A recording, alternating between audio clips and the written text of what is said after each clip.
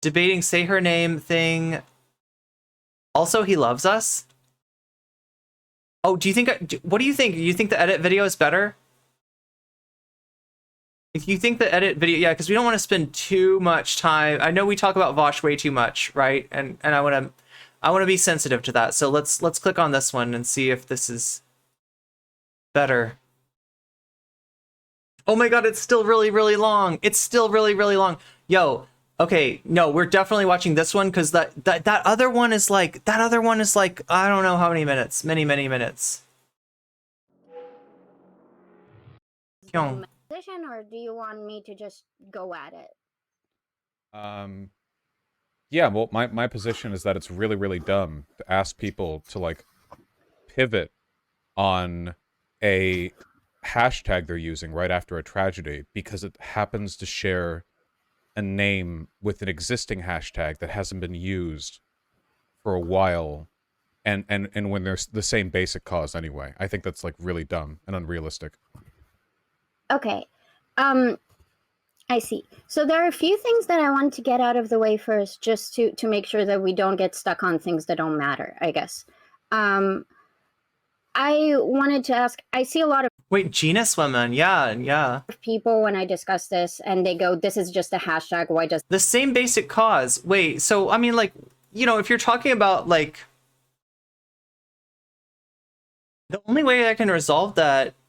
No, I can't just resolve that. Like, I feel like, say her name is a hashtag specifically meant to talk about violence against Black women, right? And you know, there's a lot of strawmans in this too. There's a lot of conflation. There's a lot of, like, you know, digging up what looks like historical precedent, but is actually presenting the story kind of out of time and using that, like, that you know, out of time nature in order to make the source of the hashtag, like, look different than it is. The real reason that this goes on, specifically state violence. Yeah. So that's what I'm saying. Like, Brianna was not Black or killed by the police, right? And, like, look, Brianna's, you know, obviously Brianna's name needs to get said. And what happened to Brianna needs to be talked about, needs to get noticed, right? That was being achieved with the hashtag of Brianna's name. Brianna's name was trending, okay? What doesn't get noticed, what isn't being picked up, what is being ignored and swept under the rug are all the Black women that are the victims of state violence. Can you fix now and then? Yeah, we can definitely do that. Because we don't want to run into like a you know, time order error here. That would be silly in the context of what I'm covering. Okay, so Vaush, God, I just realized that we're going to go from this possibly sickening debate to food, you know. But that's my problem, not your problem, chat. And also, my understanding right now, like, correct me if I'm wrong, Natalie, this debate is not just on say her name. That is one of the things that they discuss. That is one of the things that gets talked about. But I believe that this caller has, and this is a Vaushite, right? This is a Vaush fan. This is somebody that's been in the Vaush community. This is not an NCC plant. This is not a woke scold. This is a Vaush fan, right? That's in here having this debate with Vaush. But I'm to understand that they have more problems with some of the things that Vaush has said lately than just the say her name discourse, right? Does it matter? Are we both on board that the hashtag is just a representation of, like, a movement, and it's not about, like, the actual point of arguing different hashtags on Twitter, or do you have a different stance on that? I mean, I'm sure there are people for whom it is literally just the hashtag, but I think most people are considering it broadly to be just like a movement association thing, you know? Like the actual... Yeah, my issue with this is that, like, there aren't that many tools to bring attention to state-sponsored violence against Black women. And this is one of those tools, right?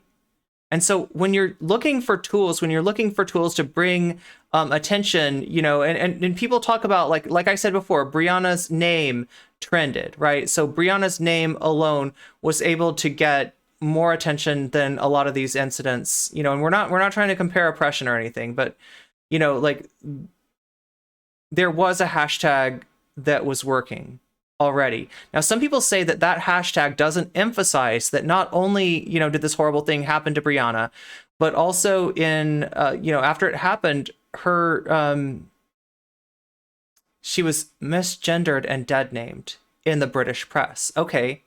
So, you know, these people wanted to include the word her in the hashtag, and that was their justification for that's why we need to use say her name. No, you don't. There were other hashtags with the word her in it specific to this incident, right? So, you know, like, I get that there's a lot of moving parts in this story that people want attention brought to. I still don't think that you need to use, like, what, you know, it was essentially one of the only tools that people had for bringing attention to state-sponsored violence against Black women. I still don't think that you need to use that tool, especially when, you know, this happens all the time and their names are not spoken and their names are not remembered, right? So I don't think that this has to be this big blow up. I don't want, like, look, I don't want this to be the story. The story is about the tragedy that happened to Brianna. Okay? This doesn't need to be the story, but I feel like the people that forced this to be the story, that forced this to be the discourse, were the ones that were just completely intransigent, right? Somebody says, hey, this hashtag is serving a vital purpose, a vital underserved purpose. Could you please not use it? Here are a plethora of other hashtags you could use. And when your response is, fuck you, that's turning this into the story. That's making the story this discourse. That's making the story a debate. And it doesn't need to be. There doesn't need to be a debate involving this. There are examples, right, of like there was a trans organization which tweeted out, we apologize for using, you know, say her name as a chant. We weren't aware of it, but, you know, it's already serving a purpose. And so as such, you know, we're acknowledging that, that we don't want to do that. That's all that needs to be said. That's simple. And it doesn't need to catch the, you know, it doesn't need to get the attention. It doesn't need to take attention away from the tragedy that's happened. But what did take attention away from that tragedy was the intransigence of some people and the insistence on some people of using a hashtag which is needed for another purpose, and being hostile to the people pointing out to them that that's what they were doing. Right? This is messed up. This should have never happened. And look at the beneficiaries of this, right? Look at how much hay Vaush made out of this incident. Look at the wedge that he is driving between trans people and Black people, right? And this is messed up. Like, this is not how. This is why Vaush is so bad for the discourse. This is why Vaush is so harmful to the left. This is why Vaush is antithetical to solidarity, right? He cannot but be fragile when called out on things like this, right? And, you know, it sucks that we end up here. It really sucks that we end up here.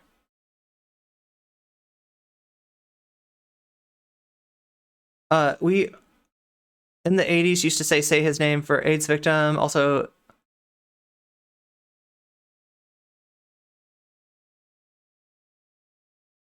there's some things also that have been claimed about the history of this phrase that are untrue. And I'm not sure who's gotten, you know, how far that's gotten. I know that Vaush and his network have been spreading that stuff, right?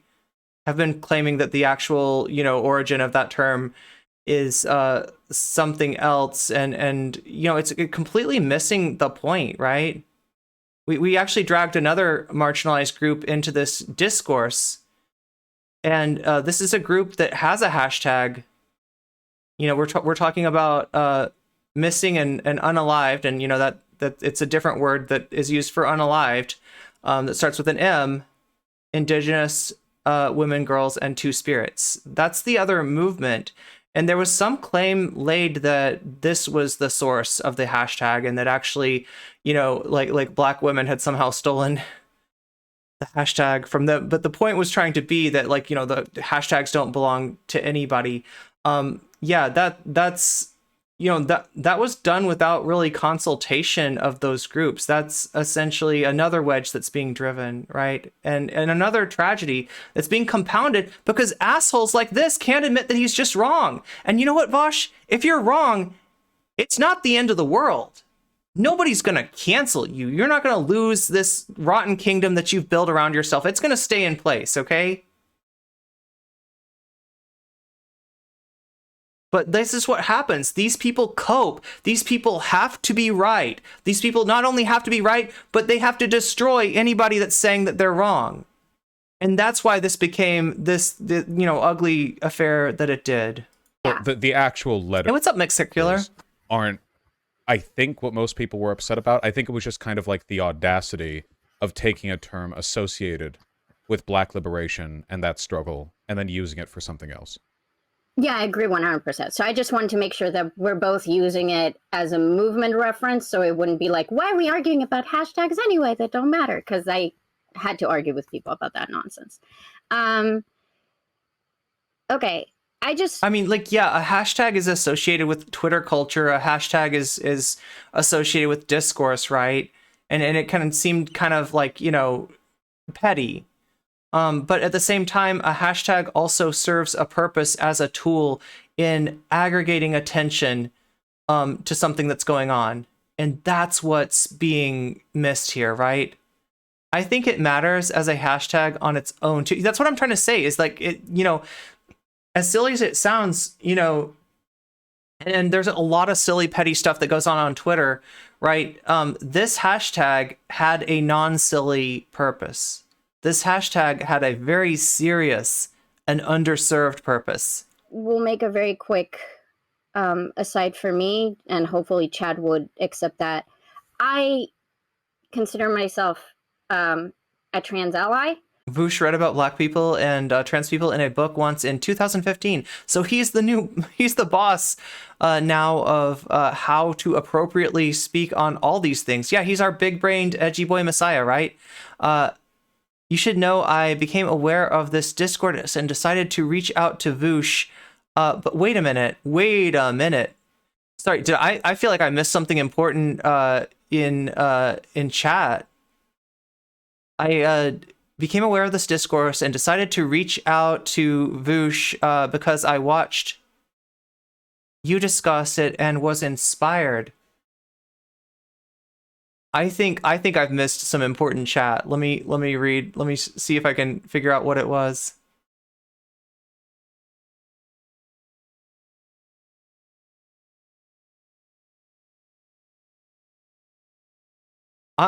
Hey, look at that. Go follow Katie. Am I pronouncing your name right? Wait a minute. I'm missing something, aren't I? My spidey senses is tingling. Now, of course, there isn't a reference to who Vaush is talking to here. I'm just going to read chat so that I can fix this, right? Vaush is ignoring a lot of nuance to say it's the same basic cause. The family already changed. Yeah, the family of Brianna, right? Changed the tag, so it's nasty, and he's trying to drag this out. He's getting clout out of this. He's chasing clout for somebody that is no longer with us. That is messed up. He's not doing this for the victims. It's not even nuance being ignored. It's major and obvious distinction that's being ignored. Correct. This goes into Professor Flowers and Cat Black contrapoints and gets brought up later in the debate. Wow, we're banging people's dads in chat. Okay, who knew? I updated, wait, did I not? Oh, the next thing is what I need to update. Okay. Next. Wait, but I still think I'm missing something here. I think I'm missing something, and I need to catch up with that in the in the kitchen with NCC. There we go. That's what we'll call it. Okay.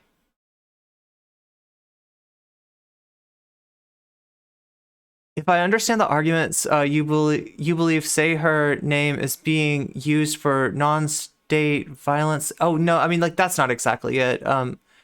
Threadsless, but yeah, I mean this is like there's a lot of discourse out there. So no, the story is has to be about Vaush. All stories have to be about Vaush. We believe that in the slogan is used for unrelated causes, then its cultural significance and the momentum it has behind it will be blunted because if something means a lot of things, then it doesn't really mean anything. And like I said, it's like one tool that's specific, right?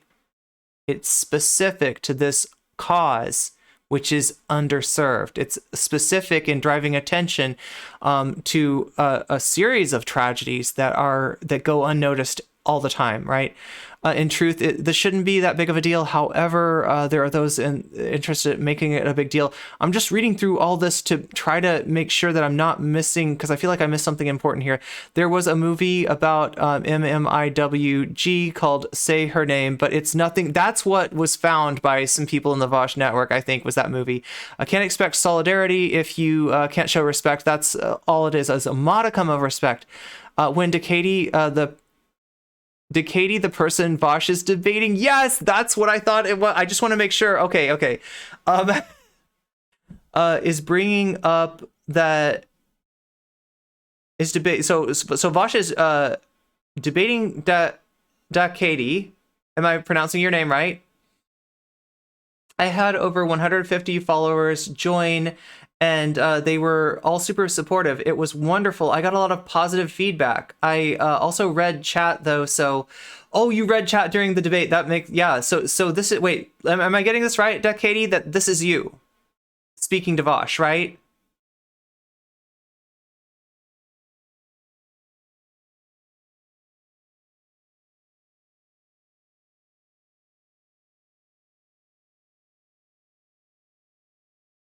What's sad is the funeral people apologized. It's people unrelated to Brianna's stories that are being jerks. True. Yeah. The interplay between different marginalized groups are opaque and irrelevant to debate bros. There is money to be made. Yeah, that's the sad thing, right? We're not trying to have an argument. We're not chasing clout. I would love to not be talking about Vaush about this particular incident, okay? Although I will admit that, Vaush's failures as a leader of the online left are, I would be dishonest if I didn't say they are beneficial to me. They are, part of what I build my platform on. This is gross. And, I'd rather not be stuck talking about this. However, if people are going to lie and they're going to double down and they're going to keep at it, I got to say something, right? And I spoke to him because I watched you talk about this issue and was inspired. Nice. That's amazing. That is such a cool story. Okay. Yeah, like when I saw you say something, I was putting that together and I was like, wait, is that what's going on? Are you the person in the debate? And then I was just like, wait, let me reread through chat, because I realized there was like a lot of chat. I'm talking about, stuff that really affects people, and people are obviously going to have something to say about that. And I do want to kind of make sure I'm reading chat here. Sometimes it's too much for me. I have ADHD, but anyway, let me read through more. The interplay between, there's money to be made by inserting themselves into the discussion and dictating the terms. Yeah. And it's also a power move, right? It's also them getting leverage, right? So, Decady, if you want to come on and talk to me today, I would be most interested to see what you have to say. Let's see, Vaush, okay, trying to... You should know I became aware of this discourse and decided to reach out to Vaush because I watched. So that's what got me to scroll through chat. I take credit. Oh no, look, the credit goes to you. Okay, I'm glad that that happened, right? But I think what you did was amazing, right? And I don't want to steal your thunder here, right? If you search the hashtag, you're looking for a specific thing, you get a bunch of unrelated stuff. Yeah, there we go. Then the hashtag. So that's just talking about the utility of the hashtag. And as much as this is Twitter stuff and et cetera, et cetera, et cetera, this isn't like discourse Twitter stuff. This isn't just like minutia. This isn't talking, to hear your own voice. This isn't, like, right. This is different. Like, there's real stakes here. That is amazing. Okay, yeah. So everybody go follow Dat Katie. Is Da Katie Dat Katie? It's that Katie. Like that. Yeah, Dat Katie. Oh my god, I don't know why I keep calling you Da Katie. Listen, there's something about like the coolest people in chat. I always mispronounce their names, so that says that you're cool. It's a distinction. This has been a meme for a very long time. Dat Katie is the person Vaush is debating in this debate. Okay, yes. It took me a minute to get that. Like, I was like, wait a minute, is that what she's saying? And I thought that I'd scroll up and find the confirmation, but I enjoyed it in the moment, but got a lot of negative and positive comments. Yeah, I can imagine. Vaush getting performatively offended on behalf of the victim to do a little colonizing and clout reaping. Oh my god, thank you. You're so cute. Can I explain in voice? Yeah, wait, I'm in Modcast, so am I not? I think I am. I think I'm in Modcast. Yeah, Zara, anytime that I'm missing something, feel free to jump in there. Not on social media, so that's why. Scrolling down. Overall, it's been positive. That's really cool. Look, Katie, I think that there's other people in Vaush's community that agree with you.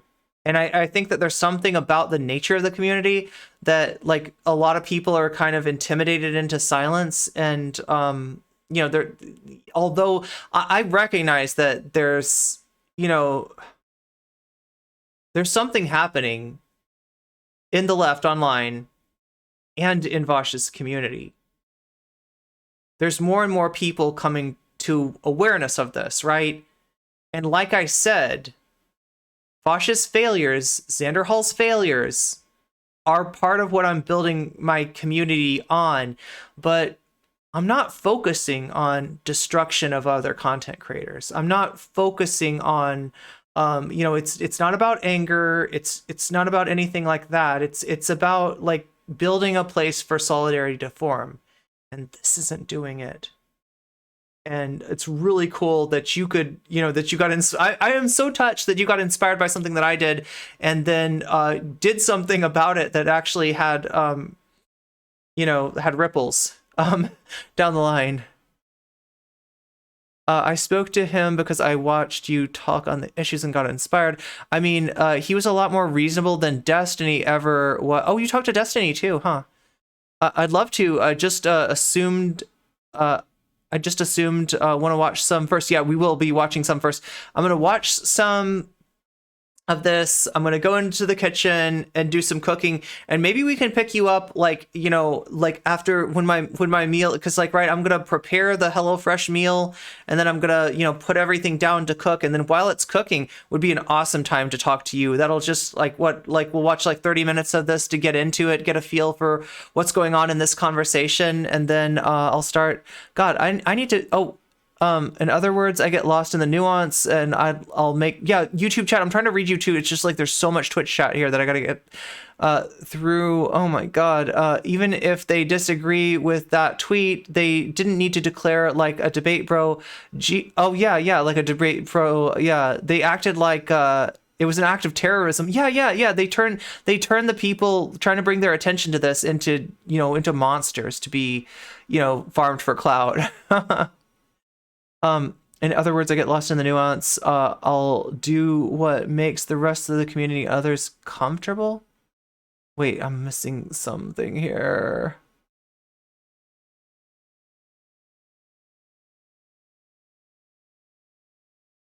Very happy we managed to build a good faith interaction. I knew he could turn on me and it'd be ugly, but I'm glad it was friendly and it felt productive overall.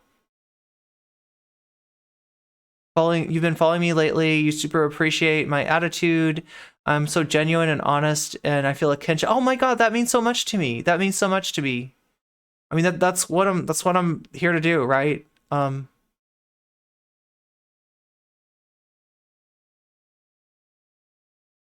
Another streamer friend, Polly People of ours, was also supposed to cover this yesterday, but she got sucked into true crime. I heard about that. Yeah, true crime, it just, sucks you right in, right? I've yet to follow Polly. Many people have different opinions regarding Polly, but nothing else I've heard. That, yeah, she's very entertaining. Indeed. YouTube chat.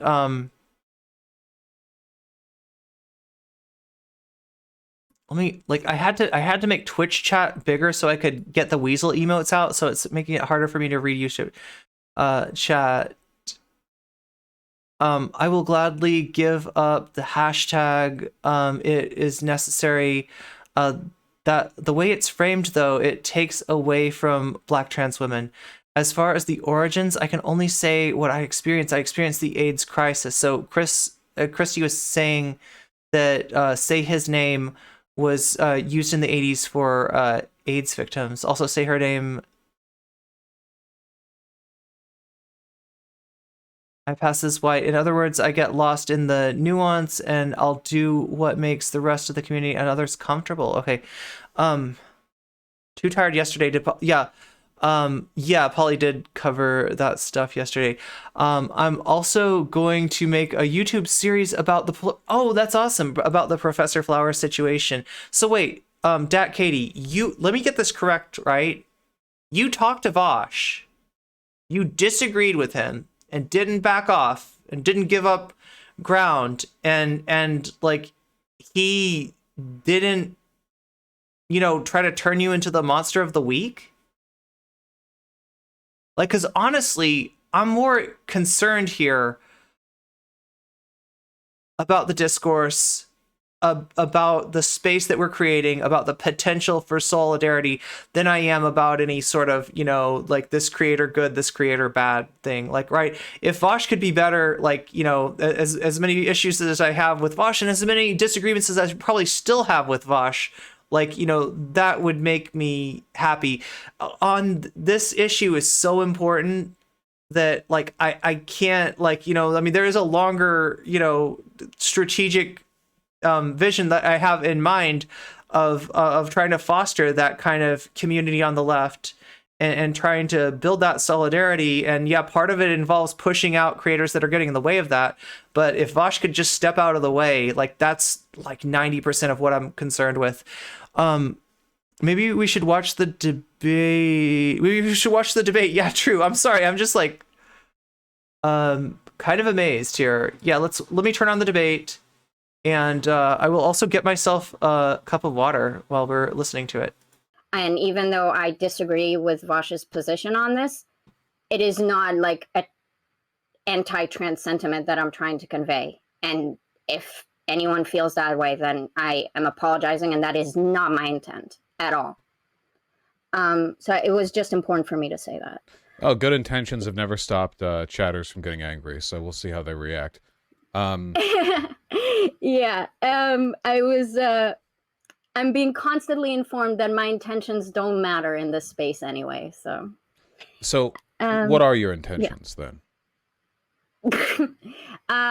So I'm going to be very honest. I still haven't decided if I'm trying to convince you that you're wrong or I'm trying to convince your chat that you're wrong. Well, you should probably focus with me. You'll have a pretty tough time convincing them if I don't seem that moved. Okay, but the issue with that would be that you don't have any material interest on conceding a point, even if I were, by a godly mistake, correct, Well, if you approach things from that angle, then you have to understand there's not much of a material interest in my chat to side against me, unless you manage to really get me on a point, convincing enough that I would look a fool if I didn't concede it. Yeah. That was pretty much what I was trying to decide how I want to try to play it, basically. But my intention is obviously, you've been criticizing a lot of leftist infighting, and I see you as one of the two major figures that wield the most amount of influence here. And personally, I've been following your content for 3 years now. You're the reason why I got into like Discord and online politics generally. Oh, nice. Yeah, I really enjoy your humor, which is why I started following you to begin with. So not the current humor, the old humor, the edgy humor, not this the I'm so cool humor. That's less my vibe. Oh, don't worry. I made plenty of that humor back then, too. It was just a lot less funny, so I think people read it not as a joke, but rather as an actual indication of, like, narcissistic personality disorder. So in Oh, that shit. respect, I'd Okay. say that on average, the humor's probably improved quite a bit. Okay, then maybe I just like declined in IQ points and I'm not as funny anymore or something. I don't know. That's fair. Yeah, fucking, I lost my train of thought. It doesn't matter. So those are generally my intentions. I guess, oh, I remembered what I wanted to say. Yeah, I just think that I have some critiques about like this specific issue regarding your conduct around it and your talking about it. And I also believe that it leads to like a greater point with some of your content. But I'm fine discussing the specifics first about this. And if we have time, then we can go into the other stuff. Sure, hit me up. Okay, so I guess the first thing that I really like to address is that both in the video that I sent you on the email and now you said that the slogan is rhetorically appropriate. So you basically are saying like this slogan applies to Brianna J. So there's no reason to like gatekeep it except for like Black people being upset that it's like what they see as appropriation. Is that a fair rephrasing of what you said? I don't think there's a reason to gatekeep it at all. You have to have a really good reason to try to adjust rhetoric on a group level, especially during heightened times of sensitivity, like right after the death of a trans girl. I can think of a couple of reasons why you might want to do this. So, like, for example, if a slogan is kind of stochastically arrived at, like it just happens, you know, and then it turns out that slogan is actually, through sheer coincidence, kind of overlapping with an anti-Semitic slogan, you know? I think it would be fair then to go like, all right, guys, we need to, okay, all right, take two, you know, let's roll this one back. I think that's okay. I don't think it's impossible to find situations where that's justified. But this, to me, comes nowhere even close to that standard, to that burden of obligation. Okay, so I think what I was trying, because I'm trying to like decouple certain components and like address them individually. So I was trying to address the point that I don't feel that the slogan is appropriate and therefore the usage thereof is misguided. But if you want to address the point first of like that you feel that some parts of the progressive movements are like trying to basically speech police, we can talk about that first. Well, they are. I mean, that's pretty explicitly what was being done, right? The idea was that the hashtag was in some way taking away from Black issues, and therefore people should stop using it. So when you hear Vaush talk about speech police, usually what he's meaning is that he conceives of people expressing concern for this sort of thing as them farming clout. Like, right, they're not really upset, but they're looking for a gotcha. They're looking for something to make somebody big look bad and therefore, you know, bring more attention to their name. He always sees this stuff as disingenuous. It doesn't feel like he really allows the possibility in his mind that maybe this was meant in good faith. Maybe there's actual concern being expressed here. He's always, you know, kind of framing it as being, you know, some sort of a power grab or some sort of an attention grab, right? So seems like a pretty explicit case of gatekeeping in this respect, whether you think it was justified or not. Okay, so I was told I shouldn't fight on gatekeeping. So I'll just say, yes, it's a type of gatekeeping, but I think it wasn't done in a way that I'd necessarily be on board with calling it speech policing. Now, real gatekeeping, you know, what we're usually talking about there is like the idea, like, you know, like a lot of times like academic, like, right, you know, if you express an opinion on a certain matter and somebody that maybe sees themselves as being more experienced, more knowledgeable in that field, you know, comes along and says like, you don't really have the standing to be to for your opinion on this to hold any sort of weight, right? That's gatekeeping, right? But the way that Vaush uses it is that the online left gatekeeps people from being part of it. Generally, when he says gatekeeping, he's talking about like who we consider to be a leftist or not, you know, who we consider to be part of our movements or not. And the idea, the rhetoric that he's using is like that, you know, why would we want to make such a high bar for our movements, you know, to be a leftist when what we want is to succeed, what we want is to win, and what's more winning than numbers, right? So, you know, you're saying no to increased numbers seems like a losing strategy. So that's the kind of the difference in how that term gets used.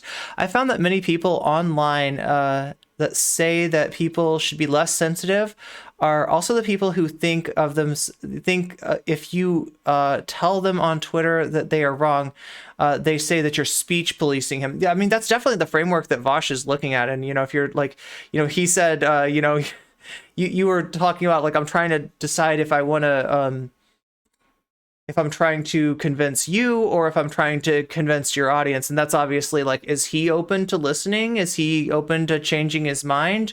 Or you know, should I just kind of forget about him and try to speak to the audience and try to hope that there's people out there that are going to see the faults in his logic, right? And you know, he's well, you've got to convince me, otherwise you got no chance with these people. I'm not sure he's right about that, but that's his take on it. He called it a psyop. Yeah, he did. He called it a psyop. They point to a 4chan. I think this is the one that they found a 4chan thread and suggested that, you know, people that were concerned about this were actually, you know, right wingers LARPing as leftists. You know, that there was some kind of op from un poquito, solamente un poquito. You can tell how bad my Spanish is, probably just from that little fragment, right? Everybody's been called a psyop lately, when in actuality, now, like, look, I'm not going to be so bad faith as to call Vaush a psyop, right? For all I know, he, Xander Hall, etc., they think that they're helping. They think that they're making the left strong, right? That's how I interpret this. So I'm not looking at them as like, you know, they're secretly having an agenda to try to help out the right wing. I think they probably are a little bit more career-minded than we would hope for leaders on the left.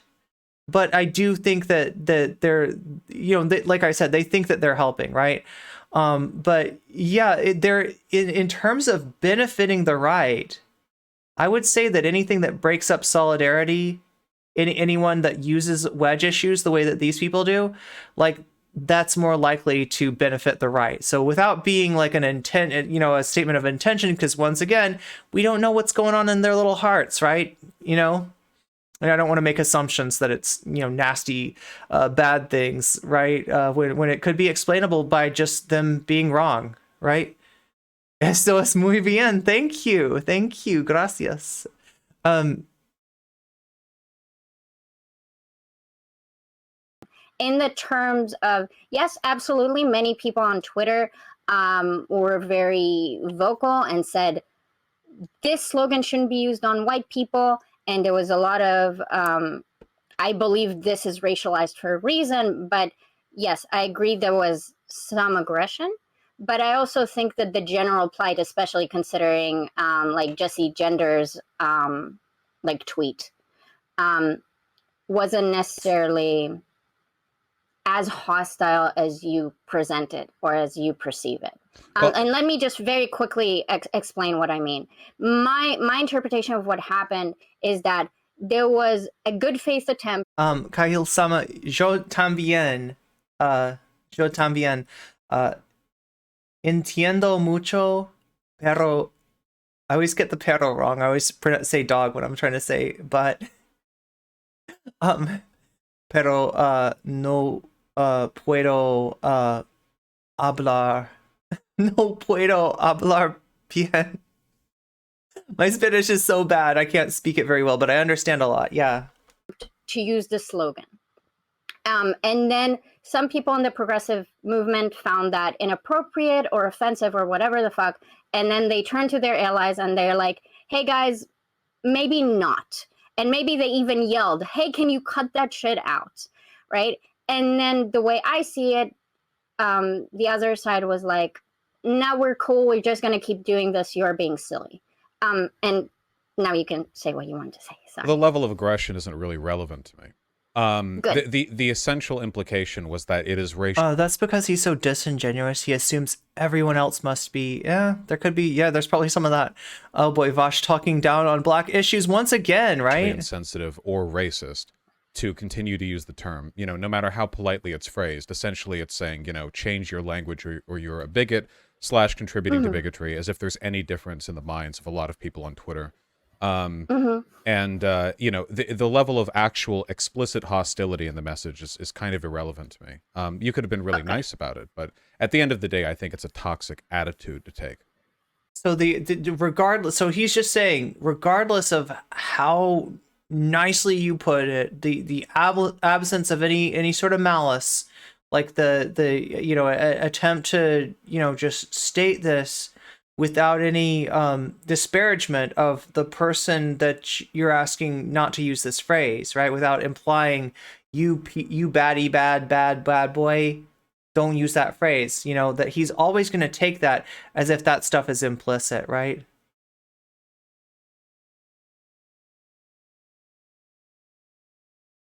You don't know my content very well. This is an interesting day to be coming on. It should be a fun day. I'm gonna do a little cooking next. So, you know, after we get done, we're gonna do a little Vaush segment. Okay, we're gonna, you know, we're gonna watch enough of this video to know what's going on. Then I'm gonna go in the kitchen and get my lunch cooking. Then we're gonna talk to Dat Katie, who is the other debater in this debate. Dat Katie is the one talking to Vaush on this issue, who I didn't even know. You know. Has been you know, kind of part of my community for a little while now, and apparently got inspired to reach out to Vaush, you know, after watching my coverage of this issue. So it's kind of an exciting day, right? That's Google Translate. Oh wow, Google Translate is sounds great. Oh, thank you for the biddies. Meow meow meow. Well, I guess my counter argument to that would be that I would argue that if you have heard and understood the. So I got to ask you something, Katie. When I say Vaush versus Vaushite, like it sounds like you're familiar with Vaush's content, but maybe referring to you as a Vaushite is a bit of a misnomer, right? I don't. It doesn't sound like. You necessarily consider yourself, you know, part of Vaush's fan club, so to speak. Google Translate, it is getting better, right? True. You might not be free. We'll have to see. Yeah. Well, we will definitely touch base on one time, because I definitely want to talk to you about this conversation. Claims that were made by I don't want to call it Black Twitter, because there were both like Black advocates and white advocates. You're not in his fan club, but you've enjoyed his content a lot. Yeah. So let's just say the not use the hashtag side, or use a different hashtag side. I do believe when they make those claims, and then we want to keep using the hashtag side says, I'm hearing you, but I'm not racist for using it. I'd argue that that's kind of, unfortunately, the reason why they choose to continue to do that can partially be attributed to a general dismissal of Black voices inside the progressive movement. Well, I think it's okay to dismiss voices if they have a bad point. I don't really care what the race of those voices are. If they think it's because of their race that they're being ignored, they're free to make a point to that. But that's not really what I see. The point was pretty stupid up front. I don't think that people should be expected to engage in a kind of selective apologetics where if they encounter a bad position from a person of color, they have to engage this guy again, right, an additional level of scrutiny, or they have to be more protective with the rebuttal. I think it's fine to just disagree. Yeah, so I 100% Oh, agree. by the way, like I said, I really want people's eyes on what's going on today. So yeah, Agree with what you said. whoops, Except that I think that's the that wrong button. I was trying to press this button. So yeah, let me spam that Twitter thread at you. No, Vaush versus Vaushite. That's not what I was trying to spam at you. Once more, wow. So yeah, like we're not really dealing with Vaush versus Vaushite here. We're dealing with Vaush versus somebody that's familiar with his content, but not necessarily like part of the fan club. What am I trying to do here? I'm trying to grab from announcements this thread. There we go. Copy and link. There we go. That's what I'm trying to press. That's what I'm trying. Not this Control V. There we go. That's, I can do this. And the claim wasn't stupid, and that's what I wanted to go over with you, because I feel that the fact that you just found it stupid right off the bat, I don't think you should listen to someone's opinion just because they're Black. I do think that there was maybe a lack of understanding of the points that I believe were good enough points to be considered, and potentially they were dismissed because of all types of biases. I'm not really interested. so yeah, this discourse that Vaush gets into about like, you know, shouldn't necessarily like listen to somebody because they're Black. I think that this is an example of Vaush kind of like speaking imprecisely, right? What, and this is me being super good faith, right? What I think he's really saying is that somebody is not right even about an issue involving, you know, their identity, just because they are part of that identity. And that's true. The example that he always goes to is Candace Owens. Should Candace Owens be listened to on issues of Black people? And here's what I'm going to say, and it's going to be wild. Yes. Listen to somebody, you know, of the identity, you know, that corresponds with the issues that you're talking about. Now, the thing that Vaush is not noticing, though, is that listening to somebody is not the same with agreeing with somebody. Listen to Candace Owens, and when she says, like, actually, like, reverse racism is a much bigger deal, realize that she's wrong.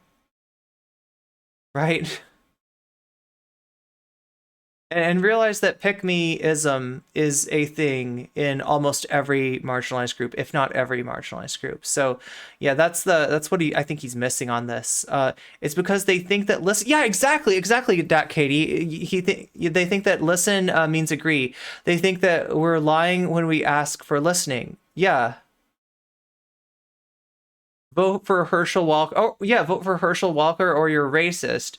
Or vote for Hillary Clinton or you're sexist, right? You know, it is important to listen to, like, right? So what is the opposite of like listening to marginalized people, right?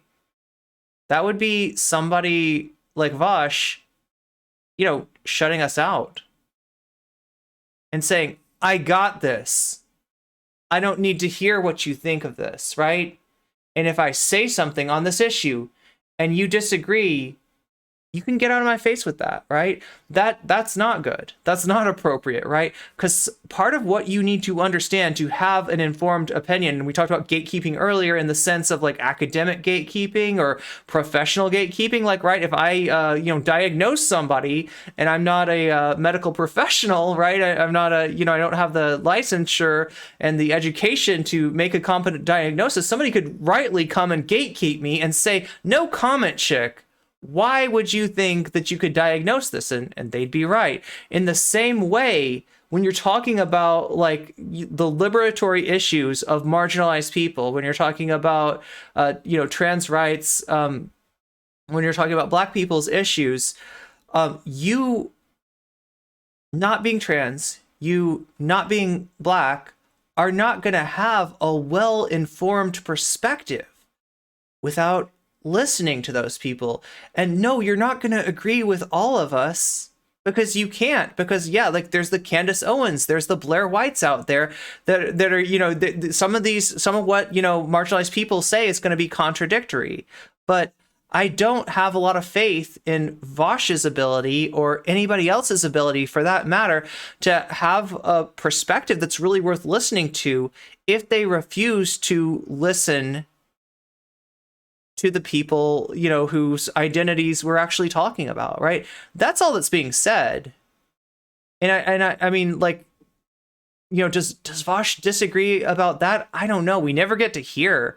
He never gets confronted with that, and maybe that happens in this debate. So yeah, let me not talk so much and try to try to get into this. Candace has more knowledge on the Black experience than Vaush ever could. Yeah, true. And listening to somebody doesn't mean agreeing with them. I know listen doesn't mean agree, but hypothetically listens to marginalized people, considers their arguments, and continues to disagree. Are they able to express that? Yeah, I mean, as long as they really are like listening, right? And also like listen. Also, like, let's say that it's not Vaush that we're dealing with, right? Let's say that it's somebody right wing, and they listen to Candace Owens' viewpoint, and they say, "I do think that's right. I agree with Candace Owens. That is my viewpoint too," right? Have you really listened to Black people, or are you cherry picking the Black voices that correspond with your preconceived notions, right?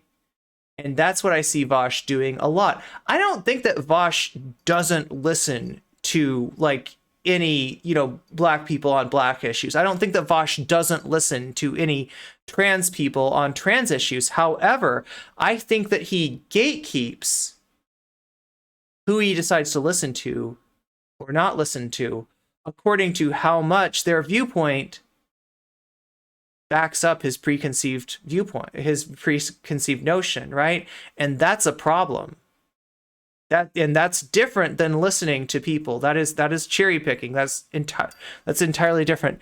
Y'all don't understand how many times I've shared my experiences or perspective as a queer Black trans woman, and had a chorus of angry white people tell me that there's no reason to listen to me just because I'm Black, trans, or queer.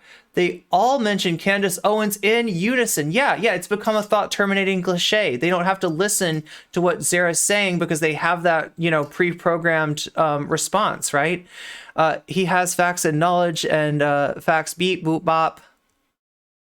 Unless it's about their own movements for liberation. Yeah, true.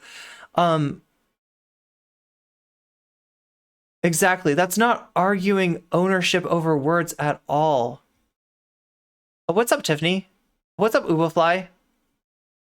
Like, look back to how he talked to Professor Flowers. He knows that,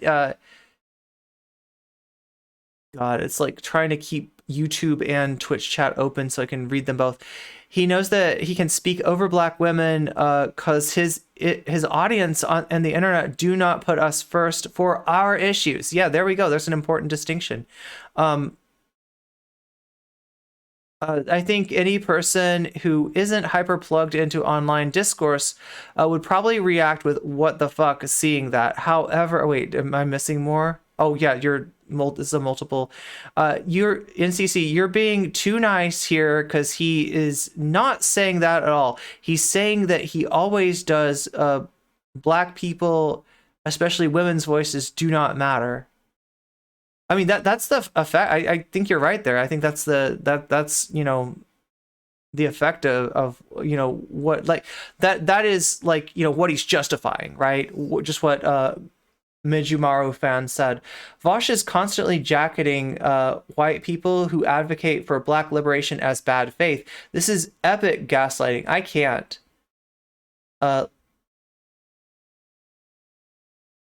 Let's disregard minority voices on the left.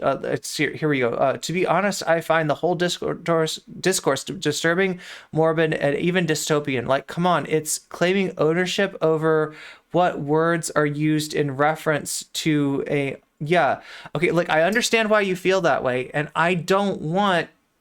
I've said this before. I don't like this issue turning into a debate. However, I think the solution to that is to do what Brianna's family did and like listen to the people that say, hey, I know you didn't mean to, but the tool that you're using, this hashtag, is serving an important purpose for us, and we don't have many tools, right? We don't have a way to replace this. You've got a world of hashtags open to you, right? And you've also got, let's be honest, a lot more visibility for this tragedy. Like, this tragedy happened and people paid attention. Tragedies happen every day to Black women. People don't pay attention, and people don't say their names, and people definitely don't remember their names, right? So, like, while I share your concern, Tiffany, about something like this becoming a debate when it should be, you know,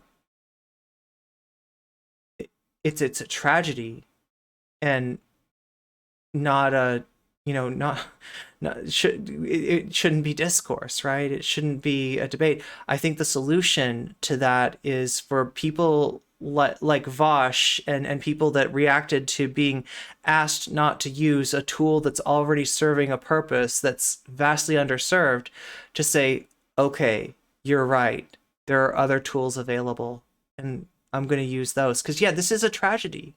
This is not time to argue. This is not time to fight.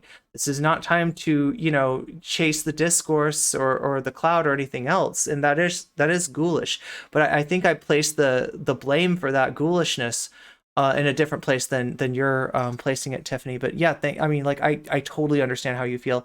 If he thinks stupid takes should be dismissed, Vaush should shut the fuck up forever. He practices his own advice. Vaush is so anti-Black. Sometimes I wonder if he listens exclusively to Candace Owens about Black issues.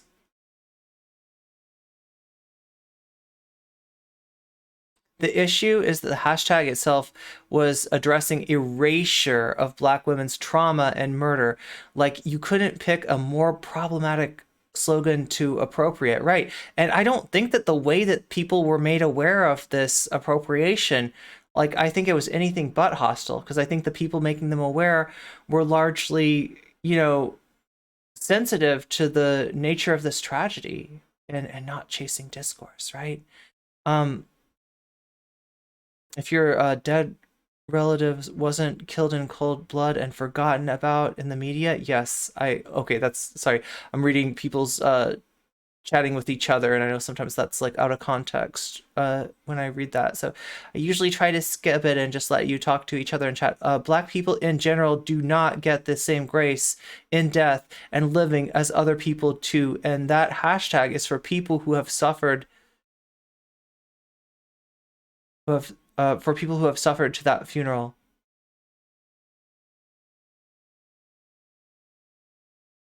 I'm saying that people need to stop telling marginalized people how much they disagree with their own liberation movement.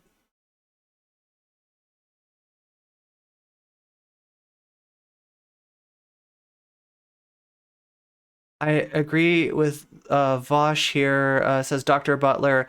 Basically, what he's saying is if Black conservatives as well...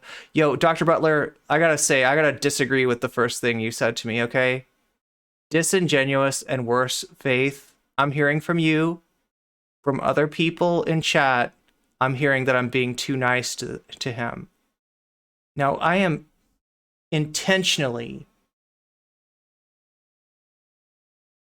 softening my rhetoric because I grasp the tragedy of this situation, both in the sense of what happened to Breonna and in the sense of what happens to Black women all the time. People whose names do not, you know, make it onto my trending feed. All right, or people whose names do not get said and definitely are not remembered, right? And in light of that, I'm trying to be as non-inflammatory as I possibly can. So, and I get that there's a lot of emotions around this. I'm gonna just assume that, you know, you're feeling some of that, and you know, try to, temper my reaction to that in kind, if that makes sense. Okay. But yeah, I'm definitely not going. This is not the time for me to try to go hard at the people that I'm disagreeing with, including Vaush, right? Because of the gravity of the situation. So please understand.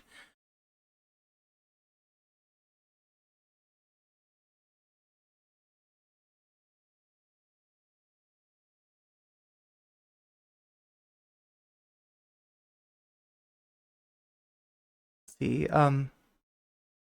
basically what he's saying is if black conservatives say, well, I don't feel oppressed, therefore racism isn't real, they are objectively wrong. Oh God. Like, can we leave objectively and subjectively out of this, right? I don't think that like framing is really serving our benefit here.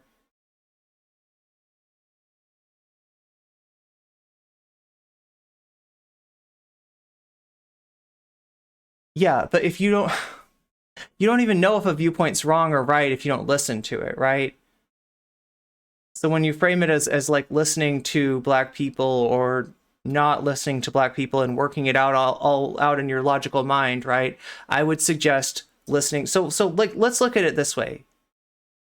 On issues involving identity, right? When you create an opinion, right?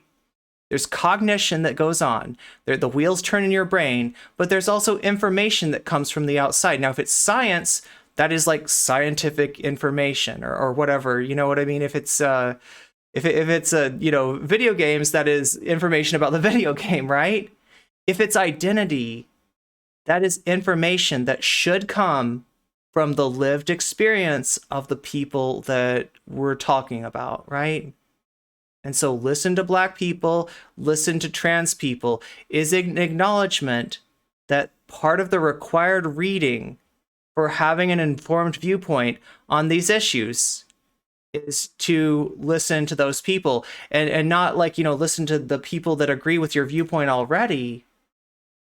Listen to as many people as you can. Don't shut people out, don't ignore people.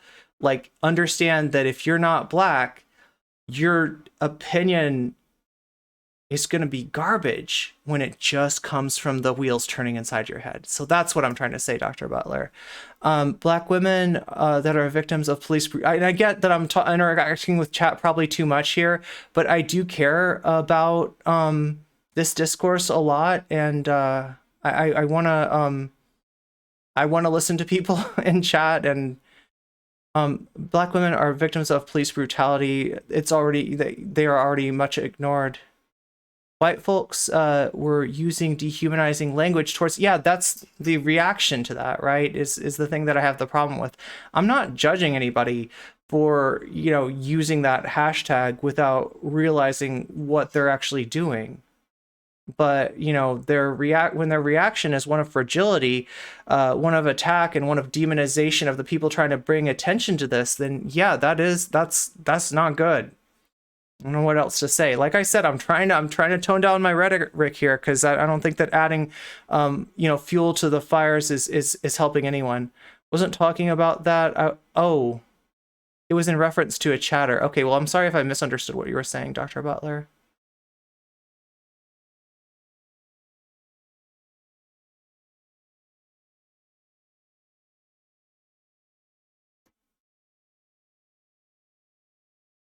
Yeah, and I'm trying to... I understand that, Dr. Butler. I'm clearly listening to them. If we have a disagreement, you have to listen to somebody, have a back and forth discussion. I wasn't accusing you of not listening to people, right? I thought you were defending the idea of not listening, as Vaush is saying, based on the fact that, yeah, like, trans people can have bad opinions on trans issues. Black people can have bad opinions on black issues. That those are indeed possible, but it doesn't mean that listening isn't important.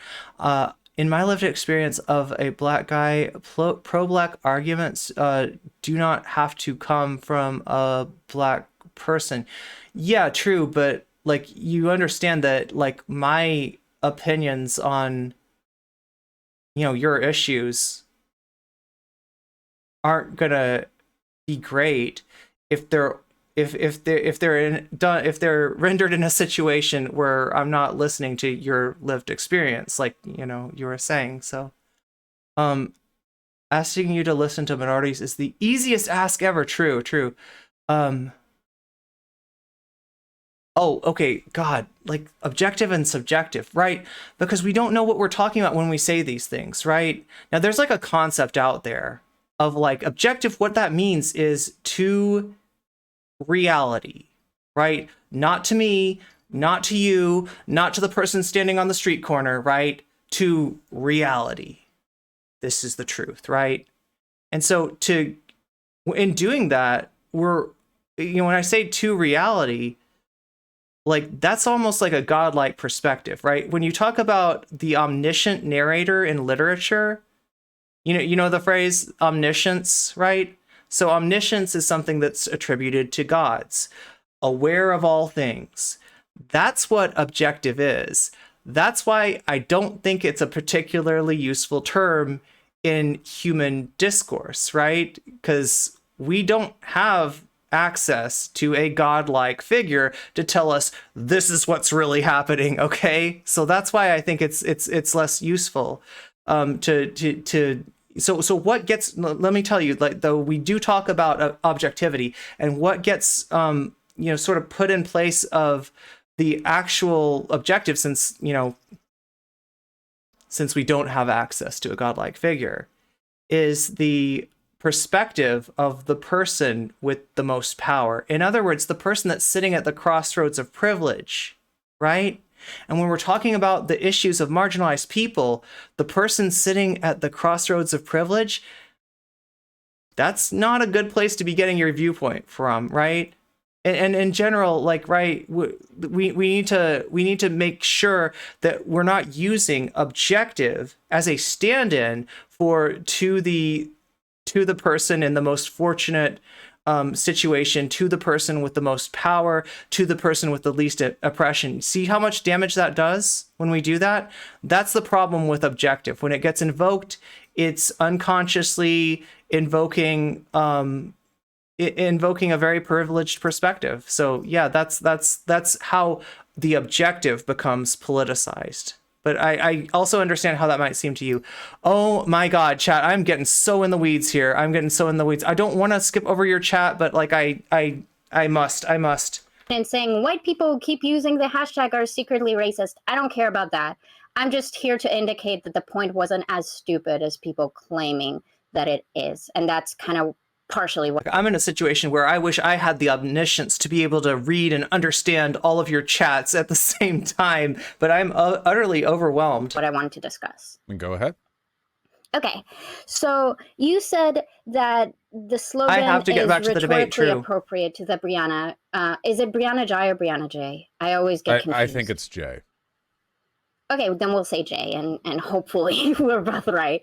Because it would be really embarrassing to say the wrong name when the hashtag is say your name properly, right? Okay, so you said that the slogan is rhetorically appropriate, and you've said that in the video and both in this conversation. And my basically main argument is that the slogan really does not apply to Brianna J. And I found it interesting that you've even very strongly Wait, is this in the game? Oh, this is in Vaush's game. I thought he was like watching something else. That if people think it's not relevant is because they don't see her as a woman.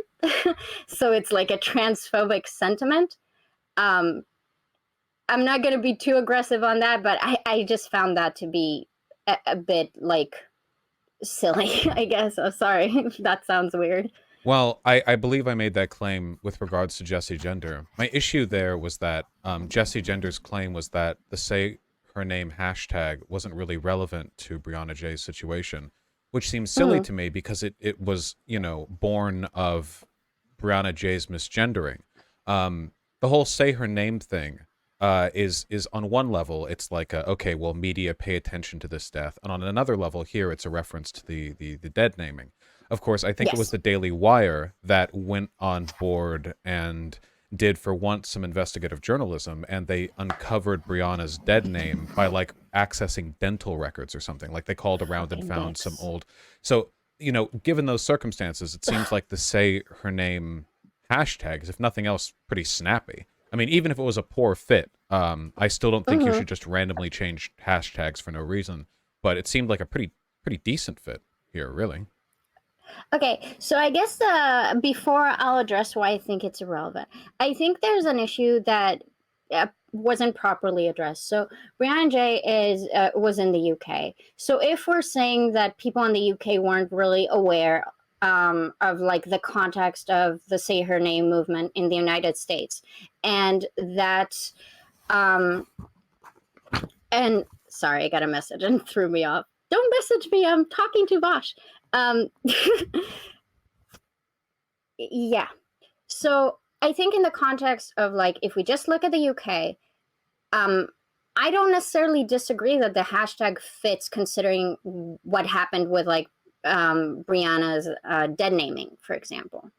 But I think since Twitter and the internet generally are very American-centric, once Americans got into this discussion, and now we're having mostly people who are American discussing whether this is legitimate or not, this is outside the purview of like well-intending people who weren't aware of the context use the hashtag. Because now when I've informed people of this context and they choose to refuse to be like, Hi, Amanda. Welcome to the stream. you know, you even pointed out that, is it called a... So for anybody just joining us, this is Dat Katie of chat, right? You've probably interacted with Dat Katie before. Actually talking to Vaush about the Say Her Name discourse. It's going to branch into some other subjects too. But the interesting thing here is that apparently Dat Katie was inspired by some of my coverage of this issue early on, and you know, had this interaction with Vaush, which is you know, kind of like amazing, like, right? Because usually what we see when somebody disagrees with Vaush on stream is an attempt by him and his community to demonize the person and to harass the person. I mean, this has happened time and time again. May I just point to the Professor Flowers debate, you know, the fallout from that. So hopefully, you know, we could, I'm trying to purposely kind of tone down my rhetoric on this, because this is an issue that I don't think ever should have become part of the discourse. In my mind, the appropriate response to somebody saying, hey, could you not use this hashtag that is one of the only tools bringing attention to, you know, tragedies that befall like Black women, like all the fucking time in terms of state-sponsored violence, right? Is okay. There's other hashtags we can use. And that's what Brianna's family, that was their response. I think that, you know, that's a perfect example of you know, where this discourse should have ended, right? In other words, it never should have been discourse. It never should have been debate.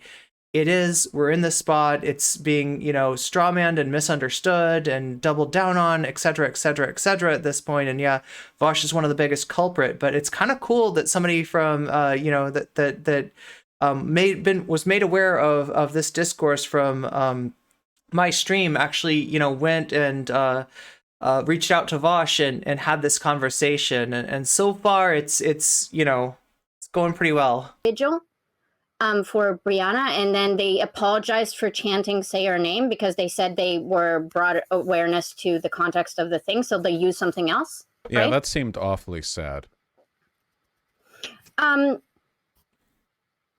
No, it's not. I disagree. I think that's something that I see as a reconciliation and like bridge building to prevent infighting. But that doesn't. What's sad is that this turned into a discourse, Vaush.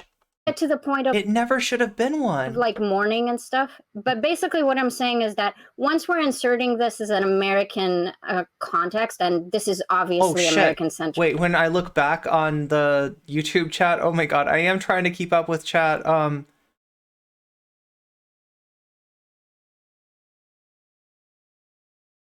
And yeah, YouTube chat, just because, like, I mean, I do have a problem being able to get the YouTube chat to show up on screen, but I am able to read what you're saying, so.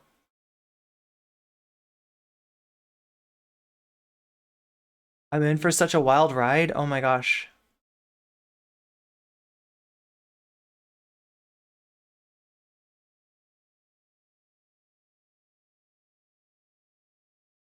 Say her name doesn't even work in the context, as people were saying her name. Her name was made known. Yeah, and if what people are concerned about, because I have heard some people on the other side say, but what about the misgendering? What about the dead naming? That's why we want to say her name, right? And there were other hashtags. I think one of them was her name was Brianna. I'm gonna get this right. Brianna Jai. I don't think arguing. Oh yeah, the objectivity. Yeah, we can talk about that more. I've been talking about objectivity and subjectivity and kind of like the politicization of the objective. I have to get back to the debate. Yes, I do. I'm just trying to catch up with what's going on in YouTube chat.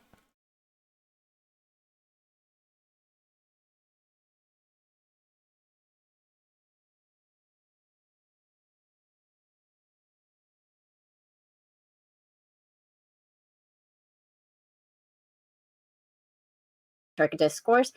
Yeah, so Tiffany Weiss says there was a campaign to get her GRC, posthumously, and it was drowned out by ignorant Americans talking about the hashtag. I do agree that the fact that this turned into a debate was unfortunate. I think I just blame different people for the, for this turning into a debate, for this turning into an argument than you do, Tiffany. Right, it should have,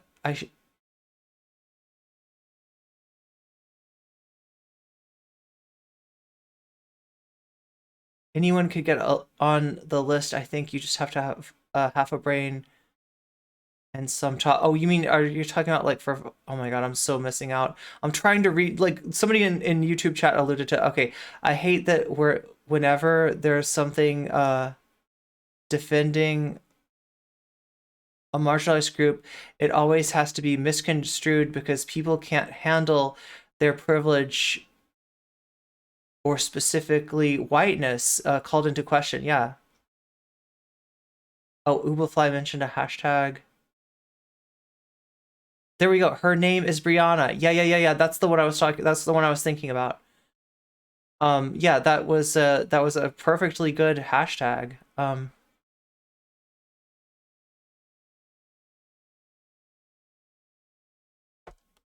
I don't think it's a legitimate thing to say, well, people in the UK, when they started using this, didn't mean it to be this way. Because now Americans who want to use this. Yeah, I mean, like Dr. Butler, I don't want to get too much into the objectivity, subjectivity thing. But my beef with that concept is like we're talking about something that is unknowable to all of us, and I don't think that we're just invoking our own biases, right? I think that we're invoking almost like a societal bias, and that societal bias is to who's at the top of the hierarchy. In other words, to the people that are at the crossroads of privilege, and especially on an issue of marginalized people who are at the other side, the other end of that stick, right? Getting screwed over, getting oppressed, right? It's particularly unhelpful. That's my issue, right? No slogan are using it too, even though they are completely aware of the context now. So it's not just a good faith mistake anymore. I want to be clear. I don't think decisions like that prevent infighting. Acquiescing to outrageous demands from woke scolds increases. There we go. So it's a woke scold. Vaush's idea is that one giving in, one saying, okay, we'll use a different hashtag, like Ubafly just said her name is Brianna. We'll use that hashtag. That Vaush says these are woke scolds. They're not good faith operators. They're not just like wanting to try to maintain the potency of this hashtag for doing the job that it's doing. They're trying to get power over us, right? And we can't let them have it. If we give them an inch, they'll take a mile, right? And what he doesn't realize is that at every single turn, the they that he's talking about is a marginalized identity, right? So you're systematically denying the perspective of marginalized people based on your bias that maybe from certain experiences that you've had, maybe from something a lot uglier, right? That what's been being sought out here isn't attention to the tragedy that happens to Black women every day, but is rather some form of power over him and over the people who, unwittingly, like, right, to give them the benefit of the doubt, unwittingly are appropriating this hashtag. And I just think that's a really unproductive way of looking at it. Leeway you give them. Oh my God, Mossburbs, thank you. The more harm they can do in the future because you've given them that kind of social are working power. hella hard. And for two, I don't really care if people So use hard. it. There's no mistake involved here. There's nothing wrong with using the hashtag after all. There's no cost benefit analysis here. I think it's quite harmful too at a vigil. Need to make that text bigger. After everyone's gone home, it's a very solemn moment. And then people are like, okay, well, let's reflect on what's happened. And the discourse is then like, it was racially insensitive to use that term to mourn a dead teenager. It's like, again, you need to have a really goddamn good reason to engage in this kind of behavior, to prompt this kind of fake introspection. God damn, Vaush. Like, do you not think that the fact that so much violence is happening to Black people, so much violence is happening to Black women, and that the majority of people are constantly unaware of it, right? We even heard somebody say that, like, this was the first, incidence of a trans woman, being unalived, like, this year, and it wasn't. And all the examples, all of the there were, like, I think 3 or 4 other names of trans people this happened to. They were all non-white. We don't know about them. We don't know about their names. They never trended. They never made a splash. They never made a ripple, and they're definitely not being remembered. So, Vaush, I think that's a pretty good reason. Do you disagree? The point is, oh God, we were talking about object. I didn't mean to open this can of worms again. That's my fault. And I just don't think it was on display here. Okay. Well, again, you said woke scolds like posing outrageous demands. And I want to address that because while I do believe that there are some woke scoldy elements to this, I don't think they're worth being dismissed when there is some validity to those claims. Then so what harm I don't is believe there? they're outrageous. Okay, so again, I've tried addressing this multiple times, but we keep going on slightly different directions, which are all very important to this discussion. So I'm not complaining about that. I don't feel like in an American context, so maybe we can move past like it was appropriate in the UK for the dead naming. I don't feel like in an American context using say your name is relevant. So I don't believe it is rhetorically appropriate. Even if it was irrelevant, I still wouldn't think there was any harm in using it. I don't think it's irrelevant, mind you. But even if it was, and we had a whole discussion on its relevance, I don't think using an irrelevant hashtag is in itself harmful. You say her name, a person died, it was a her, so say her name, The terms that we arrive at, they don't have to be like masterfully crafted allegories with 17 references to the specific case. I just wish he'd acknowledge the fact that, like, the other hers whose names that we aren't saying is he's asking what is the harm.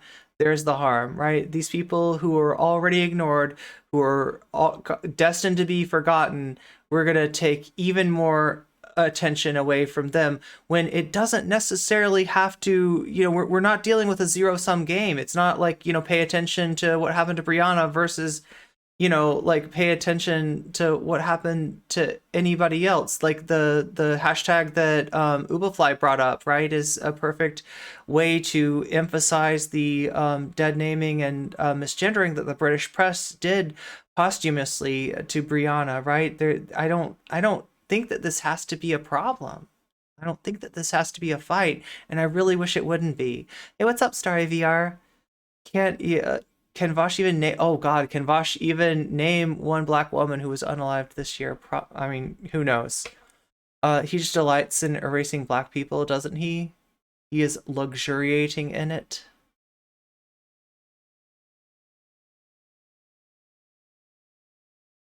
Yeah, no, it's, chat, if you want to talk about objectivity, subjectivity, that's fine. It's an interesting subject, and like I said, I think it's politicized, right? I think that objectivity gets politicized without us realizing it, and that's why I'm trying to bring, attention to that. I just like I'm so like, here's the thing. I have horrible ADHD, and I don't want it to result in a substandard stream for all of you, okay? So I'm trying to, guard my own tendency to get sidetracked and stunlocked. At hand. The term people use is the term people are going to use. Okay, so do you feel like instead, when people say Black Lives Matter, would it be okay if people then said all lives matter, but they actually mean Black Lives Matter? I don't really see what the comparison is between what I said and what you said here. Okay. The All Lives Matter movement was a direct rebuttal of the Black Lives Matter premise. Implicitly, the suggestion that Black Lives Matter... Okay, I just moved YouTube chat in hope that I'll be able to read it more, right? I had it in the wrong place, and it was causing Twitch chat and YouTube chat to be very small on my screen, but now they're both big. Less than white lives right now in American society today. The All Lives Matter was a deliberate misinterpretation of that framing. The implication being that saying Black Lives Matter means only Black Lives Matter, when of course that was never the intended message to begin with. It's a bad faith engagement. I agree. The point that I'm trying to make is, I'll explain why I think the slogan is not rhetorically appropriate, and then you'll get where I'm coming from. So, Say Our Name in America specifically addresses the erasure, and by erasure we mean the fact that Black women who are being brutalized by police are not even being reported on in the news. So they're being erased. They're not even reported on. There's no awareness to that. So there are two elements to this, basically. Three elements. White, Black woman and brutalized by police. Brianna is a woman, absolutely, white, and wasn't brutalized by police. So it feels like this slogan doesn't really apply in an American context. Only matters. Only if you presuppose the pre-existing context. I don't really care what its pre-existing context was.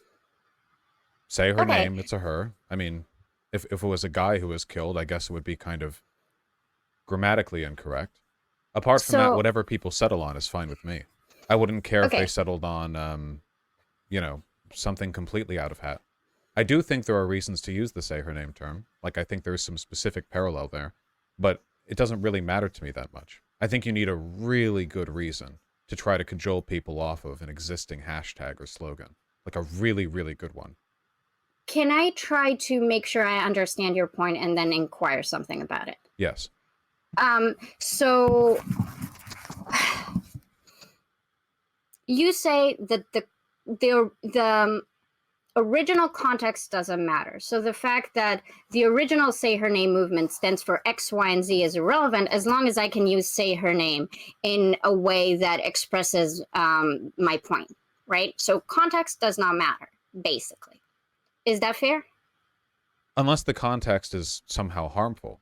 Like, again, if it was an anti-Semitic slogan, then obviously using it now for Brianna J would be, you know, I see. right. So that's why it's not equivalent to the all lives matter, because you do think that's harmful, so it does not track the same way. Well, okay, I see. if for some reason, like, all lives matter had been settled upon rather than Black Lives Matter as the pro equality slogan, I don't think I would have had any inherent issue. So it sounds like Vaush is recognizing like the problematicity of all lives matter come from the fact that it's used as a response to Black Lives Matter, and it's offered like as a correction. That the implication being that saying Black Lives Matter is somehow saying only Black Lives Matter. So he's like recognizing, I guess, that the context is created by the, you know, the original slogan, right? That being Black Lives Matter, and that when all lives matter is said, it's not being said in just the, like, yeah, all lives are important, which is kind of, you know, a truism, but it's said to imply that Black Lives Matter is, you know, an attempt to prioritize Black lives over other lives, or, you know, or even just over white lives, when in actuality it's a response to the fact that Black lives are treated by the you know, law enforcement, which has a monopoly on violence, as if they don't matter. With that, right? Like, you can imagine pretty easily, you know, a bunch of people chanting down the street, all lives matter, and it's like a anti-racist protest. It's, you know, the terms are interchangeable and largely meaningless, but there is inertia to them. Okay, so I guess the issue that I take, and Wait, does he mean inertia or momentum? I think part of the harm is basically that, and I get that you don't care about context, but I think the terms are not interchangeable or meaningless. Vaush doesn't even really care about this, yet he does care, and took a side and used his entire platform and Clout network to push his opinion. Yeah, and to push out those people trying to bring attention to this, because Vaush is being so obtuse because Vaush doesn't care about Black women. Okay, and I'm reading this subjectivity, objectivity stuff, but I can't read it out loud because I'm already doing a bad job of paying attention to the content and the chatters. Despite the awful content there out here, I'm glad that we're here. Oh, that's really sweet, Ubafly. And to everyone else in this community, I'm very grateful. Oh, that's really sweet, Jinx.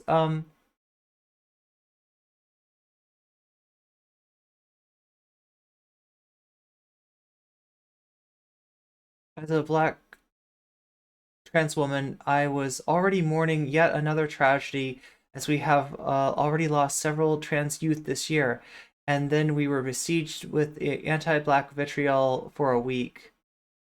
Hence why it's not Black people's fault for pointing out that the hashtag already has an established purpose. And like, I do think Kuffles and Vaush jumping on the strama is also what caused the discourse to spread. Okay, so there's like, yeah, some level of understanding here. Let's see. I'm trying to read. Hey, what's up? Oh, good morning, V.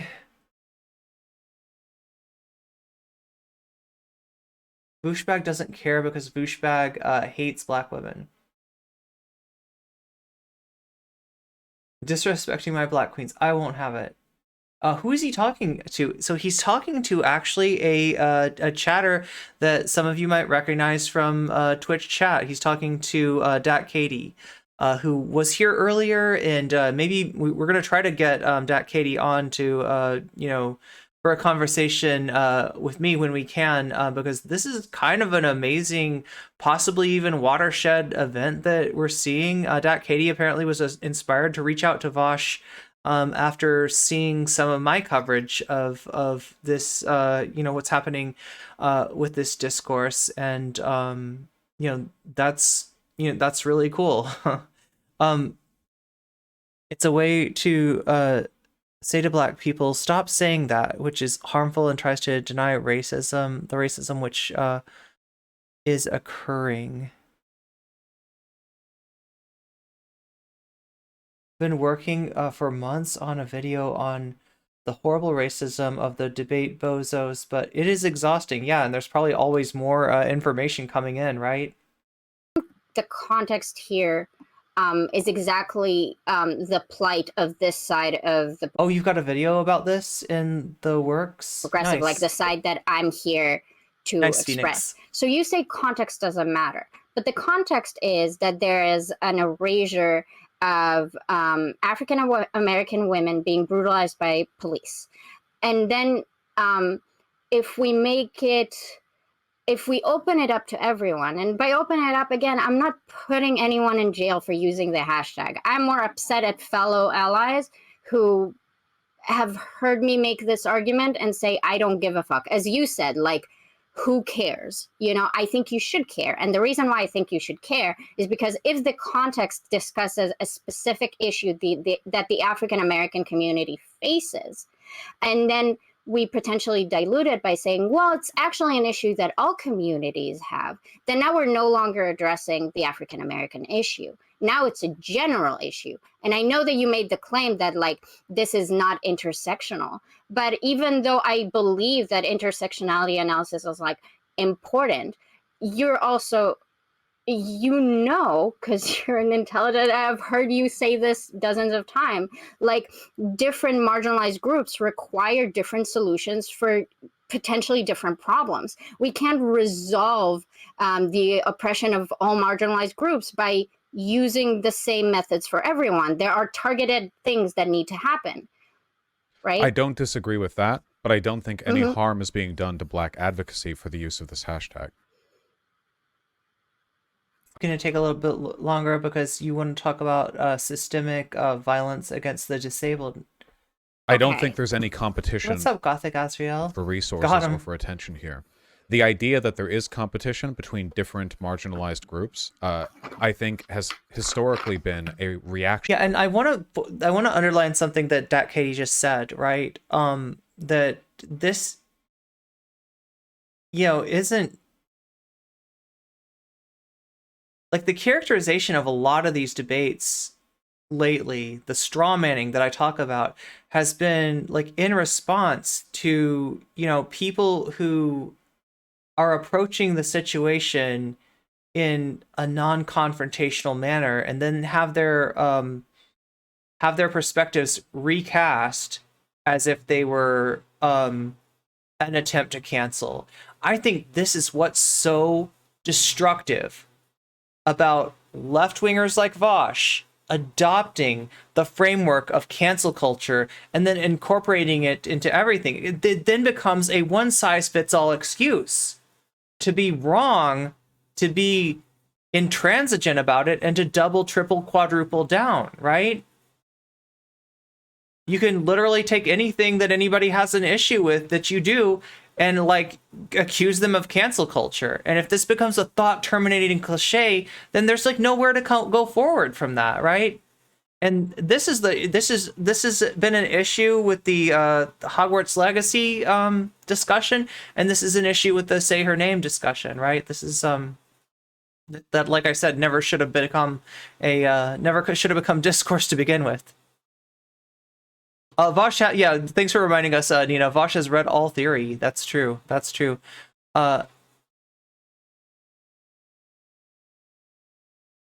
Bush is debating. One of his fans, I almost want to change this, right? Hey, how about this? Let's do this, right? We know who Vaush is debating, okay? We know that Vaush is debating. And I asked Katie if like the characterizing them as a Vaushite, like maybe I should change this, right? And they were like, no, you can go ahead. I've followed Vaush's content for 3 years, but I don't get the feeling when I say a Vaushite. Generally, what I'm saying is like somebody that is like a fan in the sense that they are a supporter, right? And while obviously, like there might be some like I don't know. I feel like it's unfair to characterize Dat Katie as a Vaushite, so I'm gonna change the title to reflect that, if that's okay. Belief. It's like the Dave Chappelle argument. The idea that all the, their trans people are canceling him for being black or whatever. No, they're not. That's not happening. Overwhelmingly, trans people are far more progressive than cis people as a demographic, of course. But for some reason, he was insistent that there was some kind of competition for resources. I think it's a psyop, or something often believed by people with misguided principles. I don't actually think it's a real issue. Vaushite to me is like stands who are chain blocking all black people, or being like, what racism did he do? I need more evidence. Yeah. The trans advocacy and black advocacy hashtags, whether they overlap, intersect, or don't at all, I don't think they're fighting with each other. So I don't think there's any harm in those terms being used in that way. Okay. So I understand that. First of all, I'm reading chat. So that's the always original a mistake. I agree, but like the original hashtag would say their name, and now the Native American community often uses I'm gonna butcher this, but something with stolen sisters. I'm really sorry. I was told this by a Native American advocate, and I don't remember the specific thing. Okay, so yeah, that's does anybody know that hashtag? The stolen sisters hashtag? There's that, and then there's also one that I've seen a lot is, and when I look up, this issue, I see MMIW or MMIWG or MMIWG2S, right? And that is essentially missing and unalived, and I'm, using the word that's like less demonetizable there. It's a word that starts with an M in the hashtag, so it's MM, right? IW, Indigenous women, girls, and two spirits, right? That's what I've been seeing. Yeah, there we go. MMIW or MMIWG, MMI2S, right? I think it's been changed from sisters in some places because a lot of the victims aren't women. Like marginalized, oh yeah, I see what you're saying. Yeah, marginalized genders are often erased. Yeah. That's hence the reason for the MMIWG2S. But I don't have an issue with it being used for Native Americans first. If they had so the hashtag, yeah, that Dat Katie's referring to is, I think, no more stolen sisters. Hashtag no more stolen sisters. An issue with that, then I would potentially make similar arguments for that. I think what I'm saying is that when you're expressing like a level of dismissal to... But the sad thing about this, right, is that the idea of, say, her name originating from, the movement to stop,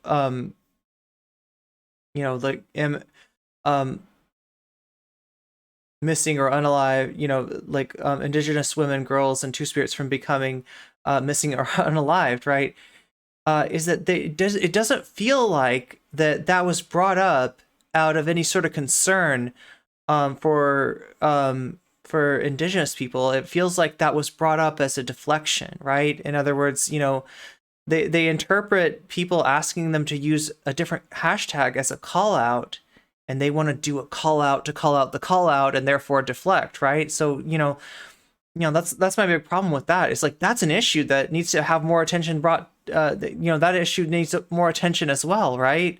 But I feel like the people bringing it up aren't doing that, and they're not even doing enough research to know like what the actual hashtags that are used to bring attention there are, right? So 100% was not out of a concern for Indigenous people. It's a deflection. It's that it should be its own discussion. But yeah, it deserves to be brought up, but just like not as a deflection, not as a, you know, a parry, right? That's really disingenuous. That's really kind of ghoulish. So I feel like my side is saying, hey, you're diluting this very specific cause that we're trying to advocate for. And it's not that we don't care about trans people. We do. We can care about trans people while also understanding that this is about a very specific context of Black women being brutalized. Look, Threadsless, my understanding is that like that never was so what was done to claim that the hashtag was originally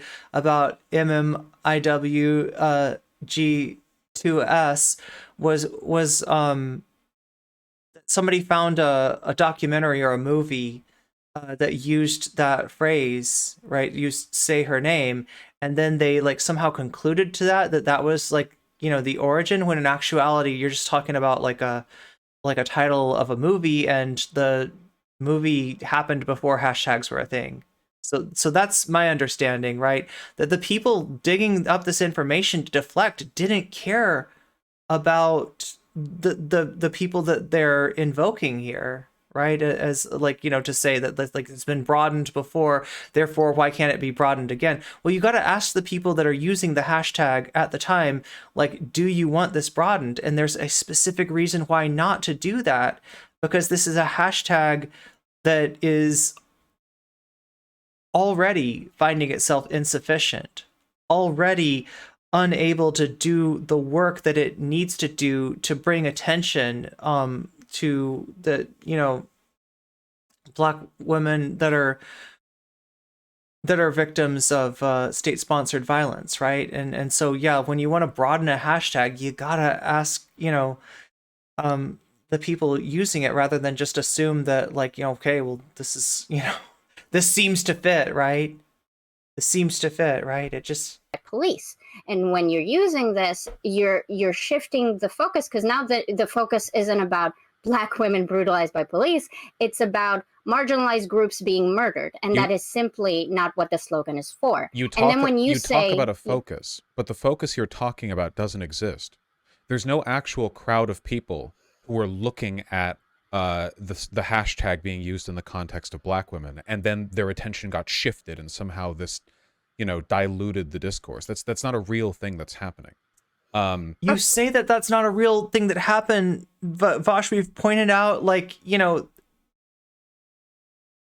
we pointed out like issues, you know, like instance of, like, you know,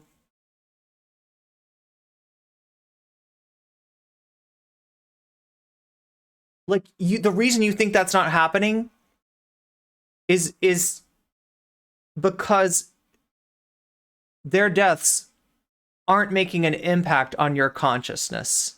Their deaths are not coming to your attention, right? What you've just said, which is that you don't see who's getting the attention taken away from them, should illustrate the fact that, yeah, you don't see them because the attention's being taken away from them, because they're being erased. Like, you're unwittingly illustrating the counterpoint to your argument, right? Right here.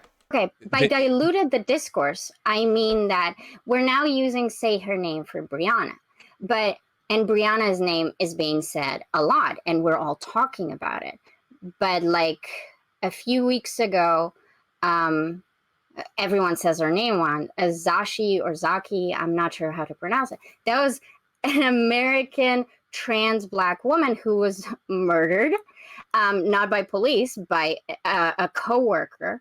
And we don't know her name, right? That's the exact thing that the slogan. I didn't even have to say anything. That's where Katie was going with this anyway. Yeah. Don't you think it would have been? Don't you think it would have been inappropriate to use the term then? She wasn't killed by police.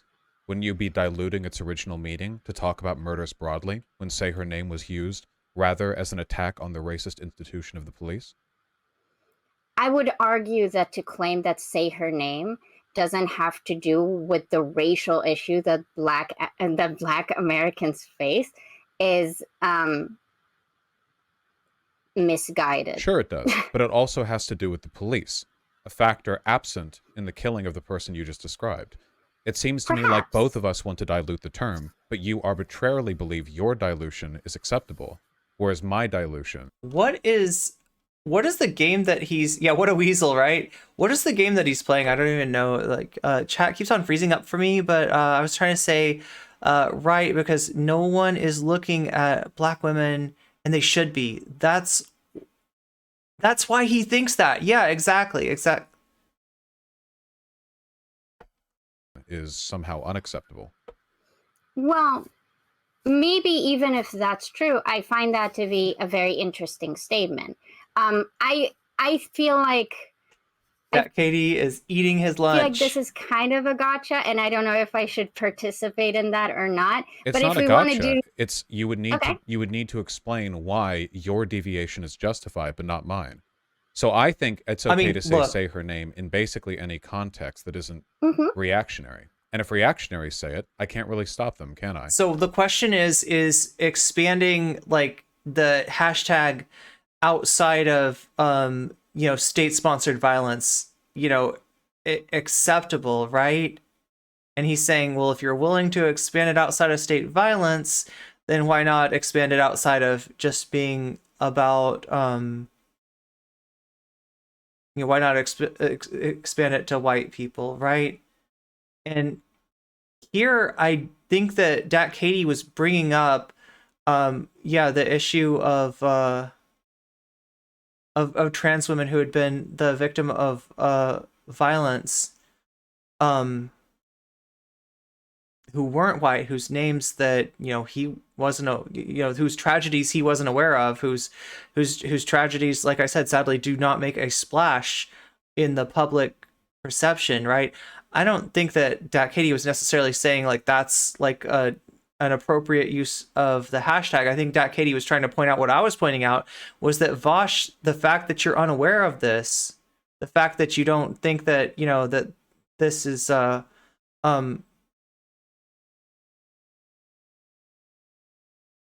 she is showing him to be a weasel. Yeah, I think it does seem like a fair point that she's showing him to be a weasel. Good point. I don't mind how people use it. People are going to settle on whatever hashtag. Vaush will never admit white deaths are remembered far longer than those of black people. Yeah, that's what he's missing. They want. You're interested in the purity of the term, not something I go. It's not about purity, Vaush. It's not about purity. It is about awareness. And, the absence of awareness is erasure. And it's the dilution. Yeah, I get why you'd get purity from dilution, right? But that's not really what she's saying. She's saying like dilution in the sense that this is an already underserved cause. There is already erasure. There is already a lack of awareness. And so when you're looking for some place to go, when you're looking for something to use to bring further awareness, like people say, to the fact that Brianna's been, misgendered and dead named posthumously, you've got so many other options. And insisting on that you're the option that you reached for out of ignorance is a completely acceptable option, and anybody saying different is a woke scold and is being disingenuous, etc. Like that's gross, right? There are the hashtag that Ubafly brought up, the smugness is suffocating. Ian is obsessed with purity. Well, yeah, he's got all these thought-terminating cliches, woke scold, purity culture, right? Like all these like prefabricated deflections to anything anybody tries to bring up. And he doesn't get that, like, there is the possibility that you are not being like, canceled, but rather you're being tapped on the shoulder by somebody saying like, hey, you're making a mistake here and you're doing harm. I doubt Vaush can tell me the names of black women who have been unalived. Until he can, all his chat can. He doesn't have a leg to stand on.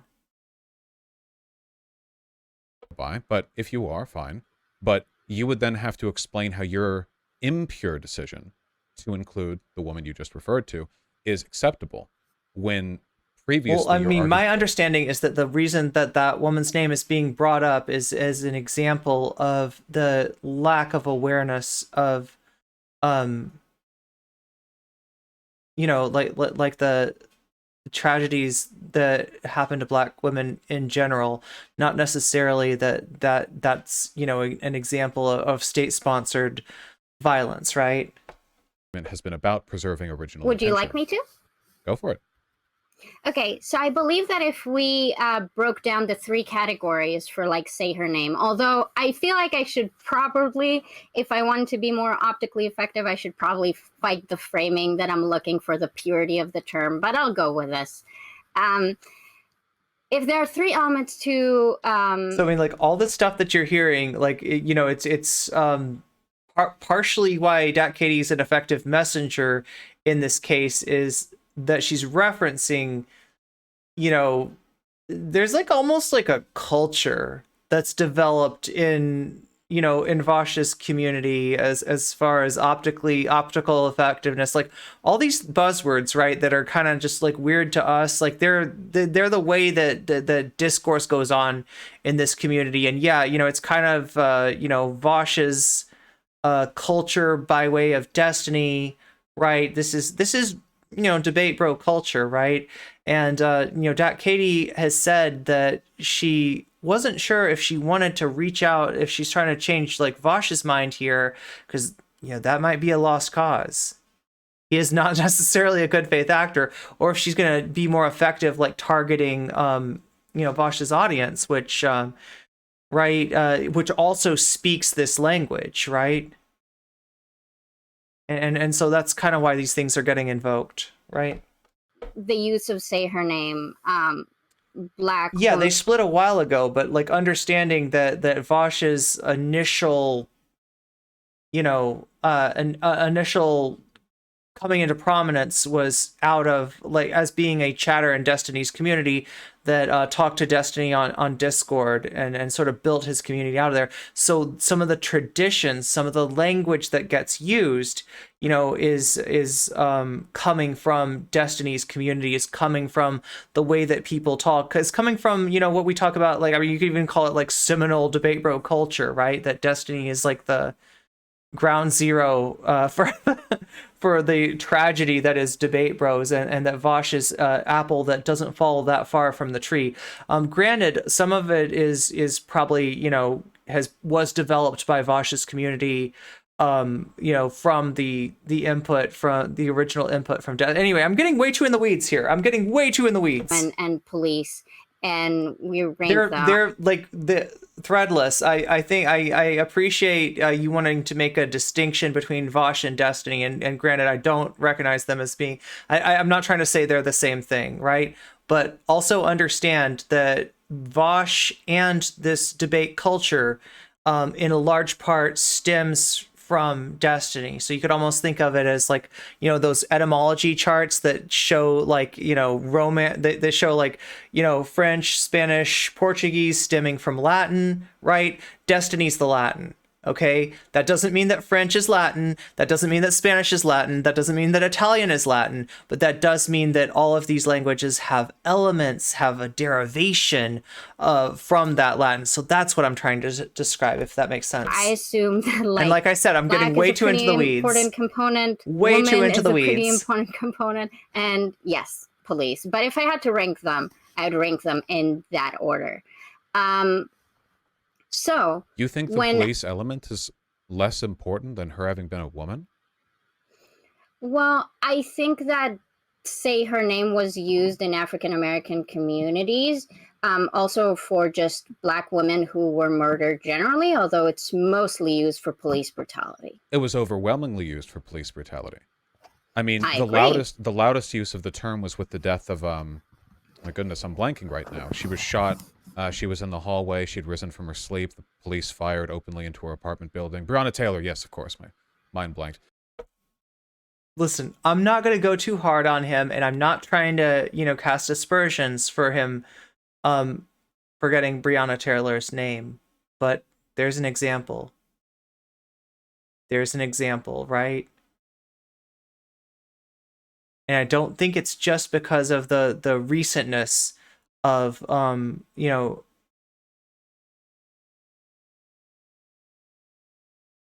Brianna J's you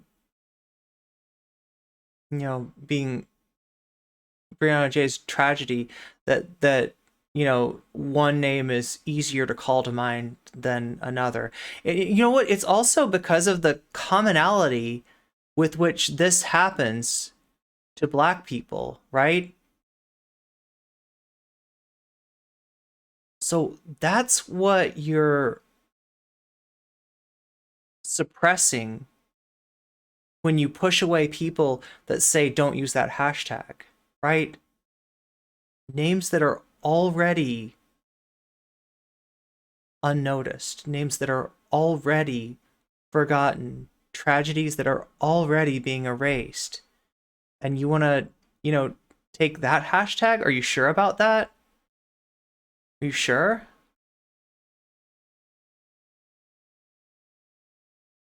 It's a good reason not to steal the hashtag, Vaush.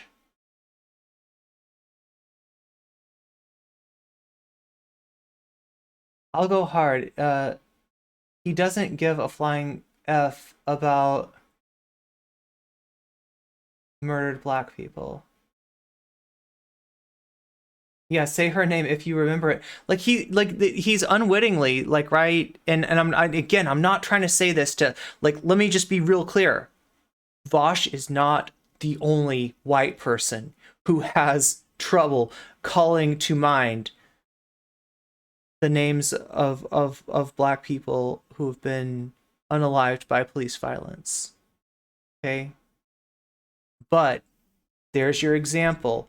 You know, that you need to pay attention to this, in other words, right? You need to recognize, Vaush, that this is the reason to find another hashtag, okay? Was used most prominently for her.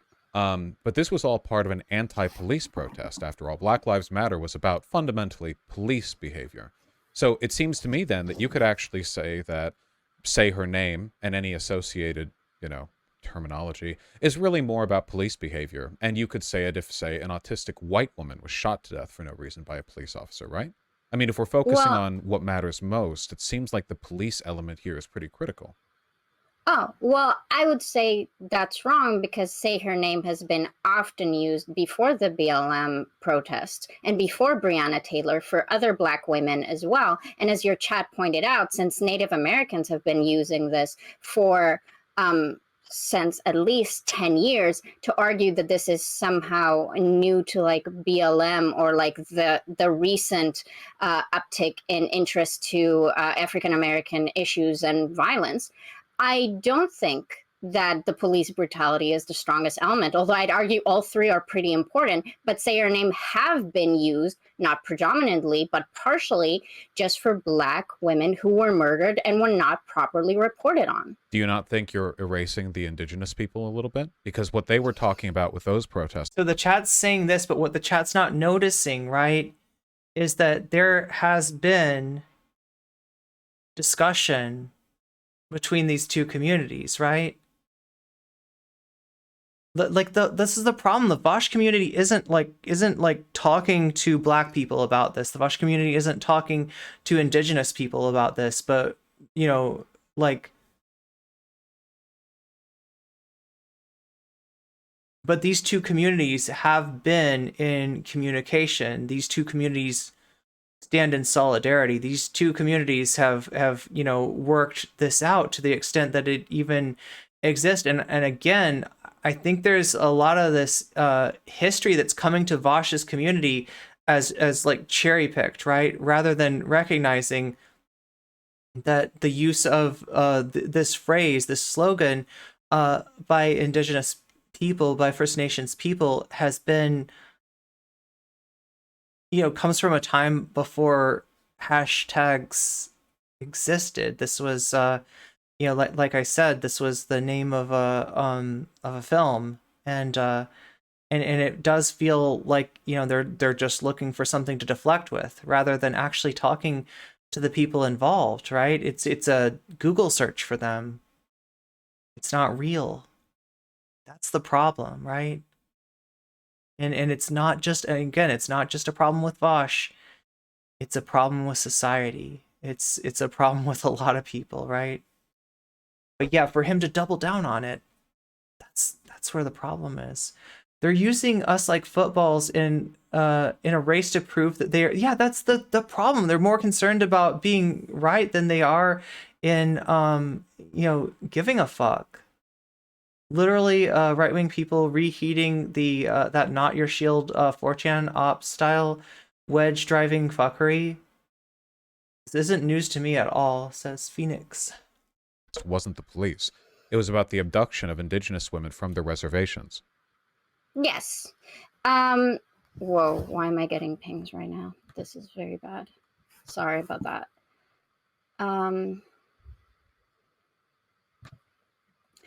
I don't feel like I'm... No, it's not one guy with a bad memory. Yo, like, listen, I'm trying to cut Vaush a break here and say that it's a lot of us white people that can't call to mind the names of of Black people victimized by police violence. And there are a lot of incidents of this happening, right? All of this should point to wanting to bring more attention to that issue and trying to avoid things that might take away attention, right? Racing Native American women, although they might feel that way, and I'd like to hear the arguments. As far as I understand, the use of it in Native American communities, it was welcome that Black women can use it as well. And generally speaking, what? So? What do you mean so? So they talked it out, right? So there was a discussion. So they listened, which is what you're refusing to do, right? And again, I feel like look, this is why I need to make a video about this, right? I've been talking to some people, and basically there's a lot that's getting lost in the Googling, of these terms and cherry picking in order to deflect, right? And I'd like to, if we want to talk about it, let's talk about it, right? Because I think there's some issues here that do not get enough attention and that need to be brought to light. But I don't think that the Vaush network has interest in bringing these things to light. I think that what they're trying to do is just find a deflection, find a point they want to win the argument. And God damn it, this is not the time to be debate broing this shit, right? I'm a Vaushite and a Black woman. I have no problem with people using say her name for any female of kind who has been murdered or missing, 60 years old, and I don't care if somebody wants to take my... Oh my God, no, I'm not trying to take anybody's card here, right? And I recognize that, the Black people are not a monolith, right? But I also recognize that there's some issues that are not being brought to attention, and that I think that hashtag serves a purpose for. And just like I don't speak for all trans people, right? None of us speak for all of our identity. But yeah, thanks for coming in. We're actually this is Vaush talking to a member of his own community that disagrees with him, not just on the say her name discourse, but also on Professor Flowers, on the Hogwarts legacy issue, and a few other, and so far it seems like a pretty good conversation here. Well, it doesn't really change the argument of dilution, doesn't it? By that argument, you might just say Indigenous people are more chill and some Black people on Twitter are less chill. Yeah, so if it's a waste of time to argue over something like this, then maybe the people maybe people who are challenged on the use of this hashtag, right, in good faith, should do what Brianna's family did and say, I'm sorry, I didn't realize that hashtag was serving a purpose that is, that is in such dire need. And I'm going to take one of the many hashtags that I can use for the same purpose without co-opting one that's already, it's already being put to use in such a important to bring awareness to something that Vaush just illustrated is like goes unrecognized, the tragedies of Black women in this case being the victims of state-sponsored violence, right? Could be arbitrarily selecting some voices to listen to and some not to. There are probably plenty of Indigenous people who would have engaged in behavior I disagreed with. Some of them might have said, no, Black women shouldn't be using this terminology. And I would have disagreed with them, too. My position here is consistent, but it's not really dependent on the perspective of the Indigenous. Well, the thing is, we're not getting the perspective of Indigenous people, right? You're not interested in the perspective of them. You're interested in finding an own. You're interested in deflecting. You're interested in doubling down. You're interested in being right. And this is not the right situation to try to debate, bro. Okay? Or Black people involved, because I don't really care what they have to say or think. I only care about the empirical harm done by the use of these terms. And I just don't think any's being done. I do, however, think that, with respect, this henpecking is actually damaging. This idea that in order for a slogan to be used, and by the way, slogans aren't really... And again, we talk about the fact that the one issue that doesn't really get championed in any way by these debate bros is feminism, right? Now, he used the term henpecking, and in and of itself, I don't know. You know, you reach out for a term and you find one, like, right? Pestering is what he's trying to say, right? But in the context of, you know, you're gonna hear Xander Hall talk about you know, the perception of feminists complaining about video games that that you know are reinforcing patriarchy as being harpies, right? So just as in the UK, you see trans issues played against feminism, and the TERFs will say we choose feminism. Even though if we look at the TERFs' actual political alignment, we're gonna find a lot of right-wing shit that they're on board with, right?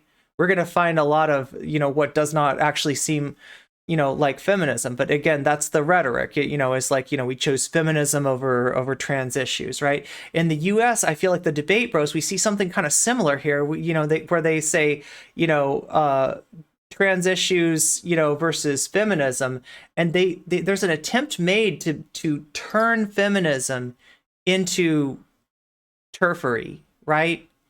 And to therefore like ignore it, right? And so what you have essentially with the debate bros is an extension of Gamergate. And for those of us who've been attacked by these jokers, I don't have to tell you anything. Phoenix Rising, I don't have to tell you this. You've experienced this, right? I've experienced this. Polly's experienced this, right? That the Gamergate never really stopped. It just transferred ownership from the atheist skeptic Gamergaters to the new Gamergaters, the debate bros, right? And you know, it's a sad thing that in both of these cases, the actual answer is, hey, we can care about trans rights and feminism. We can do, in fact, trans rights and feminism actually like inform each other a lot. There's a synergy there. There's a solidarity waiting to be formed there. And the British, you know, turf playing of trans rights against feminism, and the debate bro, you know, analogy of that, you know, where they choose like trans rights to support and they leave feminism in the lurch. Ariel Fire, thank you for the follow. Thank you for the follow. Yeah, you'll notice this, right? This is something that I've just become aware of, right? And it was like on the tip of my tongue the whole time. But yeah, you never hear like feminism, you know, as an issue amongst debate bozos, right? And you'd almost get the sense that like, you know, like there's a conflation between that and turfery, right? We're gonna get more into that. I'm teasing like upcoming content, right? But I'm noticing it when he says henpacked, right? That it's a very specific, you know, gendered, you know, term that's being used there. Chosen by orgs. They're arrived at kind of, you know, broad. White folks saying black people educating other people on the origin of say her name are subhuman. Oh yeah, God. Yeah, I mean, there's a lot of anti-blackness that like rears its head in this debate, in doubling down and trying to prove that they're right, and caring more about the debate point, you know, and victory and dominance than in actually caring about these communities. You're seeing like a lot of anti-blackness get invoked, and I would argue that it's just kind of like it's right under the surface in all these communities. And we're going to get into the Professor of Flowers debate in just a second. So yeah, you're going to see more of it there. He never defends women. Oh wait, Natalie Marie is pointing out, let me take a, do you mind if I take a look at this? It's a clip of Vaush saying that black people are more likely to be transphobic than trans people are to be racist. I think that's kind of an important point here. No, that's not how I open it.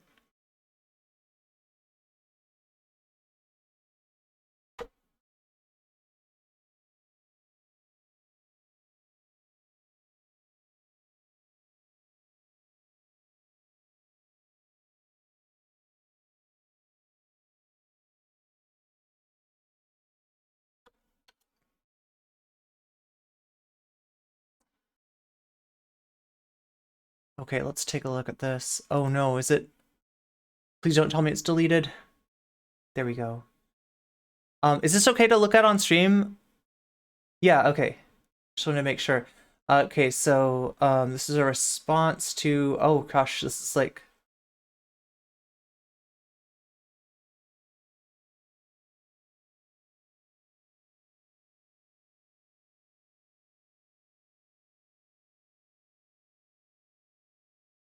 response to somebody bringing up some careful screenshots here.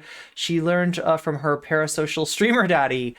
Here he is from last night pitting both communities against each other. And yeah, this is a wedge, right? Listen, like right-wingers will purposefully drive wedges between communities, all right? If I'm going to be, you know, extend the benefit of the doubt, I'm going to say that maybe Vaush isn't purposefully doing this, right? Maybe he doesn't realize what he's doing, but every time you do this, every time you reach for a clapback and what you get is a wedge that drives communities apart, you are doing the work of the right wing for them, wittingly or otherwise, wittingly or unwittingly, right? Here he is from last night pitting both communities against each other, claiming that black people are more likely to be transphobic than trans people are to be racist. Interesting idea, Vaush. Let's example of somebody doing it in bad faith from outside, but oftentimes what you'll see is black people who don't really care for trans people and trans people who don't really care for black people, though I'll admit the former group is way larger than the latter, because being black doesn't necessarily make you any more progressive on trans issues,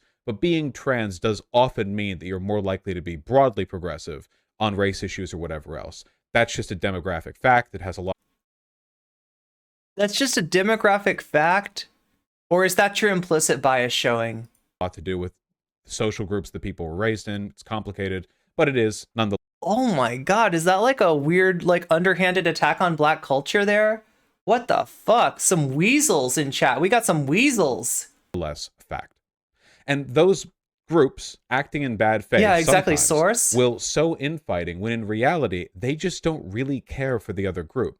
Oh, trans advocacy is hurting black people. So look, if you want to make a point that because you're trans doesn't mean that you're not racist, and because you're black doesn't mean that you're not, you know, transphobic, like, I mean, granted, right? But when you start to say, but I will say that trans people are a lot more anti-racist than, like, you know, I don't know, whatever the hell he's trying to say there. Like, do you see what he's doing? Like, right? He's somehow being said by people. And again, citation needed, as many people have pointed out in chat. Citation needed.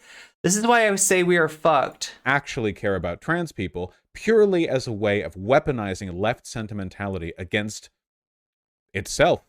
This happens all the time, and I've seen this happen both in good faith and in bad, but at this point, I don't really know how much of this is Wait, like what? I'm sorry. advocacy is hurting black people. They just don't really care for the other group.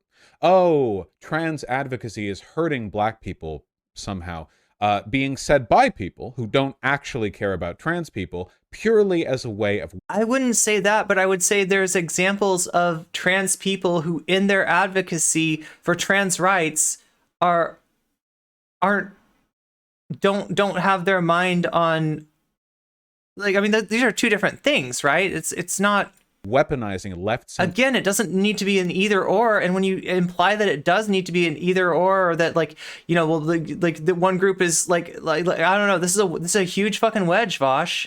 Mentality against itself.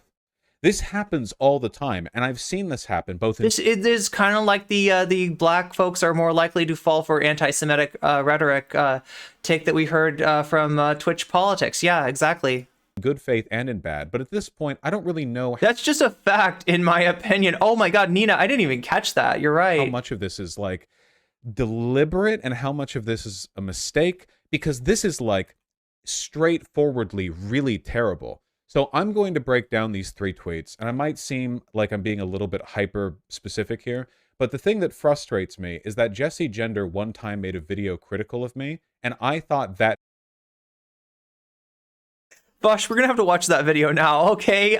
That's a video from a year ago, okay? That would be something I would never think of, but like, look, you're doing this is the Barbara Streisand effect at work, okay? The video was okay. I didn't think it was that bad. I'll take a look, Tempest. I disagreed with a lot of it, but I was under the impression that she was a bit more reasonable than some of the people who disagree with me otherwise. And nonetheless, well, now she's blocked me, so, you know, whatever. But nonetheless, we're now... Yeah, I don't know. Like, your fans, you know, harass the fuck out of her, make it impossible for her to, you know, interact with Twitter.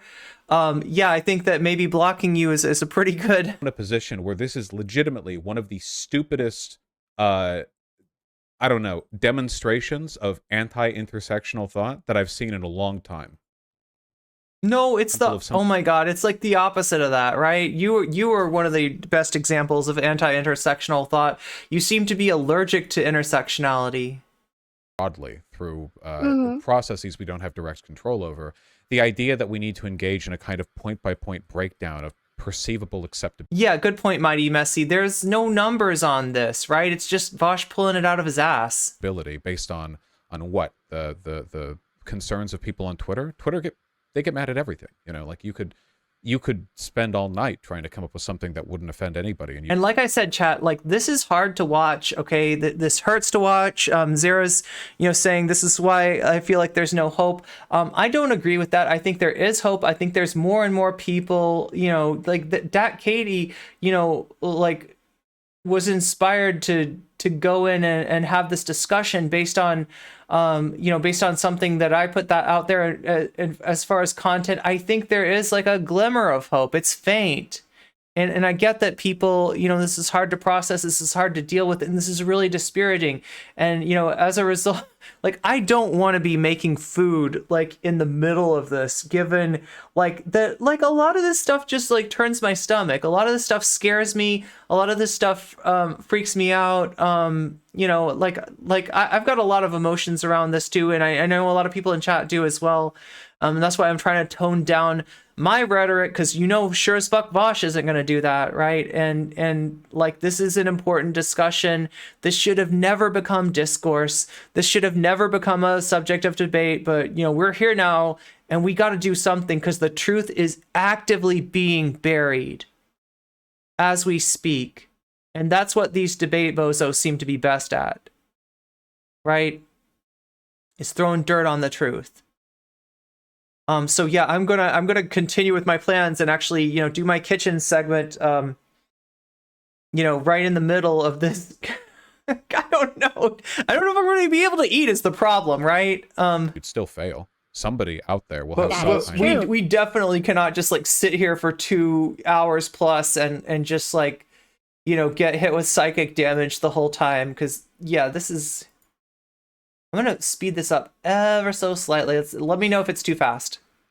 concern. My point, however, is that he's the one making claims that need to be provided with evidence. with respect, the reason why we're doing this breakdown is because you had an automatic reaction of immediately dismissing these concerns. So I'm trying to make an argument that these concerns are more valid than you make them up to me, because some people have criticized you, and I think rightly so, that when you say something is objectively true, threadsless, yes. when you like I said, objectivity gets weaponized a lot, but if he's using it in the colloquial sense, then he needs to point to something like evidence, something pretty irrefutable, instead of just saying this is objectively true, because to his audience, this is a thought-terminating cliche. This is a thought. Oh my God. Thank you, Shakespeare. Thank you for the raid. Welcome to the chat. How are you doing? Oh my God. I need to set it up so that you get the, I don't know why you didn't get the ora spicy girl that you didn't get the JoJo clip, but here you should listen to Black people. You think people are telling you when Black people say something. How was your stream? Shakespeare says hello. I say hello back to Shakespeare and the Raiders. Welcome, Raiders. Welcome, Raiders. I don't know, Shakespeare, if you need to take care of some needs, go ahead and do that, but do come back into chat and let me know what your stream was about, and I want to hear about it. I think it's correct. That is what they're telling me.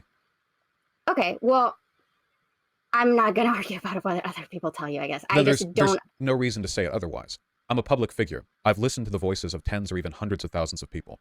Many people in my community are Black. You're gonna go make dinner? Yeah. Let me know about your stream when you come back, okay? The argument that I just promise me that disagree with somebody because I haven't listened to Black voices is objectively wrong every time.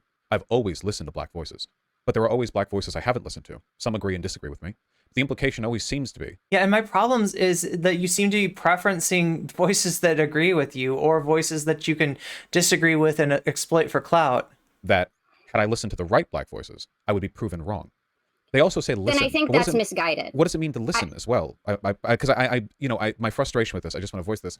You listen to a Black. What it means is that like there's part of the information to have a meaningful like opinion on issues of Black liberation is understanding as best you can, which is always going to be imperfect, the lived experience of Black people. So in other words, if this was a subject matter, like an academic subject matter, part of the required reading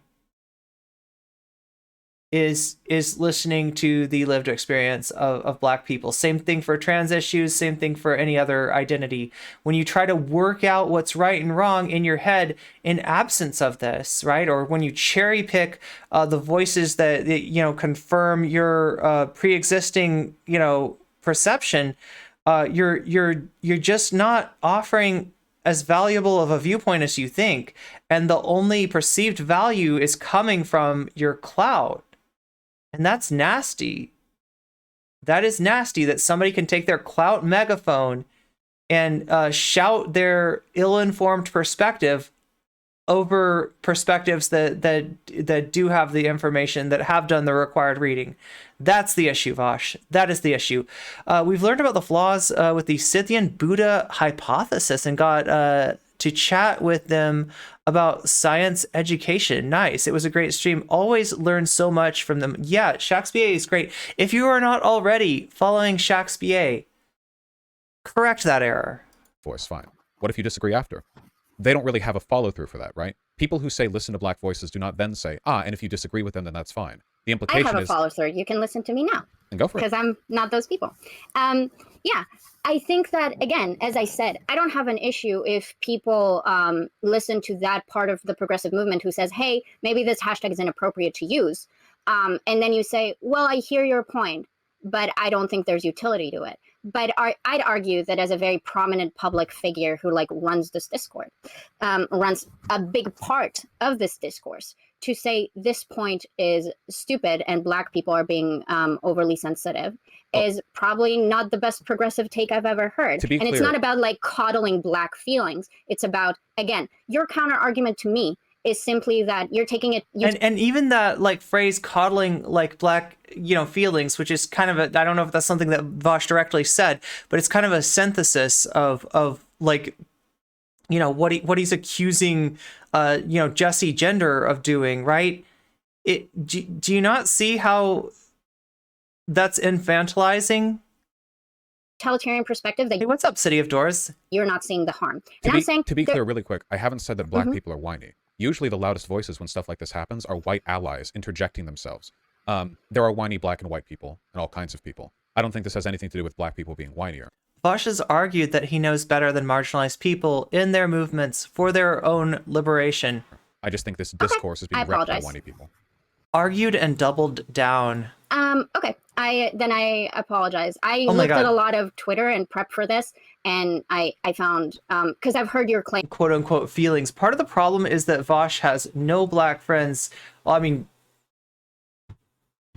he has never cared about a black human as an individual or viewed us as anything other than a demographic or a competitor streamer. Yeah, or like an impediment, like a roadblock along his path to dominance, right? That is, and that's the essential flaw in debate bros, right? And debate bozos. Like he doesn't want to coddle black people's feelings, but everyone's got to bend over backwards to coddle his. That's what he's not seeing. Exactly, Phoenix.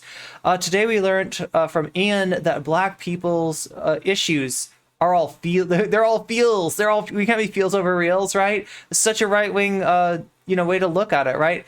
So intersectional and not white supremacist. Like honestly, a lot of Vaush's a lot of the mistakes he makes come from the fact that he's obviously listened to and internalized a lot of right-wing discourse and never really seen past it, right? He's still on the Ben Shapiro feels over real shit. Oh my God, clock blockers, thank you for the 150 bits. I grew up in a Hispanic and black school neighborhood and experienced a lot of homophobia and transphobia because they are fundamentalist Christians, especially older people are going to be more bigoted than trans people are. Wait, more bigoted? Oh God. I mean, that's I don't know if I don't know if that's a useful claim because there's just no way to substantiate or measure these. Like, I mean, I don't disagree that homophobia and transphobia are pervasive in a lot of communities, but I feel like there's a little bit more to the picture than you're letting on to right there, right? Sarah says that's not accurate. Wait. Threadsless, really? That white people are just taking up this cause and this isn't even about black voices, which I found interesting considering you don't care where it comes from. But just the broader point that I'm trying to make and the actual critique that I'm making. I'm not disagreeing with the lived experience, right? That is, valid as fuck. And it's like the comparison that you can't really substantiate, right? And I don't know how valid, how valuable that kind of comparison is in the first. Do you not see this as a wedge? When what we need is solidarity, right? Like you could make similar claims in about any marginalized group, having being home to a lot of bigotry against another marginalized group, but then when you start to compare them and say that but this is this group's doing a lot worse, and throwing shade on that group, I mean, what does that actually achieve, right? I don't know. Relays more to the conduct of the side that if you're I get that for you this is an unreasonable demand, and this entire discourse is being hijacked by woke skulls who have unreasonable claims. So engaging. It's only a wedge if we allow it to divide us. I would maintain that comparison is where we allow it to divide us, okay? With it is just giving them power or whatever. And I get that perspective, but I also think that you care about progressive values. And listen, while we're listening to marginalized people, as a trans woman, I have to say that I have experienced a lot of racism in my own community. and a lot of anti-blackness. And I am not going to compare that to the bigotry that exists against trans people in other communities, because I just don't have, like, it wouldn't be meaningful. I don't, like, it's a, you know, kind of a baseless comparison, right? And it's a comparison that doesn't really have any purpose other than sowing division. But yeah, you know, these things exist, true. Like, I don't doubt it. I don't doubt it at all, okay? Care about unity, and a lot of your and content, these especially right now, identities also intersect. Good point, Len, good point. Black people are not more likely to be bigoted, and trans people are not less likely to be bigoted. focuses True. around infighting. And I just think there was a better way of handling this than going, everyone who cares about this on Twitter is whiny. And like white people are just trying to raise the black people flag right now. And Jessie Gender is spineless because she asked people to use a different hashtag. Do you disagree that that might have not been the best way to like help unity? No, I think it's fine. The fact of the matter is, the coherence and kindness of my arguments have very little to do with whether people like that will listen. Look, here's the difference between me and Vaush, all right? I see, you know, people like appropriating the hashtag and like, wait, let me just roll that back. Fuck.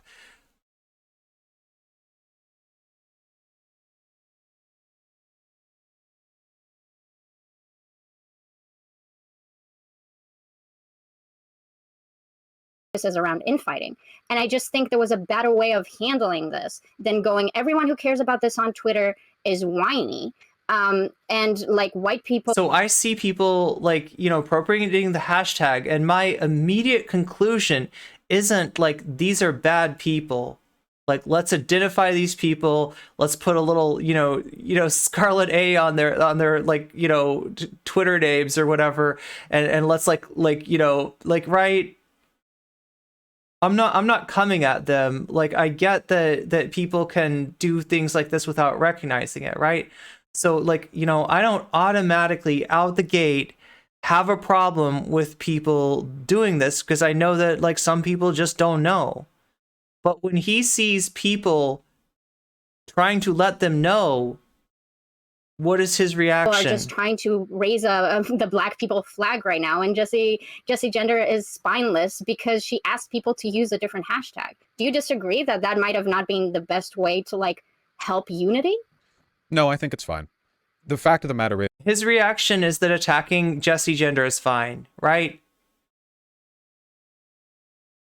Like, my impulse is that attacking anyone in this situation is the wrong thing to do. And, you know, information is not everywhere at all times. So the best thing we can do is kind of share, you know, the information that we have that others might be lacking. But I don't like everything about Jessie Gender's post was a, you know, attempt to raise awareness rather than an attempt to attack people or disparage people, right? Now, Vaush reads an automatic attack into that, and therefore justifies, you know, attacking Jessie Gender back, you know. But it's just not there, and like, right, it's this never should have become about. This never should have become what it became. is the coherence and What's up, Fabio? kindness of my arguments have very little to do with whether people like that will listen to me.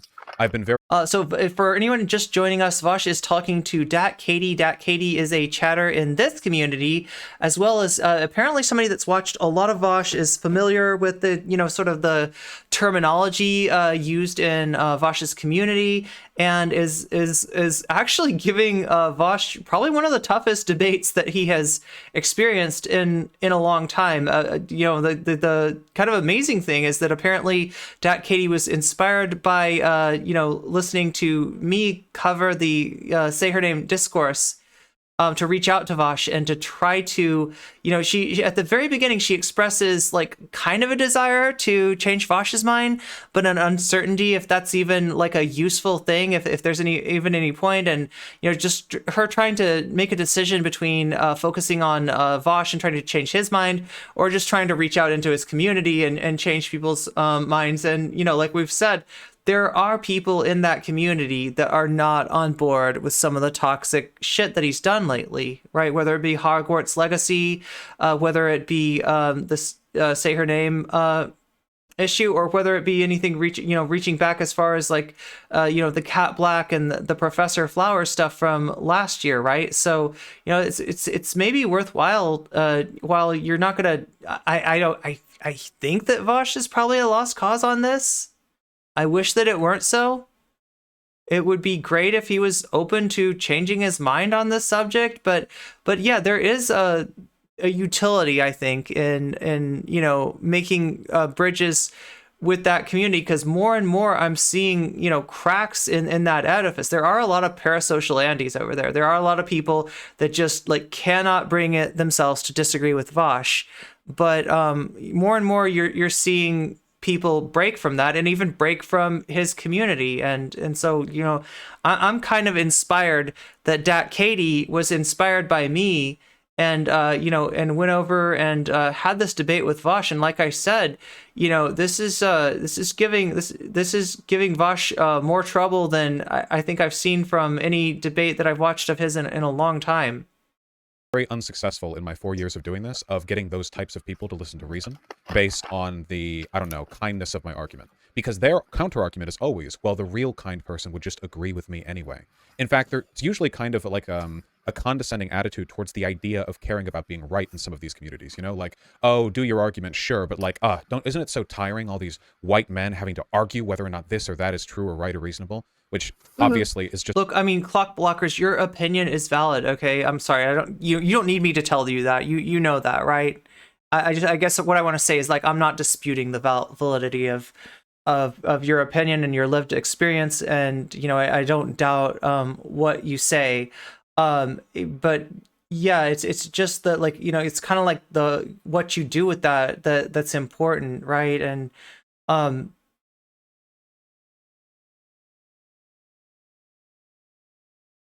I've never see the same bigotry from trans people towards Hispanics, but that's just my opinion. Let me tell you, though, that a lot of times this bigotry expresses itself more readily in the perceived absence of non-white people, right? So there may be racism and bigotry that you're just not seeing because it's not expressed as readily in your presence. In general, like a lot of like anti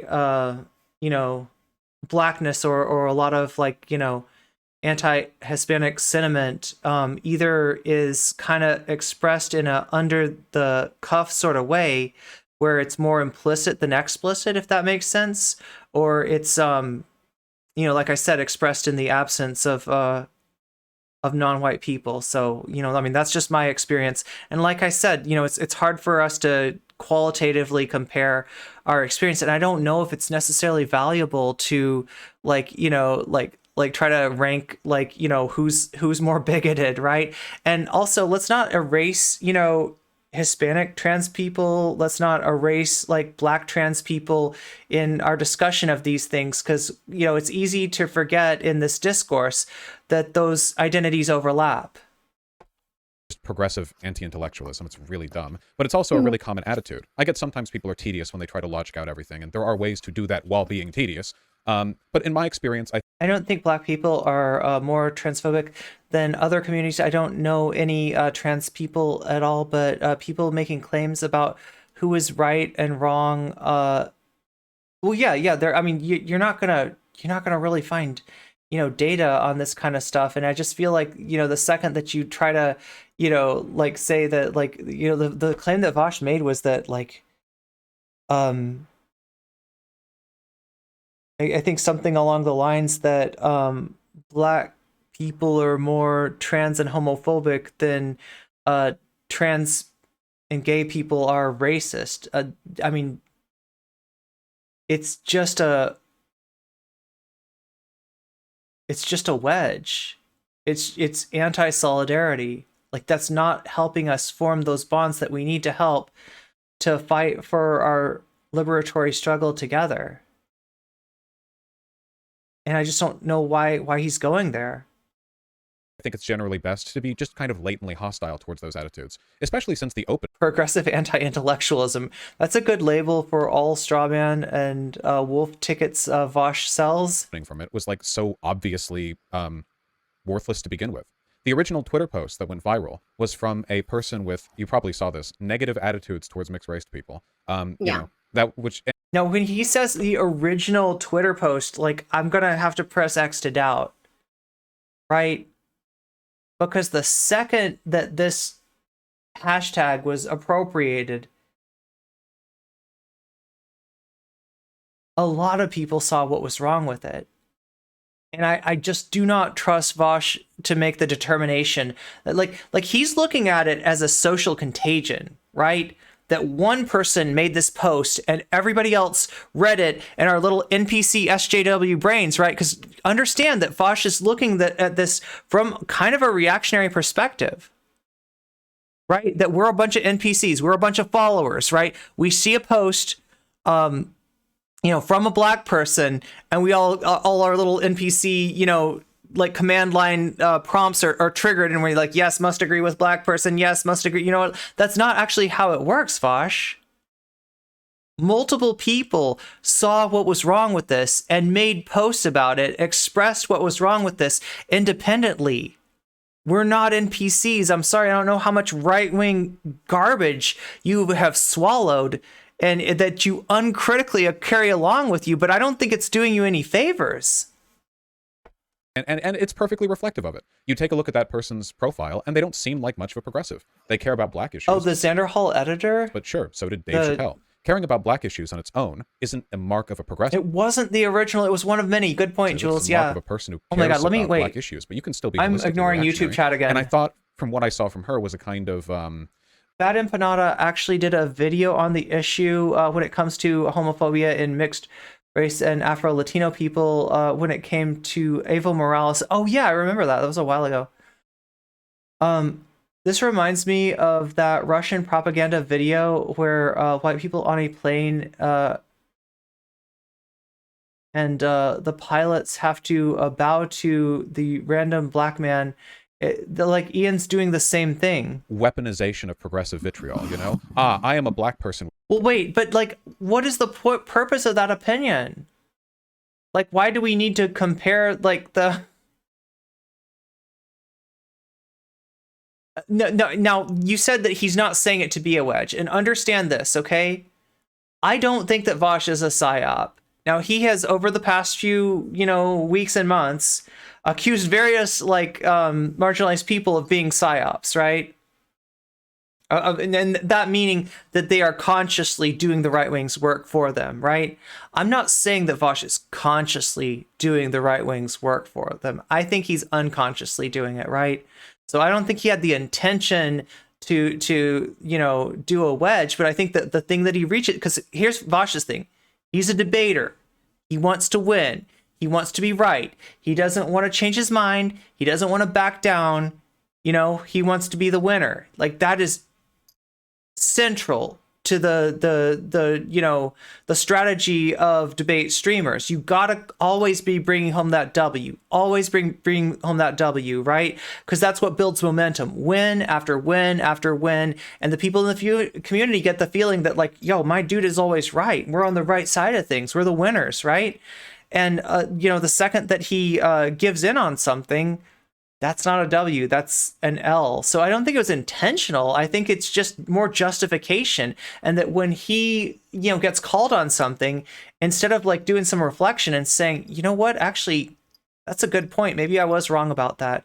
His instinct is to reach for something. And what he grabbed was a wedge, right? He was so intent on winning that he didn't look at what his hand was reaching for.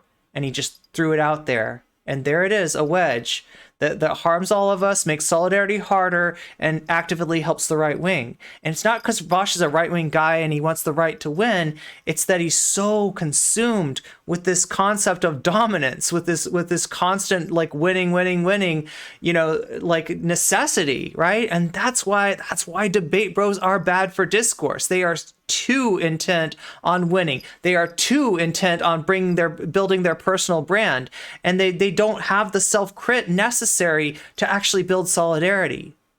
This is why they're not good for our movement, right? I get that they're good for engagement. I get that they have a media strategy that works. And I would say that some of us are able to utilize that media strategy without reaching for wedges, without busting solidarity, without firing on our own side, right?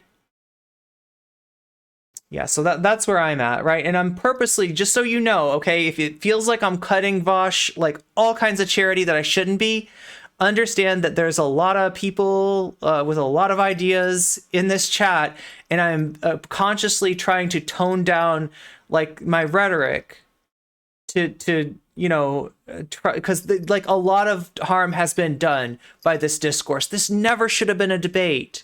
This never should have been discourse, right? This could have been so easy if people had followed the example of Brianna's family, and when they were asked to, hey, you know, could you use like any of these other hashtags instead of this one, right? Because this one's serving a purpose and you know, an underserved purpose, right? Instead of assuming these are woke souls trying to control me, if they just said, oh, okay, there's other hashtags, let me use one of those, then we wouldn't be having this argument in the midst of a tragedy, right? This is messed up. How did we end up here? And I'm trying to construct this. I'm trying to show you how we ended up here, what kind of tendencies in the different parts of the online left have brought us here. Vaush would maintain that it's because of woke skulldry. People are like chasing clout by trying to get them on a gotcha. Oh, gotcha, use the wrong hashtag, gotcha. I don't think that's right. I think it's people like him doubling down, tripling down, quadrupling down, you know, just being so intent on getting that W that they don't take a minute for self-reflection and consider that their initial instincts might have been wrong.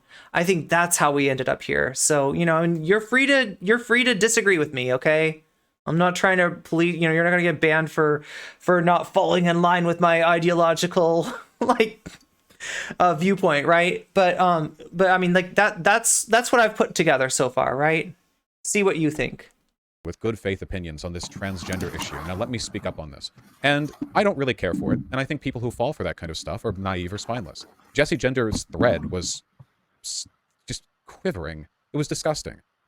It's not just this like, you know, I've listened to the arguments. You can't consent to my point that you're not showing unity and hey, Shakespeare. Then call it disgusting. I mean, unity it wasn't disgusting. Can they not use logic to form their opinions? Not in the absence of something more. Like it takes more than just logic, right? It takes information, and when you're talking about something like comparing like the bigotry between like, and you also like gotta justify like what is the reason for that? Like what purpose does that serve? Because I can tell you the effect of that kind of comparison of like, you know, this group is more, you know, bigoted of that group, and you know, this marginalized group is more bigoted than that group, and what it is it's anti-solidarity. What it is it's breaking up, you know, coalitions that we should be building. What it is you know, serving the interest of the right. And I don't think he's doing it on purpose. I think he just is doing it kind of unconsciously. Like I said, he reaches for something to deflect with, and it ends up being a wedge. And if he wasn't so focused on dominance, I don't think that we'd end up there, right? So you know, he's come to the left with a lot of right-wing frameworks telling us that, hey, I'm on the left, but y'all are a bunch of losers, okay? You gotta be strong like me if you want to win, okay? You got it? And what it really is just a lot of unexamined like right-wing frameworks that he's unwilling to look at, and that like nobody in his communities really kind of forced him to deal with. Now here we got Dat Katie, you know, NCC Chatter, also I guess, you know, Vaush, you know, like knows enough about the Vaush community to be able to communicate in the same language that Vaush and his community uses, right? You know, giving him a real challenge. Right. And this is, you know, kind of one of the first times we've seen that. So kind of a watershed moment here, I'd say. Things can be logical and wrong. Yeah, I mean, like, there's multiple, you know, it's logic plus information, and in a vacuum of information, logic can't really tell you much. Like literally, when I studied logic, right? I took a introductory 100-level philosophy course on logic. It's like turning language and meaning and arguments into mathematics, okay? Without any input of what that stuff means, of what that stuff implies, of the effect of what we're using, it is just like, it is like, like A is true, I don't know. There's nothing that you don't really get anywhere with pure logic. In fact, I think somebody wrote a book about that, right? I think somebody might have wrote a little bit of a critique of pure logic. I had an amazing stream. I interviewed Alt Miss Frizzle. Nice, about science and science education. That is super cool.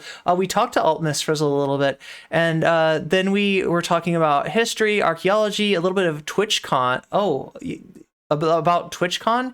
At the beginning. Interesting. I might be showing up at the next TwitchCon. Who knows, right? Especially if they have a wrestling event, right? If they need wrestlers, I'd be like, I am one gorgeous lady, okay? That's all I'll say about that. Anyway, glad you definitely glad you had an amazing stream. Have fun hating like Threadsless. I am being so nice and so charitable, okay? But I mean, you do you, okay? Symbolic logic, yeah, by itself, symbolic logic doesn't get you anywhere, right? You need information, right? And the information that he's claiming to have is just like, he doesn't have a source for it, and he couldn't have a source for it. It's stuff that he couldn't know.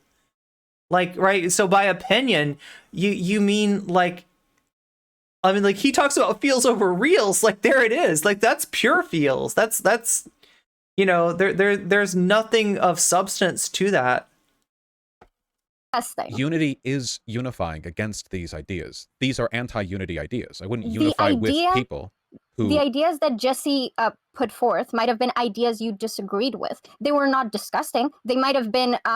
Exactly, Chris Perez. How are you doing? Vaush really wants to go back to class reductionism that caused the old left in the USA to be crushed after World War II, since segregating away from black people turned out to be, it turns out that, like, poorly phrased, although I think she generally did a good job, but it turns out that a lack of solidarity has, like, real consequences for a movement. True. I understand why saying stealing was bothering you, or like co-opting, but to call that disgusting, again, that's a lot of loaded language for someone who says I think you're an ally. I guess I have loaded it. I am disgusted by it. I think it's a very negative attitude to take. I think it's very destructive towards our long-term goals. And unfortunately, I think there's a lot of social clout to be had in behavior. For what it's worth, I understand and appreciate what NCC is trying to do here. Oh my god, I think she's doing a swell job. Thank you. It's hollow, it's a false bravado. Yeah, I'd agree. Because in the left, if you are the kind of white person who will cloak every bad position they have in the I've listened to black people, I've listened to X voices, I've listened to Y voices, there's a lot, you can get away with a lot if you go for things that way. That's the difficulty of the path I walk, right? It's that no matter how dog shit my takes are, I never pretend. The path I walk, I'm imagining, like, Vaush is like, oh god, what is that song where it's like,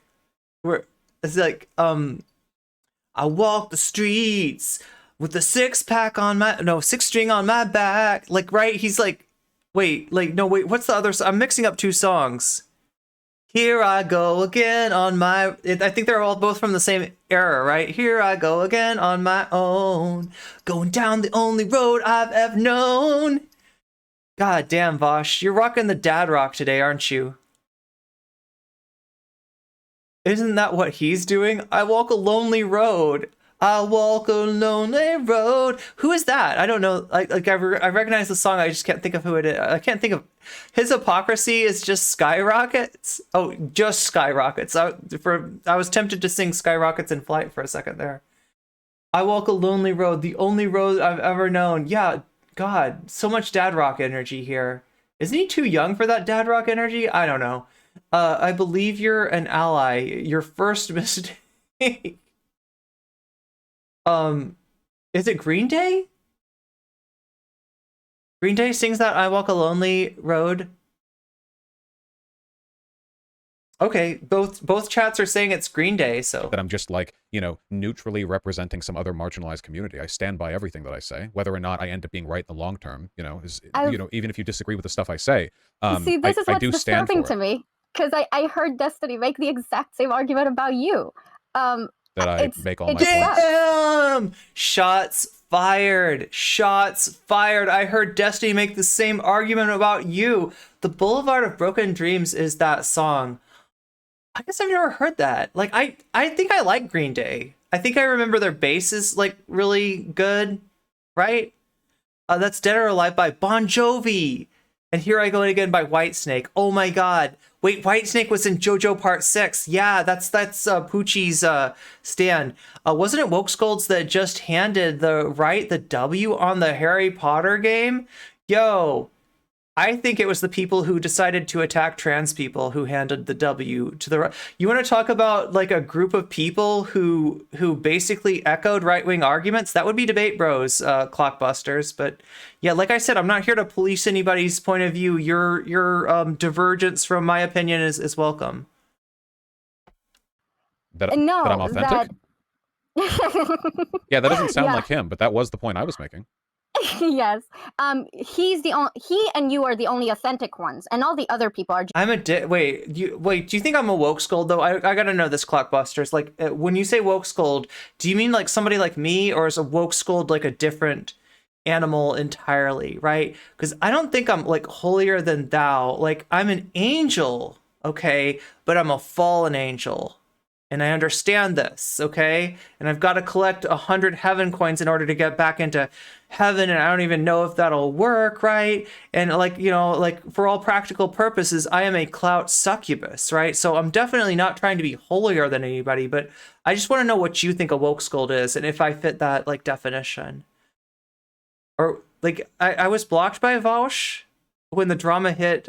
Oh, the Cat Black thing. God, he got really upset at the Cat Black thing.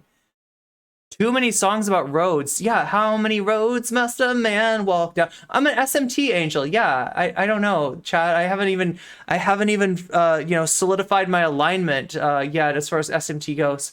How was that handing them the win? No matter what trans people do, the right is all. Yeah, exactly.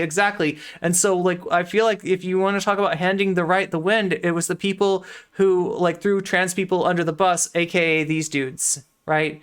But I really want to know if people think I'm a woke scold, because I mean, like, your opinion is valid, right? I want to hear it. Just doing it for clout. When you can just be honest I'm the and say, obviously there are woke scold.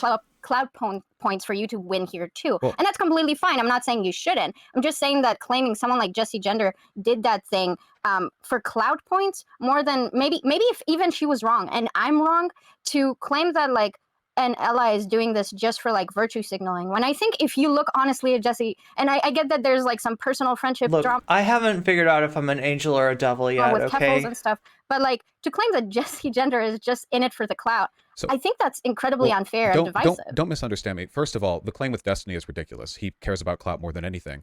Clout, of course you're a woke scold. Woke scolds are leftists. With a psychotic demon god in his mind that drives him to do everything lefties tell him not to do.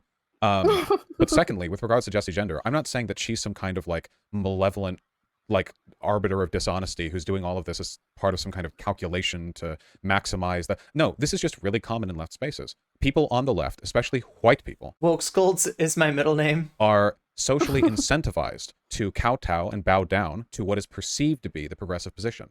Now, this is the problem. My dude is arguing that white people are cucked. But don't worry, there's no reactionary underlying, you know, right? There's no underlying reactionary perspective at work here, all right? That's just a coincidence that he said that. Wow. Yeah, this is the problem with the left, is that like, you know, like people are listening to black people too much, and you know, like, right? It's really hard to be white, let me tell you. It's such a every day I walk a lonely road.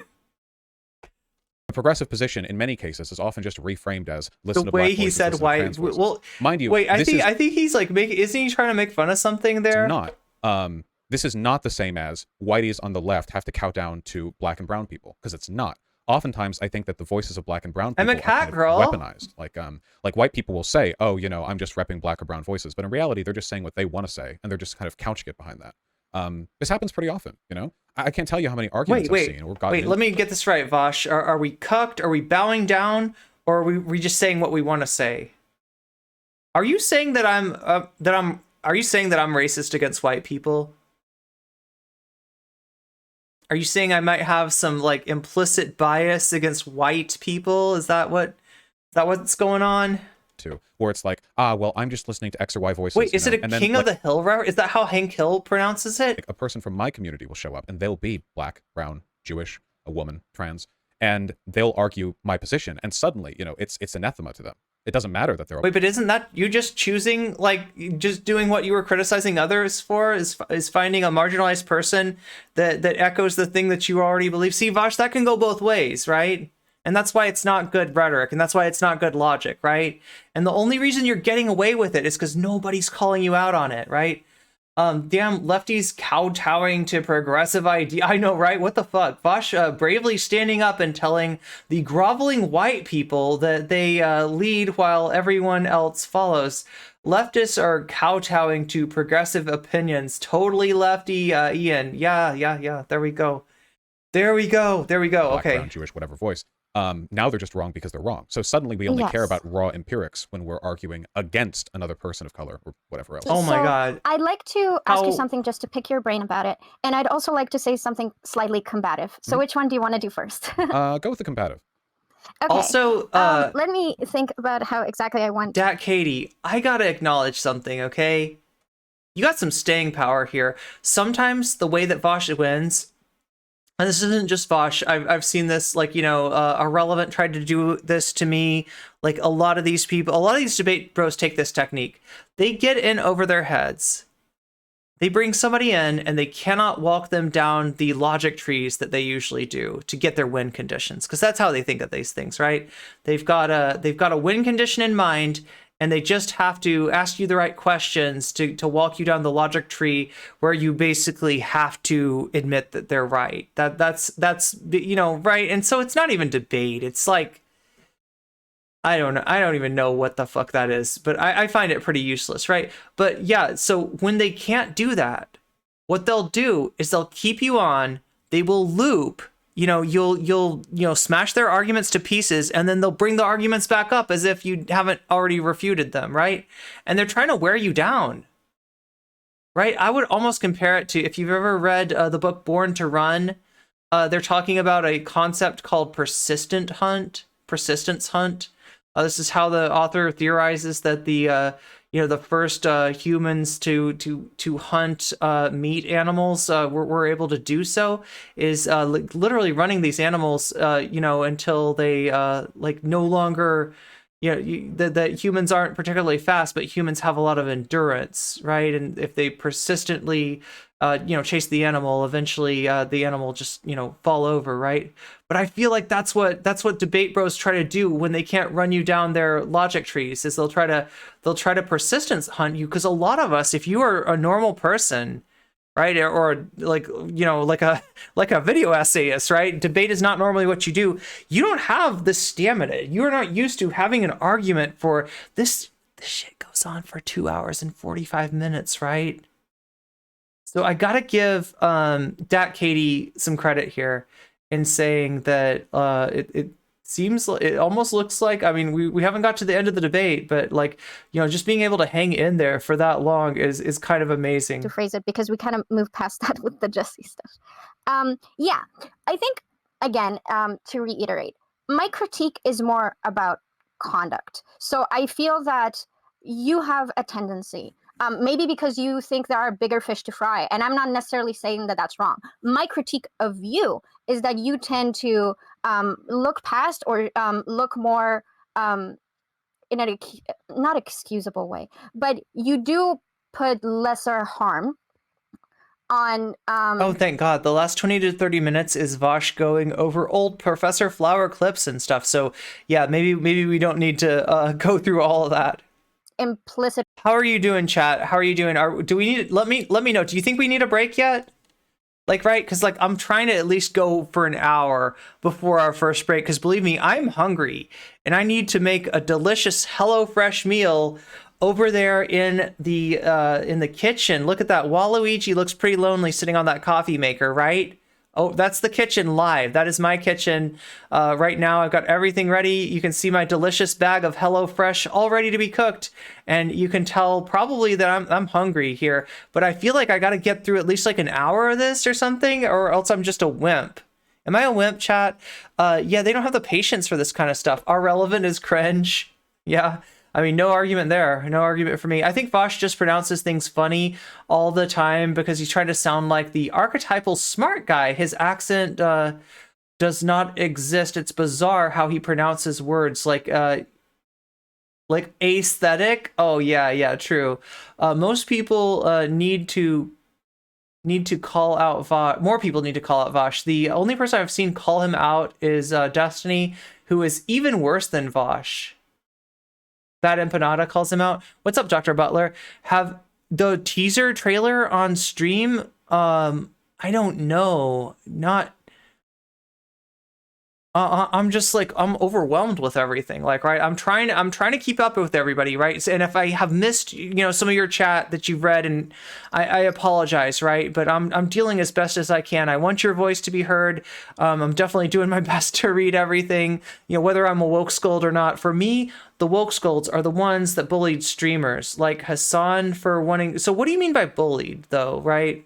So, like, I mean, obviously I'm on stream, so like I don't know what bullied streamers means. I mean, like, if I disagree with I did disagree with Hassan on some things, so if you consider that bullying, then I guess I am a woke scold by that measure. But so if I was to like say, hey chat, I've got some great content for you.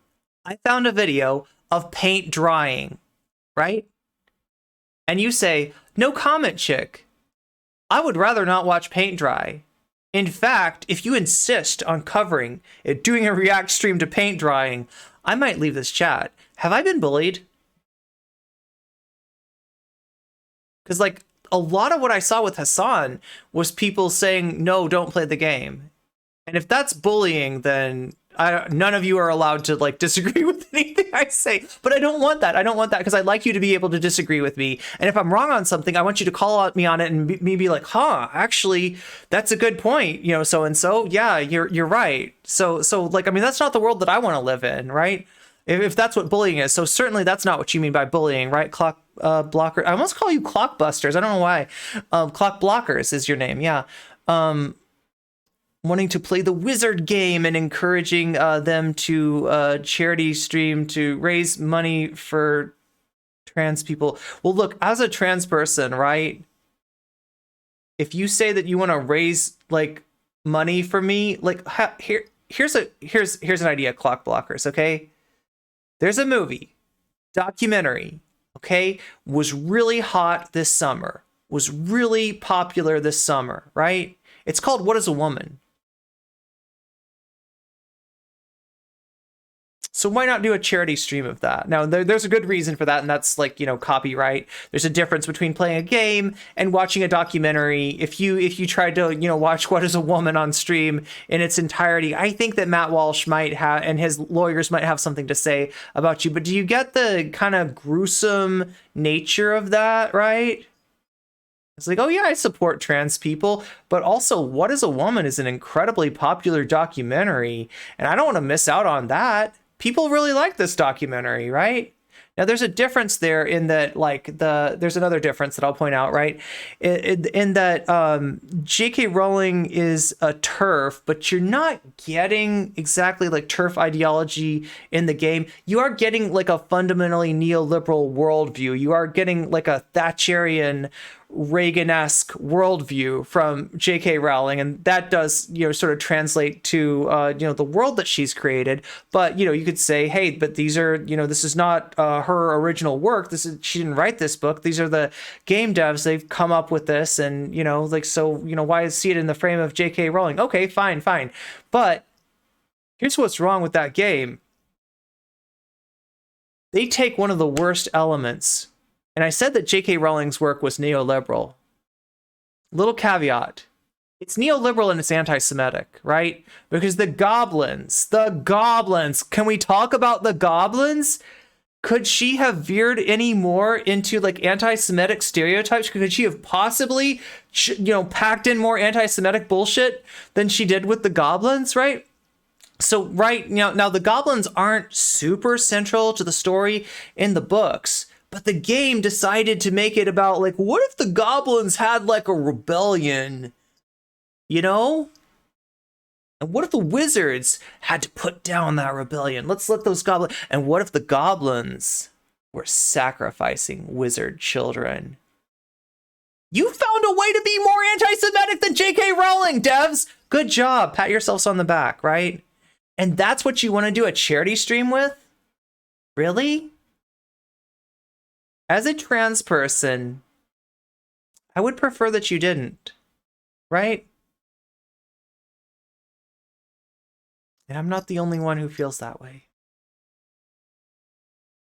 Racism or like sorry, stuff I got more, like completely stun locked. Congratulations, clock blockers. You got like I should give chatters credit for stun locking me. Like it should become a game. Stun lock NCC and you get something. You get you like I feel like I should be giving like some kind of like a badge or something for people who successfully stun lock me. If you get her talking for like more than I don't know 3 minutes, like that's a pretty good stun lock right there. We can both agree that if we live under a white supremacist structure, we've all have some internalized white supremacist beliefs. Do you think that's... Bad Empanada's called Vaush out at least 10 times. If Bad Empanada doesn't count, neither does... Oh my god, people defend Irish laddie Ian regardless of how they feel about Bad Empanada. Because he calls out everyone. I mean, sometimes he's right. Sometimes he's right. Sometimes Bad Empanada is ridiculous and wrong, right? And doesn't know how to stay in his lane, but sometimes he's right. It's wrong? I think we're all affected by it. I think you can do a lot of work Good. to undo that, but for sure, I think I it's agree. something that at the very least influences us. So at the core level, I believe that my critique of you is that as an ally and as someone that I do see as a fellow progressive, I should be able to ask you to do more. I love the shade. I love the shade. Yes, fellow progressive. Fellow progressive. Notice that we didn't say leftist. Right? I love it. I love it. Or work on that when I feel like that work is not being properly done. Like, I don't think if I tell another progressive, hey, this is a weird take, maybe check your privilege, they can still say, no, you're wrong. But I would like them to first like assess that. And I'm not saying that you have to then go, oh, well, you're right. Added Texans, I wouldn't call him a progressive either. I was being white supremacist all along. Like, you can agree with things. I just think that the level of like aggro and like dismissal is indicative of the exact issue that I'm talking about. Well, doesn't that Do you seem understand kind of where like... I'm getting at? I do, but it's kind agree, of I a agree. self-fulfilling prophecy then. Because I can just say, oh, I've done the work, I've checked my privilege, I've assessed my positions, and I still disagree. And then you would say, well, okay, but the way in which you disagree still indicates... Wait, but the wizard game was going to be obviously going to be popular, just like Matt Walsh's video is going to be popular, right? It's not a hard sell to a transphobic culture to sell like transphobia, and apparently it's not a hard sell to to sell anti-Semitic games to an anti-Semitic culture, right? People want to think that it's just Kanye. It's just Kanye. We don't really have a problem with anti-Semitism before, but obviously that's wrong. Look at how many people just blithely, enjoy J.K. Rowling's content and don't notice the freaking Star of David on the floor of the Goblin Bank, right? Like, this is to me that you haven't done those that's kind of easy mode, isn't it? things. So like we're back at square one. It's ultimately... But we wouldn't be in square one if you had... When you react in a way that is dismissive, I can argue that you potentially have not done all the work, because I'd say if you're a leftist progressive... I mean, if we want to take... Anyway, I'm not going to take there's more extreme like analogies and hypotheticals and thought experiments I could do with the whole, let's like play the anti-Semitic turf game as a way to raise funds for trans people, sort of thing. A big platform YouTube person, and your reaction to the critique is, so what if say her name is about a white girl now? That's not a very good reply to the arguments levied against you. Well, and that's a choice that you make. It's a great reply if no arguments have yet been levied, because that is the important question. Well, hold on. I haven't run from anything that you've said. I've addressed the positions that you've had. You may disagree with my conclusions, and that's your right. But I do take issue with the implication that the reason we disagree is because I haven't even bothered to engage with them. I have. I engage with lots of disagreements. I have to. It's kind of my job. But I don't know what to do when people are like, okay, well, I'm not saying you have to agree with me, but, and then they basically just say that I have to agree. Yeah, but Vaush, you pick and listen, you pick and choose your engagements, okay? And I would say cherry pick them, right? If you look at the way that he took the FD signifier video, for instance, right? Rather than engaging with FD signifier's longer point, and I get it, it's a long video, it's a very long video, right? So I don't expect you to watch the whole thing, right? But this motherfucker literally like just scanned through to find his face in the video, right? Like, oh, there's me, right? And this is emblematic of every single like, you know, piece of oppositional content that he engaged in. Now, I would maintain that FD Signifier's video, far from being like oppositional content or a hit piece or a call out, like if anything, it was an olive branch, okay? He brought Merrick DeVille on. He defended Merrick DeVille now in ways that, you know, I actually have a little bit of a problem with, right? But like, I say that to not to criticize FD Signifier, but to drive home the point that like Vaush is unable to engage even with like, you know, a very soft spoken, you know, critique that is like 90% olive branch towards him. This is essentially FD Signifier saying, I don't want to engage with the drama anymore, right? I am willing to see, you know, the faults of both sides, right? And he takes this, he watches, you know, he scans through to his own like face over and over again, and he says, aha, we beat the I mean, like, I know he's kind of joking about it, right? But like, I mean, there's something that's like not joking about, like, we beat the video. We conquered the video. I have deflected all of the possible criticism against me, right? Like, yeah, I don't think he ever engages like with the broader critique against him. I think he does like pick and choose, tries to find people that he can make look ridiculous, and then say, behold, the Vaush critic, the woke scold. We have defeated them. Right?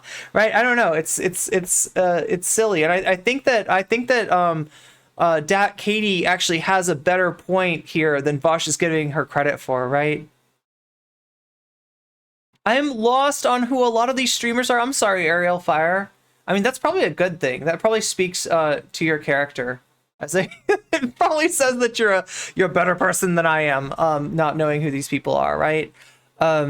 Much less terminally online than myself. So yeah, I mean, like the person, I mean, I guess we're like, this is Vaush who's on. If you don't know who Vaush is, you're awesome. I just gotta say, I envy you. You're a better person than I am. Yeah. But that's Vaush, you know, if you recognize the name. Katie, now wait, like, here's one thing I didn't get. Is Dat Katie a content creator?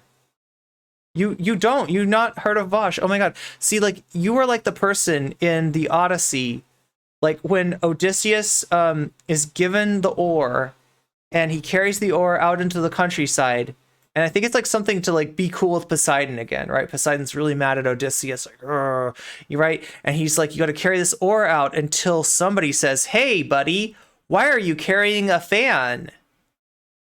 And that shows that those people don't know what an oar is. They're not seafaring people, right? And then he plants the oar, and somehow this gets Poseidon on his good side again. Like, right? I don't know. The Greek literature is pretty hard to explain, but I feel like that's it. You know, for somebody to be like, I honestly don't know who Vaush is. Like, I feel like I have finally gotten inland enough to find somebody who's not, you know, who hasn't been sullied by these streamers, right? Yeah, this is just a debate bros. If you've ever heard of them, it's I guess a genre of political streamer. They're big on debate. They always got to get that W. They're sometimes a little over concerned on being right at the expense of really reflecting on the issues that they're talking about, and that's what we're going over right now. Like, you know, the kind of their entrance into the discourse that came up in the wake of Breonna J, you know, the tragedy that happened to Breonna J. and you know, the way that the hashtag say her name was kind of co-opted there. But I'm a former Vaush fan. Okay, so we got some former Vaush. Katie was streaming this debate on her end. Nice. Wait, well, I did follow. So I did, yeah, so somebody gave Katie the shout out and I followed. Can we get another shout out for Katie? Because I feel like we're getting a lot of content. From Katie, and I want to make sure that we are also promoting Katie's stream. J.K. Rowling wants trans people unalived. Why would she take credit of streamers using her game? Wait, I'm not worried about her taking credit. But I mean, you are, when you're talking about buying her game, you are putting money in her pocket. Like, I don't know what you've heard, but that's what's going on. To go from there. I mean, what could I do to convince you that I've done the work? I've given a thought. I've checked my privilege. And oh my God, you came to me through TikTok? Is that true? TikTok debates. Wait, oh my God. I got to do more of those, I guess. Yet I disagree. I still believe that no proper argument has been given to the point that it is harmless to use say her name for Beyond J. I do need to, and chat, if you see any like clips, like, right, you know, or if you're going over my VODs, you can't do this with highlights, okay, but you can do this with VODs, right? And you want to make clips that's immensely helpful to me, because it's a super easy road for me to go from your clip of me saying something that means something to you, you know, that connected with you, to turning that into a TikTok a video. And I've had some pretty decent success on TikTok on trans talk, as we call it. I first came across Vaush in a meme which compared Vaush saying he cared about trans people to his trans rant. Thought the dude was done, but was recommended a video of him during the BLM protests.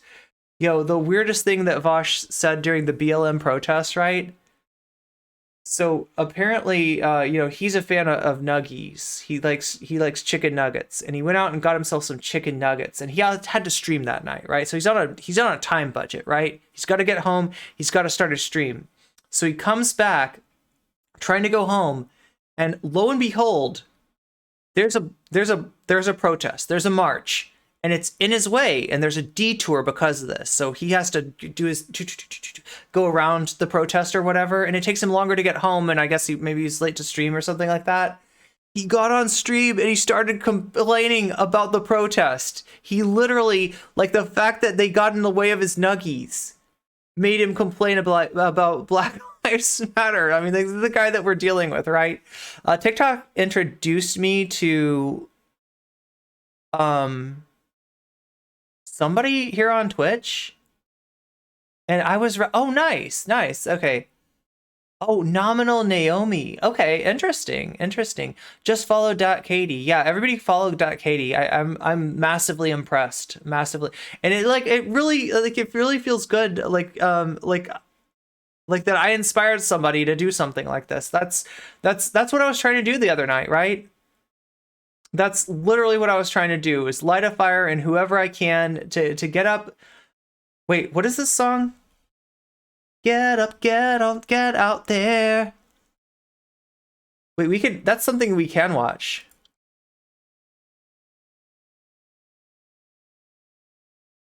Get up, get. Oh my God, I can't.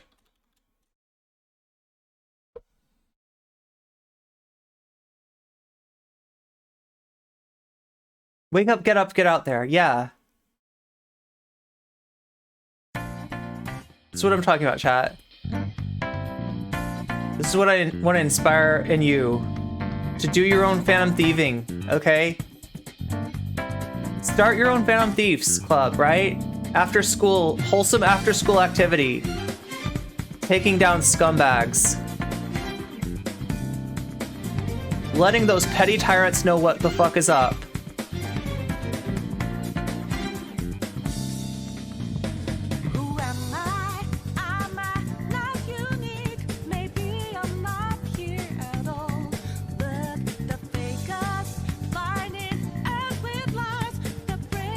I need to finish this game.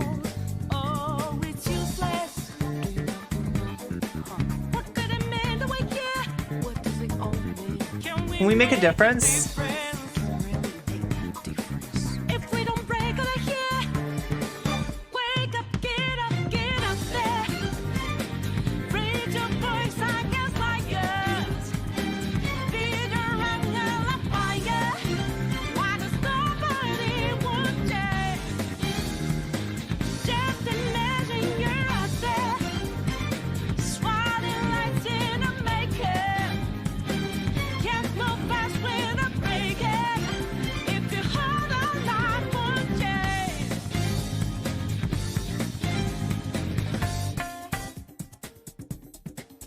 So yeah, that's what I'm trying to inspire in you, and it like really makes, I don't know how to describe it. Like the fact that Dat Katie like is thanking me for, you know, motivating her to go and have this conversation with Vaush, like do her own phantom thieving. That is pretty cool. I gotta admit it. So to try to build this bridge, I feel the fact that you continue. So again, I'm not saying that you have to agree with me, but when you say no valid argument was made, and this is just about woke skulls having unreasonable demands, I don't feel like you even understand my argument, you know? Because I do think that ignoring the fact that in an American context, Say Her Name is absolutely a racialized movement that is addressing a racial disparity issue, to then claim that this should now be, there's no issue at all with it being brought into just like non-racialized issue, and for you to call that nonsensical or invalid, it just seems like exactly what I'm talking about. Yeah, because that's still not an argument. I need to be told that it's It is fine. an argument. Well, you just disagree that it's valuable. No, it's not an argument. You're saying that it is being used in a context which isn't about black people. Fine. So what then is the harm?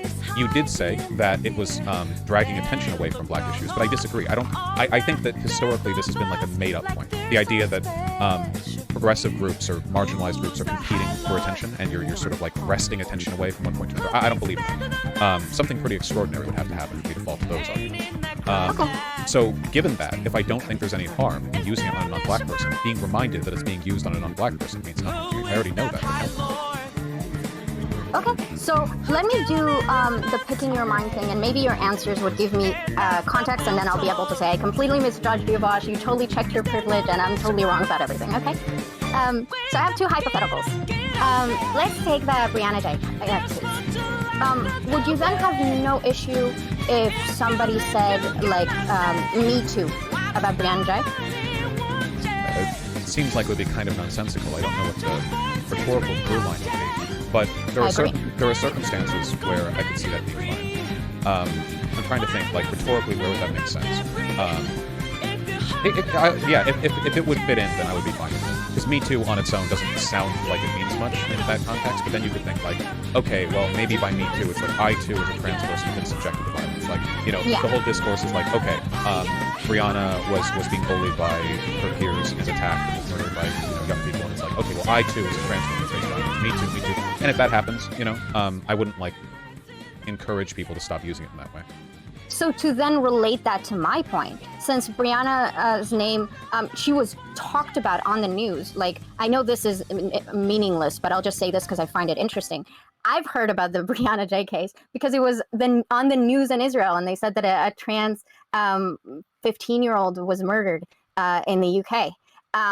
So if Say Her Name is about Black women erasure and unreported cases with a focus on police brutality, then a lot of people feel like saying Say Her Name. Wait, how far behind me is chat lagging? It seems like kind of far. About the case of Brianna is nonsensical the same way that Me Too. That's not your fault. That's just Twitch. Might be nonsensical. I don't think you could ever really argue that Say Her Name is that nonsensical when you're talking about a murdered person, you know, because that feels like kind of universally applicable. It's like, she died, say her name. We have a cultural, you know, we have like a culturally accepted practice of kind of acknowledgement. I wish you were right, Vaush. I wish all tragedies were, you know, acknowledged on an equal level, but that's not what that's not what's happening here.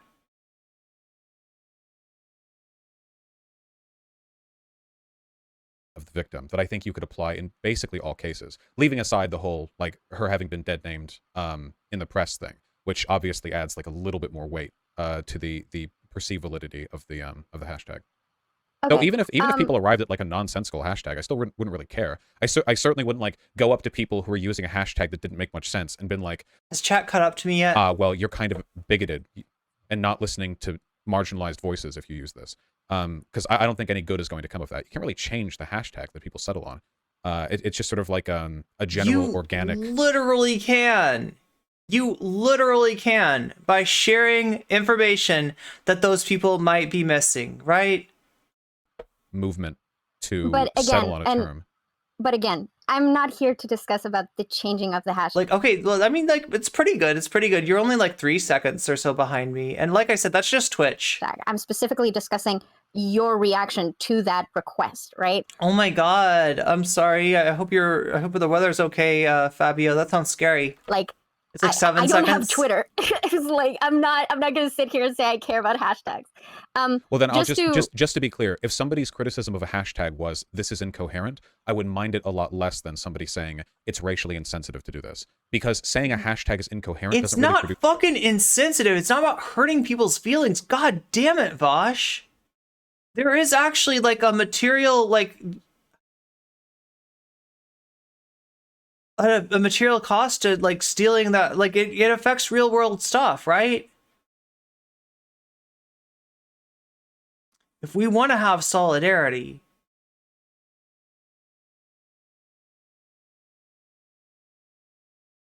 we need to be aware at the very least, at the very bare minimum, like, you know, like low, you know, bar that needs to be crossed. Be aware of what's happening to marginalized groups, right? We're not. Society is not. Like, certain tragedies get noticed more than others. And that's not to say that the tragedy being noticed should be paid less attention to. It's not a zero-sum game, right? But when you reach for a tool to bring awareness to something, and you reach for a tool that's already being used for the purpose of, you know, being aware of tragedies that just are not getting attention, you're doing harm. I don't know how else to tell you that, right? He has to make it about feelings, because his pre-planned win condition is going to be the proof. Yeah, that's what I was anticipating too, Zara. It's gonna be really cold tomorrow. Damn. He claims he thinks attention isn't a resource. Then his whole business model. Yeah, exactly. Good point. Good point. I think it's like Ian only thinks only cis white dudes have material issues, and everyone else is just has feelings. Oh my God, this is the weaponization of the objective, right? Like, if we're not careful when we say objective, what we're really talking about is the view from privilege, right? And when you're standing at those crossroads of privilege, you are seeing a vastly different world than the rest of us. It's the same kind of ridiculous myopic infighting that arguing that you're not listening to black voices by using that hashtag does. I mean, look at all the discourse that's produced, right? Like, it wasn't just like an incidental request. It turned into like this big thing.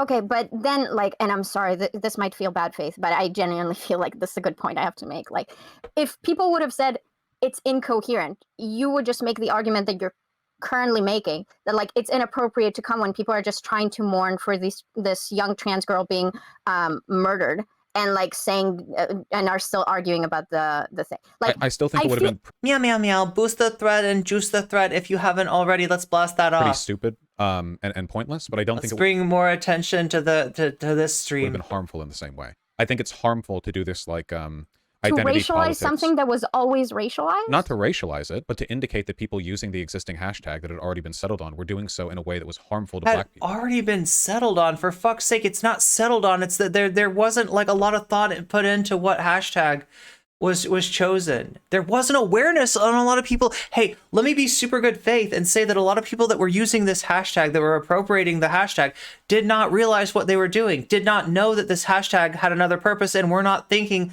about the fact, what, wrong Twitter thread? Oh my God, good point. Good.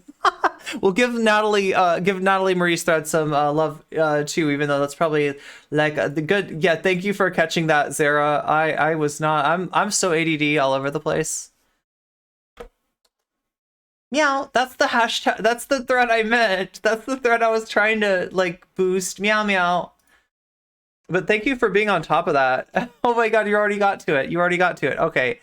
Oh my God, I am so silly, okay? Like, that tells me that we're almost, like, when we get to 1 hour, because I get that this is about, yeah, we're almost at 1 hour, okay? And there's about 2 hours of content here, right? So when we get halfway done, that's when I am going to be hanging out in space. Like, look at this, look at NCC. No, that's what I was trying to go there, right? I kind of missed, chat. I was trying to do a dimensional jump, and I accidentally.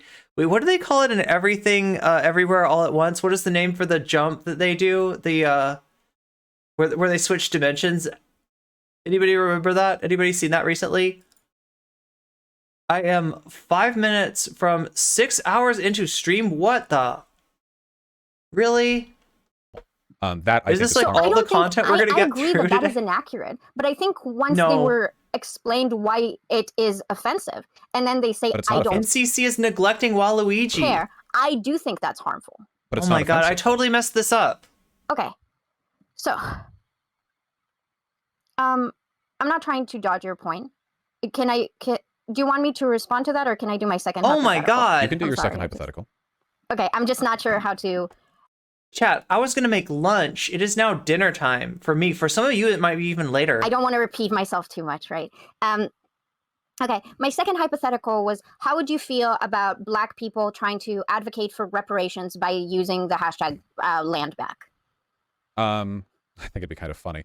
I don't think I would necessarily mind it. I mean, the worst you could really say is that it would end up being maybe confusing in the long run, but I don't think it would be like harmful.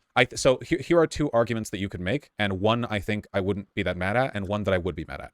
If somebody said, "Wow, using land back here is like completely incoherent," you know, like because we already have like a settled movement on this term, you know, we could settle for another one, maybe one that makes a little bit more sense. That's not funny, and it wouldn't be okay to ties do. a little bit more historical weight to it. I think I'd be okay with that argument. You know, it's like, okay, will that change anything? Probably not. But I think I wouldn't mind people saying it. But if somebody was to say, I mean, like, okay, I mean, like, I get, like, you know, I feel like there's another point that's being lost here, and that is that it is. Have I done bio breaks? Well, see, that's what I'm talking about, V. That's what that's what we're getting to, is like right, like that's where the food is gonna come from. It's gonna come from me making it, right? And I gotta get through, like, how many, oh my god, what I really wonder is, like, how much longer am I taking than the actual content to get through the content? Vaush isn't cool with land back or reparations. Toasted some English muffins and put peanut butter on them. You're not torching poor Waluigi like a big meanie. Okay, I'll get to it. I promise, chat. When we get to 1 hour, I will press pause on this.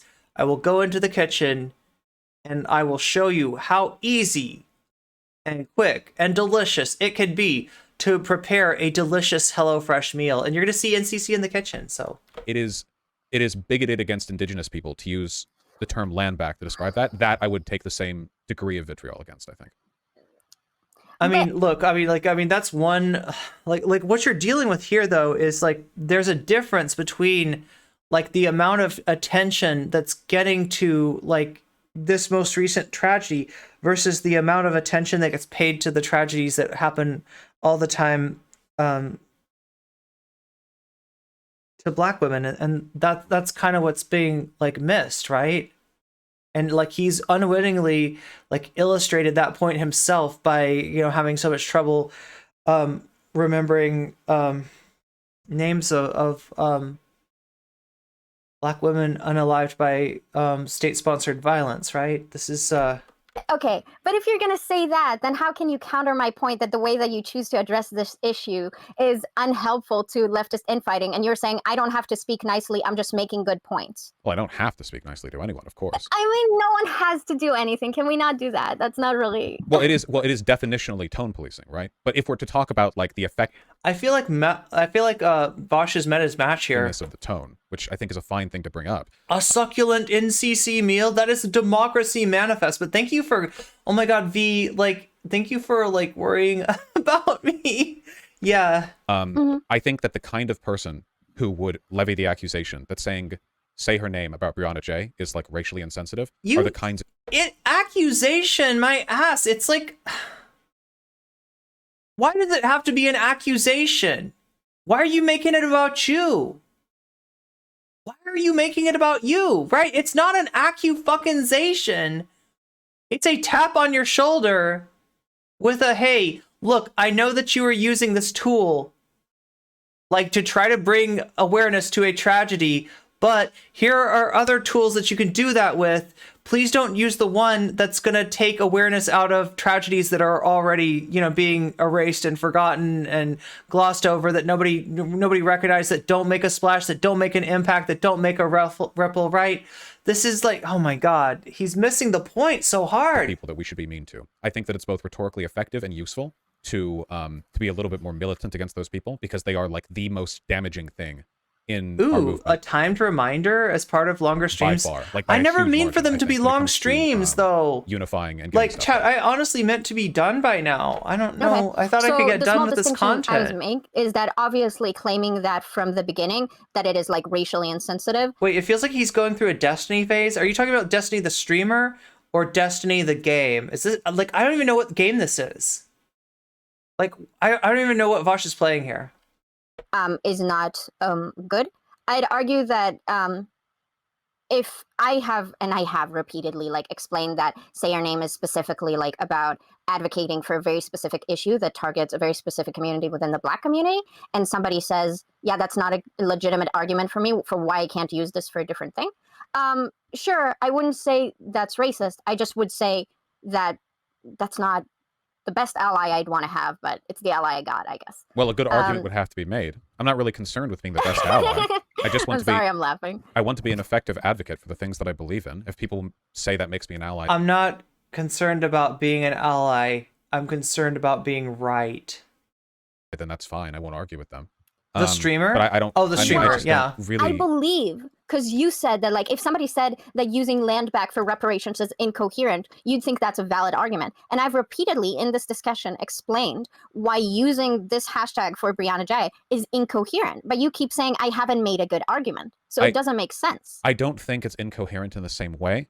Because, like, to be clear, Say Her Name isn't actually a movement. It's just a hashtag associated with a broader movement. There is. Who needs HelloFresh? Good question, clock blockers.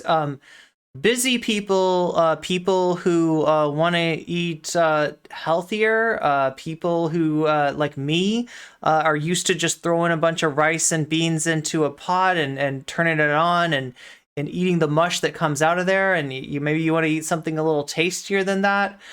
People who do not have time to go to the grocery store, right? People who are concerned about waste and want a product that's easy to recycle and kind of manage the waste of. There's a lot of reasons that you might want to order a delicious box of HelloFresh. Does it come in Japan? No, unfortunately. I'm sponsored by HelloFresh US. And for whatever reason, they like divide their business up by country. Now there may be one in Japan, in the EU or the UK. I don't even know about that. But that's who I'm sponsored by. Yeah, unfortunately, it doesn't get shipped across continents. But maybe fortunately, right? Because you would want like a fresher. Oh, that's another thing. People who want to eat fresh, all the stuff I think is. From the HelloFresh box, what is it has been like, it goes from being like in the ground to being on your table in like a week. So they have different menus. Yes, people who want to choose from a number of different menus. I'm getting the vegan Turkish spice chickpea bowl, but there's like a ton of other options too. So yeah, I mean, there's a lot of reason that There's no Say Her Name you movement. might want to. What we're talking about is the Black Lives Matter movement, mostly. Say Her Name is just... No, don't do this. Wait, The first thing I clarified on this But talk was that we're not... to be clear, all right, that I'm doing the cooking stream, like it's not one big commercial, okay? I mean, that's available to you. You do have 60% off through me by using my affiliate link and length. My affiliate length. Jesus Christ, what do I have on the brain? What do I have on the brain? And also, yeah, 60% off and free shipping. Tell me more. HelloFresh.com. Wait, no, there's an affiliate link, right? There we go. There's the code, right? So when you go to my affiliate link, use that code to get 60% off. That's your special coupon code to make it cheaper. gonna do, oh, this is just a hashtag. Well, yeah, thing. but at this point now it I need to get back to the gym too, becomes Fabio. relevant because land back isn't just a hashtag, it's the literal term of the political movement. You come back and you hear Vaush crying about BLM once again. Yeah, like, I don't know. For some reason, I take forever to get through this content. Whereas, I mean, part of it's because I care about it, right? And part of it's because I care about you, and I wanna kind of speak to what people are saying in chat. I get that I don't get to everybody, but I'm trying to do the best I can. like, the equivalent would be if people started saying hashtag Black Lives Matter because Breonna J died, which would be incoherent for a number of reasons. I'm not saying that I agree that the say her name hashtag is associated with BLM, but I do still think there's a critical distinction if we're talking about like the difference between merely being associated with it and being the literal same term. But if your only argument is like, I think there's a degree of incoherence. Can anybody tell me about the game that he's playing? Because it feels like he's been on the same level for like, well, I mean, it's not hours, it's hours for you, but to using it with Breonna J, then I would say maybe a bit for people who get confused by it. I didn't, and I'm pretty involved in political stuff. It didn't feel like it was an overstep or conflation to me. I don't think any harm was done. She's getting her gotcha because he's backtracking on the original agreement that this was more than just a hashtag, it was a movement. And I still don't think it was justified to accuse people who use the term of being racially insensitive. But if the only criticism is like, it's a little bit confusing to have an overlap here. Hey, wait, J Wolf, I think you just did something. You just did something, didn't you? I wouldn't have reacted the way that I did. I wouldn't have called anyone. Maybe I'm on a delay where I'll see that in a second. Either that or that's a period. I can't tell. Hysterical. No, it's not a little bit confusing. It's about... He was really upset about being late to his undies, yeah. Well, now I can't even say taking a movement, because now you walked it back and said that it's not really a movement. There we go, I don't there really we know how to go. engage with that now. There we go, it is a period. It's just a period. It's not the say her name movement. That's not what it's called. Meow. Say your name is there to advocate for against the erasure of Black women. That's what it's been used for historically. I'm okay with it being used in a variety of contexts. Disambiguation, Like, I understand, look, but the game is Returnal. Thank you, Clock Blockers. Okay, yeah, I've never seen this before. This is he said it's historically, but like it's not like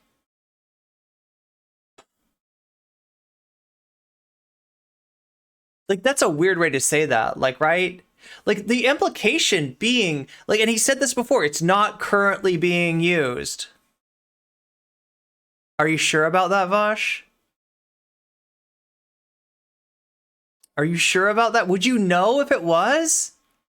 Like, this is what I'm trying to say, is that these issues, these tragedies, like, that happen all the time to Black people, they do not make the splash that other tragedies do. That is the purpose for the hashtag. That is the concern about it being co-opted, right?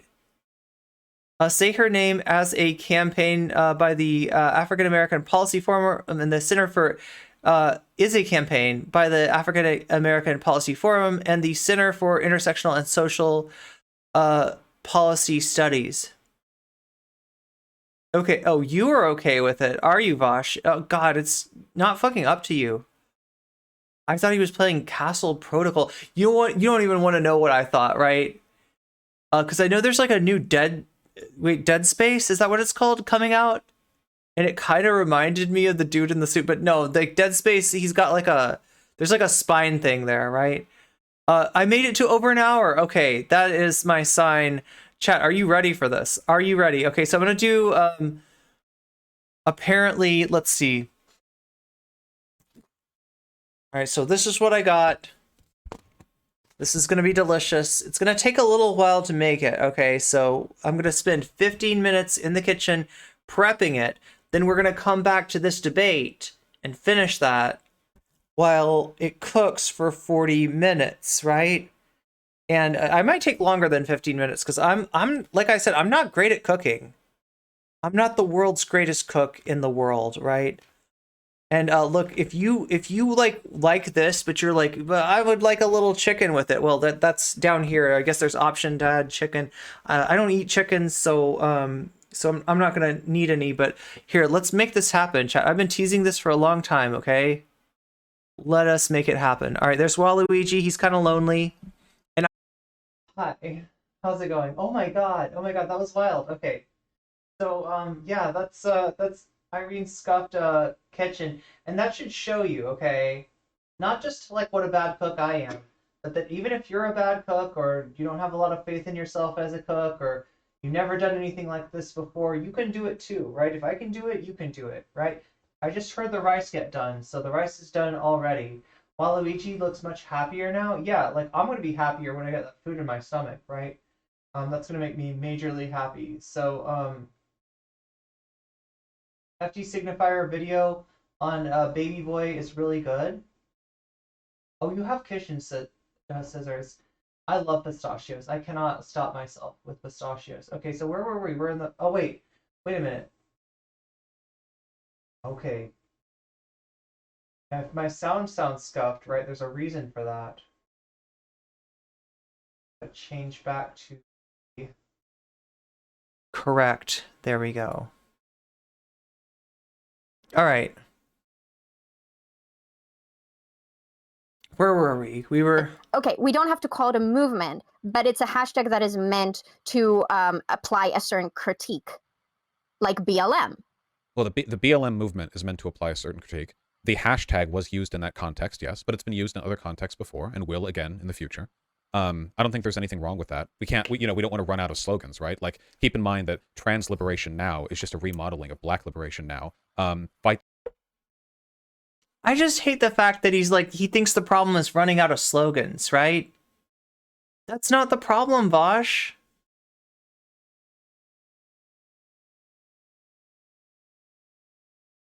The power, or like the raised fist as a sign of solidarity, originated in the black the Black Liberation Movement, but it's used ubiquitously for a bunch of progressive causes these days. There's always going to be a lot of overlap. Smash Mouth plays faintly in the distance. Say her name to you. If it's not just a hashtag, but it's also like not a movement. The squishy, seedy bits of the tomatoes.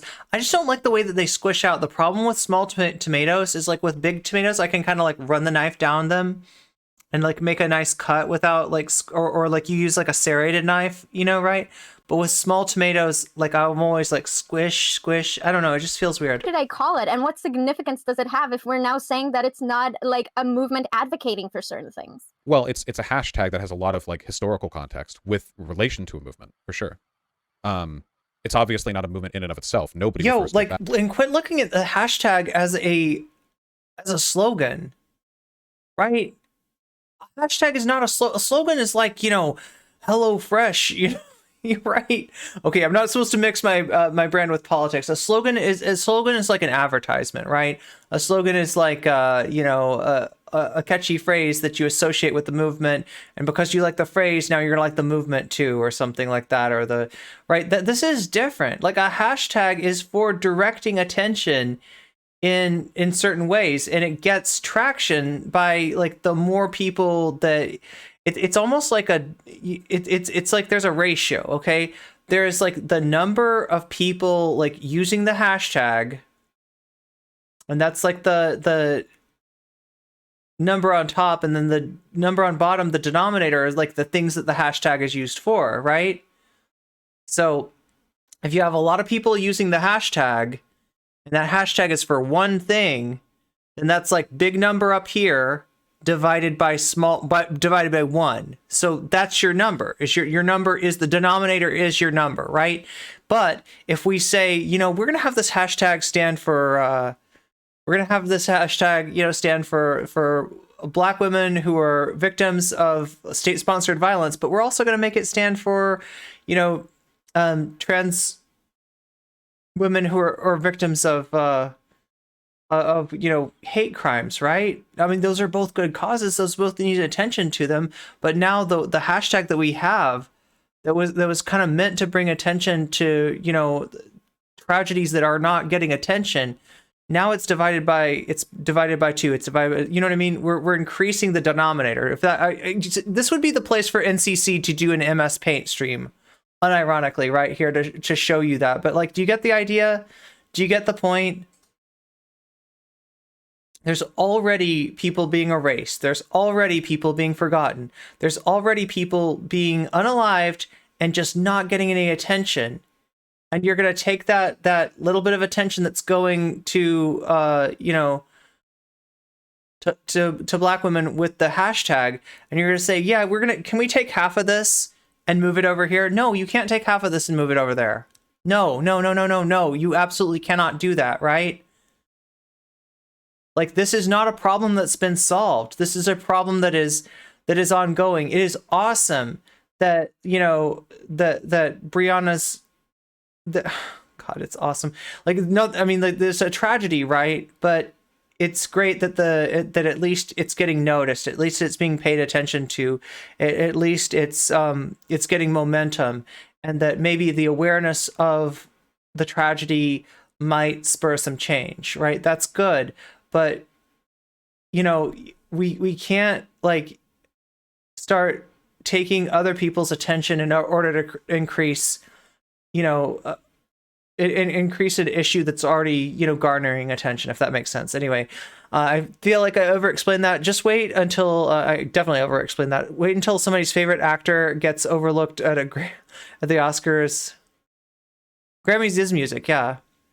I don't know the award thingies either. I don't really care that way. And I like watch movies. I don't care about award shows. Making the argument that it's just a hashtag in the sense that it has like no pre-existing context. Slogan is like yeah, it's like a yeah. Yes, it obviously does.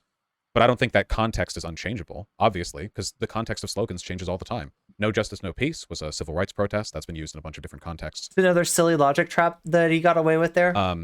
You know, honestly, a lot of stuff comes directly from Black liberation in this country, because that's always been the most active and militant body of progressive organization in the past century of American history.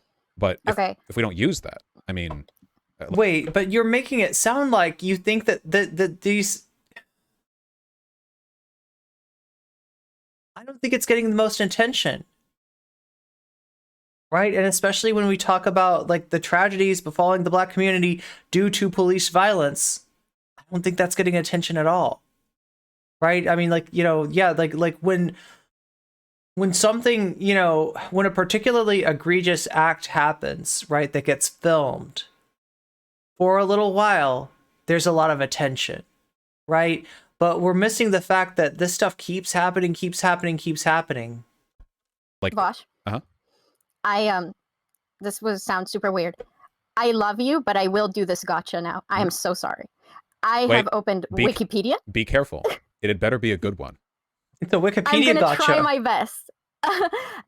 I know that you're a fan of Wikipedia, and I opened Wikipedia, and Say Her Name is a social movement that seeks to raise awareness for Black women victims of police brutality and anti-Black violence in the United States. All right. Cool. Was it a good one? Just out of curiosity, is there a disambiguation link at the top of that? What's a disambiguation link? In Wikipedia, they'll put that at the top of articles where the term could refer to multiple things. The correct title of this article is Say Her... Do you want me to just send you the link? No, I can Google it. Just a moment. Okay.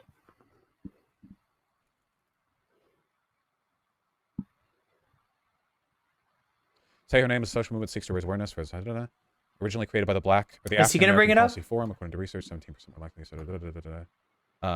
An effort to create large social media presence alongside existing racial justice campaigns such as hashtag Black Lives Matter and Black Girls Matter. Never heard Black Girls Matter, but all right.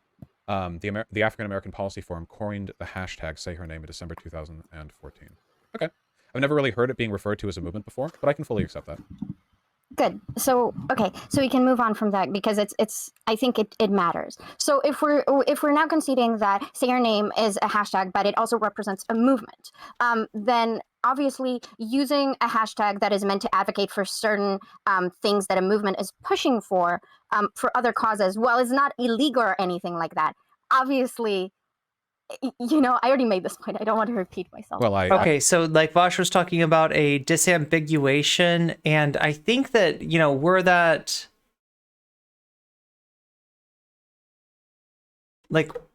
a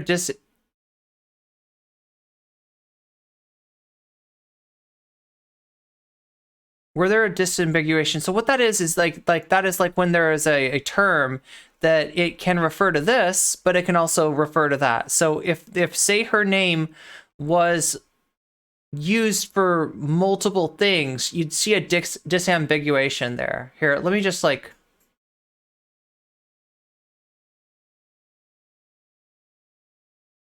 Let me just bring this up here. Okay. So he read he read the first paragraph here.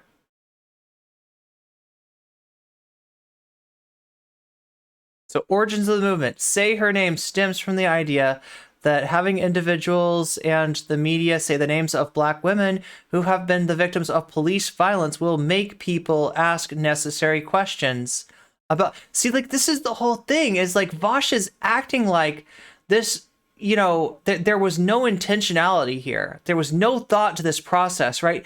These are, you know, this, you know, hashtag, this movement, what, you know, has got like, name was originally created by the African America Policy Forum.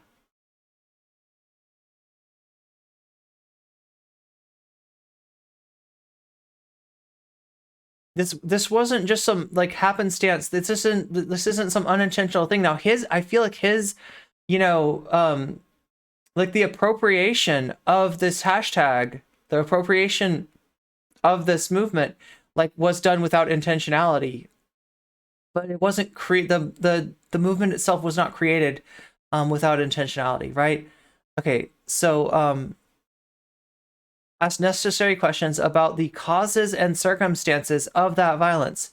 And the concept of saying the name is also a symbol or shorthand for learning and telling the stories of these women, again, both between individuals and in the media. Crenshaw, this is Kimberly Crenshaw, has said, if you say the name, you're prompted to learn the story. If you know the story, then you have a broader sense of all the ways that Black bodies are made vulnerable to police violence.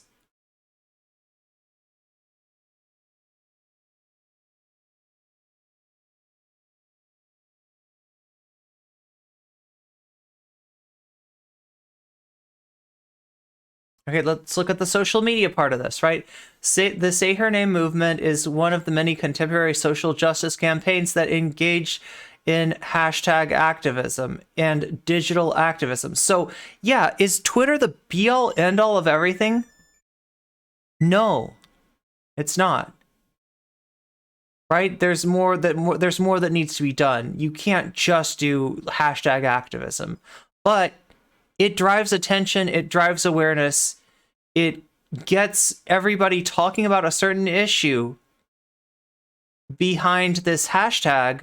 The hashtag then, you know, pops up in your trending feed, and you see it, and you click it, and you find out what it's about, right? And if you see it, and you click it, and you're looking at what it's about, and the first thing you see is, like, you know, the name of,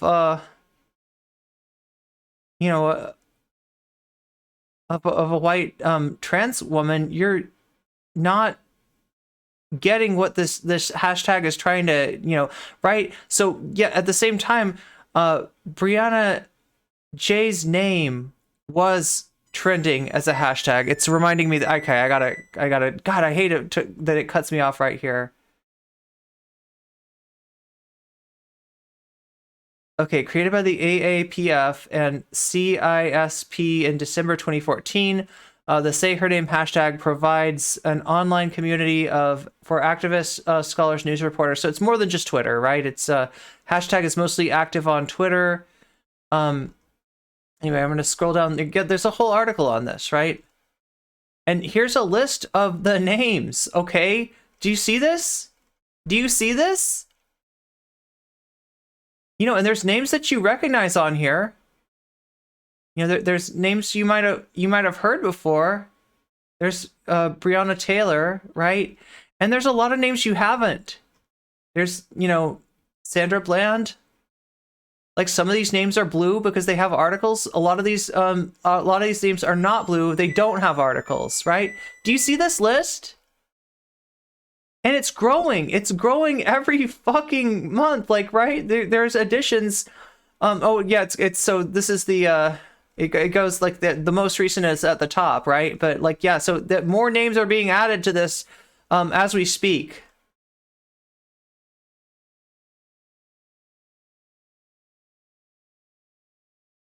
Okay, so then it mentions the hashtag being used in the Brianna J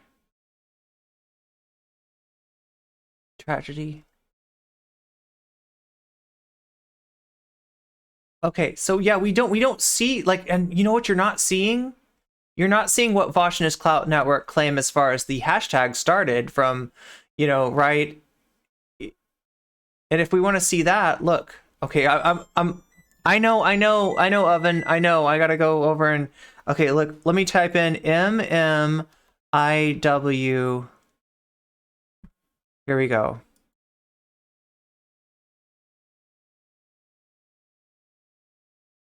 Let me search. Say. Okay, I don't find say her name with the words separated. I don't find say her name with the words together, right?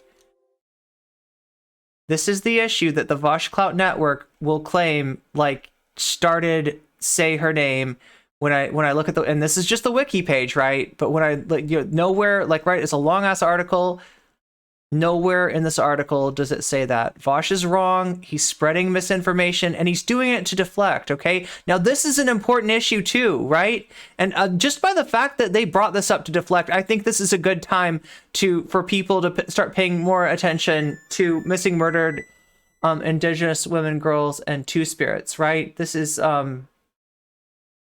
something that also needs attention. This is something that also does not get enough attention, right? But it's not a reason to deflect from their bullshit. Anyway, sorry, chat. I better go get those better go get that stuff out of the oven. Okay, we're gonna switch back over to Waluigi, and we're gonna switch our mic once again to the webcam mic. There we go.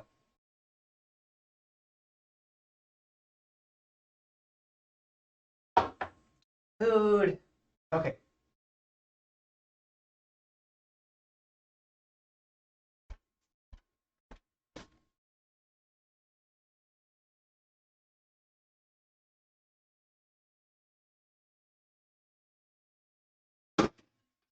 Oh wow. I probably should have gotten that out of the oven sooner. So as you can see, if you get to yours quicker than I got to mine, you're not going to deal with this issue of having some burnt onions on the outside. But, there's still plenty of good onions in here too. So I'm just going to take the burnt onions and put them somewhere.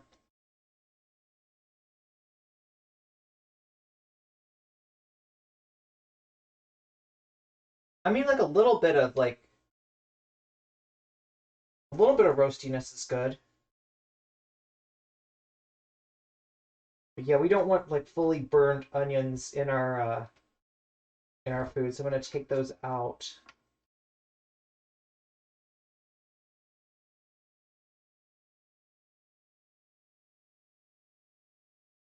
Okay, that looks like.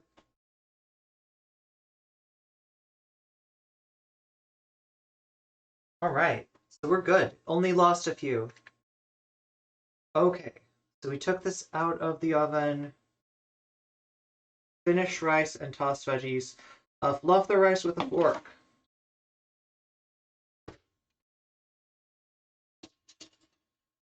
Okay, so here's my fork. Here's the rice. We're fluffing. We are fluffing it with a fork, okay? Oh my god, that looks so good. And the idea is just to kind of get it fluffy, right? Mix some air into that rice.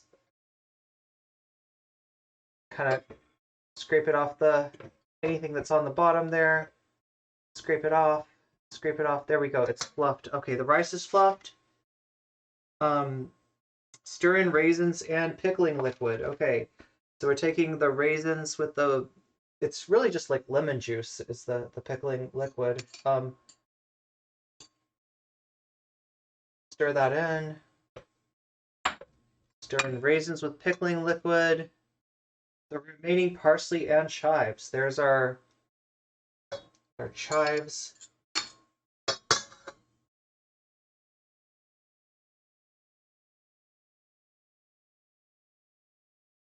all the chives. Oh wait, that was the parsley. I actually couldn't tell. Yeah, there's the parsley and there's the chives. Right, they're just, you know, minced green vegetables. Okay, so we got that and we got that. Scrape that off in there.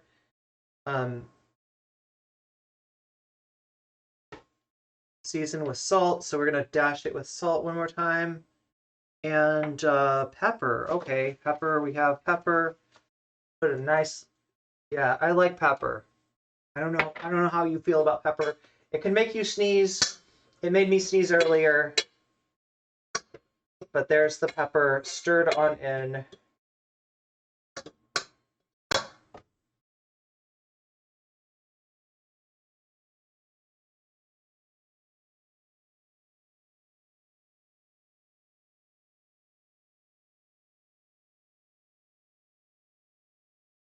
Oh, that's what we do with the remaining pistachios. Okay, so we still have some pistachios.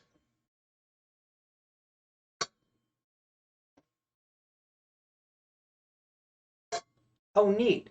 And so you're gonna have maybe like an extra lemon wedge to add as like a garnish, right? Okay, so the next step here, hopefully this is cooled down now.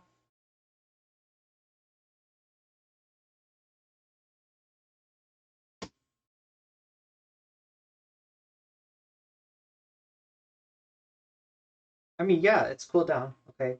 So I can grasp this with my hand without too much concern. So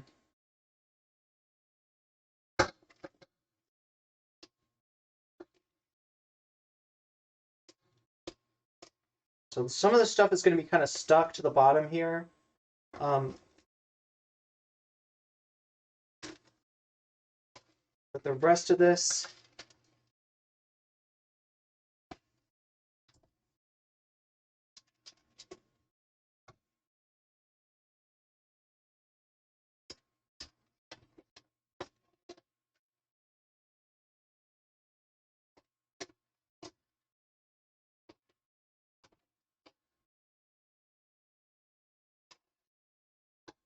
so yeah, whoever was telling me to get the food, you were right. Like, I don't know, leaving the onions in there a little extra long actually does like kind of burn a little bit. That's okay. Like overall, we just have like a nice little roast to our onions. Nothing is damaged. Putting in all of the chickpeas and the onions and the tomatoes. This smells so good, by the way. It smells amazing. Okay, there it is.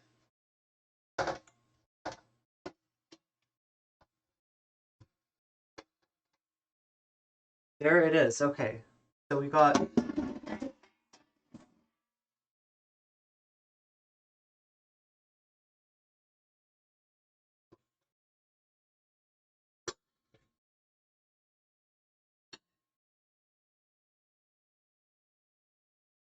so we're gonna give this a good stir.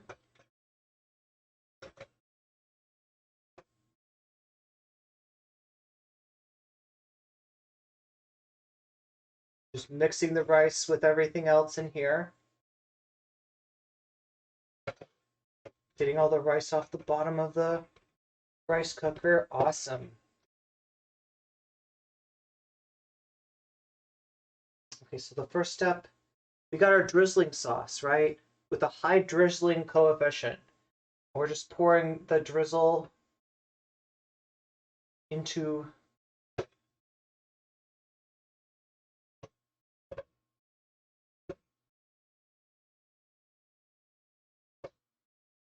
here, I'll show you what I'm doing, okay?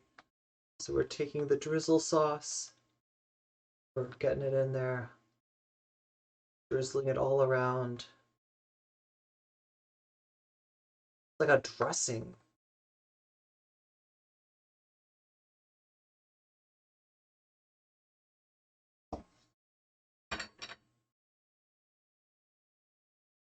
The rest of that drizzle, okay, put that down there.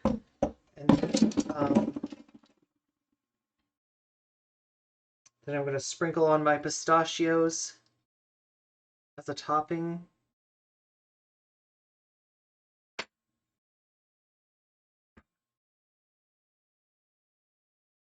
And remember that lemon zest?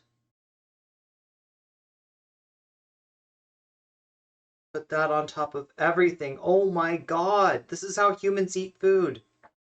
This is how real people cook. I don't usually take this much time in preparation. For me, this is like a lot more involved. For you, this might actually be easier. You know, I don't know how you cook, but like, you know, this has got all the ingredients kind of already prepared for you, already ready to go. You just have to do the minimal preparation. Then we're gonna take this lemon wedge right here, and we're gonna squeeze it all over there.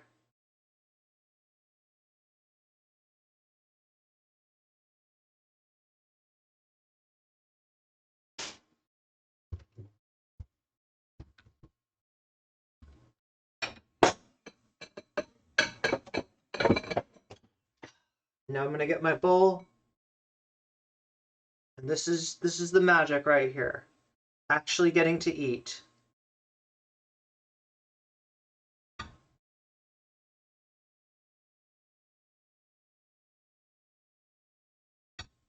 And this is 2 servings, right? So I'm gonna take half of this for me, and half of this for me later.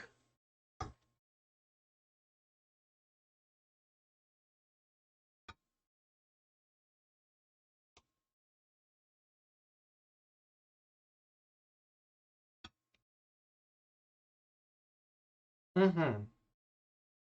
Fuck yes. Okay, I mean, sorry, no cuss words while we're advertising.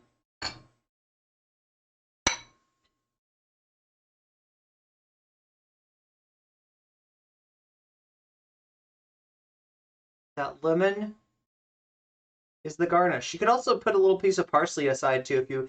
I don't know how into garnishing people are, right? I don't usually garnish very much, but there it is. Look, take a look. This is my bowl of HelloFresh. I got half of this left over. The nice thing about the rice cooker is that it keeps it warm for me. There we go. We're ready to go. All right, let's get back to the content, back to the Vaush.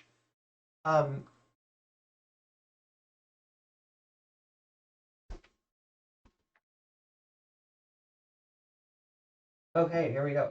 Awesome.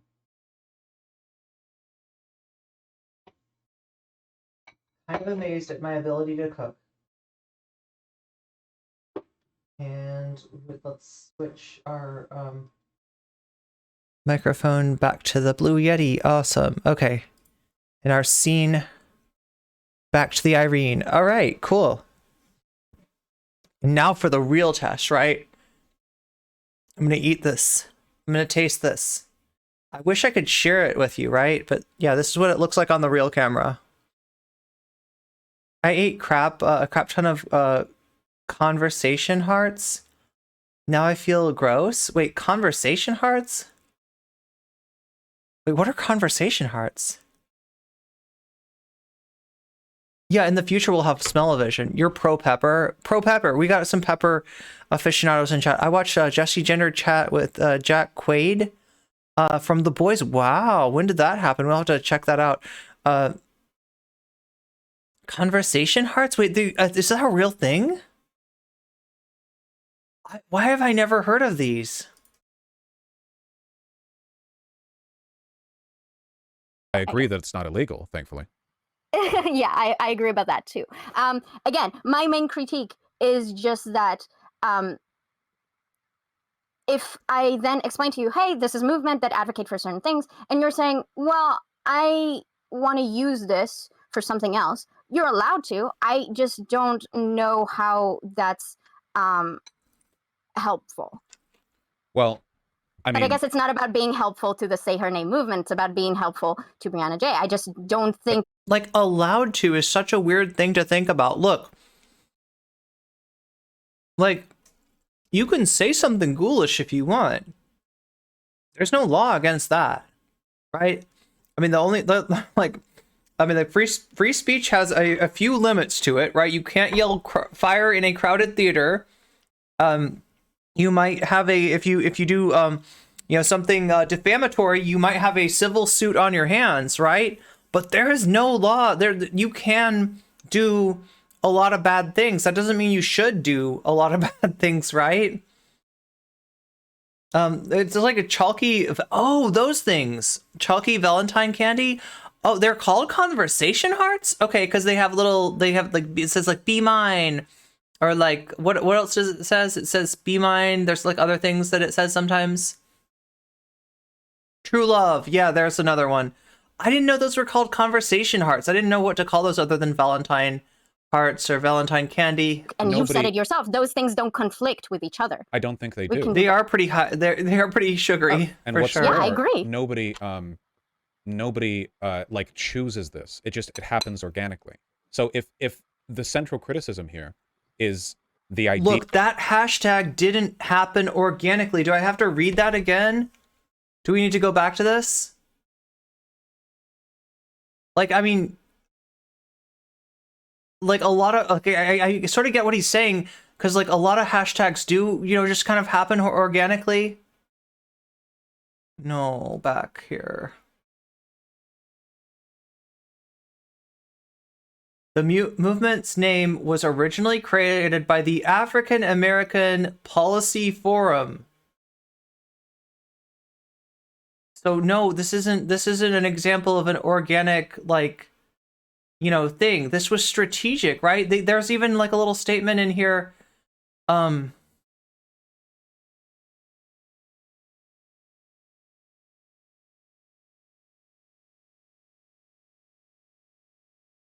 If you say the name, you're prompted to learn the story, and if you know the story, then you have a broader sense of all the ways that Black bodies are made vulnerable to police violence, right? Creation of the campaign, Say Her Name movement, you know, is a response to the Black Lives Matter movement and the mainstream media's tendency to sideline the experiences of Black women in the context of police brutality and anti-Black violence. The campaign for this movement began December 2015, but he's saying this is historically, right? I mean, if you mean by like historically, if you mean 2015, you know, right? That's by the African American Policy Forum and the Center for Intersectionality and Social Policy Studies. The reasoning behind the campaign is to bring awareness to the most often invisible names and stories of Black women and girls who've been victimized by racist police. Statistics have shown that Black women and girls as young as 7 and as old as 93 have been victims of police brutality. In recent years, the killings of unarmed Black youth like Trayvon Martin and men like Michael Brown have captured much more attention and public outrage. So yeah, this was a very specific, intentional, directed campaign. According to Kimberly Crenshaw, one of the founders of AAPF, the Black women's continued exclusion from the stories of about police brutality, racism, anti-Black violence contribute to an erroneous notion that Black men are the chief victims of racism and state-sanctioned violence, which underplay issues such as, yeah, right. So this is very, very, very, very intentional. It is not organic, Vaush. God. Like, you can't just, like, this is the, okay, so I'm not going to beat up on him too much because he doesn't know this, all right? And, you know, if you don't know something, you should have a chance to, like, understand it. Okay? But, like, seriously, this is, like,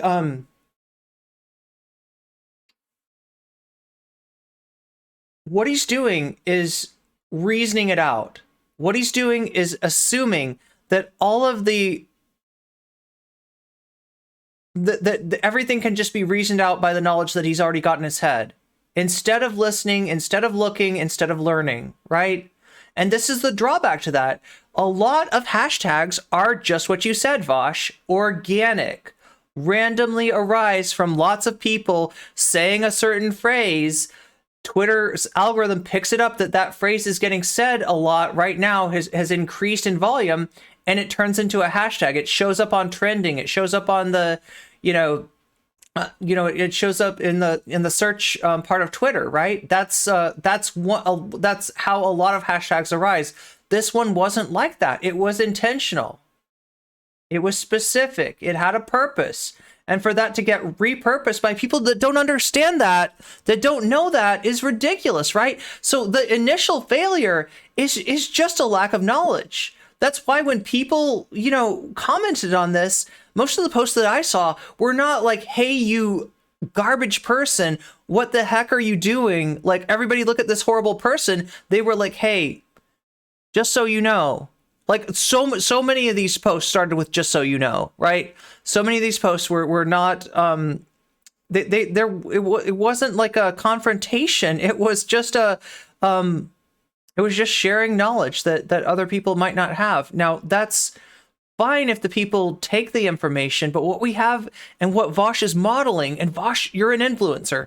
I hate to say it, it sucks, right? Because you're doing such a bad job here. But when you react in fragility and when you attack the messenger, you're setting an example for so many people to do the same thing, right?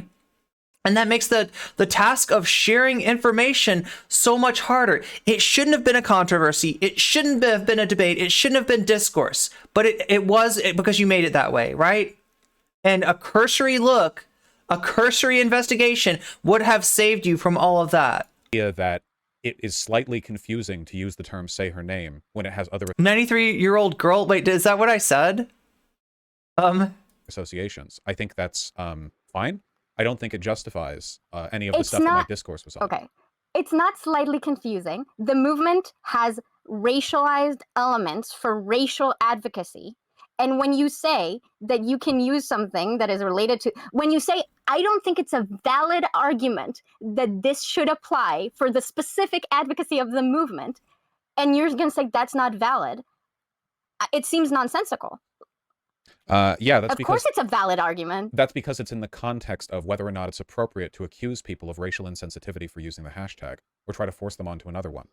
In the context of just making the argument that there's a degree of confusion or incoherence for the sake of making that argument, do you think I would have reacted that way on Twitter if I'd seen that? Like, if somebody had said, well, you Vaush, you reacted before you could have seen that, right? Like I said, cursory investigation, cursory, you know what I mean? A little, like, going to, in this case, you know, you get criticized by people like Haas for looking at Wikipedia. And granted, on some issues, you probably need a little bit more than a Wikipedia level of knowledge. Wikipedia is a great starting place. It is not a place to become an expert on a subject, okay? But your habit of looking things up on Wikipedia, in this case, would have helped you, would have saved you. Instead, you reflexed, you knee-jerked, right? You attacked. And two things would have helped you, right? A, listening. You know, okay, explain to me. What's going on? Like, tell me more, right? That's one way. The other way is just like a little bit of cursory research, and you would have seen that you're wrong. You're wrong. This is not an organic hashtag that somebody is saying, hey, excuse me, organic hashtag. Could you please be a little bit more non-organic? No, this isn't. This was a, this was like a slogan, if you want to call it that, like created by a policy institute, right? This is the opposite of what you're representing it as. It is a bit confusing that they share a name. You know, like there was already kind of a meaning to that name. Do you think I would have like gotten really mad at them? I think that would have been fine to say. The issue that I had. Do you see what's happening here? The trying to force people onto new hashtags. The idea. Look, I swear to God, if the majority of Vaush's community was not up his butt so much, this would be truly embarrassing. This would be a watershed moment. This would, and it will be for some people. Okay, I'm not trying to paint with a broad brush. Like I said, there are some people in Vaush's community that get this, right? By all rights, this should be a moment where people say, oh my gosh, this great thought leader Vaush, who I placed so much faith in, I probably placed too much faith in, and I need to listen more to people like Dat Katie. But it won't, like, right, it's not going to be as big, like, right, because, like, we're now 1 hour into the video. Like I say, I think I mentioned this in, when I talked about Keffels, generally people do not watch a whole YouTube video, right? YouTube has a whole bunch of videos that you could watch. You're always, you've always got, like, a list of videos that, you could opt into on the side. Most people do not finish watching a whole video. A video this long, like, right, you got 30% of the people still watching at this point, right? Sadly. Maybe more people for the stream, but this should have been a giant watershed moment. That it was racially insensitive in some way. Okay, but It's I feel not like about racially insensitive. It is deleterious. Do you know that word? saying trying to force is very Harmful. loaded. When if Jesse Gender says, "Hey, let's use a different hashtag," do you think that's forcing? When you're saying that people are being racist if they don't, yes. Like, obviously, But it's Jesse not Gender didn't literally- say that they're racist, did she? Didn't say that. Jesse Gender said a lot of regrettable stuff in that tweet thread. If Didn't say that. you want to go through it, but absolutely, Weasel. Can we get some weasels in chat? the I'd idea love to go was through it. the idea was yes, it is. Yeah, you want to look at the thread again? Jesse Gender does not fucking attack people. That's just not what she does. So I can guarantee you that there was not a statement of like, if you use this hashtag, you are a you know, like, right, that's not how Jesse Gender is. She never does that stuff. She doesn't call people pieces of garbage, right? She it's just, I can guarantee you're wrong on this, Vaush, without even looking at the thread, just knowing the creator. And you're not listening to black voices, etc., if you do this. Racially insensitive and racist are not the same things, and I know you know that because you argue for that all the time. I mean, if she said racially insensitive, that is her trying to, like, you know, kind of like, you know, tone down her rhetoric. I would say it's harmful, right? But, like, I mean, does it necessitate? Because I've pointed out that look. If you step on my toes, okay, or somebody else's toes, right? That hurts. That's harmful. That's not good. All right. Now, if you step on them really hard, you might have broke my toes. That's harmful. But if you didn't mean to do it, and I tell you, please get off of my toes, you are harming me. Please do not take that as me impugning your character. And you know what? If you're gonna break my toes through your callous disregard for my well-being, maybe you deserve to have your character a little bit impugned. That's not what Jesse Gender was doing. That's not what most of these people in these tweets were doing, right? That was not the first thing that was said in like almost any of these cases. Where the concentration was not on impugning anybody's character. The concentration was on mitigating, reducing, and ceasing the harm that was being done. Jesus Christ, Vaush. I know that doesn't mean they know that. I'm aware of Who that. is they? Because my critique is not conservatives are looking at us. I'm critiquing other progressive leftists. Progressive leftists should not be thinking that they are being called racist when somebody says, hey, maybe you're being racially insensitive right now. I don't think that's a hot take. That is what is being said by this portion of Twitter. There is no distinction in the mind of the woke scold between racial insensitivity, not having... Vaush, you just said of the woke scold. No, like, I'm not going to say that woke scold is an inherently dehumanizing term. Okay? It's a right-wing term. It's a Ben Shapiro term. You are recycling Ben Shapiro talking points, but I'm not going to say that it's inherently dehumanizing. But when you say in the mind of the woke scold, that is language similar. Like, look, wait. Can we find the Fear and Loathing, like, God, I can't do that. It's a movie, right? Okay, so in the movie Fear and Loathing, the characters go to a like a convention for narcotics officers, for cops that bust people for drugs, okay? And they go and listen to a speech at this convention by an expert on drug addiction, right? And he says, you know, in the mind of the addict, right? And you can see all these cops like, yeah, you know, they're not thinking of the addict as a human being. They are thinking of the addict as a problem. They are thinking of the addict as a target. They are thinking of the addict as somebody that needs to be locked behind bars and the rest of society protected from, right? In the mind of the woke scold, god damn, Vaush, you're a fucking cop is what you are. You are a fucking cop. having checked your privilege and being racist. These distinctions exist Do outside you of their really analysis. believe that? Yes, of course I do. Do you think I'm a woke scold? I don't know. I haven't talked to you for long enough. You seem more sympathetic to their arguments than me, but that doesn't make you one. Okay, so do you think I see no distinction? So I see a distinction. You see a distinction. Your audience sees a distinction. But when you and your audience come and say, hey, you're calling people racist, why not use your power and leadership to say, obviously, saying this is racially insensitive, even though I don't agree with it, doesn't mean that anyone is calling you racist. I mean, I saw the discourse with tons and tons of people saying it was racist to you. Look, I mean, like, I feel like I love you, Katie, but you're being too nice here, right? Like, but like, okay, let me rephrase that.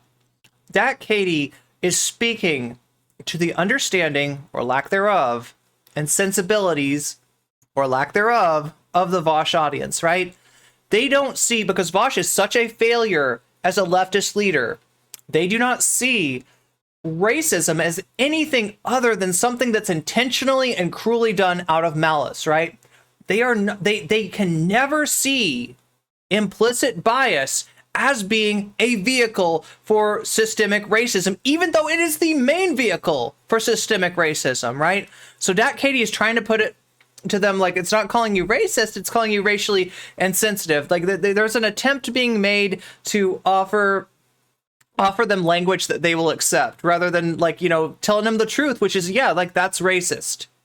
It's not racist in the same. I don't think you're, you know, walking down in the street in KKK outfits. I don't think you're, you know, like putting on like, you know, jackboots and walking down the street as a skinhead. It's not that degree of racism. I don't think you did it intentionally. I don't think you're trying to be cruel. I don't think you realize you're being an asshole, but that is racist. You are right now the vehicle of racism. If you've seen my Innuendo Studios reaction video, you have Agent Smith coming out of you. If that helps you understand, if that helps you realize that you can be the vehicle, the vessel, the conduit for racism without any intention of being so. I have had it happen to me on stream, okay?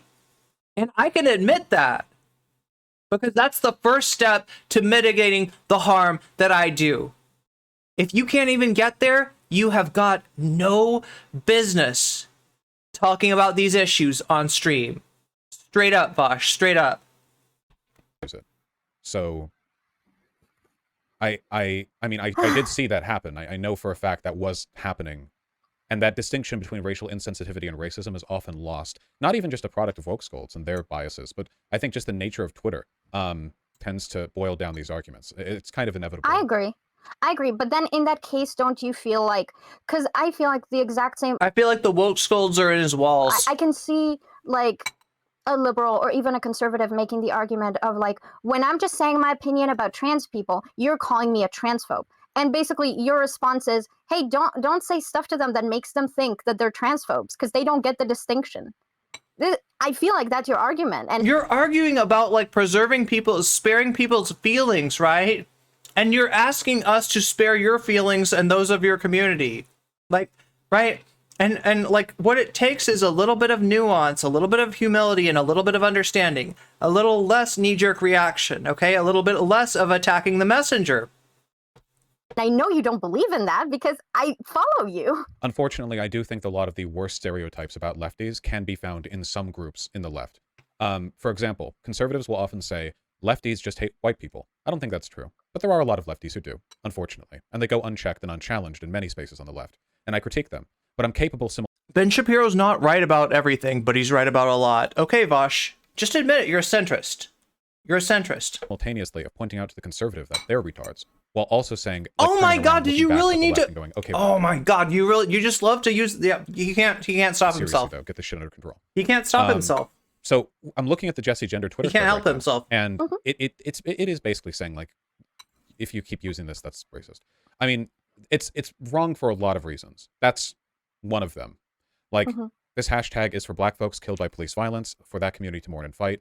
That's not necessarily true, and we've already talked about the Indigenous issues. Oh my god, Vaush, you're so mad. Oh my god. Skyforth20, thank you for the gift sub to Not My Michael. I have never met a leftist who hates white people. Yo, he's talking about, like, he's talking about anti-white racism. He's talking that's what the dude's doing, right? This is something we shouldn't be seeing on the left. This is something we shouldn't be seeing on the right. This is like a rear guard action we should not be having to fight. And the only reason we are is because we have done a bad job of gatekeeping, right? Vaush talks about gatekeeping as this horrible vice. Oh my god, you're gatekeeping. You're gatekeeping. Don't you want us to be a big movement? No, because what we're doing, what you call it gatekeeping, I call it keeping the enemy from getting behind our lines, and both in the sense of like, you know, reactionary people, right? And in the sense of like reactionary ideas, right?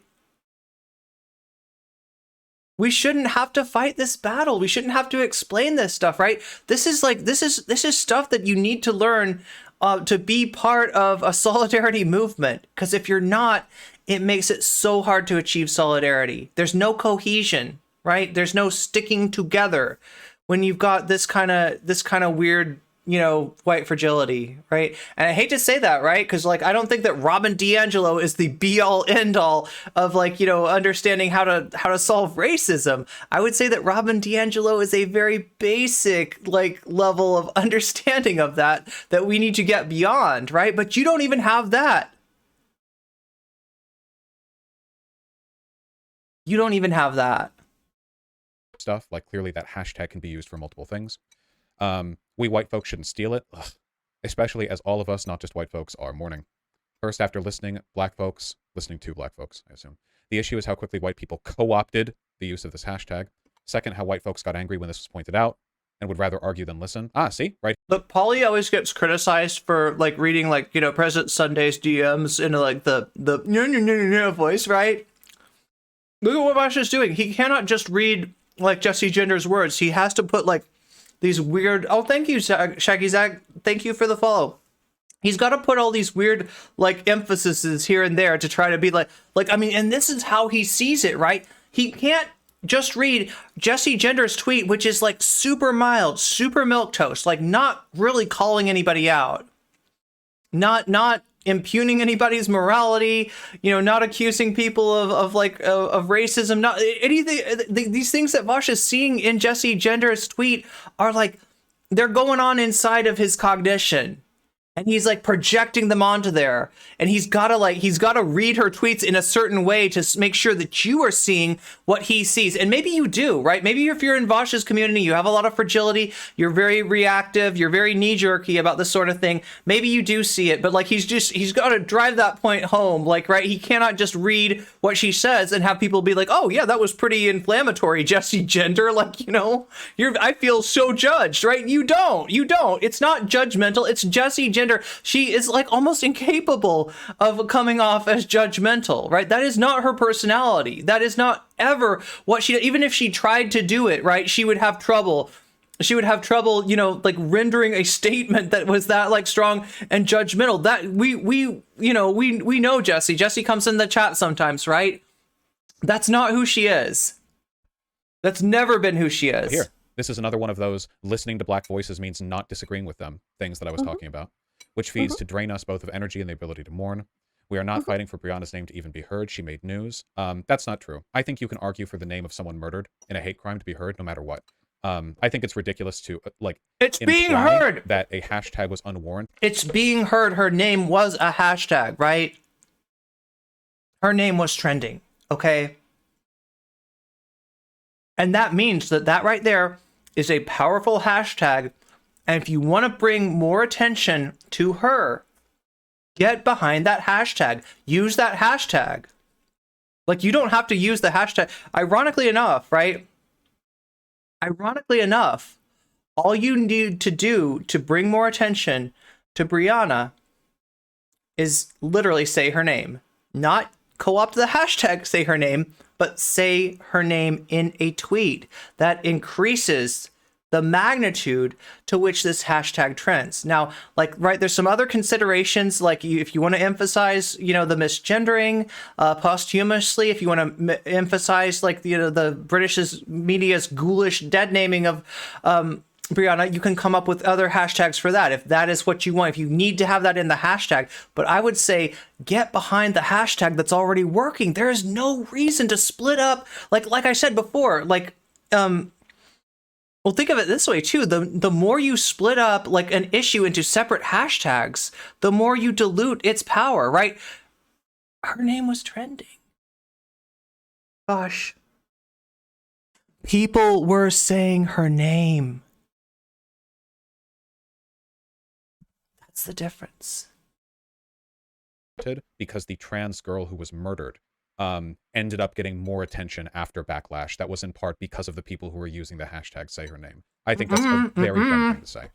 The hashtag is for Black women who are ignored by the mainstream. That hashtag split up the power of it, right? Now, like, Twitter can do things like, you know, like this phrase is trending with that phrase and stuff like that. But you got a hashtag that's already working. You want it to be more powerful. You want it to be more noticed. Say Brianna's name in your tweet. Just say it. That's all you need to do, right? It's already working. It's already trending. You don't need to take somebody else's hashtag. Especially when, you know, like it's got a purpose, and that goal is so far from completed. Which is kind of funny because Black women who are ignored by the mainstream. Breonna Taylor was not ignored by the mainstream. Breonna Taylor is one of the most well-known victims of police violence in the history of the United States. So Yes. yeah. And the issue is that most Black women who are brutalized by police. Vaush, let me remind you, you're talking about the woman whose name you couldn't remember. Okay? And you're, like I said, you're not the only one. I'm not blaming you for that. I think you're far from the only white person that doesn't, that has to, oh wait, what was, you know, like, right, that's an all too common response. We don't know their names. That is what the hashtag is for. They were saying it about Brianna, though. So so you keep saying what the hashtag is for. That's just not how it works. Slogans may have general trends and purposes, but they get repurposed and reused all the time. And I don't think there's anything wrong with that. Do I need to smack you in the face with the Wikipedia article again? This is not an organic hashtag, right? This is not some random thing. This didn't happen from a million places all at once. This was, you know, like a...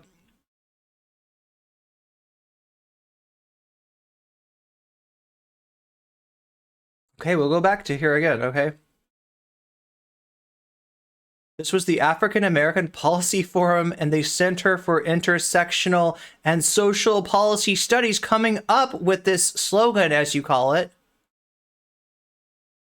This was not a bunch of random people on Twitter that just happened to think of this at the same time.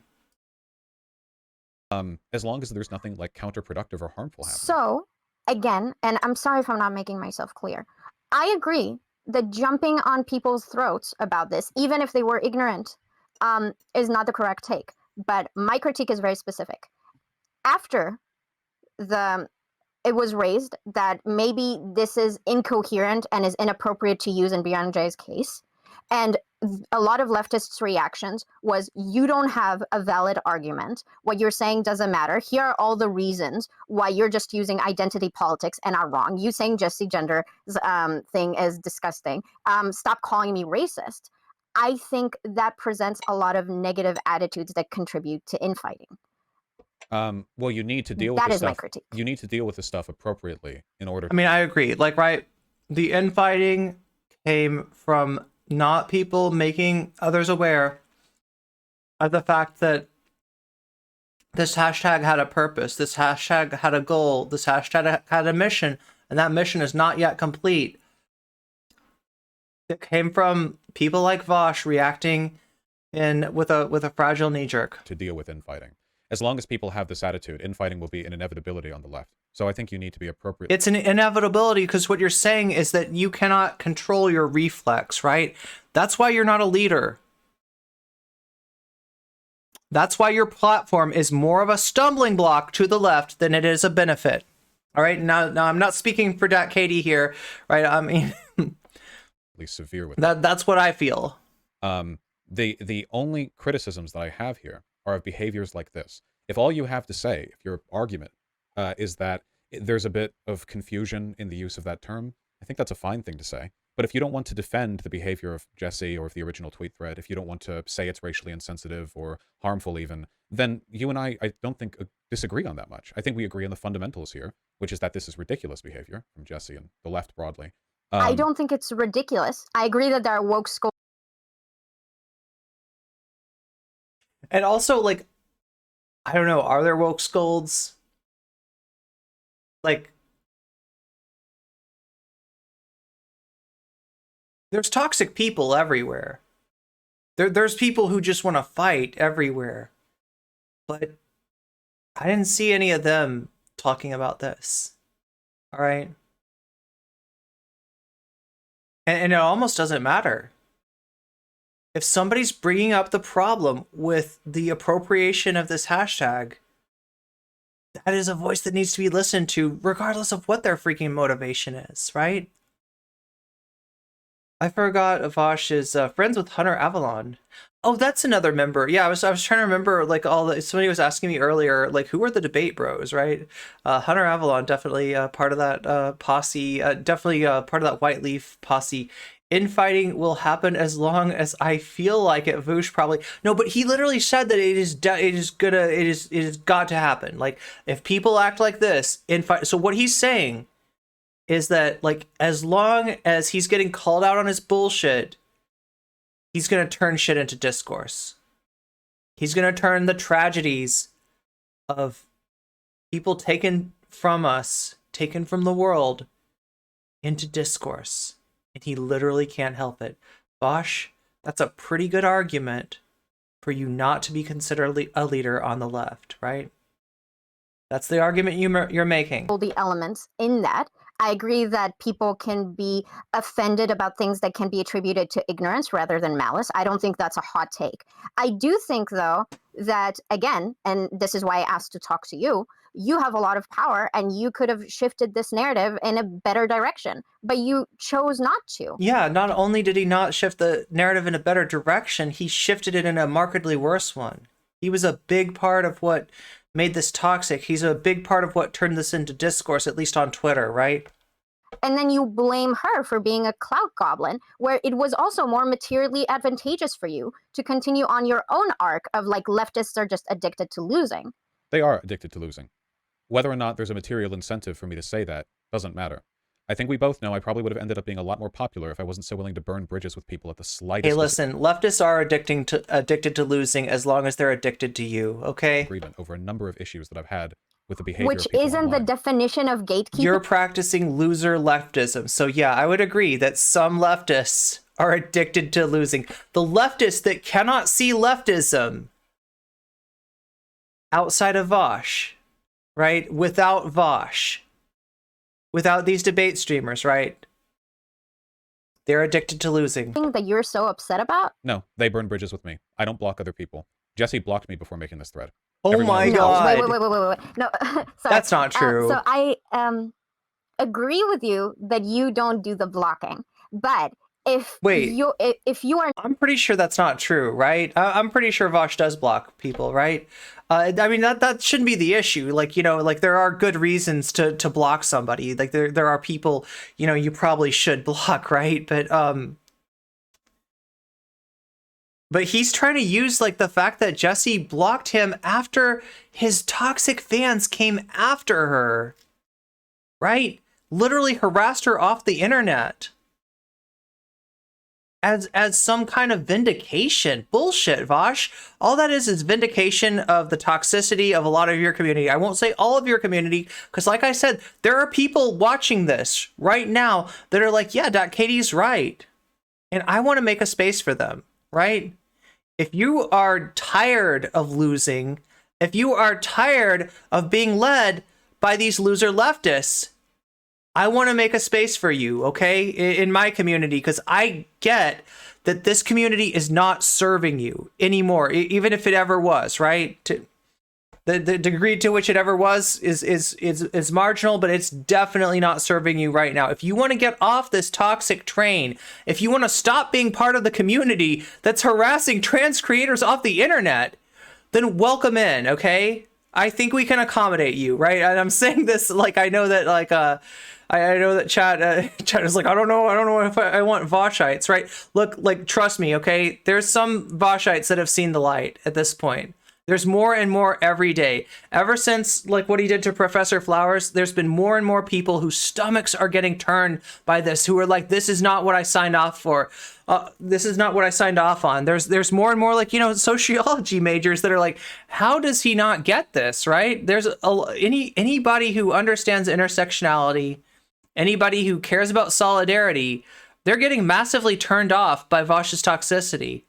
and I want to make a space for them, both to drain some of the swamp over there, and to also, you know, create momentum behind what we're doing over here. He basically is saying, as long as people disagree with me, there's gonna be trouble. Exactly. He's friends with Blood Libel, Shoe on Head. You can gatekeep without actually blocking someone. I swear he loves chilling with. Oh yeah, no, he does love chilling with, and like the former, you know, right wingers, right? Avalon has said the most racist and sexist things ever, and Vaush just swept it under the rug. Yeah, this is so cool, isn't it, Jules? I'm so here for this. I'm so glad that Dat Katie, like, you know, reached out to Vaush. I didn't expect this. I really didn't expect this. Like, right? Not that I'm like underestimating, you know, Dat Katie at all, but just like, oh my God, the environment that you're in over there is so hostile, and his willingness to, like, you know, take anybody that makes him look bad and absolutely, like, you know, lie about them, demonize them, and set his community to attack them is ridiculous. You should.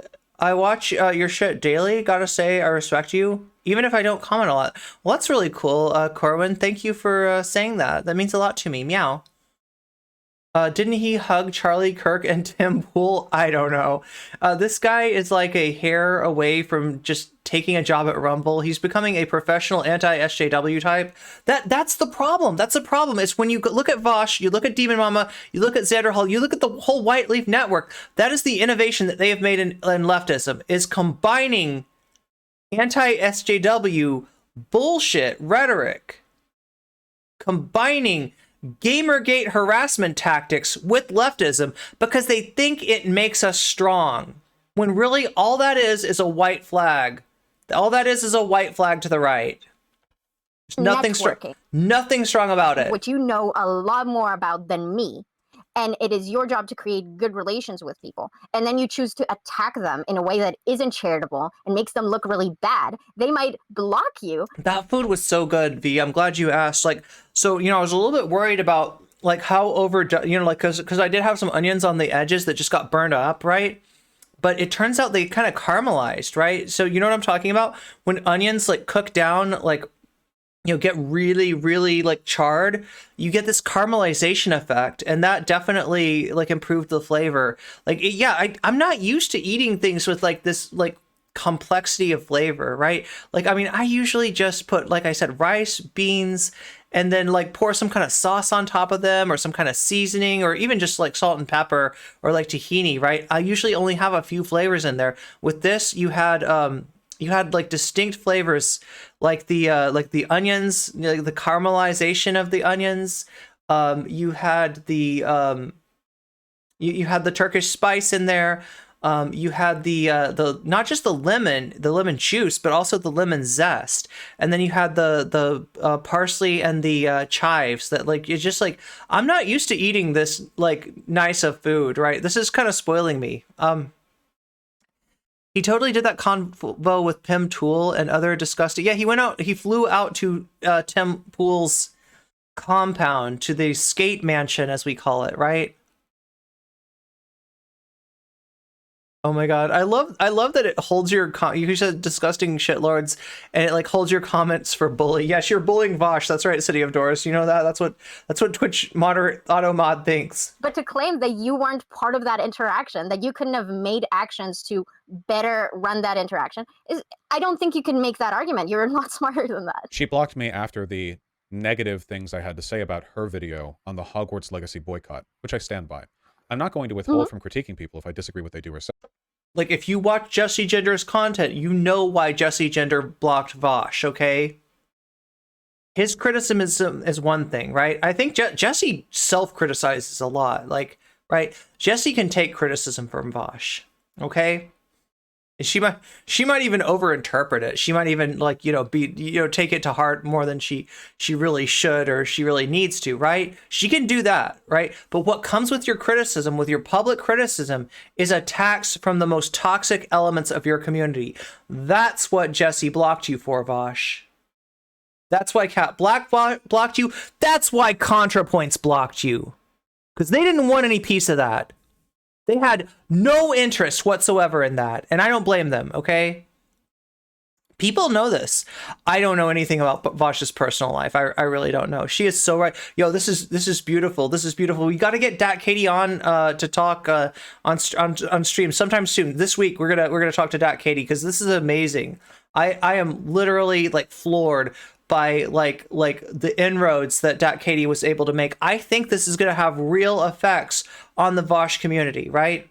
The only other thing that I would have asked is like, you know, give an NCC shout out. No, just kidding. But like, honestly, like, I mean, it like if anybody from Vaush's community is seeing this, like, I'm serious. You're welcome here. Okay. If this is turning your stomach, if you're not with this, if you don't want to be part of the community that harassed Jesse Gender off Twitter, like my doors are open to you. Right. But I'm not the one who burns the bridge. I'm always willing to talk to people off stream as well. I've never declined an opportunity to do so. If somebody has a disagreement with me, or they'd rather I take it a bit easier with them, I'm usually willing to accede to those points. Okay, now Vaush, I'm not leaking any DMs here, okay? But I can think of one exception to that. I've deleted videos because people asked me to because they felt it made them look bad. I've refrained from posting videos from my stream because they, again, didn't want the negative attention. I'm usually pretty willing to accede to other people's sensitivity when it comes to disagreements I have with them. The problem is, you know, I'm just not a gigantic cuck. And I refuse to completely but you are, though. From disagreeing with people because you are actually a gigantic, what you said. Yeah, you are actually a gigantic cuck for the right. And part of the way I know that is your willingness to use right-wing terminology. Now, you say it's some kind of like psyop that you're doing through the right wing to like acclimate them. And, they're going to feel like I'm a right winger. They're going to think I'm one of them. Bullshit, Vaush. You got this in your brain. You think of it that way. You think that standing in solidarity with marginalized people, which actually takes a lot of courage, right? Actually, it's kind of the opposite of you know, he's saying cuck, and you know, I don't want to get into like what's wrong with that, right? But acceding to, you know, the prevailing forces, right? You accede to the prevailing forces of the right wing. You accede to Shapiro thought, right? You're a million times more of a cuck, if you want to put it that way, than Jesse Gender, you know, will ever be. They're the sensitive ones who will freak out and block and act as though I'm some kind of demon on the far side of the left, just because I'm willing to openly disagree with them. Okay, then I'm being a cuck right now because I'm not being as forward as I should be. I think that it is unusual for me to see you, although it's becoming more frequent. I think it's a very almost reactionary sentiment to be like, damn, hey, I'm critiquing you, so I'm shots fired. I don't understand why he's willing to be slightly more charitable towards the fascists that he hates. Yet people on the left are woke skulls. Yeah, I'm gonna call you disgusting, and I'm now gatekeeping what I think you're doing wrong. So like, you can critique. That's not that's gatekeeping. Fine. That's just critique. No, absolutely. But if you are talking about leftists are addicted to losing, you're kind of shooting inside of your own tank right now, aren't you? Which you're allowed to do, but I'm arguing that the way you're doing it is inflammatory rather than helpful to the cause that you say you want to promote. I understand why you might believe that, but I disagree. I used to have different attitudes on the best way to deal with this kind of behavior, but unfortunately, I just don't think there's a constructive way of going about it. I think that loud and open rejection is the best way of going about things, especially from my position, where I do attract the attention of a lot of people who aren't in the traditional left, you know? Like, I don't really care that much about moving people over to the left if they're already Steven Universe fans who have pick crew avatars. What if we're critical of Steven Universe, right? What if we I've joked a lot about Steven Universe with Vaush because he says he hates the CalArts style of art, and you know, like, I mean, there is legitimately a lot to criticize about Steven Universe, but what he's criticizing, he said Steven Universe, he said Pickroo. This is like the same kind of stuff was with Keffels, right? This is the same kind of stuff that Keffels was reacting to, right? I've joked with, you know, when I talked to Vaush about the Steven Universe thing and said, like, this superior CalArts style of animation, right? I don't, like, it's Steven Universe isn't actually CalArts. Rebecca Sugar didn't graduate from CalArts, right? It's kind of in the misnomer. So that was a joke. It's also a joke that I am a Steven Universe stan. I am not. I see the problems with Steven Universe, including one that he mentioned, you know, about the fact that the diamonds are portrayed as, your words, Vaush, fascists for colonizing other planets. Yeah.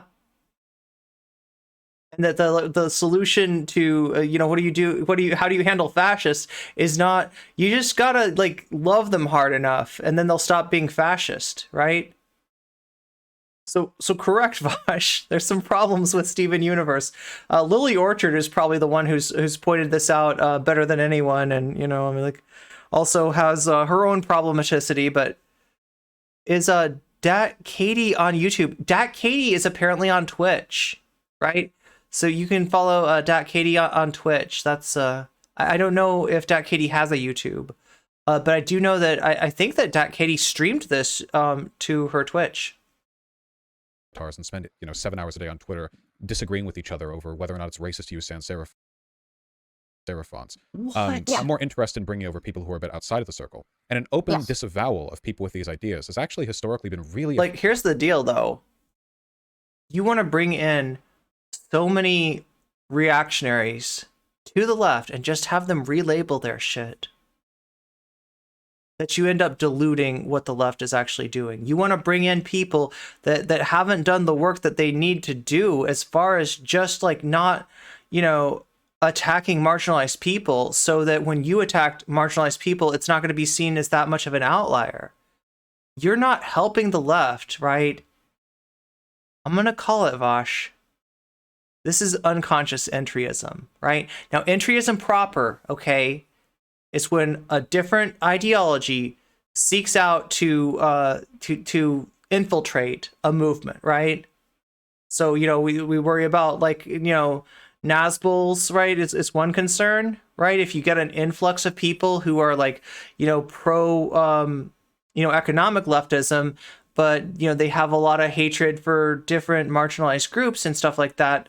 You know, I'm not saying that's what Vaush is, but what Vaush is basically doing is unintentionally infiltrating the left with reactionary ideas, with reactionary concepts, with like woke skull. There you go. I mean, it's not very far below the surface, right? It's like right there. Your solution to the problem that you see, which is that the left is too weak, is to make us strong by acceding to right-wing talking points, right? Your vision of a stronger left is a left which more resembles the right. Now, I don't think that you do this on purpose. I don't think this is part of some big plan. I don't think that you're a Nazgul, Vaush. I know you used to get, you know, accused of that, like of being a Strasserite back in the day, right? I don't think that's necessarily what it is, right? I don't think you're even conscious of this necessarily. But I think that the whole, you know, sort of dirtbag wave that you rode in on has a lot of issues on it. And then the primary one would be this like impetus, this obsession with not gatekeeping, to the point where you're not even ensuring that the left remains the left. Part of Vaush's like grand plan, grand strategy is to make the left more like the right. Ben Shapiro's right on certain things. Woke scolds are a problem, right? This guy's a reactionary. And whether he realizes it or not, he does more harm to our movements than he does help, right? And he has shown his inability to be a leader for the left. He is leading us off a cliff, right? And if you're in his community and you're tired of being one of his lemmings and just following right off the cliff, there is an alternative, okay? You can stand up to this guy, right? I hate to use Vaush language, but if you want to, feel free to come over and uncuck yourself over here. I hate saying that. I'll explain the cuck thing at some point, right? I'll explain like the history of that term, right? Because like I don't like using it, right? But I get that this is the language that's like, you know, established over there, right? Effective in convincing people that it's not always like that. Oh, there is a YouTube channel too. Thank you, Natalie Marie. I do the same thing with the anti-white tendencies for some people on the left. Mostly black people, but not always. There are a lot of those self-hating whites out there. anti-white. Yeah, that's a big problem on the left is anti-white racism. Seriously. They don't guide leftist policy. It's so hard to be a white person on the left. Oh my God, Vaush, tell me about it. Conservatives suggest they do. It's not like Bernie Sanders was going to bring about like white concentration camps or whatever. But it is an ideological weakness worth addressing. Yeah. So I think that if you're willing, which I think you have, to just say, look, I'm willing to. This is ideological weakness from a guy whose ideology is pure weakness, is pure surrender to the right. Yeah? You want to tell me about ideological weakness, Vaush? Like vocally and potentially in a more like vitriolic way to kind of make sure very clearly that I'm separating myself from some people in the movement. Yeah, people on the left are woke skulls. Oh, Steven Universe, Future at least deserve. Look, there's good things about Steven Universe too. Okay, there are there are good things about Steven Universe. Like, right, it's frustrating. In fact, that's probably the reason that people are so frustrated with it. Is that there's a lot to like about that show, and then some of the way that the plot, went, show maybe some ideological weakness on the part of Rebecca Sugar. But, I think that she created really cool characters, a really cool show, and the Future, yeah. I haven't finished that one. The movie, oh, I love that. Wait, the movie's the one with Spinell, right? I really like that. And I don't even like Vaush. You would like the Steven Universe movie because it starts with electro swing. According to Vaush, that is the only valid form of music. All other music that is not electro swing sucks. I'm kind of kidding, but not totally. Wait, what did he say about anti-white racism? And did he say anti-white Nazis? I didn't even catch that. Both are bad, but there's extra yuck. Oh yeah, smearing Luna as a yeah. I mean, like this is what he does. Putting Steven Universe Defender in my NCC folders. Yeah. To make sure that I can like be appealing to a slightly different demographic. I think that's valid. It's also my sincere feelings, by the way. Wait, do you mean what did he say was an ideological weakness, or what does like ideological weakness mean? Dishonesty there. It's not like I'm I don't believe that there is. I don't think that you're an insincere person. Thank you. I don't think that should matter to you what I think. But yeah, personally, I sometimes refer to myself as the Vaush whisperer. You probably have heard me whisper in your ear sometimes. Anyway, that was weird. I apologize. My point is just that I think our main disagreement at the end of the day I'm loving this is that there are certain things that you believe are more beneficial to your advocacy. And personally, as a progressive, I think you could do things differently. And you say, I used to have those attitudes, but I have come to different conclusions about what's most effective. And like, What's I can up, Geek respect Prime? that. I think I disagree with you, and I think it alienates a lot of people who want to be on your side. But I also agree that that's not who you're trying to appeal for. So I understand that wouldn't necessarily be your main concern. Do you think people like Jesse Gender want to be on my side? I've never really gotten that Fuck your side. much of a camaraderie attitude from some communities on the left. Yeah, because you're not on our side. All right? It's not all about you. I hate to break this to you, Vaush, but it is not all about you. Like, I know that you're heaven banned, right? I know that you're surrounded by yes people, but it is, in fact, not all about you, right? The project of leftism isn't the personal ego project of one Vaush Ian Kaczynski, right? People, God, Jesus Christ, well, she's never supported. Yo, dude, you're not the left. Okay, like not only are you not like the be all end all of the left, and being aligned with you means being aligned with the left, and being disaligned with you means being against the left, but you are not even left, bro. Do you even left? The answer is no. The answer is no. Who is this person talking to Vaush? Right, that is Dat Katie.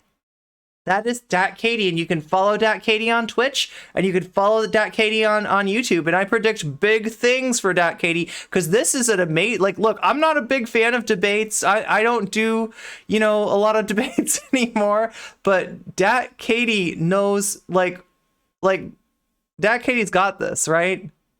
I was even, like, I'm somewhat skeptical about, like, the possibility of like the utility of ever debating Vaush, because I saw what happened with Professor Flowers. I've seen what happened with so many people. I've seen how he demonizes people. I've seen how all he has to do is kind of like tag them.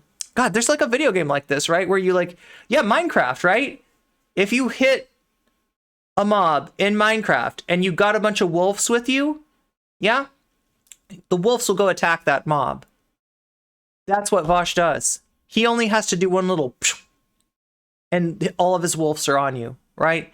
That's you know, that's what we're dealing with here, right? And so that's why I don't recommend that anybody does that. Like I would, if Dat Katie had come to me and being like, hey, you recognize me from chat? Yeah. And I'm like, yeah, right. Well, I'm thinking I was inspired by your words to go over and have a conversation with Vaush. I would have been like, Dat Katie, don't do it. Don't do it. I don't want you to get hurt like that, right? I would have said, no, don't do it. But apparently I didn't entirely know what I was dealing with Katie. And I don't think that Vaush knows what he's dealing with, right?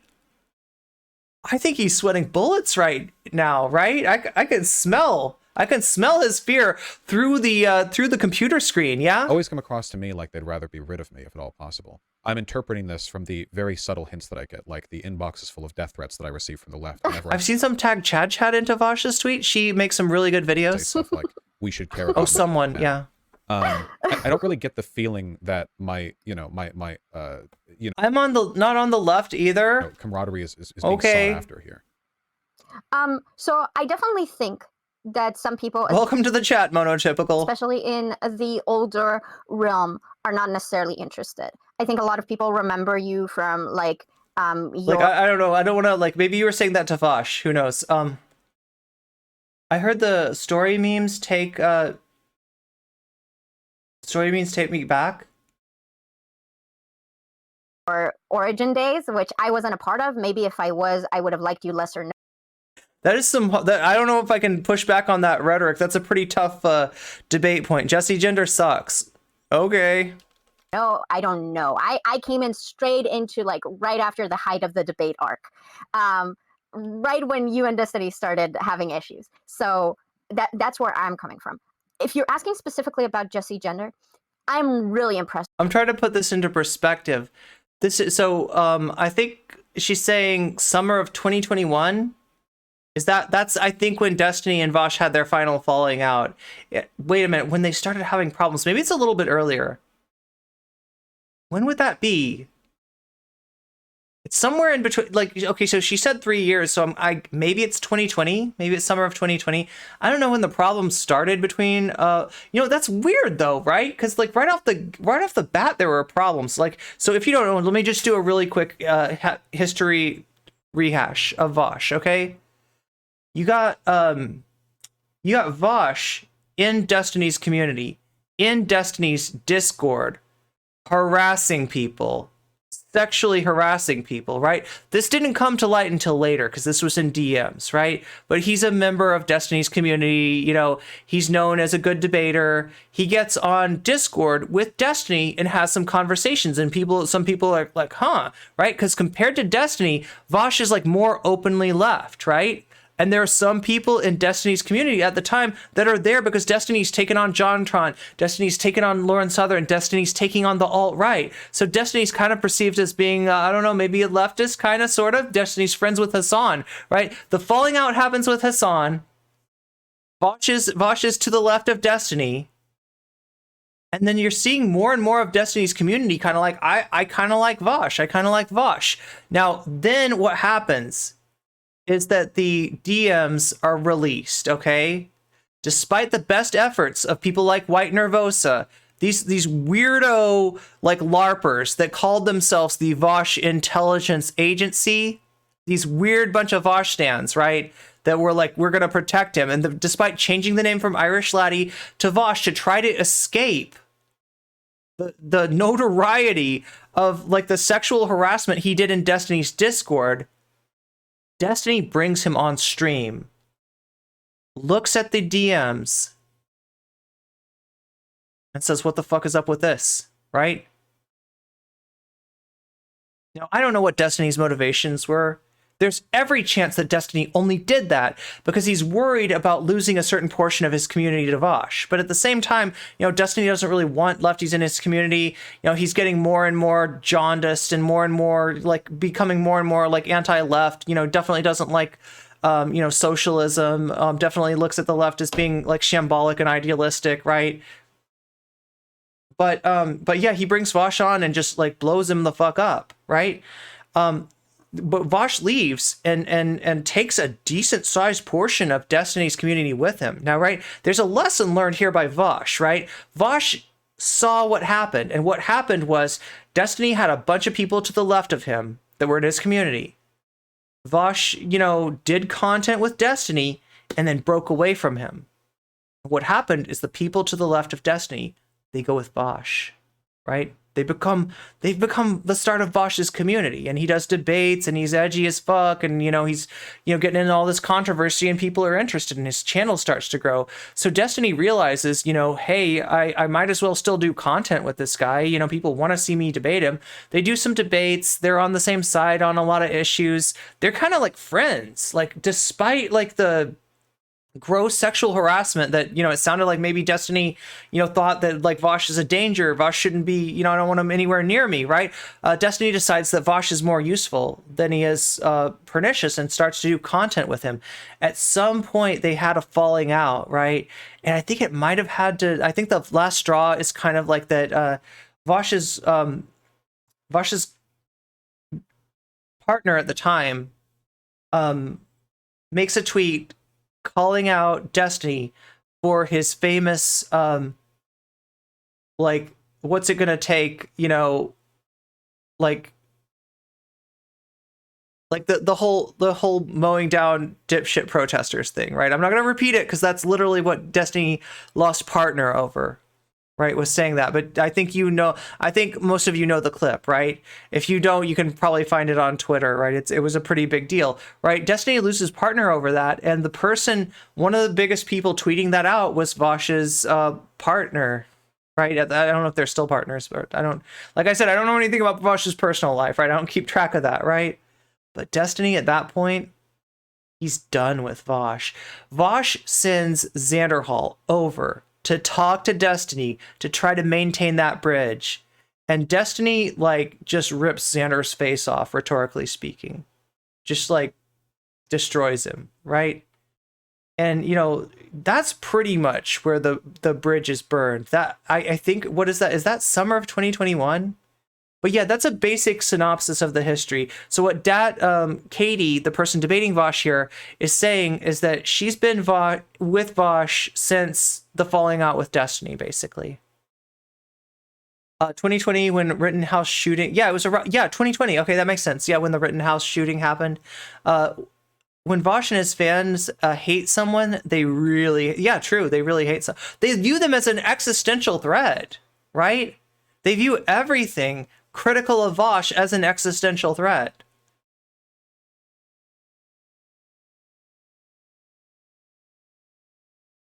Okay, anyway, why would Jesse side with you, Tuffle, Xanderhal, Shuonhead, and Hunter Babylon?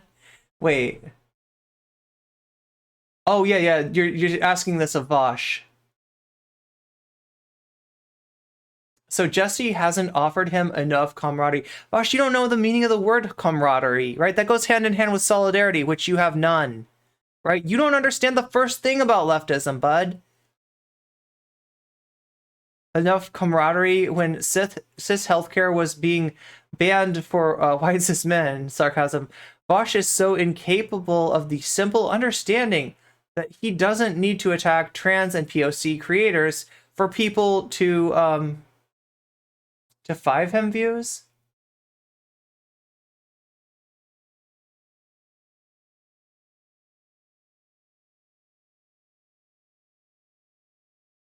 By her as a human being. I think she's one of the most genuine people on this space that are truly looking to do praxis and unity. You guys might disagree on things, but I don't think she'd ever turn down something she believes would be. So we're talking about Jesse Gender here. Yeah, and Jesse Gender will go above and beyond. We'll reach out to people that she doesn't agree with on a lot of stuff in order to, if she thinks it's going to do some good. Jesse Gender absolutely does that, right? That's who she is to the movement. What but if her I do beliefs think. Are compromised? What do you mean? What if her beliefs? Motherfucker, what if your beliefs are compromised? I'm not impugning her sincerity here. I don't think that she's a, malevolent person. But I don't think a lot of people on the left really understand what needs to be done to get real progressive victories out here. I don't think you understand. Oh, progressive. Wait, what? What? Vaush, we're not trying to do like. I don't know. I'm really like this is not the first time that Vaush is like implied, and I can't tell for sure, right? He didn't come out and say it, but like the degree to which he emphasizes progressive over leftists is something to take note of, right? I'm sorry I make Vaush fans so. Online. I mean, God, that stuff about. I'm sorry it makes Vaush fans so mad, right? Monotypical. I didn't mean to upset you. Legacy. I didn't mean to ruin your day. I'm sorry. It just to be crazy, Yeah, like that's just one. She's really cool, August Dexter. And the average online lefty's ability to decide what's good for them in a political sense, like a lot of them really do seem to be. Vaush thinks NAFO is a good thing. Marching blissfully. Forget NATO. He's towards oblivion because they have no idea what actual coalition building looks like. And do you mind if I quickly answer just the general sentiment that you presented? I'm Sure. sorry, I'm interrupting you. You're not. I would say that your concept of coalition building is antithetical to solidarity. In other words, the people that you want to squat up with are people that are going to prevent you from forming bonds of solidarity with the people you should be working with, which are marginalized people. You, like the Democratic Party, take them for granted, assume that they have no place else to go. That's bullshit, Vaush, and that's why you're a loser leftist. I think that the reason why I am not as upset with you or haven't good point, Shaggy said. Progressive is okay to a point, but these days, I don't want to say that, progressive sometimes just means, not a chud on social issues, and, of course, right? But, I think these days I think of it as liberal adjacent. Yeah, it kind of feels that way. As vocal about my disagreements that I have with you as I have with someone like Destiny is because I believe that you're much more by all accounts, an ally and a progressive. I'm taller too. I just mean that you seem to be more ideologically and ethically dedicated to progressivism. I think he likes fighting more than he likes progressivism, even if he is a progressive. Which is why it's not that I don't have critiques of you. That is why I'm here. But I believe my type of advocacy is that I don't want to shoot inside my own tank. I'll probably just ignore the people that I think are silly. And you might say that's bad advocacy. But the thing is, Destiny has his space in the pipeline, and so do you. I think leftists who say Vaush is just whatever the fuck. You read this post even. I think it was in your Reddit, and it was everyone who starts off with Vaush moves on from him because they realize he's meh. And even if that's true, that's a valid part of the chain. We need that. I'm here because at the beginning I was impressed and now I'm less impressed. And that's okay. That doesn't mean that you're invaluable to the movement. But I do have strong disagreements because obviously I'd want you to advocate in a way that I think is more ethical. But I think you're very ethically rigorous and I just personally appreciate that, But I do think, and I'm sorry to bring up Destiny again, I just don't want to see you turn into this hate monster of progressives and woke. It's hard to tell how much she's playing to the crowd and how much she's serious about seeing Vaush as being a valuable part of the pipeline. The idea that she's this is something that people used to say a lot, that the left should work, we should have leftist unity, we should have less leftist infighting, and part of that is accepting that people like Vaush and Xanderhall are going to be there to kind of bring in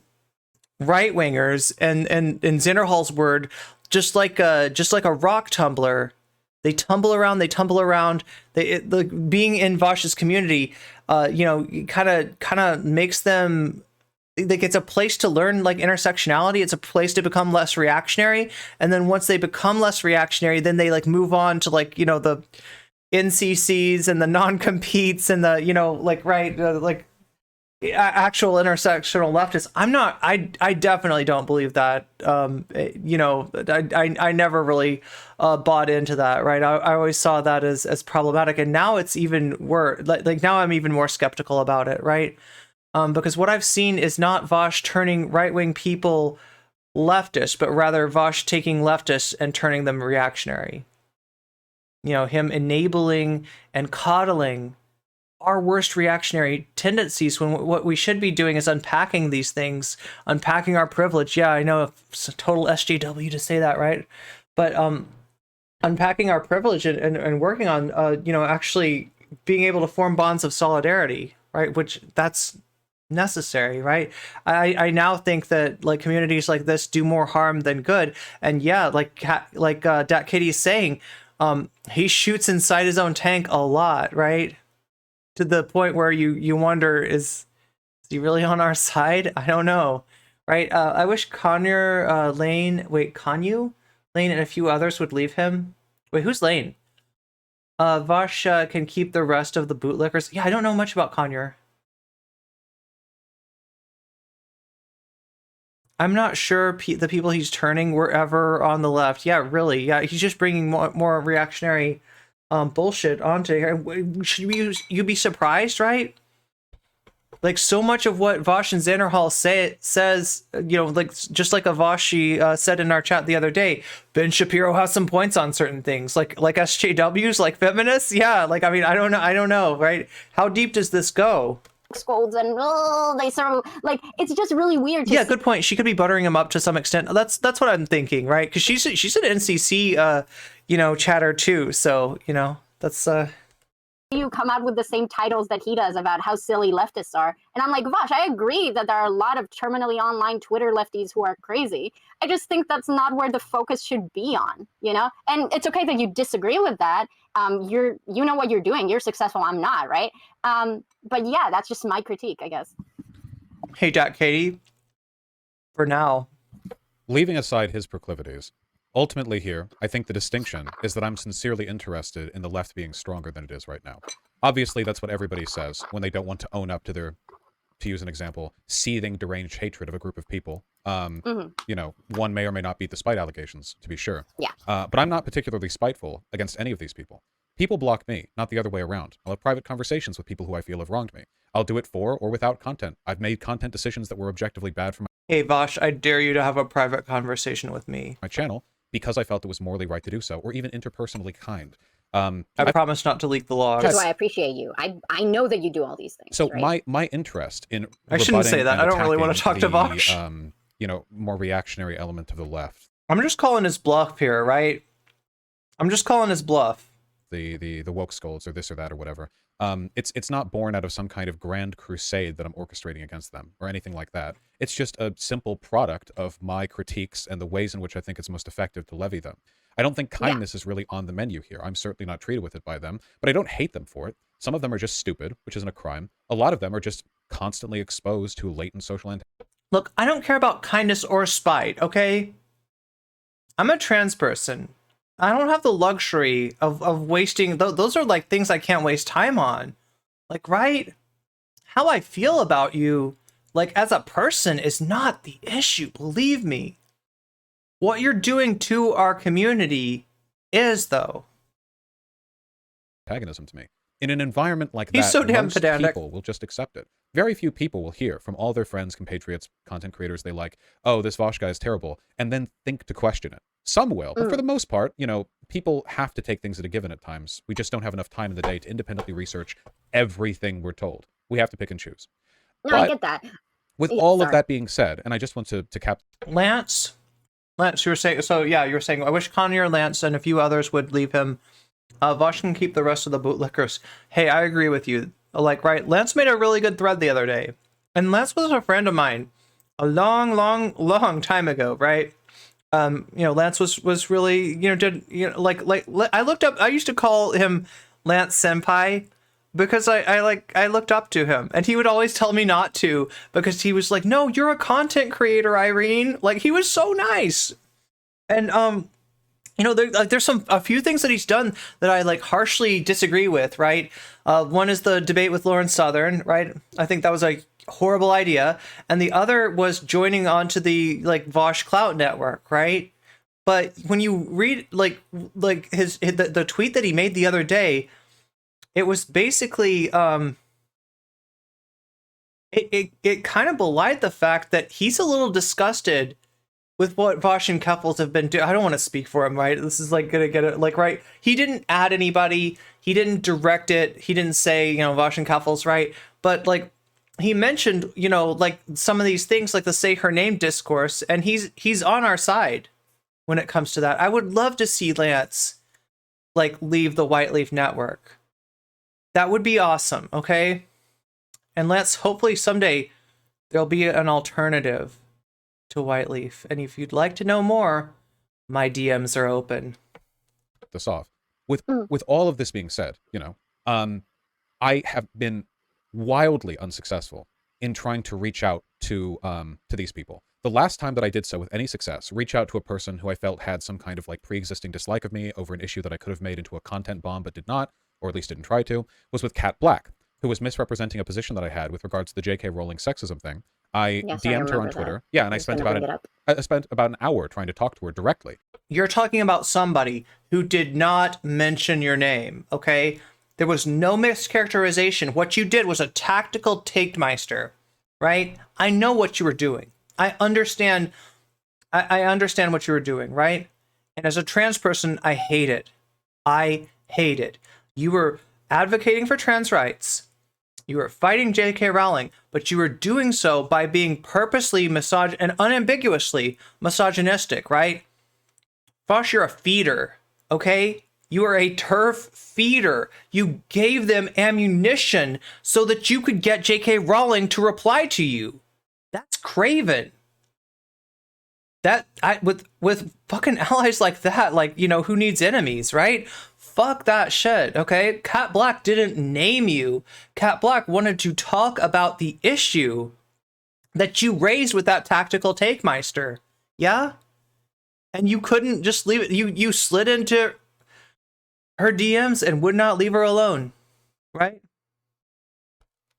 Hey, this is what I think. I think you're misrepresenting me. And she essentially just made fun of me. Xander Hall hates Lance? Oh, I didn't know that. The entire time. Which, you know. Yes, I remember. Right, my ego is strong. I'll be fine. But then, the next morning, she posted a 100 Is it, though? tweet thread, including links to archives of all the things that I had said with her. Not that I was wrong in any of them, sure, but still, Jesus.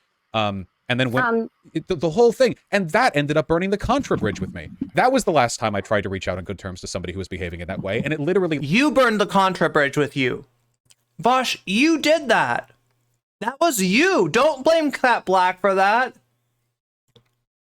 Cat Black didn't mind control Contra. What the fuck are you talking about, you joker? Led to Contra blocking me. I understand.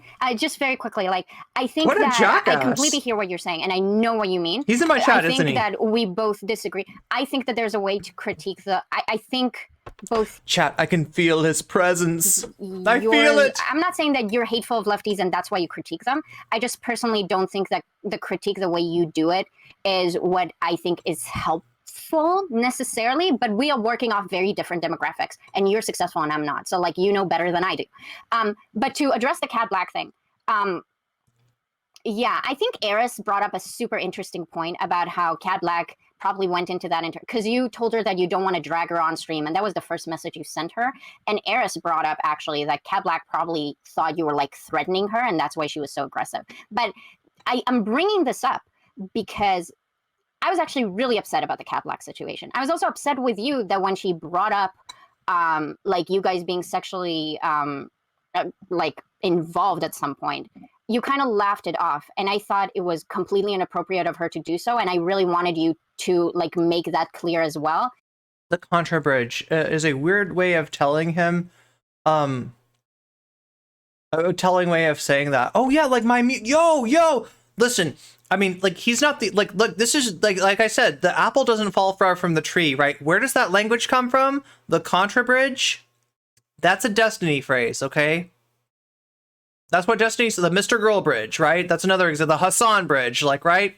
That is a Destiny, that's Destiny language, right? That Vaush, you know, just kind of adopted. And I mean, you know, fine, whatever. I don't think that that's necessarily the problem, but you're right that kind of belies the, you know, looking at people as like, what can they do for me? And people have pointed out the transactional nature of Vaush's, you know, relationships with other content creators. They're not wrong. He acts like just like Destiny. He wants to make content out of other creators as a debate bozo. What sucks is it's all leftists. He only cares about himself. Damn. Damn. Because that was a very clear case of like, if the genders were reversed, we would be very upset. And I just didn't think that deserved to be laughed at. Now, I can't tell you how to deal with like people airing your dirty laundry, and I get that you're a dude and stuff. All right, and I want to remind people that with the Cat Black situation, right? Vaush accused Cat Black of sexual harassment for, like, you know, mentioning the relative inadequacy, the relative lack of length on Vaush's part. But understand that that was after Vaush talked about Cat Black's boobs on stream. Okay, so who shot first? Vaush shot first. All right. I mean, like, you know, you shouldn't talk. You know, like, I don't know. Like, I mean, I wouldn't talk about that stuff on stream. I wouldn't, you know, relay that kind of information in public. But if anybody started it, it was Vaush, not Cat Black. I just found that a missed opportunity to like raise awareness in that moment. I only wish she had leaked my nudes. I looked incredible in them. I will not comment on that. But to maybe like, you'll hate me for this. Oh my God. I'm quite upset about the Professor Flowers stuff. Here we go. I can't hate you for it. It keeps getting brought up against my will. I mean, you could call that But another... I think it's getting brought up because, again, maybe the critiques are not being levied towards you in a way that is accessible to you to hear.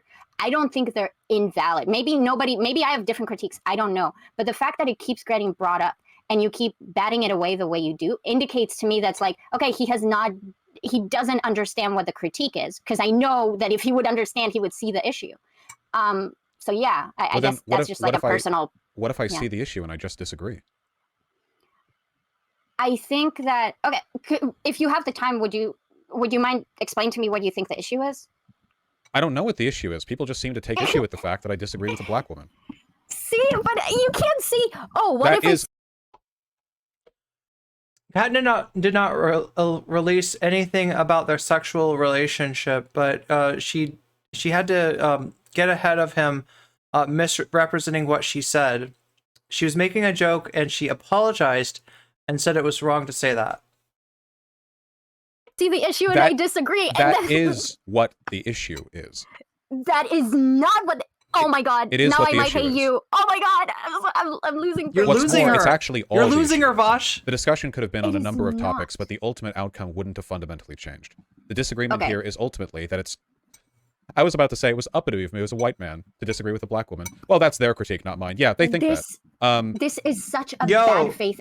Yo, let me tell you about the way that the roles have reversed in terms of racism. You know, it used to be that racism was like against black people. Now it's really against white people.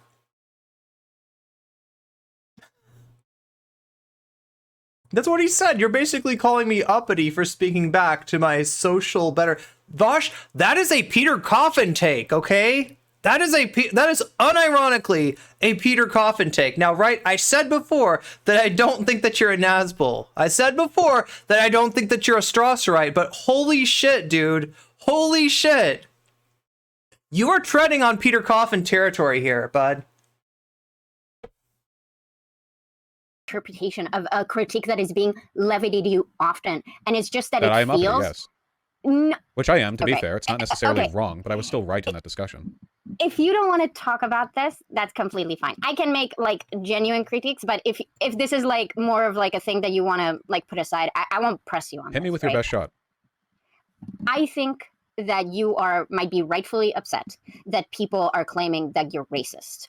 And I think the reason why people bring that up is because they see a pattern that you have an element of dismissing critiques that are levied to you from Black creators mostly as just, oh, it's just Black people being upset that I disagree with them. When a lot of people's critique This of is you so about what good. happened with Professor Flowers is that you interpreted her in an incredibly inflammatory and uncharitable way, and then proceeded to do so, even though she and other people tried to explain her I did not have sexual relationship with Monica Lewinsky. positions to you. And that was just really unfortunate for her because she had to deal with your community. She believes he just doesn't understand. Oh, he understands. Yeah.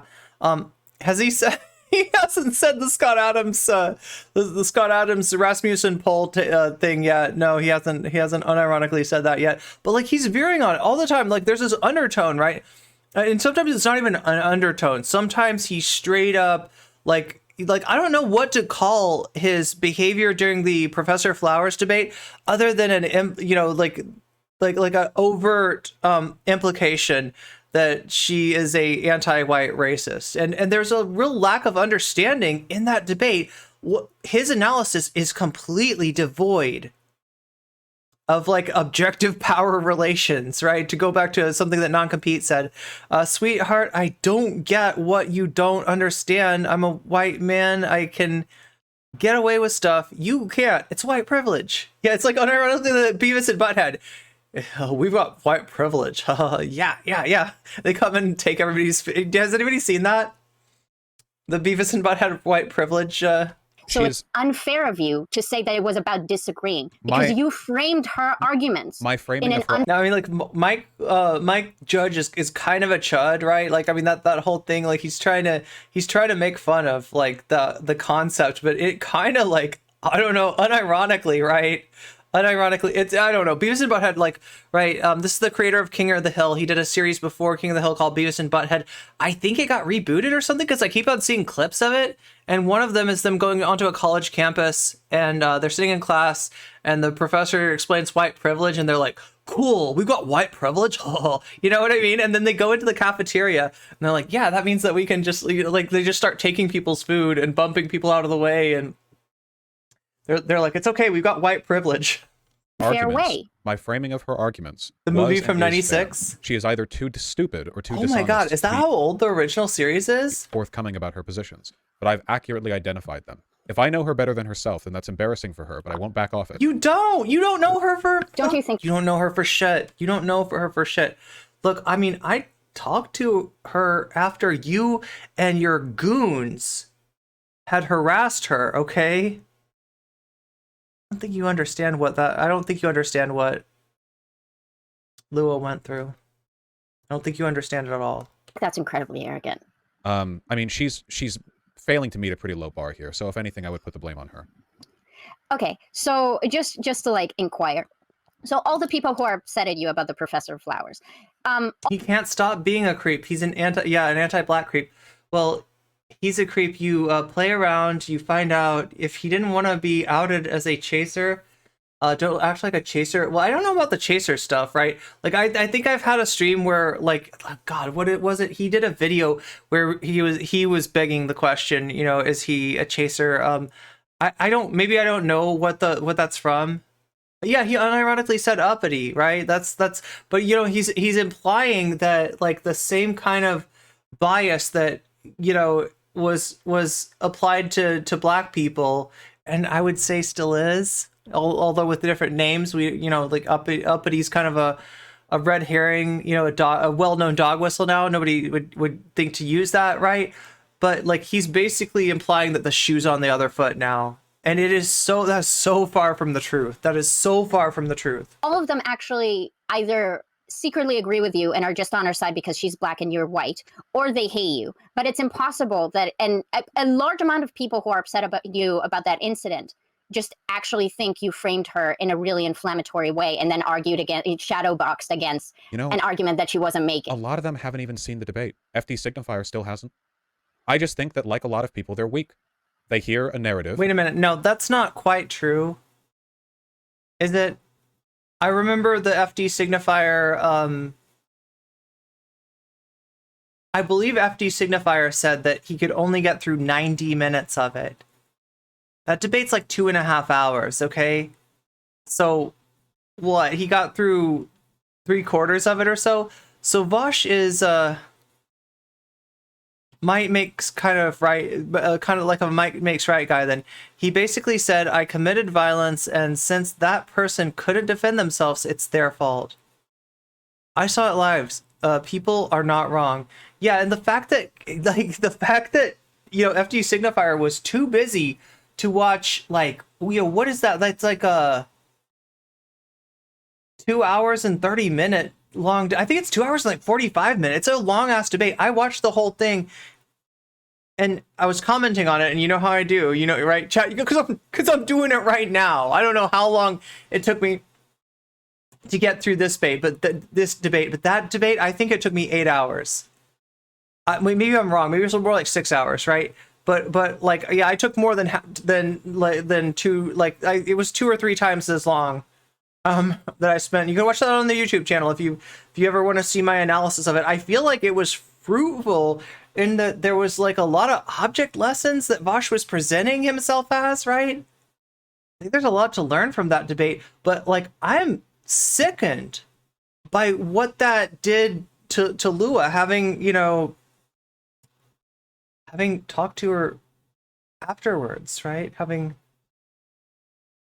don't understand why people take Vaush seriously enough to even talk to him. Is he a PDF? Look, I mean, he said some really sus stuff, right? I don't know what Vaush gets up to in his personal time, all right? I can't speak to that. But yeah, he really likes to talk about that stuff, and he has got, you know, some takes that are as bad as the take that Milo got canceled for, right? Where Milo's implying that there's like a, you know, that there could be positive outcomes for CSA. Vaush basically said the same thing, right? Now, I mean, like, not in the context of I agree with Milo, right? He didn't say it like that, but he basically, like, the premise, like, he was going into this whole thing about rule utilitarianism versus act utilitarianism, and at the end of the day, he thinks that, like, you know, child exploitation materials should or you know, like those kind of relationships should remain illegal, but you know, but not because it is wrong and causes harm in every single circumstance, but because it, you know, causes harm in enough circumstances that there should be a rule against it, you know, just like flat out rule. So as far as the law, you know, like no problem with that take. The take was just basically like, you know, like maintain the law of age of consent as it is. But he, in getting to that, he basically implies that you're some kind of rabid SJW if you won't admit the undisputable fact that CSA could have like positive or neutral outcomes. Like, that's Milo's take. He gave Milo's take, and he somehow got away with it because his audience is so focused on the fact that in the end of the day, he doesn't want age of consent changed, and they give him like credit for that, right? Despite the fact that on the way to explaining that, he basically said, you know, it implied that it could have, you know, positive or non-harmful outcomes, right? I think that's monstrous. I think that's a pretty fucked up take, okay? I think that's gross. And yeah, he does have a preoccupation with it. So, but as far as his personal behaviors, I don't know. I'm not. That doesn't concern me. I'm a content creator. He's a content creator. I criticize his content, right? And you know, like I guess also the sexual harassment that he did to people on Destiny's server, right? But yeah, I'm not trying to speculate on Vaush's you know, personal life.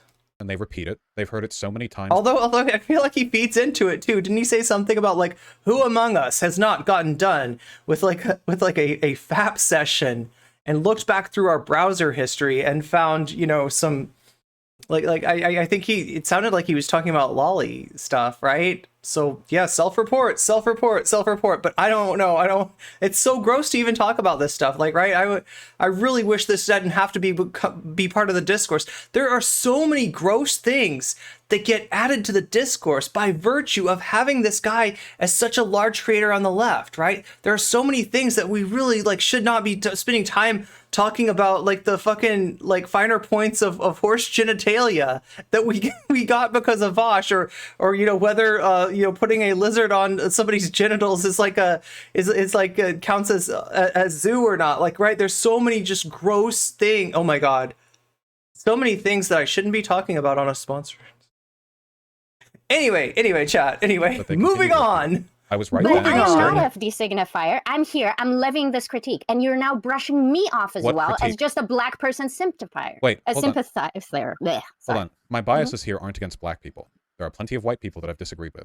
There has been an unfortunate trend of black people disagreeing with my behavior concerning Professor Flowers, which disproportionately skews disagreement between me and black people. But that's really their choice to keep getting involved in that argument with me. Oh, I If see. I, for some reason, was extremely well known in the black conservative community and they kept wanting to It's black people's fault. Cool. argue with me about tax issues, then I'm sure that would also disproportionately ramp it up. But no, I don't think Vaush isn't wrong. All black people are not all, but you know. Oh my god. Okay, okay. We're good, Tenya. Yeah, like I just have to avoid talk. Like right, like I don't know. Like I'll try to avoid talking about it. there's anything racially biased about my assessment here. It's not as though I treat I'm white not people saying who that it critique me is. very well. I don't think you're racially biased. I think you saw an opportunity to make a good video that make you seem really good. Oh, by the way, I said I was gonna eat half of the food, right? Because it gives you 2 servings, like right. So you buy, you know, the basic box is like 2 servings, and you know you get like 2 meals a week, right? So essentially like 4 meals. I just ate both meals because this is so good. This is so good. Like, right, yeah, the other thing I forgot to mention is like the golden raisins marinated in lemon juice. Like that is genius, right? That is absolute genius. Like, first of all, I love raisins in food. I don't get enough raisins in food, right? I'm a proponent of raisins in food, but I never would have thought to take my raisins, soak them in lemon juice so that you get that little bit of tang like inside the raisins. Like, I don't know, somehow that just sets the whole thing off. So yeah, it's really good. This one, yeah, this was the Turkish spice chickpea bowl that I got, and I'm kind of interested to see now what else they have. I remember watching, and it was pretty painful. But if you're interested in watching it at your own discretion, I almost had a quarter life. Oh my god, yo, and what? Yeah. What is up with like I mean, I don't even want to speculate on this, right? But when FD Signifier talked to Lua, like right, the end of that video was FD going to the hospital for what he thought might be a stroke. It turned out it was a panic attack, right? It was like a panic attack that he, but like, I mean,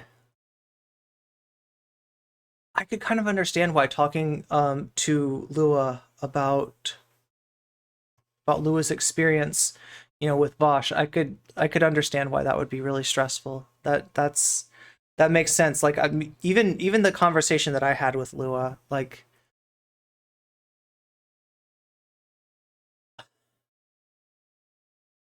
it hurt me to see how much Lua was hurt in that situation. Yeah, I hope he's okay too. Yeah. And that's just unfortunate for Professor Flowers and unfortunate for like Black advocacy. Yeah, that was our premium streamium for this month. So if you haven't seen it yet, it's available.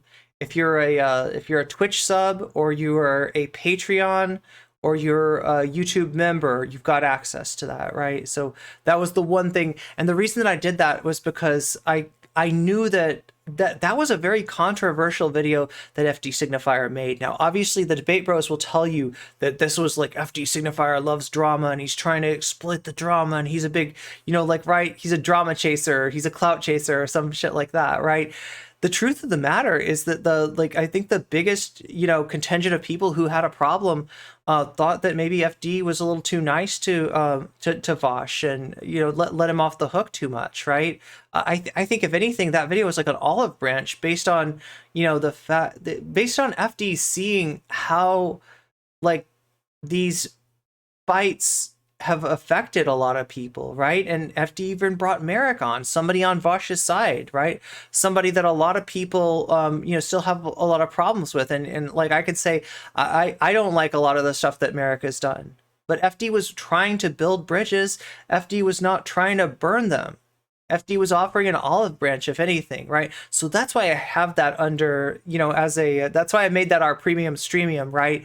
Is that I feel like if I put it out as a video into the world, that it feels too much like I'm critiquing, you know, FD from the you know, intersectional left side of things, when he's already getting so much shit from these like debate brozos, right? And I just didn't want to contribute to that, like especially after I saw like how stressful it was, and the fact that he had to go to the hospital. So yeah, check that out on the premium streamium. I need to put that up on the right, because like I don't think I did a good job of like it's part of another VOD, right? So the recent VOD that I did that's paywalled, that's members only, that's the one. The second half of that VOD is like the FD signifier video. So I probably need to just like put it out as a standalone on. But yeah, you'll find it really easy if you're on Patreon.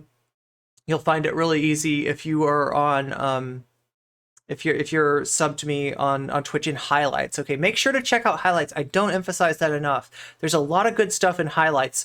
At this point, I try to like highlight almost every segment that I do. So for my own good, so I'll know what all I've got, what I can make videos on, and also for you to be able to enjoy too. And that's one of the highlights. Like that's the premium streamium. I need to do a better job on publicizing that, so everybody knows that like that's what you're getting if you're a member, if you're a Patreon, or if you're a sub, right? You're getting we're gonna try to do at least one of those every month, right? So I want her to change her mind. Oh yeah. I mean, look, we're reaching out to a lot of people, so. I was exceedingly and I resent kind that to you her. chose to do that. I was exceedingly kind to her in the 3-hour debate. It was her fault for being who she is, either being too, again, stupid or dishonest, to own to her points, and to repent for them, frankly, given how bad they are. I mean, that debate opened with her doing a brownie points joke with me. Like here's a brownie, like, oh, Vaush, you white boy, here's a good boy point for... You really took the brownie thing, like, okay, am I wrong?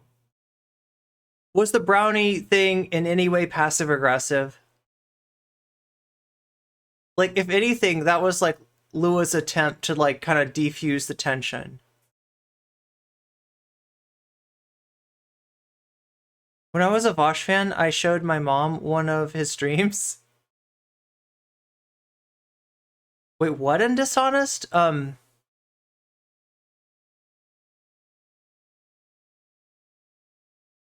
Wait, what is, I don't understand what the, like, how do you see, I've heard this before. I've heard people say that the brownie thing, like, so if you don't know, at the beginning of the video, she says something like, I brought brownies, I made some, and they weren't just brownies, they were like Girodal, what is that company? Girodal, like the fancy chocolate, like, right? It wasn't just brownies, it was like really good brownies, right?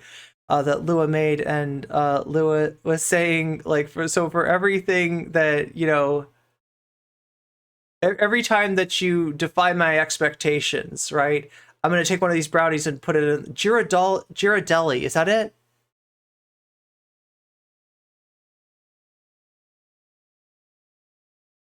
Oh my god.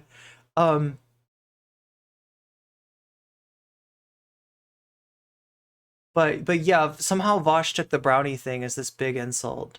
No, I think you're right. I think you're right. I mean, I can never, I know what it looks like. It looks like that. I just never remember how to say it. She seemed angry, like what? About the in the beginning? Listening to me, or I forget the exact thing. It was a couple years ago. Okay, if that's how you feel, and I know you're done with the Professor Flowers discourse. No. I haven't finished my Ghirardelli. point. Thank you. What did I miss? Let me talk. Thank you. All I was going to say, I love this. I love this. If you are interested, I would either publicly or privately sit down on the transcript with you, and I will show you where you inflammatorily inserted things that were not needed. Oh, that she did seem angry. I know angry? You're done with that, so you probably wouldn't want to do this, but I don't think I'm wrong. Like, I mean, I could have read this wrong, right? But I thought at the very beginning of the video that she was somewhat surprised by some of his responses to things, and that I thought that she had planned to be you know, a little bit inflammatory and to just go off on him. And that part of what made that video, you know, not just her like dunking on Vaush, was the fact that in the beginning, he looked like he might be willing to actually talk. He looked like he might be willing to actually listen a little bit, right? And that she got, and I feel like I remember her mentioning this in our conversation, that she, you know, she that gave her like a little bit of hope. Obviously, those hopes were quickly dashed. Obviously, you know, he wasn't like, you know, if anything, that was a trap. That was him, you know, misleading her as far as, you know, how he was going to go about the debate. You're back. Dak Katie trying to give him an out and him being like, nope. Oof. Yeah, it's absolutely understandable to be angry. Yeah. On this, I think that you saw a good opportunity to make content. It worked out great. It created a lot of content, and I think wait, anything now that was a you're what? just We can do it right now if you want. Or you can tell me what assessment I've made of her character and positions you feel is inaccurate. I think that to take Professor Flowers' arguments and then claiming, and you have done so repeatedly on dozens of streams, that she is genocidal towards white people is an awful thing to say. I agree. It's an awful thing to be, too. She was justifying... But that's not what she is. She was saying that the black people in South Africa had a moral right to mass deport the white people who live there because the colonized should not have to suffer the indignation of continuing to live. You tried to back her into a corner and force her to fucking tone police victims of colonization, right? And she said, but I refuse. She Rohan Kashibe'd that shit, okay? With their colonizers. And her definition of colonizers He said is it again. white people, which she has not only implicitly reaffirmed multiple times, but explicitly stated in a conversation with him. There's no ambiguity to it. She was defending, morally, the idea of deporting 6 million white South Africans, which is objectively... Which is not on the fucking table, Jack. The definition of ethnic cleansing. And depending on which definition of genocide you go by, still fits just fine. No, let's be real. He gave like a broader hypothetical than what he just said, right?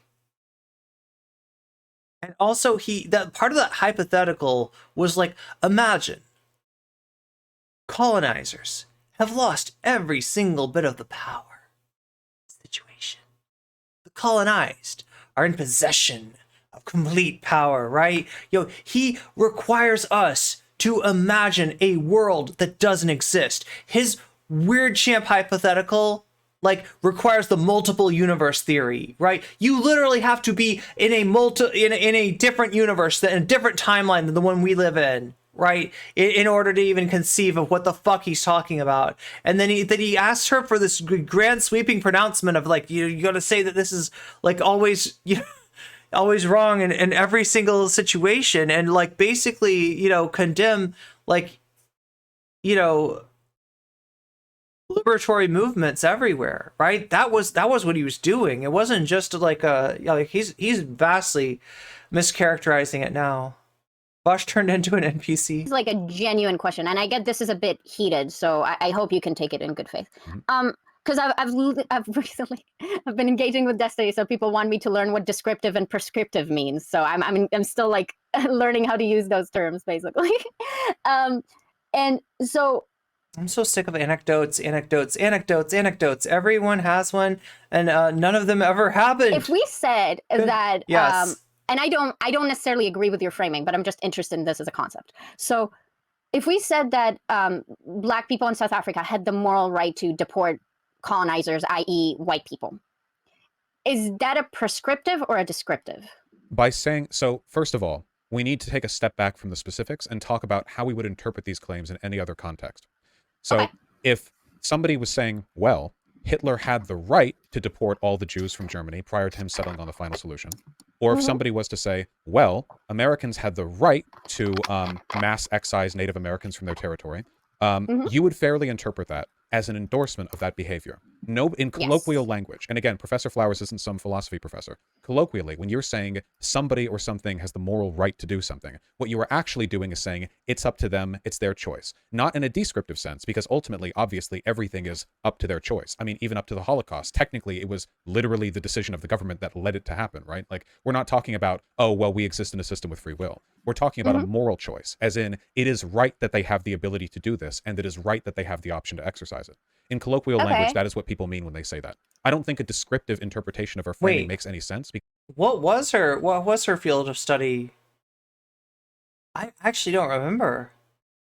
Because if that was the case, she could have been saying just as easily, well, I think the white people of South Was it philosophy? Africa have the moral right to deport all the black people. Because in a The fast talking doesn't make him, intelligent. descriptive sense, that statement would have been equally coherent. A flat statement of the power of government and the ability for it to do big demographic changes like that. But obviously she wouldn't and didn't say that because she wasn't talking descriptively. No. Oh my god, It might have been. It could have been philosophy. that's silly. She was okay. If we're It's been so long, I literally don't remember. assuming that it is a descriptive, and I do agree with you that to just claim it's a descriptive, so you're not implicitly making a prescriptive as well with a descriptive that is loaded, that is Her questionable. claim is prescriptive. She's defending the right for the black people in South Africa to do that. She would not Defending, Like, look, the whole example of South Africa was like a small part of the argument. It wasn't the totality.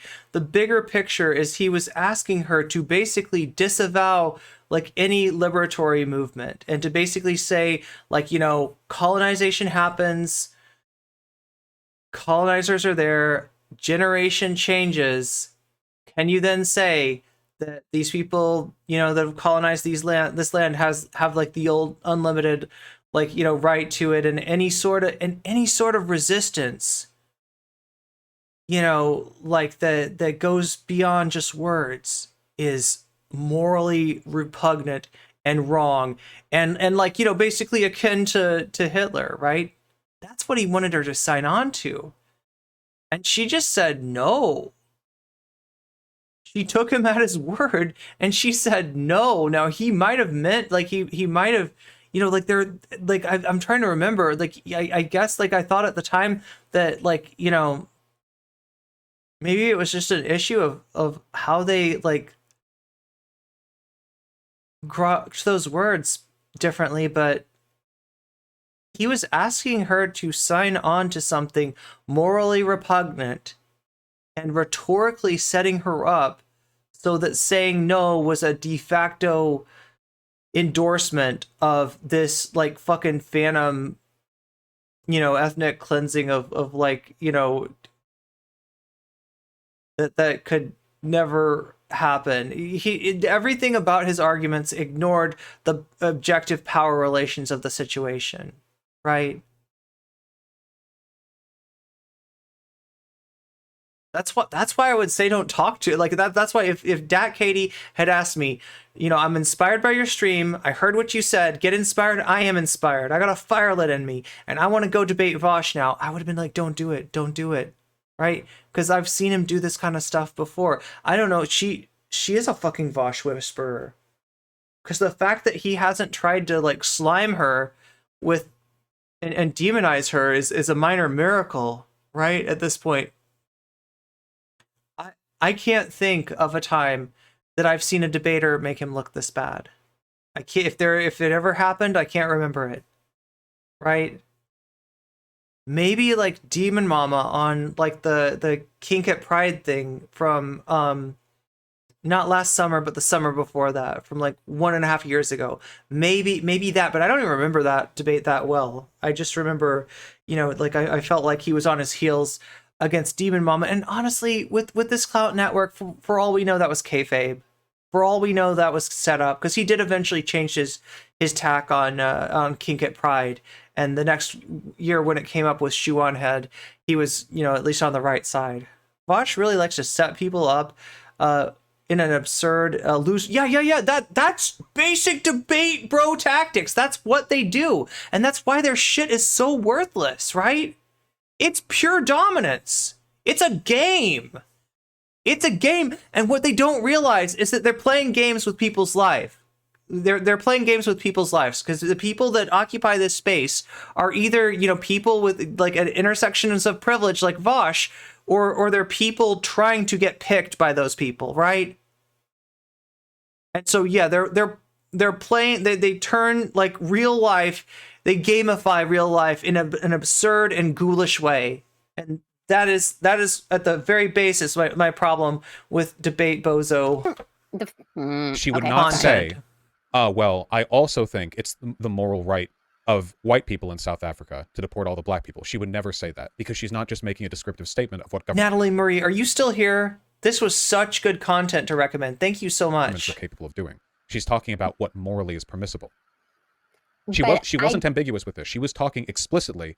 The colonized people should not have to suffer to coexist with their colonizers. Like, these are not like this would be like saying like you No, read no, like like realistically, what he's setting up is a situation where the colonizers are intransigent, not just because of the morality of the situation, right, which is bad enough, but they are intransigent and in neglect of a changing power situation.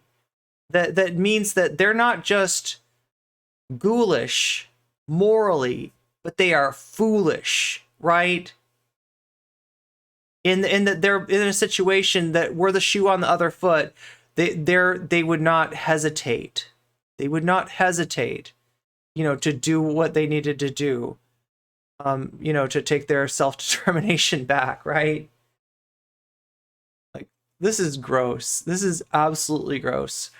I've heard her talk like twice, but I love the way that Katie refuses to take anybody's permanent online bait takes and just shuts them down like the overly talkative chat GPT argument processors they are. Oh my god, I love this. I love this. I love this. Vaush really, he watched one too many episodes of The Leftovers. neo-Nazi transcript, and they're saying something like white people should not have to bear the weight of the Jew, and they're like, well, technically they're just saying that they don't have to. It's like, no, obviously they're making a statement, okay, so that was a lot. And again, like, do you see no concern for power relations, right? Does not enter into the equation. And he sees that as morally consistent. I see it as morally purposely obtuse, but whatever, Vaush, whatever. Apologies, but that's the full context. Yeah.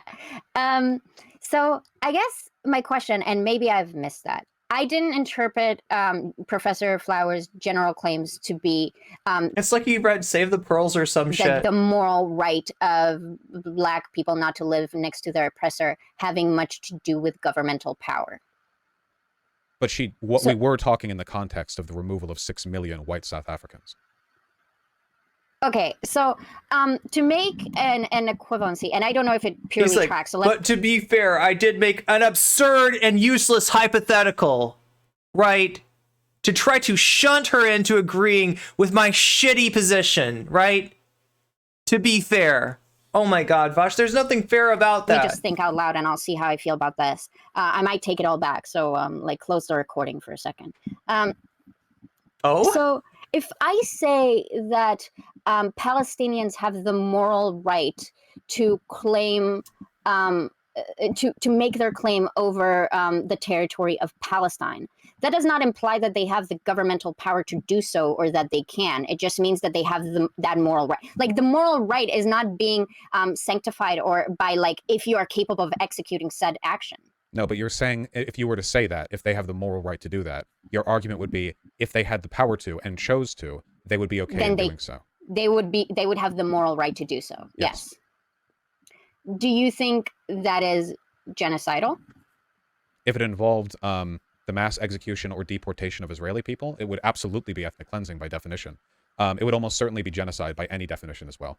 There are probably some incredibly... Oh god, now I wonder if the take that he had on Twitch that got him banned originally is going to come back into play. This almost feels like she's setting him up. Contrived circumstances, like a long-term resettlement program, that you could argue aren't genocidal because it would be more of a reclamation of previously held national land, but 99.999, yeah, that would be genocidal.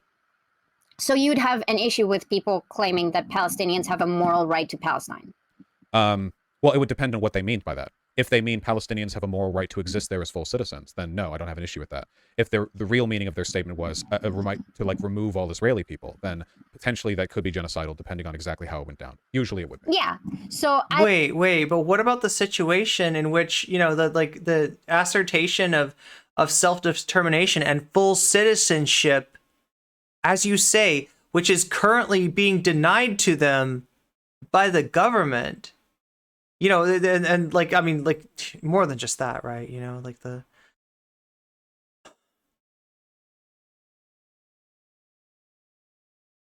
you were asking Professor Flowers to tell people in this kind of situation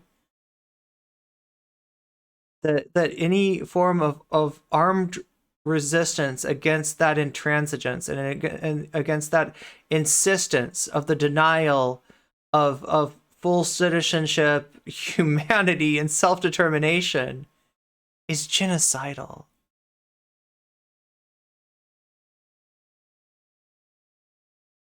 I argue basically that considering all the context and like extra conversations and potentially even in the conversation with you, although I'll be willing to bite the bullet that maybe Professor Flowers was not best at like expressing herself during that specific debate with you, but just there's so many, like so much content of hers and yours was made around. I mean, there's another thing to be said about like Vaush's constant railing against cancel culture, and then what do you call what he did to Professor Flowers? What do you call that? That's the, like, listen, cancel culture in most cases, I think is stolen valor, right? Most of the people claiming to be victims of cancel culture are just, you know, big babies who don't like to be criticized, right? But if we're gonna find any situation that most closely resembles what they describe when they decry cancel culture, it's what happened to Professor Flowers. Claims, and there was an infinite amount of time to like let her explain what she means by moral right, to like get out of this genocidal narrative. And my critique is just that maybe you don't feel like she ever provided that context. I just disagree with that, and I just think that's unfortunate. I think your disagreement is incorrect. I think your framing of this situation is willfully ignorant. In any other context, if somebody was to say, yes, by colonizers I mean white people, no, non-white people should not have to suffer to coexist with white people in this space. Yeah, I think they have the moral right to get rid of those, to deport those white people if they want. You're acting like they're like offended in this hypothetical by the proximity to the white people, right? Like, there's more like reverse racism, right? There's more like, you know, like, I don't know, like where do these hypothetical black people in Vaush's mind come from? And if your answer is implicit bias, ding, ding, ding, you win the prize. I think anybody acting in good faith would interpret that as an endorsement of ethnic cleansing. Okay, if you heard Professor Flowers say all white people are colonizers, and I heard Professor Flowers say that she doesn't think all white people are colonizers, what do we do then? Do we assume that she's lying and she actually thinks all white people are colonizers? Yes. If there's a person... That is silly. No, it's not. If there's a person whose politics gravitate towards a specific reactionary tendency, and at one point they admit something, and then later they deny it, I think it's perfectly reasonable to not interpret them charitably. So, motherfucker, I'm gonna hold you to that. I'm gonna hold you to those words right there. I'm gonna hold you to those words, Vaush, okay? Let's rewind that and hear what he said again, okay? Just, hopefully I didn't put it back too far. If somebody was to say, yes, by colonizers I mean white people, no, non-white people should not have to suffer to coexist with white people in this space. Yeah, I think they have the moral right to get rid of those, to deport those white people if they want. I think anybody acting in good faith would interpret that as an endorsement of ethnic cleansing. Okay, if you heard Professor Flowers say all white people are colonizers, and I heard Professor Flowers say that she doesn't think all white people are colonizers, what do we do then? Do we assume that she's lying and she actually thinks all white people are colonizers? Yes. Like, does he think that she thinks that all white people are colonizers by virtue of what their, like, you know, like, ethnic background? Like, essentially? Is that what he's hearing?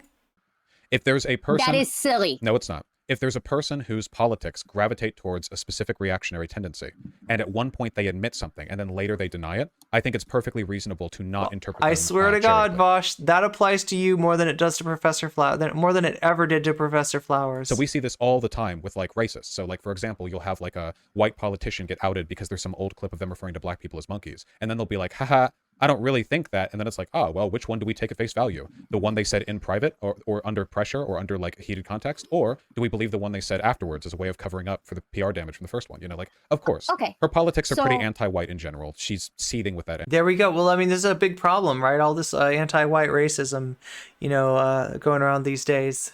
Energy. So I think it's okay to Okay, then I see what the issue is. You're just you think that you've seen enough data. All these black people using their, you know, social capital to disparage Vaush for being uppity. God damn, this guy's so ridiculous. How does anybody take this guy seriously? For you to not. What an absurd comment. He's not really trying to have a standard of logic. This is spite. He's just doing a character assassination out of hatred. Grant charitability to any of what. Like I said, he's got to always win, and it doesn't matter who he hurts as long as he gets that W. she's saying. I mean, she also said it a bunch. Like, And the more she fucking lights him up, the more she exposes his bullshit, the more she puts him in a situation where he should admit that he's wrong, the worse she's gonna get it. she didn't just like accidentally slip up one time and say, yeah, I think all white people are colonizers. She insistently reaffirmed that. In her conversation with Heem, she said it most explicitly, but I asked incredulously if she felt that way multiple times during our debate, and she consistently affirmed it. It wouldn't be that hard for her to back off that position. She was given every opportunity. Okay. I will do research and I will create a compilation of things and I'll DM it to you. And if you'll ever have the time and you'll end up looking at it, I'd be interested in your thoughts. But I might just come to your conclusion. I just doubt it because I've watched a lot of her explanations of what happened. What did her explanation say her position was with regards to the ethnic cleansing subject? Where's that, like the save? Like she a save said point? that she never brought up ethnic cleansing, and she was just trying to talk about Black liberation and how you a lot of the time compare Black nationalism to white nationalism, and how she was trying to like explain the different and how those two things are not analogous, whether I agree with that or not. And basically, while she was trying to make that explanation, genocide was brought up, and in that context, she was just trying to explain how that fits into like her greater narrative about Black nationalism. Okay, but when she talks about Black self-liberation, what does she mean by that? What do you? I'm sorry. What? Well, so what was she prescribing then? You said you saw her talking about it. What was what was she arguing in favor of? So I made comparisons. Yeah, she said press X to doubt, between right? Black and white nationalism. Okay, what did she say that I Vaush understanding wars and colonization challenge impossible. used Agree. City of Doors. V agrees with to you. make that comparison? What position was she defending? Did she just abstractly say I support Yeah, many African countries Black did it. liberation? And I was like, aha, just like Hitler. Or did she say something else, maybe pertaining to a specific country with specific demographics? I believe she did in your discussion with her, but I believe the content, from what I understood that she said, it seems that was brought up to, like, give an illustration to her point, right? To deport all white people from South Africa? If you want to look at it uncharitably, then I guess. Wait, but what other thing was she saying? Because she explicitly said that. So it wasn't an interpretation. That was a statement that she made. Let me try to. Yeah. He's very explicit. Maybe I'm not communicating. He is very explicit about that. Ian DJ Cooper. He thinks that white nationalism and Black nationalism are the same thing. Yeah, like this is his analysis, devoid of any understanding of power relations. Right? Racism is bigotry, bar none. Racism equal bigotry. Right? Racism equal. You know, like he does not, that power relations do not, like, you know, structural, like power does not enter into his equation at any point. I need the meme of the guy sticking a stick in his own bicycle tire, but it's Ian and the stick is his own racism. And then he blames Black nationalists, yeah. Clearly, I apologize. So I think that when you say, yeah, the Jews had every right to like try to kill all the Nazis during the Holocaust, and also they had that right, like if they could have told the future, they probably should have done that before a lot of the acts were implemented, because that would have prevented the genocide, then me saying that you are advocating for mass genocide of Germans would be nonsensical, But right? I don't think there's much of a comparison there, because South Africa is a democracy.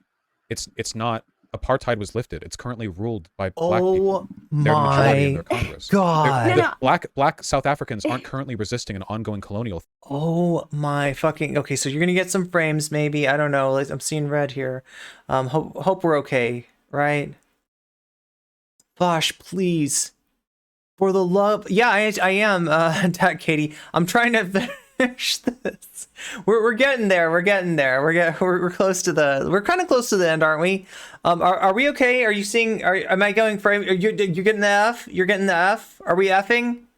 Can people still hear me? Can people still hear me? See me? Everything like that. Please tell me we're okay. Because it doesn't look like the frame rate is that bad. Frames are dropping. I've only dropped a few thousand frames. You can still hear, but it stutters. Okay, we'll just like. Wait, does the Weasel song fix the frame rate? I feel like it did last time. Should we try that again? God damn. Look, chat. If we go down, like, I'll finish this tomorrow. Okay. Like, I think that's what we'll do. I'm gonna try. No, not Penny and Stock. We're not trying to watch that again. Where is the Weasel song? There it is. Come on, Weasels. Post your Weasels in chat. Post your Weasels in chat. Let's see those Weasels. If we go down, yeah, there will be a stream tomorrow. Come on, frame rate. Thank you. Although, like...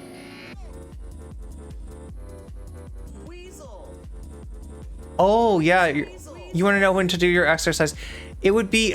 if we go down, like, we'll do this at, like, 11 Pacific, 2 Eastern. I don't want to go down, though. I want the frames... Oh, there we go. There we go. Yes, yes, yes, yes, yes. Are we back? Are we good?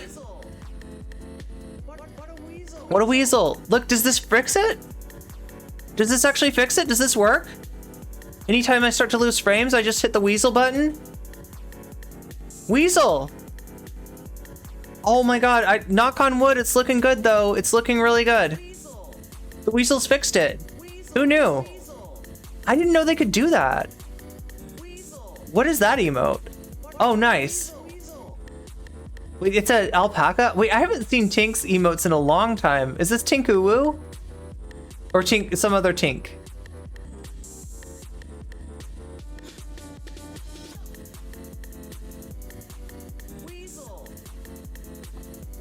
That Katie, thank you.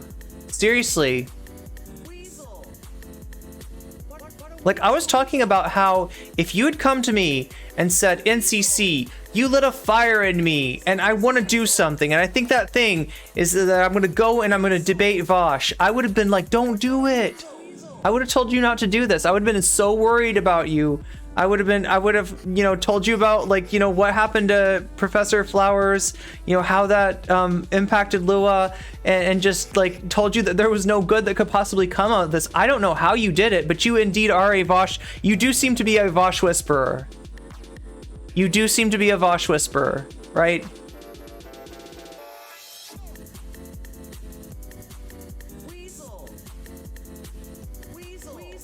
You're gonna say goodnight? Good night, Fabio. Thanks for staying up with us. What a weasel. It looks like we're gonna be able to finish this tonight, though. I do have a lot of content to get through. I don't know if we're gonna be able to... What else do we... Like, what a weasel. I want to do Soul Bunny and Professor Flowers. I want to do Xander Hall. Is Xander Hall a Gamergator now? That's a legitimate question. Yeah, this was so good. Fuck. So Logan Paul's giving my cat an abortion. I gotta go. There we go. Okay, so somehow the weasel thing fixes the frame rate problems. I don't know how that works, but I'm not gonna question it. I'm not gonna question it. threat. They share a country with white citizens who are born, many of them, in a free country. Yes. Okay, again, Vaush, I beg of you, read the shock doctrine. Read the shock doctrine and understand how neoliberalism enshrined the spirit of apartheid in that country. Please understand this, right? He's really like, this is bullshit he's talking. I'm not arguing her points for her. I'm saying that what you took as like a claim to genocide, maybe I misunderstood her and you're completely right, okay? But from what I understood of her explanations, she was using the example of South Africa to explain. Looked at Katie, I'll give him a W when he undoes the harm he's done to the left and to the people that he's hurt and the people that he's lied about, right? I'll give him a W when he says, hey, I'm sorry about bitching about cancel culture for all these years and acting like it was this horrible thing that I was afflicted with, when in actuality it was a thing I was afflicting on other people. Like that's when he gets the W from me, okay? A broader concept, and then was called genocidal for using that as a way to illustrate like a difference or a right or a point. Now, you might say, rightfully so, hey, if you're demonstrating this on an existing country, that has very strong implications and that's irresponsible. I wouldn't say that's genocidal, but we can disagree on that. But you know? the context was her talking about not having to live with your colonizers anymore. And by colonizers, she meant white people. You put that on her, right? You're the one who came out with this idea that it's like, you know, like oh my God, like that there's some sort of like like implying that like, you know, black people are so racist against white people that they are like, I don't want to live in the proximity of, I don't want to live anywhere near, like, right? You threw that on her. You threw that on, like, right? That is you projecting that onto them, right? That's not. I heard her say that she doesn't think all the politics. Hold on one Do you want me second. to just concede on this? Well, I was like, hold on. Like here's like a tweet screenshot. So hold on. Somebody said you literally equivocated colonizer with white in multiple streams. Go back to the VSG hug box with the rest of the dipshits. And Professor Flowers responded, quote, you literally equivocated colonizer with white in multiple streams, end quote. This is genuinely so funny to me that you want me to be ashamed about this, lol. okay. There, So you think there aren't she colonizers thinks in South Africa anymore. It was colonized hundreds of years ago. Apartheid was lifted. White and black people are... It's all better now. Thank you, Vaush. Seriously, read Shock Doctrine. Please understand that, right? Please understand, you know, how the you know, lifting of apartheid actually worked, right? And how the economy, how the neoliberal policies were implemented to like enshrine the wealth inequality created by apartheid, right? They're both citizens. yes. It's not a colony of any country. Yes. So in what other context would colonizer not mean white people if we're talking about Well, a country where there wait, are wait, wait. literally no colonizers right now?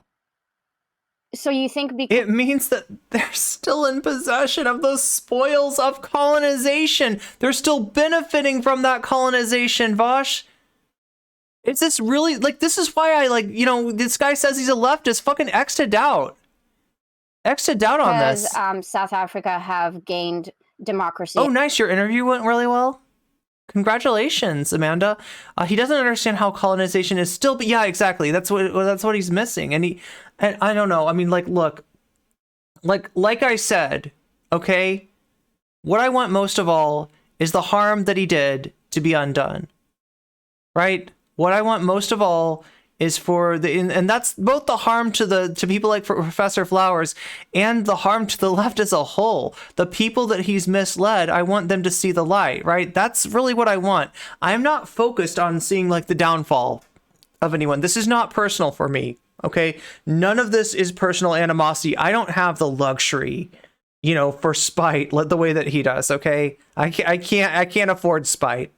Right, that's and is no longer an apartheid country. That completely erases the historical context of like why there are white people in like positions of power and disproportionate wealth in South Africa. You're making her argument right now.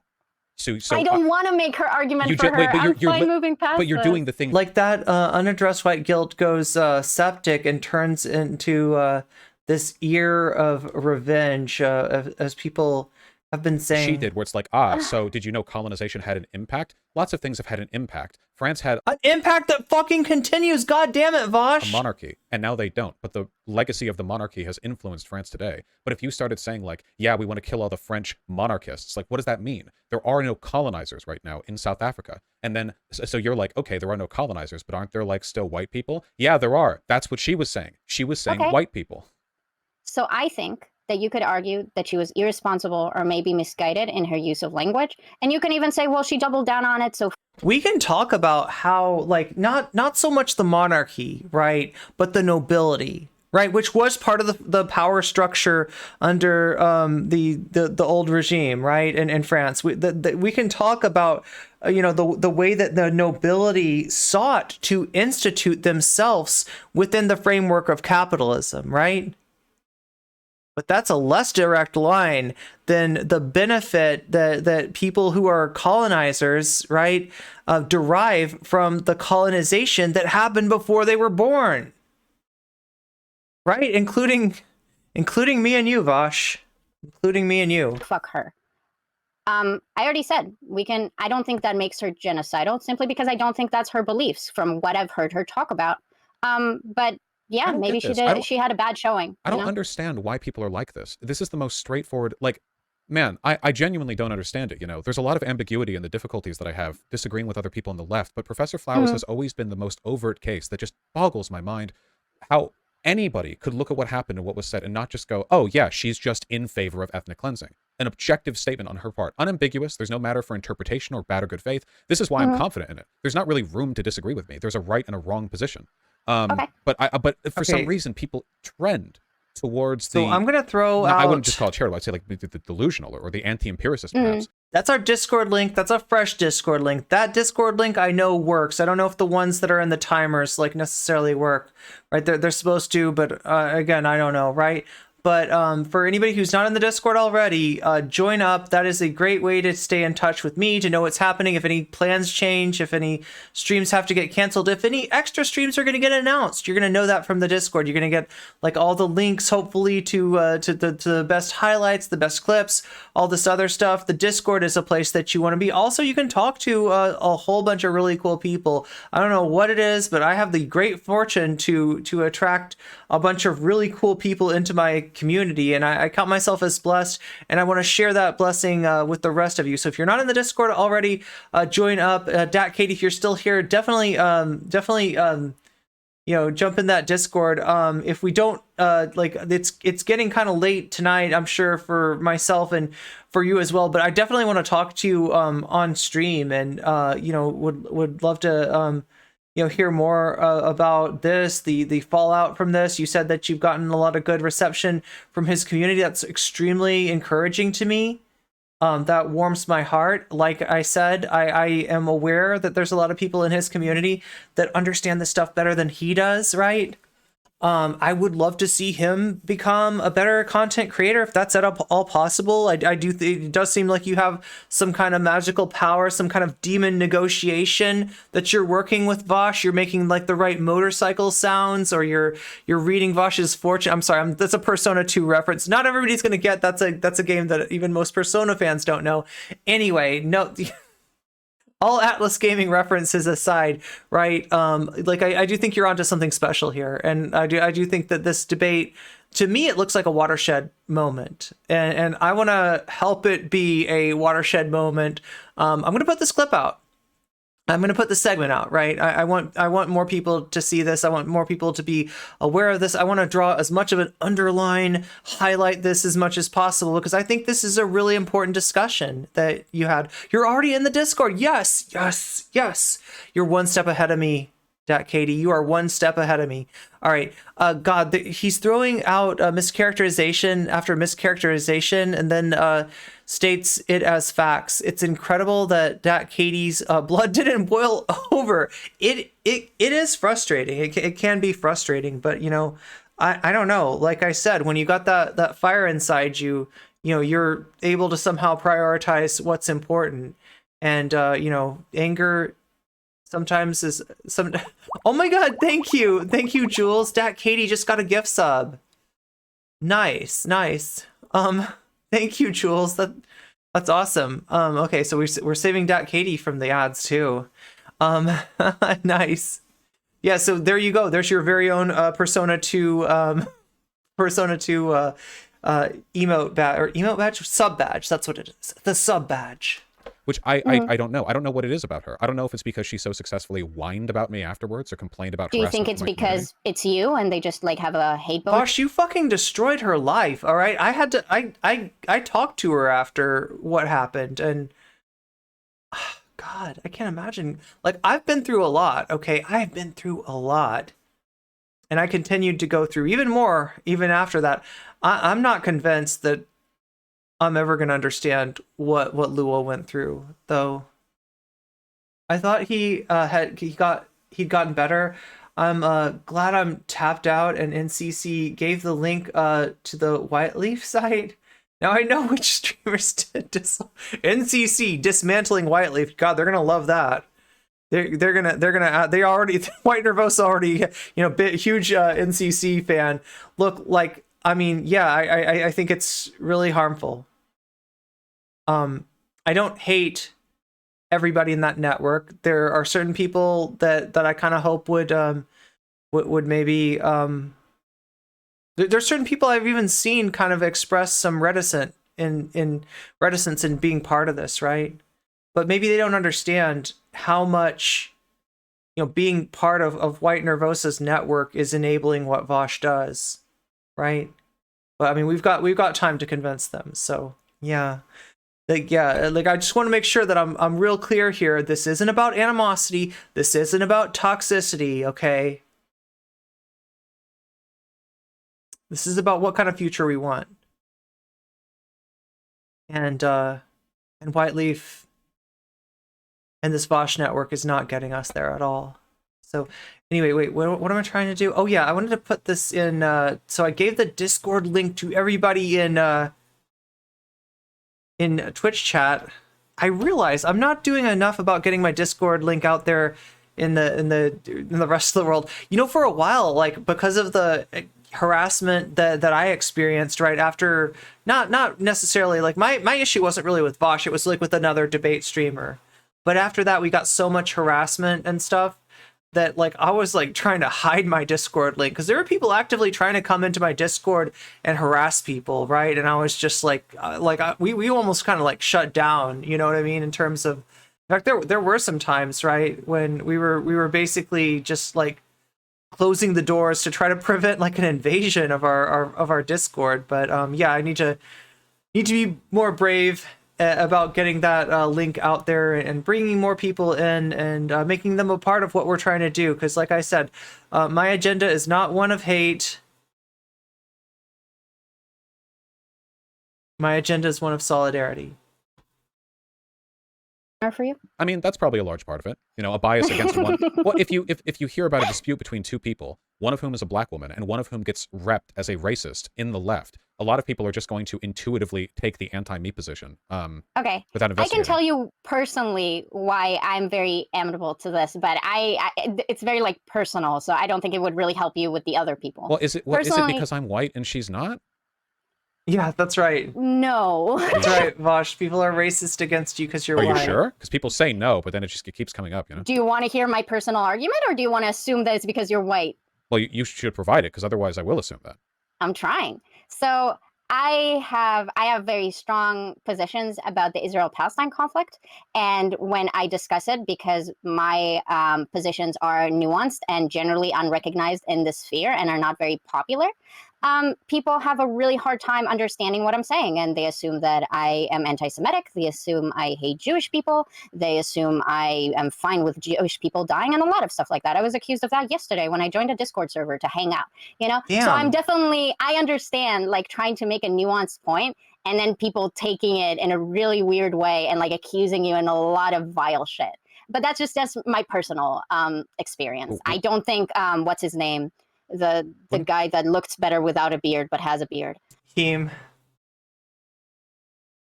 I haven't seen Heem. Is that who you're talking about? Is Dr. Heem? I haven't seen Heem without a beard. I remember Heem used to have a beard cam. Like, right, there was actually a camera, you know, like how I have a kitchen cam, right? Nope, that's not it. That's not it. That's the kitchen cam. Oh my god, I gotta clean the kitchen. Look at that. Look at how messed up that kitchen got.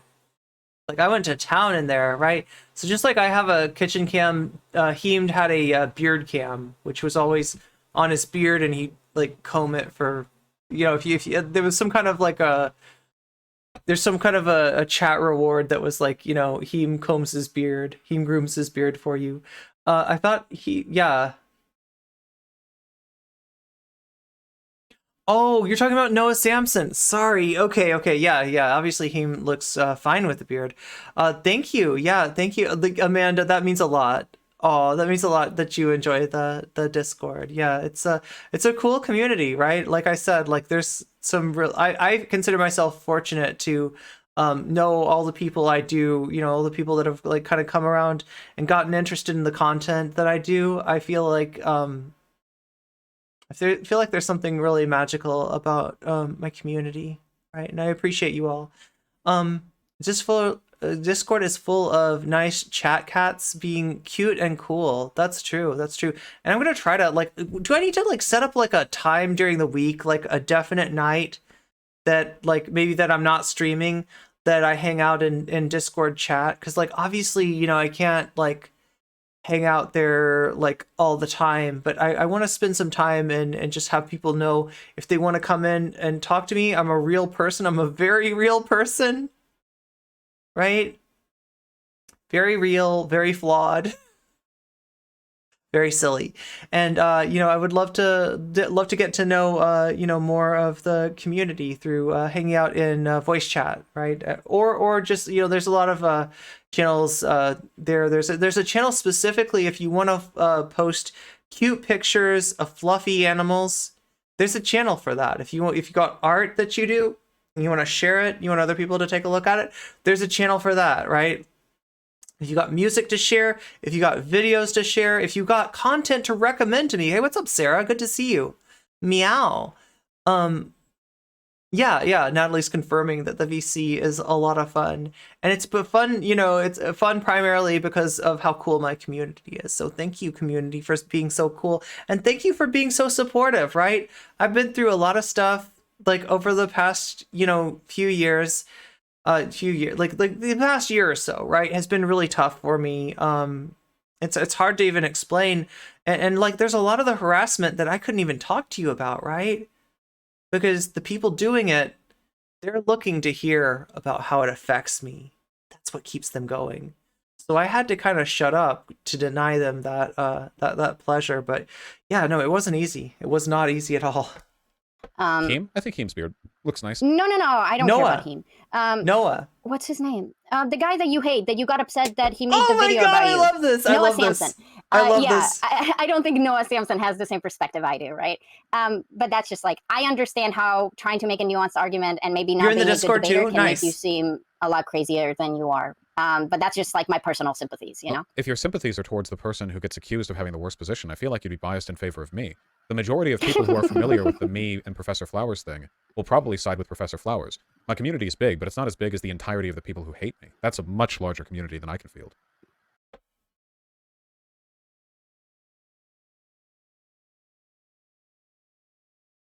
Look, okay. I guess I understand why he has that perspective. Because there are a lot of people whose stomachs were turned by what Vaush did to Professor Flowers. Right? But like, the damage that he did to her reputation and the harassment that he instigated against her, I feel like he might be underestimating. If he thinks that what he got as comeuppance for the Professor Flowers thing, you know, even compares. The sad thing is, Vaush, what you're selling in terms of you know, white fragility and hate against Professor Flowers, right? sadly, without knowledge of, real knowledge of intersectional leftism, which does take some understanding, which does have a bit of nuance to it, which is not something that that's as intuitive, right? As your kind of analysis of the situation absent any sort of power dynamic, right? I feel like what you're doing is you're marketing towards ignorance, right? And unfortunately, especially about, racism, there's a lot of ignorance out there. There's a lot of people that not only haven't unpacked their shit, they don't want to unpack their shit, right?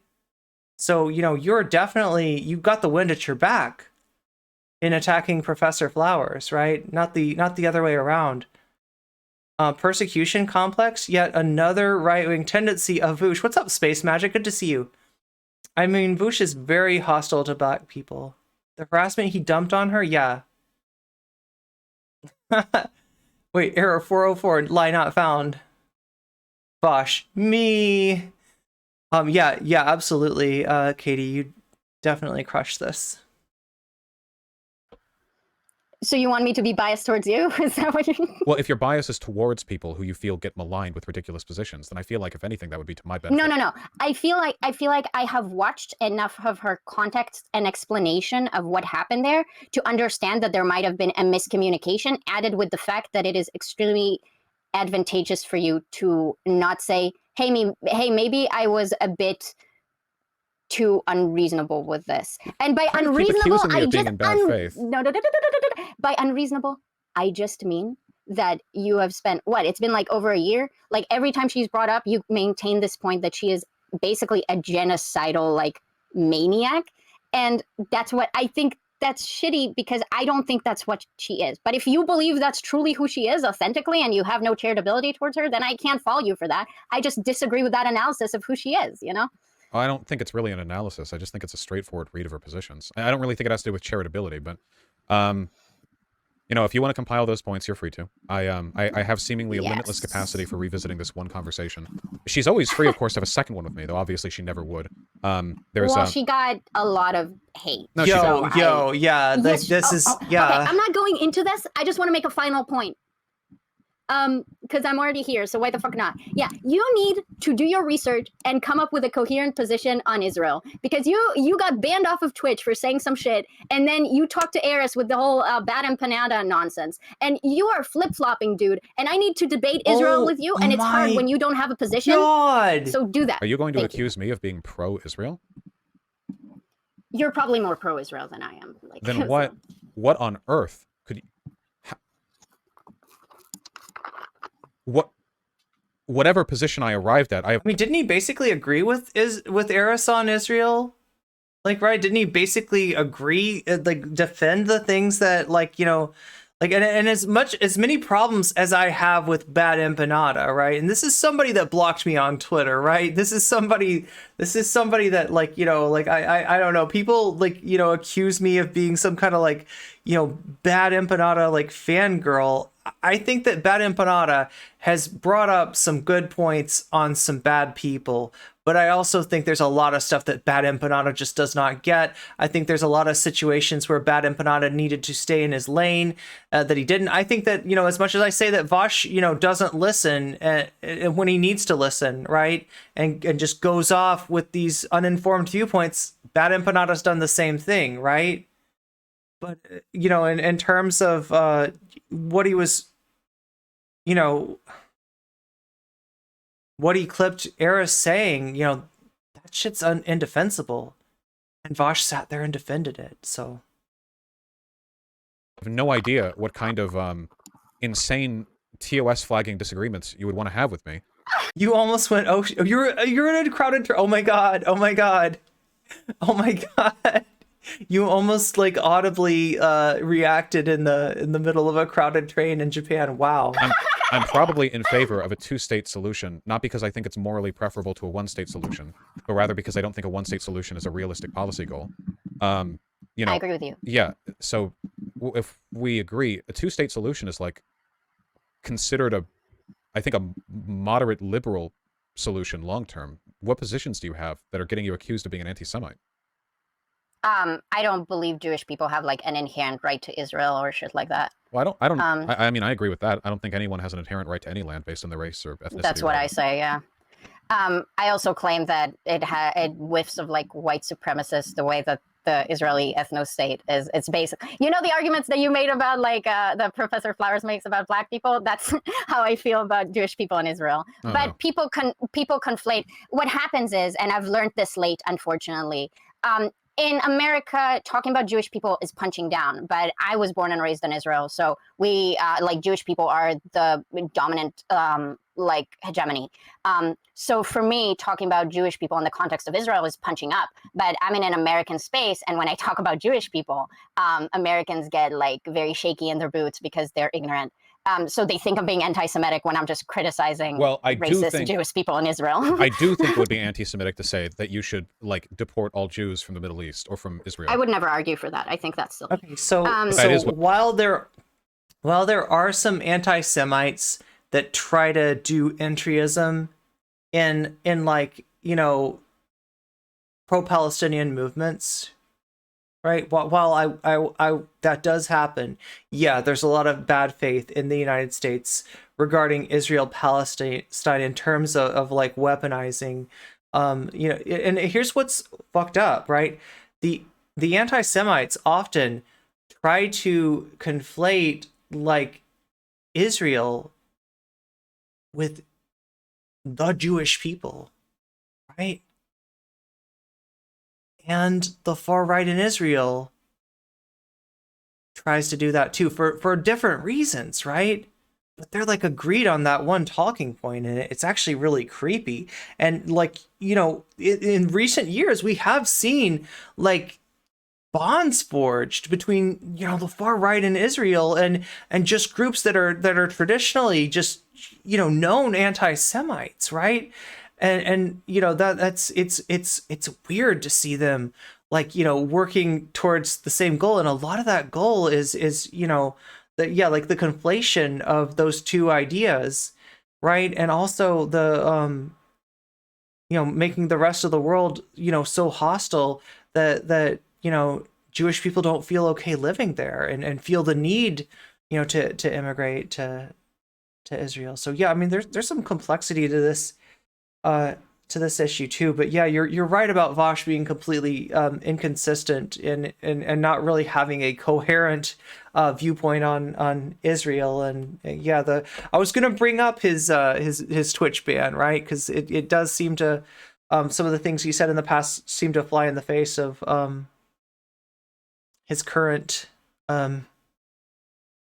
you know, like, and granted that was a Takemeister, that was him, you know, trying to create controversy. But Professor Flowers probably believes, doubt she's a Zionist. I don't believe she believes in that. But just to very quickly, so the part of the disagreement is that I get that you're friends with Eris. Eris is a really cool person. I thought the takes you chose to have in that whole situation, I get you don't like bad empanada, but Eris have said things that clearly support like the concept of an ethno-state and the concept of Jewish people having an inherent right to the land of Palestine. And like they're continuing of like dominating that space. And whether she is for a two-state solution or not, which I believe that she is, which is the correct solution, fact of the matter is she does support the ethno-state of Israel to remain. And I guess that we both like pragmatically say, yeah, whatever, let the Jews have that. But the fact that she doesn't morally condemn that concept is reprehensible to me. And I feel like as a progressive, it should be reprehensible to you. Maybe it wasn't important for you to make that point, but I just found that like I don't want to get into this because like I've had some really bad faith interactions with Eris, like, you know, for bad faith from her, right? Really, really bad faith interactions to the point that I do not want to have anything to do with Eris going forward, right?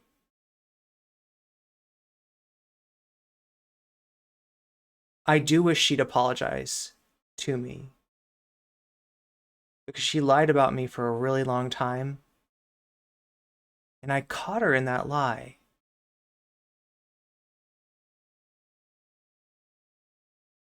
And she just used her bigger platform to just like No, like, right?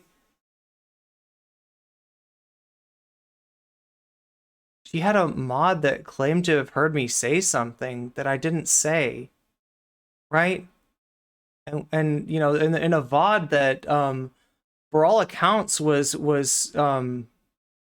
gone, there was no trace of it, right? But we did manage to find 5 minutes of it hiding out on some of Twitch's server and on some of Twitch's, like, so when a VOD is deleted, now I don't know if this works this way anymore, but it used to be that like data on Twitch was saved in, like, what was it, like a certain number of second increments, right, in small little chunks, right? And so you could have something that was deleted from your channel, but that still the whole of it or parts of it could still exist on the Twitch servers, right? We were able to recover a little bit of that.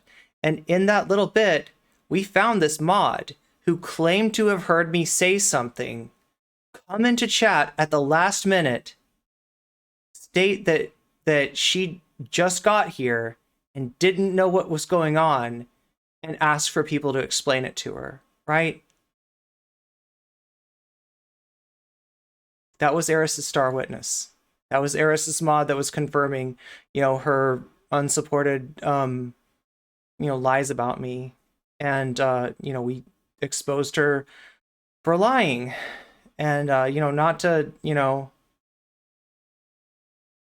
revisit a point that's already been made, but I never got an apology for that, right? So yeah, like, I don't have any interest in having anything to do with Eris, right? To be unfortunate, considering how I thought you felt about Israel. I mean, I just didn't get that. I'm sure she has positions on Israel that I would disagree with, though I would have to see specific ones to really like say anything.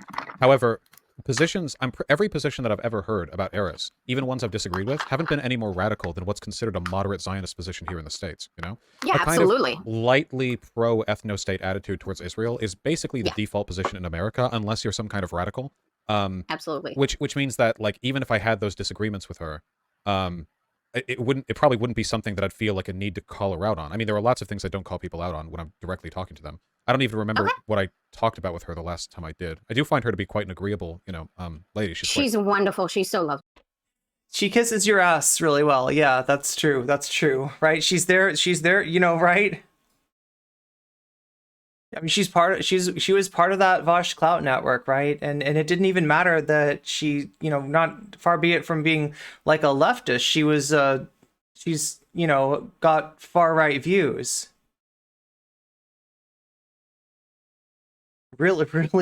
Really strangely far right views, right? Like views that, like, we're talking about, like, and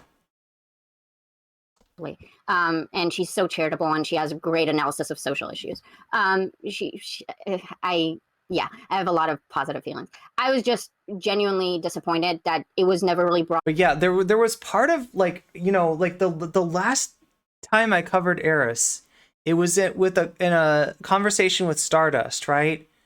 And there was something that Eris said that I never quite figured out that made me wonder if there was some kind of unfortunate situation that she was in, with being compromised by another content creator who is incredibly toxic. Some of you might remember this person's JQ take, going on Wick's panel to say maybe Kanye had a point about Jewish people, and I never understood the sort of the relationship between, like, Eris and Doobie, but something in that Stardust conversation, like, made me think that there was something really bad, going on with Doobie. So that's another reason that I don't want to have anything, like, right, if somebody's acting because of, like, stuff that somebody like that has on them, like, there's nothing I can tell them to change their positions, right? And it's hard to tell what they really believe in. Oh my God, I don't even want to revisit this. This is the worst part of, like, the, of the harassment that I've been through. Yeah, involved, Eris, strangely enough, right? especially when you were basically when Bad Empanada was making his points, you were even telling her, "Do you think he's just being anti-Semitic?" I do think he's anti-Semitic. Yeah. No, I kind of, I am almost completely inclined to believe that. But fact of the matter is, he was making solid arguments regarding her positions as he was criticizing them. And maybe you say an anti-Semite doesn't get to make like legitimate positions, critiques about another. There were some there were some things that like Bad Empanada said that like made me uncomfortable, right? More like the way that he phrased things that almost remind me of Vaush, like Vaush's interactions with J.K. Rowling, where it was like, wait, are you trying to give her like ammunition against her? Like, I didn't get, that from Bad Empanada. But he, I don't know. I have very complicated feelings, Chad. I have very complicated feelings. I'm Bad Empanada. I've had some really bad interactions with Bad Empanada as well, right? I don't remember exactly, so I don't want to repeat it, right? But there was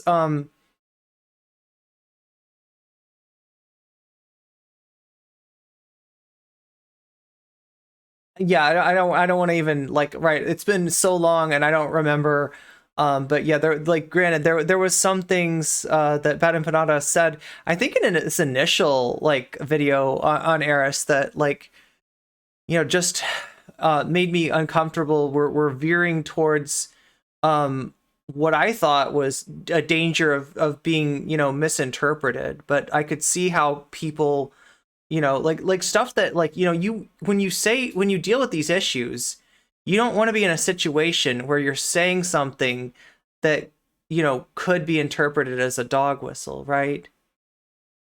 And there, yeah, like, I don't know, like, this is yucky. Like I said, if I could never deal with like Eris again, all right, I would be happy. That's it. She's just not somebody that I want to have anything to do with, right?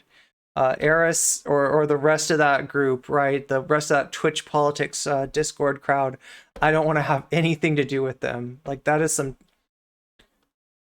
Jewish person's like content, but I just found it personally irking. Wait, you got some good vibes? You got some good vibes for us, Sarah K? We might need those. We might need those. Say, yeah, because you were watching and you were hearing the statements that she was saying, and the entire time you didn't even like sorry, I'm a bit I don't remember. now. Did I go over a drama video about Eris? If so, I have no recollection of this at all. You were just like just having her on to video. talk about the drama with Bad Empanada, but you didn't watch the Bad Empanada video or her video, I don't believe. And if you have, you did not look, he didn't care. That's the problem, right? It literally didn't matter what Eris's position was. None of that stuff mattered. What mattered was that Eris said the right thing, which was Vaush good. All right? That's why Vaush likes Eris. And, I feel like people need to recognize, like, if you're Eris, like, I wouldn't feel super comfortable about the transactional, like, nature of that, of the fact that, like, Vaush's support with you is resting on your approval of him, right? Because I feel like on some level, like, there may be some disapproval that Eris might of Vaush that Eris might be biting her tongue on, right? I would be very surprised if there wasn't. You did not like rebut her position. Oh my god, this is wild. This is wild. A Jewish ethno state. Yeah. I really didn't expect this to come up. Okay, like I said, I don't want to have anything to do with these people. Like, right, Doobie, Eris, the rest of them. I don't want to have anything to do with them. Videos in my off time. Sorry. Yeah, that's fine. As for her positions, I don't know. Even if I found stuff that I disagreed with, like, entirely, I don't really know what relevance that has to the specific conversation we were having, Like, agreeing with something Bad Empanada has said because he incidentally stumbled into a position that may or may not have been correct would be like listening to, like... Good night, City of Doors. Thank you for being with us. Meow. Like Nick Fuentes say that dependency on OnlyFans girls is like bad for guys' mental health, and then for me to do like a whole thing agreeing with him or gotta hand it to him or whatever, which of course I don't. I've never really felt it that compelling to I guess, you know, it's not about gotta hand it to them. It's look, let's not make, and this is the other thing. Everything with Vaush is about who likes him and who hates him, right? And like the problem is the person who liked him had some really fucked up viewpoint, had some really fucked up, you know, made some really fucked up statements about Palestinians. And you know, it doesn't matter, like, that Bad Empanada, like, if you don't want to give Bad Empanada any credit, don't give Bad Empanada any credit, right? Like, I kind of don't want to deal with him either, if I'm being real, right? Like, it's just too, it's not worth it. It's like, it's really not worth it, right? But you have a responsibility as a large content creator when you signal, you know, like you're, you know, like my problem is you giving Eris a pass on these things, not with you not agreeing with Bad Empanada on these things, right? Like these are reasons for maybe you not to have, you know, kind of signaled approval of Eris the way that you did. These are really problematic things that she said. And there's just no getting around them, even with Bad Empanada bad, okay? You still don't get around it. I want to deal with him apologizing. Okay, that's fair. That's valid. virtue signal as like a guy who's really critical of Israel, because I feel like I got my chops out of the way on that one early. Like, I disagree with a lot of people on a lot of things. I feel like nobody's going to follow me knowing anything about me and think like, you know, this guy's strategic ambiguity on Israel is really appealing to me. Somebody who loves Israel. I'm going to choose to not Google Vaush Israel. Yeah, so I've never felt like I had to put in that much work on making my positions on that one like super militant. Well, my personal opinion is that I feel like you are too fucking ambiguous for me. And so maybe that's just like my own personal pet peeve. I guess it is, because I'm pretty, like, I'm probably more anti-Zionist than you are. But like, yeah, that just like confused me, because I was like, I feel like he should have a different position from this. But he's just sitting here with Eris talking about how Bad Empanada is an anti-Semite when he was living genuine critiques about arguments she was making about a Jewish ethno-state. And I was just like, Vaush, come the fuck on. Are you serious? I don't think I've watched this video though, so I mean, I haven't like deliberately avoided my making a point. Well, okay, but I haven't watched lots of videos critiquing people. No, okay, this is unfair. Well, look, Vaush, if you don't want to watch the videos of Bad Empanada, like, I understand that. If you don't want to deal with Bad Empanada, I kind of understand that too. But like, fucking watch the clips, okay? Watch the clips. All right, you know, look at, like, watch Eris's video that came from. Actually, you can. I think it's deleted, right? I think it's deleted, right? Maybe I could be wrong, right? But I think that's probably why he made the clips, because, like, you know, like anyway, it all started with Eris talking about Canada Day, right? And talking about, you know, that basically, you know, everybody's talking all this shit about Canada and how it treats Indigenous people, but what about the experiences of me, an immigrant to Canada? I feel like it's treated me really well, and it's like, that is not, like, I mean, great. I'm glad, but like you know, please don't erase you know, the harm that Canada's done to Indigenous people, but because of, you know, you being you know, glad to be there, right? That's, you know, that's how this all started. You had Eris on to like do a little like allyship thing, and it's fine if you don't want to watch the video. I'm sorry I said little and it sounded condescending, but like, my point is, you had her on, sympathetic to her plight with Bad Empanada. You didn't watch the video, but fact of the matter is, Eris has pro-Israel, pro-Zionism positions. Well, and maybe, I know that. wait, please, I'll be done. I'm so sorry. And maybe you didn't feel the need to call that out. But for me, as a person that, like, I don't feel like Israel is discussed enough in this space, and knowing that I felt like you and I were on the same page with that, I really wanted to hear that call out, you know? And it didn't happen, and that was just like a personal disappointment. And I was like, okay, so is he like okay with Israel now? Like, what's happening? Because Eris is his friend, so we're cool with this now? I don't understand. Well, I haven't called you out on your It felt very transactional, yeah. anti-Semitism, but we're having a friendly conversation. You think I'm an anti-Semite? No, I'm just trying to make a point. I can't call everyone out for everything I disagree with them on every time I talk to them. For one, if I But did you that, I were wouldn't. talking He's being so evasive but here. you're- He's being so evasive. talking about her being critiqued for impositions about Well, Israel. no, Calm the no. fuck I on. was talking about her dealing with a lunatic. Okay, I did not rush to her defense to start providing pro-Zionist arguments. I don't even remember the Well, I'm context See, of and the conversation. here's the thing. Like I said, like I've had like less than stellar interactions with Bad Empanada. Okay, I mean I've seen him make some really good points that nobody else was making that needed to be made. I've seen him call people out that everybody else was afraid to call out. Right. But like I'm not a Bad Empanada. Okay. Like I said, I've been blocked by Bad Empanada for just defending my friend when Bad Empanada had a really bad take and wanted to when my friend disagreed with him, he calls her a moron, and it just like it's horrible, right? So yeah, I get how Bad Empanada can be, but Jesus Christ, you gotta get beyond this. Like here's the thing, right? With Vaush, there's every chance that when Vaush says Bad Empanada is a lunatic, Bad Empanada is beyond the pale, that what Vaush is really saying is Bad Empanada called me out and I don't like it. Given his track record, given how transactional he is, right? I can't trust him that he's saying like that his problems with Bad Empanada are like real, or there's every chance that it's like Bad Empanada said something bad about a friend of mine, right? Bad Empanada called out my friend when my friend was having a monster take, right? I can't tell. I don't know what is the history of Vaush with Bad Empanada. Why does Vaush feel that way about Bad Empanada? Because like some people would say similar things about you, Vaush. But yeah, like how are you doing, I Chad? would have Are we a friendly dropping convo with anyone frames under any circumstances?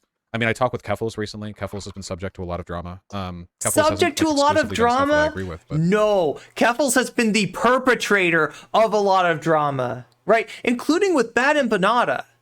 Like this shit that she pulled with Bad Empanada was the closest I've come in a long time to feeling sorry for Bad Empanada, right? And like I said, this is after getting blocked, right? This is after having some not so. This is after raiding into Bad Empanada and having him berate me. Okay, like I don't know what to do with that, right?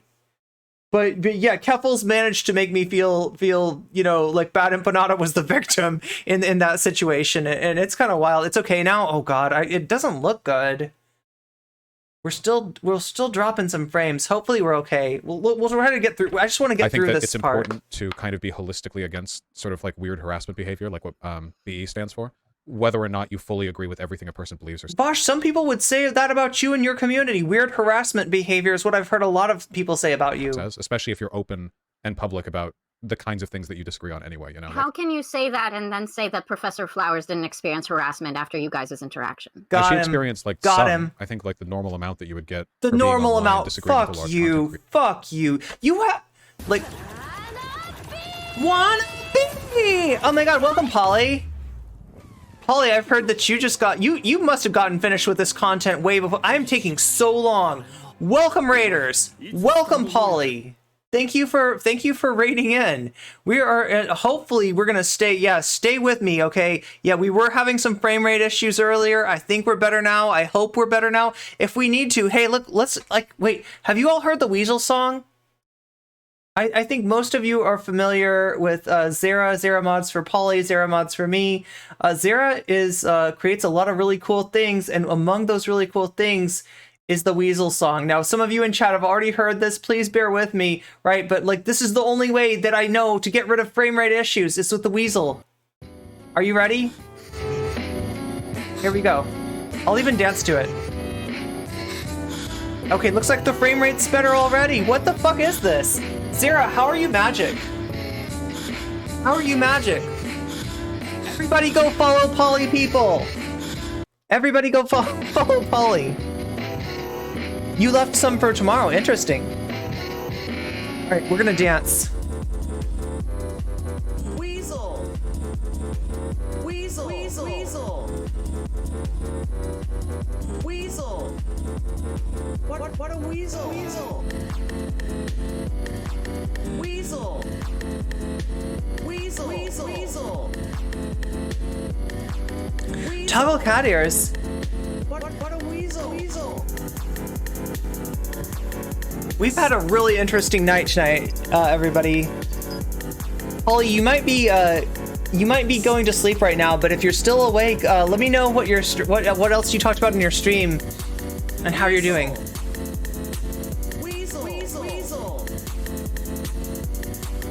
Weasel.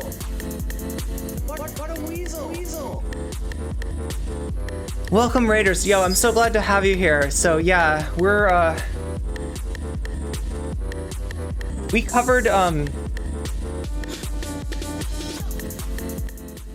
the Sophie from Mars thing, right? We covered, if you don't know, Sophie from Mars is a YouTuber.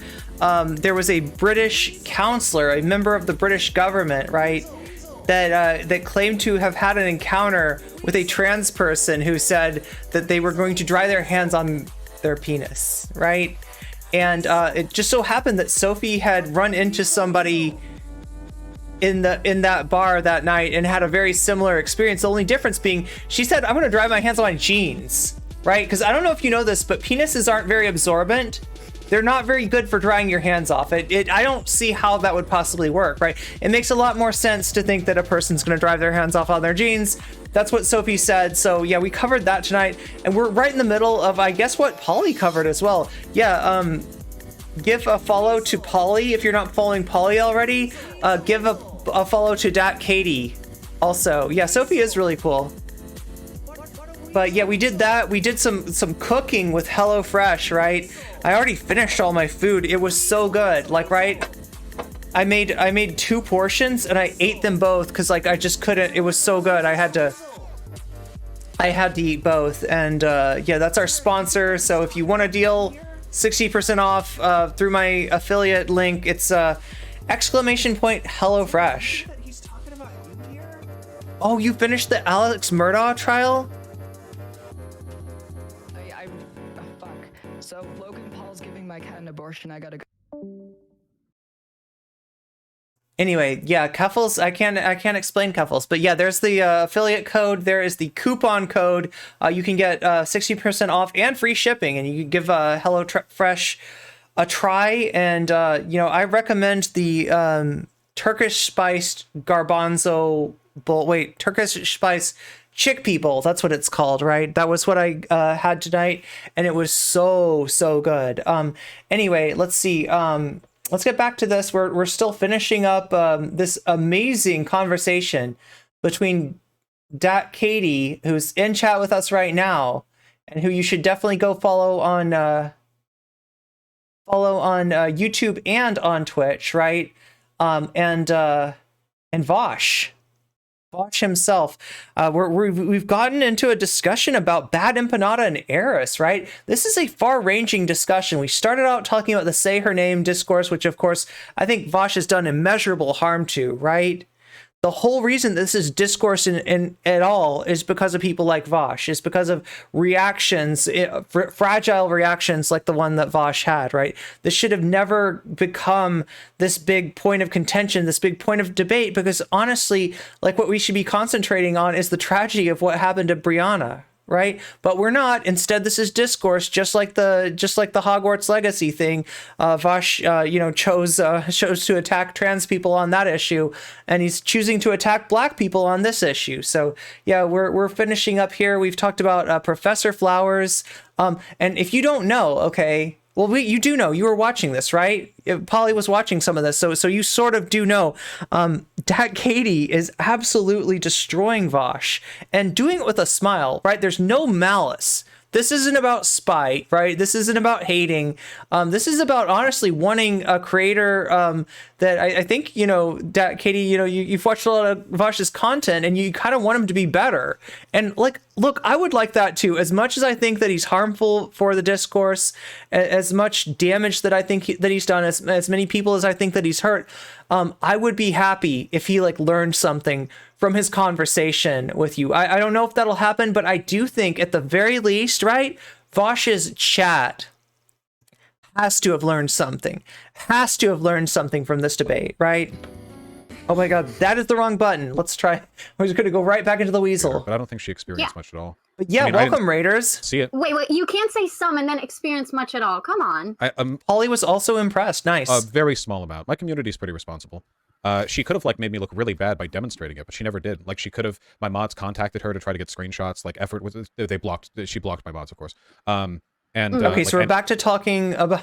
She blocked my mods, of course. Oh my god. Okay, so what he just said is like, you know, the mods were like, hey, give us screenshots, right? And what Vaush is missing, and I can't imagine that he doesn't know this, right? And you know this in Polly's community. When a harassment troll comes in, they are not coming in on their main, okay? That's not an account that you're gonna find, like, you know, if you get harassment from Keffels, right? Right, if you get in a fight with Keffels, you get in a fight with Vaush, right? The people coming in to harass you, they're gonna be named stuff like, you know, Polly is like a horrible person, or you know what I mean? Like these aren't main accounts. These are like burner accounts, right? That they use to do the harassment. So there's no point in Professor Flowers like sending Vaush screenshots of the harassment that has come from anonymous trolls on burner accounts, right? And I think he knows that. This is the same thing that Destiny says. This is the same thing that Vaush says. I think this is the same thing that Keffels has said. It's the same story every single time, right? You know, yeah, send us the proof that there was harassment. If there was really harassment, we'll ban them right from chat. Bullshit. Come on, you know better than this.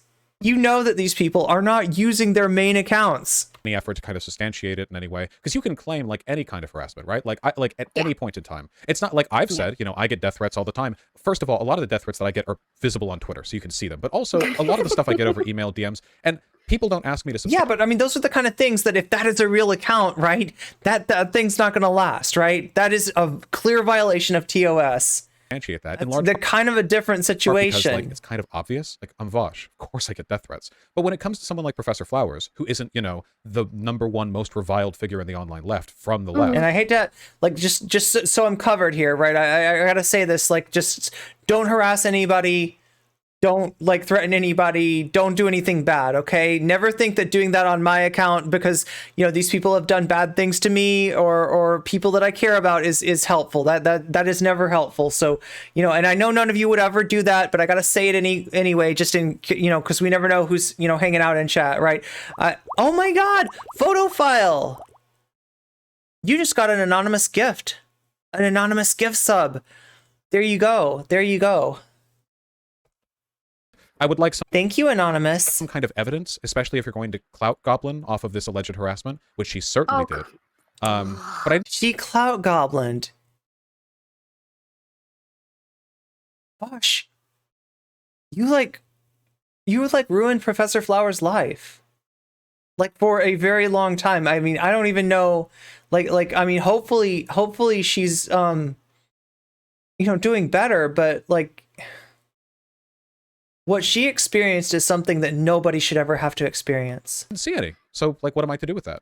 Let me tell you what I think, and I've heard similar things that Destiny has said. I think what happens is, and maybe large creators kind of forget this, I have 300 followers on Twitch, okay? So let's say 1,000 people from your chat end up finding me on Discord or on YouTube or on Twitch, and they just like, and I get welcome home, Amanda. All of that extra attention. I'm not saying that is harassment. I feel like when people feel harassed, it's less about like getting death threats. But I remember like the first convo I had with Destiny where we had a disagreement.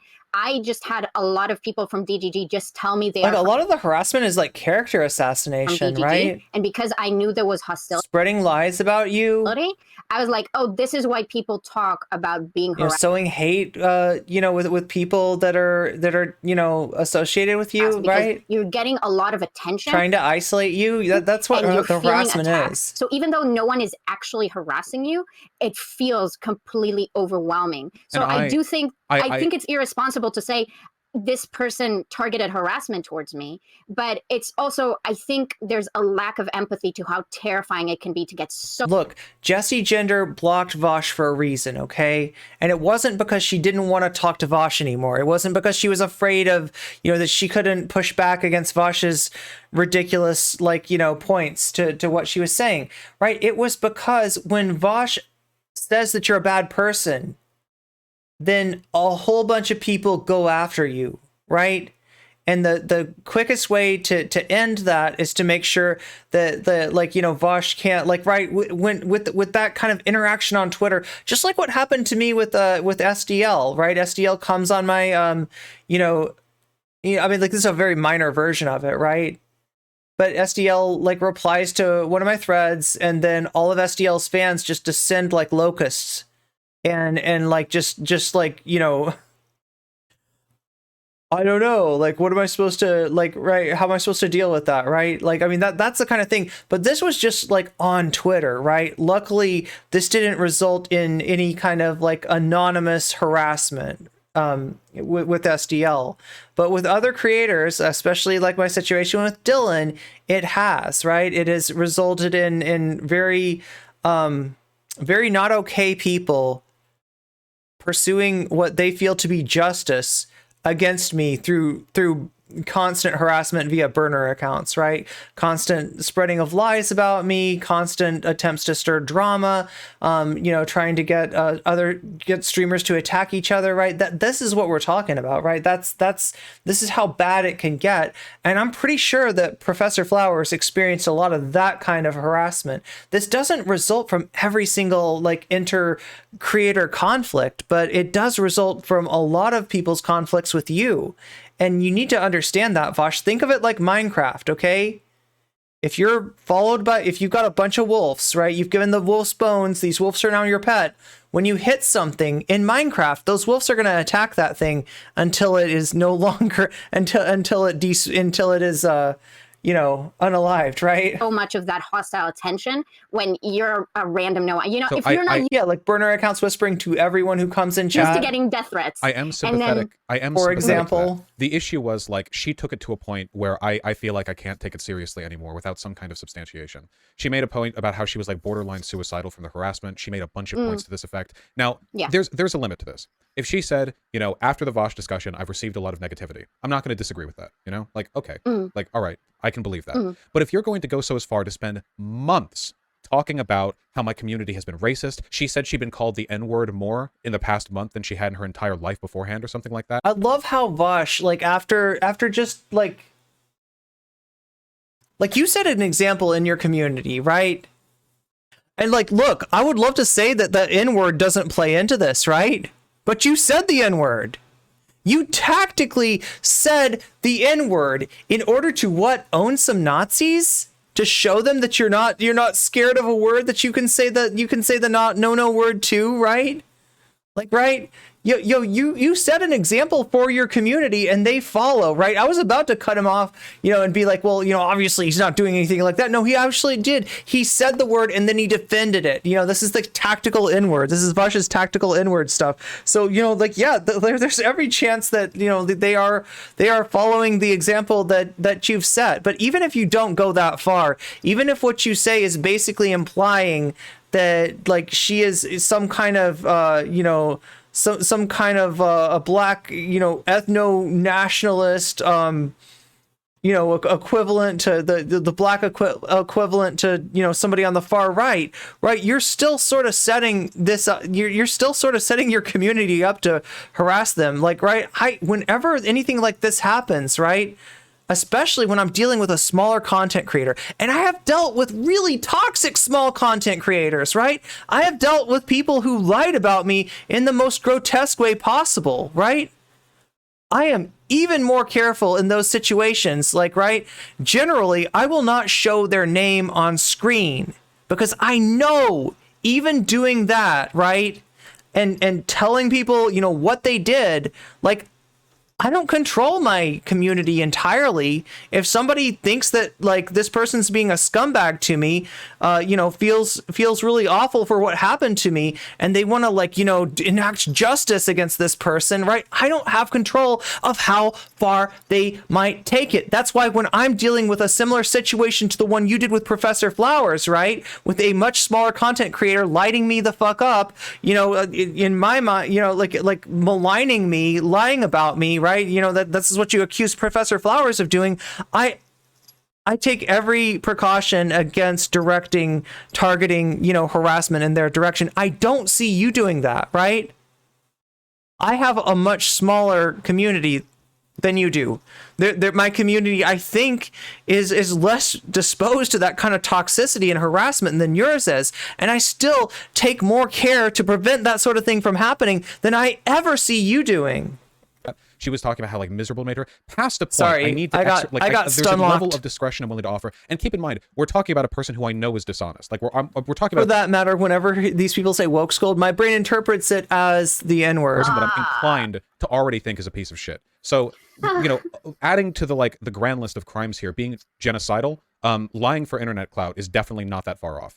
And unfortunately, despite extensive effort from my like mod team, no evidence was found. Oh of any my God. real, like I'm sure she got some mean emails. It's not mean fucking emails. Look, I got those too. Okay. But Yeah. that is not like past a point. God, if only it was just mean emails. God, like, I mean, Polly knows what I went through. Polly and you know, my mods and certain people have some idea what I went through. I couldn't even talk about what I was going through, right? When it was happening, I could not talk about it. I could not talk definitely about the way that it affected me because I knew that everything that I said about that was fuel for the trolls. They love to hear that kind of stuff, right? So I'm having to kind of suffer in silence. Like, right, obviously, you know, like my mod team knows and you know, people that are close to me know, but there's a lot that I cannot say to my community, right? So I just have to like put on the bravest face I possibly can and go forward. That's not easy, Vaush. Some That takes a toll on degree you. of substantiation is necessary, you know? Yeah, no, I agree with you. I genuinely think that when smaller creators talk about harassment, Wait, I think feel like there's like alerts that I need to read off here. Wait, did you want me to put miraculously? Thank you for the follow. Wait. H2OGDS303. Thank you for the follow. Also correct me. Feel free to correct me if I've pronounced anybody's name incorrect. I heard Dat Katie was in chat. Yes, the Vaush Destroyer is it. I don't know. Dat Katie's still here. Dat Katie is still here. We also watched a bit of yours before you logged off. Yeah, that's yeah, this is an amazing conversation. Like I said, it seems like it should be a watershed moment, and I'm gonna do everything I can to like put a little highlighter on that to bring attention to this because I think that Katie did something special with this, and I am so like I don't know what to say. I'm so flattered that you felt inspired by, you know, stuff that I had said on stream to go and do this. And like I said, if you had come to me and asked me, should I do this? Or like, you know, just said, I'm going to do this. I'm going to go talk to Vaush. I was inspired by you. Now, no comment chick. I'm going to go have a conversation with Vaush. I would have said, don't do it. Don't do it. Don't do it. Right. Like I would have told you about, you know, what I'd heard, you know, that Lua went through after Lua's conversation with Vaush and just said it's not worth it. You're not going to get through. He's not going to listen. His chat is just like an iron curtain, and there's just no getting through to these people, right? But I feel like, in fact, I would be incredibly surprised if you hadn't made some serious inroads with his community in this conversation, right? I feel like if he had any, just even concern for his own optics, right? He should be thinking about walking back some of the toxicity that he brought to Professor Flowers, some of the unironic cancel culture that he enacted on her. And this is after 2 or 3 years of bitching about how he's canceled, right? About cancel culture and gatekeeping, all this purity, you know, culture and woke scolds and all this shit. That's stolen valor, right? Vaush doesn't know what cancel culture is. Right? Vaush unironically enacted cancel culture on Lua after that debate, and Lua's not far from the only one.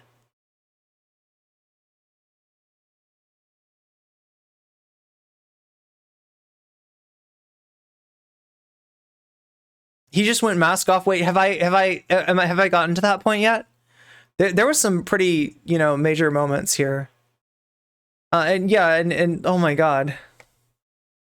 think it's very long. And this is a far-reaching thing too. It wasn't just about the say her name you know, situation, right? You know, we were talking about Professor Flowers here. We even talked about Vaush's, you know, endorsement of some of the weird stuff that Eris said about Palestinians, right? So yeah, like this is like, this is not just a delicious what is it, like a succulent HelloFresh meal. This is an entire buffet, right? This is an entire buffet that Dat Katie has, Dat Legend, yeah, has you know, laid in front of us here tonight. Good, obviously, for big creators, because they are, if they are being accused of like sending their audience, but also I think you can absolutely recognize that like you don't need to send your audience. Like if people vehemently disagreed with me during this conversation, someone is going to feel like they want to tell me that or like come up in my chat, and that doesn't mean it's harassment, and that doesn't mean it's your fault, but I do have a lot of empathy to how. Yeah, look, I got that stuff too. I got Dylan stands up in my chat. You know, like I experienced that too, but that wasn't the worst of it. That I can take, right? You know, like if they're reasonable, I'll listen to them, I'll hear them out. And if they're, you know, unreasonable and they're making chat miserable for everybody, then they're going to get banned. That I can deal with, right? The thing that like these people don't understand is that a certain portion of your audience is not going to be satisfied just going into another creator's chat and announcing their displeasure, right? Some people are not going to leave you alone, right? And we had, you know, we had like a conversation logged by Danabo trying to talk to one of these people who was doing this to me. They thought on Dylan's behalf, right?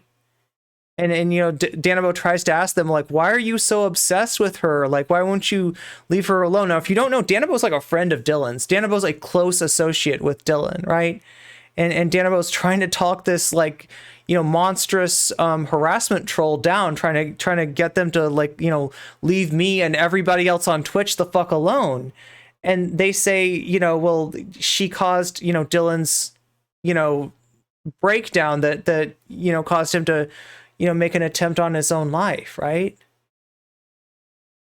This is something that Dylan was really clear about, okay? And credit where credit is due. He said that that had nothing to do with any Twitch drama. Dylan specified this, right? And Danabo made that point to this person. And you'd think that, okay, if that's what the person's worried about, if they blame NCC for, you know, what happened to Dylan, and Danabo, Dylan's close friend, says you got that wrong.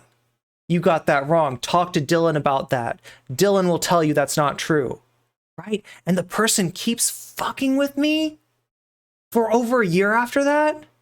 Then you start to understand what you're unleashing on people like Professor Flowers, right? Because like his cancellation of Professor Flowers was not just like she had a bad take, right? You know, he compared her to like, he compared Professor Flowers to like Nazis and stuff. Right? He absolutely demonized her. So for him to try to wriggle away on this stuff, well, I don't think that her harassment was that bad and she never proved it, right? Oh my God. And you're going to ask somebody who's being overwhelmed with harassment, no, get me the screenshots. Holy shit. Look, under those conditions, you're lucky if you can even hold it together to keep doing content or, you know, communicate with your friends. Like, right, this is like asking them to like, yeah, get those receipts together. And if you do, they're going to be receipts of burner accounts.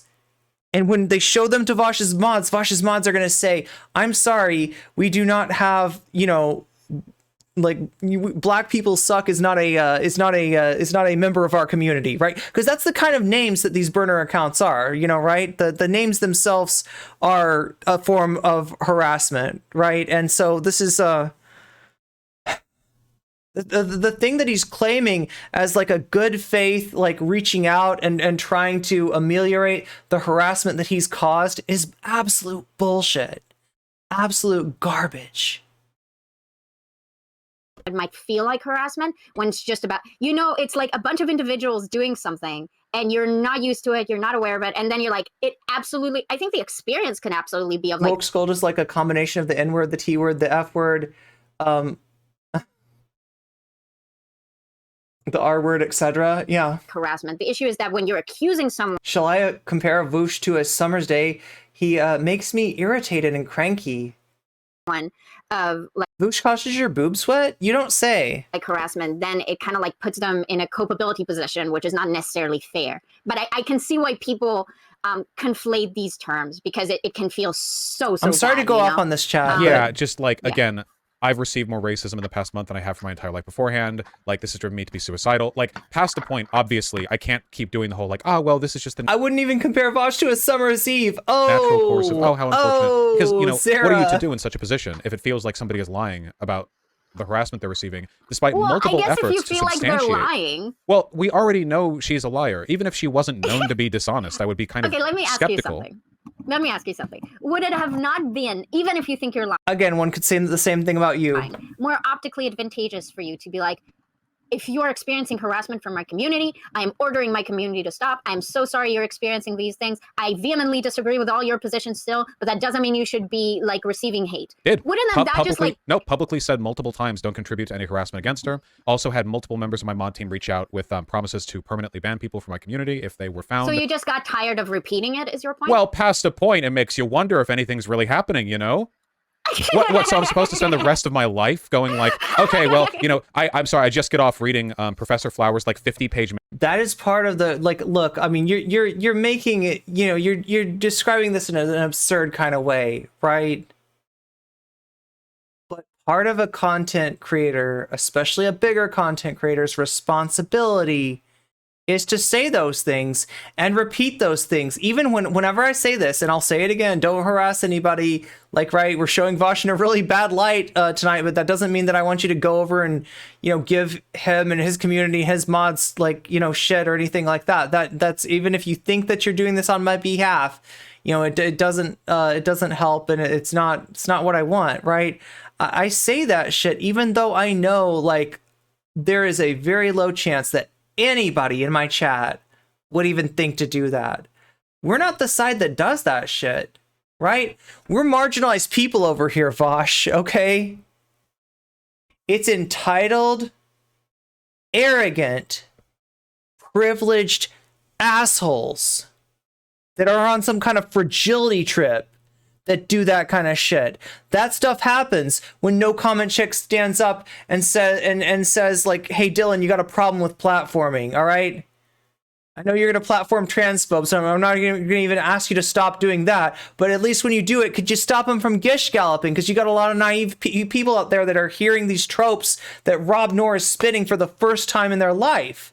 And it would be nice if there was at least a limit so that that your other debaters had even a chance to push back. Because even when they push back on like 3 or 4 of those points, if Rob Noor has put out like 8 fresh tropes, 8 fresh brainworms, those are brainworms going out into the wild, right? So, you know, you say you're a trans ally. I want to believe you on that. Please, if you want to do right by us, like limit this gish gallop because we're getting killed on this. This is hurting us, right? It's that kind of shit. Or Professor Flowers, you know, calling you out on, you know, on your mischaracterization of Black liberatory movements, for instance, right? That's where the harassment comes from, people that are breathing and eating, drinking, and breathing entitlement, right? That's where this is coming from. Please understand that. Manifesto on how like death squads were sent to her house who all wore like VGG merch, and then I'm like, yeah, I'm sorry about that. Yeah, also if you repeatedly label somebody a Nazi, saying don't harass the Nazi would not I'm be going to helpful. issue another warning to my community to not harass you. Okay, sorry about that. Like, Okay, obviously, okay. past So the I'm point. asking you to be a cuck and you're not willing to be a cuck is what you're saying. Fundamentally, yes. I mean, that's just like, I can't fault you for that, you know? If you don't want to be a cuck, like, cucks are great. I mean, other than to the right wing, he doesn't want to be a cuck, right? Don't let anyone tell you otherwise. But Like he's repeating Ben Shapiro talking points, right? if you don't want to be a cuck, that's fine. Yeah, I mean, you know. He's like, you don't understand. I'm only a cuck for reactionary shit, okay? Not any of that SJW woke nonsense that, yeah. should be Yeah. consensual if you're going to be a cuck, right? I would assume.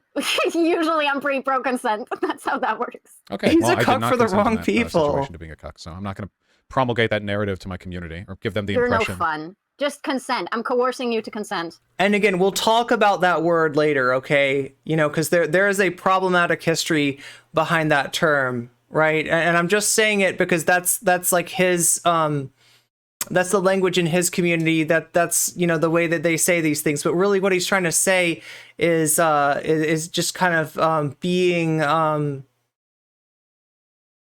the meaning of that is you know somebody that gives in, right? But yeah, there's a reason that you might not want to use that word. If you're a real leftist, there's some shit that you might not realize that you're perpetuating. We will talk about that on another night, though. I've only got so much time. I'm not going to consent to being a cuck on this. I'm a cuck. I'm already a part of the online left. I'm the part of the most cucked like political wing of American You discourse say right that now. as you shoot inside your own tank and whine about how you hate your people. PF is not in my tank. I'm no genocider. And also, Oh frankly, my God. I don't think Wait, does she need to be excised from the left? Is this going to be like a Keffel's take the here? people who like Professor Flowers are much in my tank either. There's a pretty huge gap, I think, between people who are actually on the left and people who are synthetically or optically on the left. Yo, motherfucker said synthetic leftists, right? Listen, whenever I talk about Vaush, okay, I'll use words like loser leftist. I try to not say that he's a fake leftist, right? I can see, you know, that like I can see, I'm tempted, right? But there's a reason that I don't say that. And there's a reason I definitely don't say synthetic leftist. That is Caleb Maupin language. That is Caleb Maupin language. That is what Caleb Maupin calls people like Vaush, right? The synthetic left, meaning that like he's the real left, right? And Caleb Maupin has a very, you know, reactionary, you know, take on leftism, right? He's got the class analysis, but he thinks we're all too obsessed with ID poll, right? Peter Coffin, right?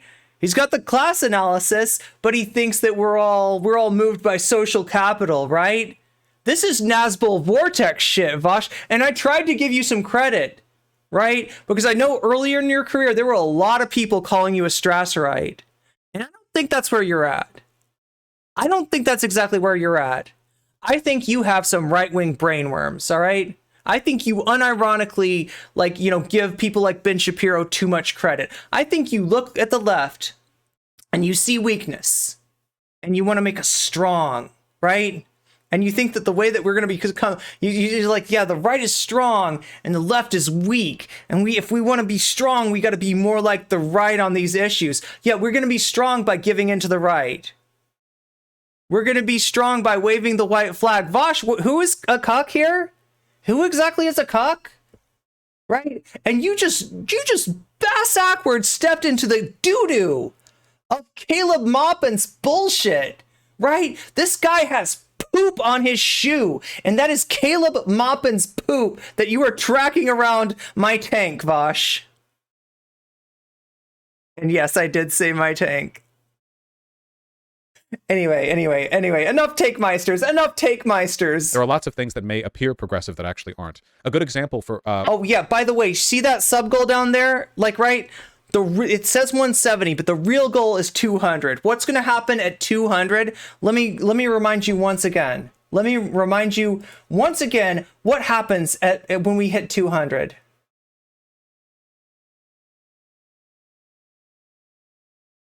Not penny and stocking. That is not what happens.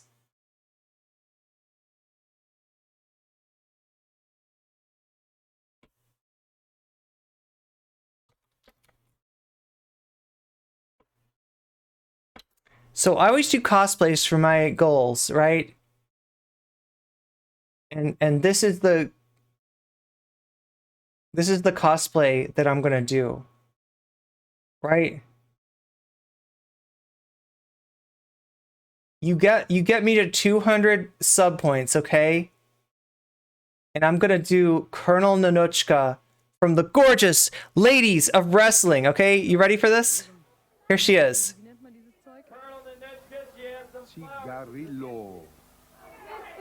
Wait, is there somebody doing react to this? I feel like there's somebody talking over the tape.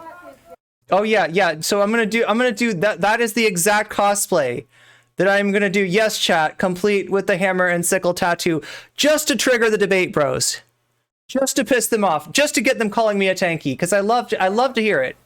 You all son not I've been called a fake tanky before enough. I'm gonna get called a real tanky by these debate bros when I come out dressed as Colonel Nonochka. This is so quiet. Soll dieser ganze Müll? Ihr habt alle gesehen, wie ich Sally, die Farm ist doch ihre Schwester. Pulver. You know what this is, chat? Do you hear the voice? That's a German translation of what's being said. That's somebody translating this into German. Habe. Was sollen jetzt diese Blümchen? Sagt dem kleinen Mädchen nach Hause zu gehen und weiter Blümchen zu pflücken. Amy, hau ihr die Blumen um die Ohren. Los, mach das jetzt. I mean, Vaush just unironically called us a synthetic leftist, so I feel like he's given up his claim to be called a leftist. He's a Moppenite. You heard it here first, folks. Vaush is a Moppenite. Vaush is a Coffinite.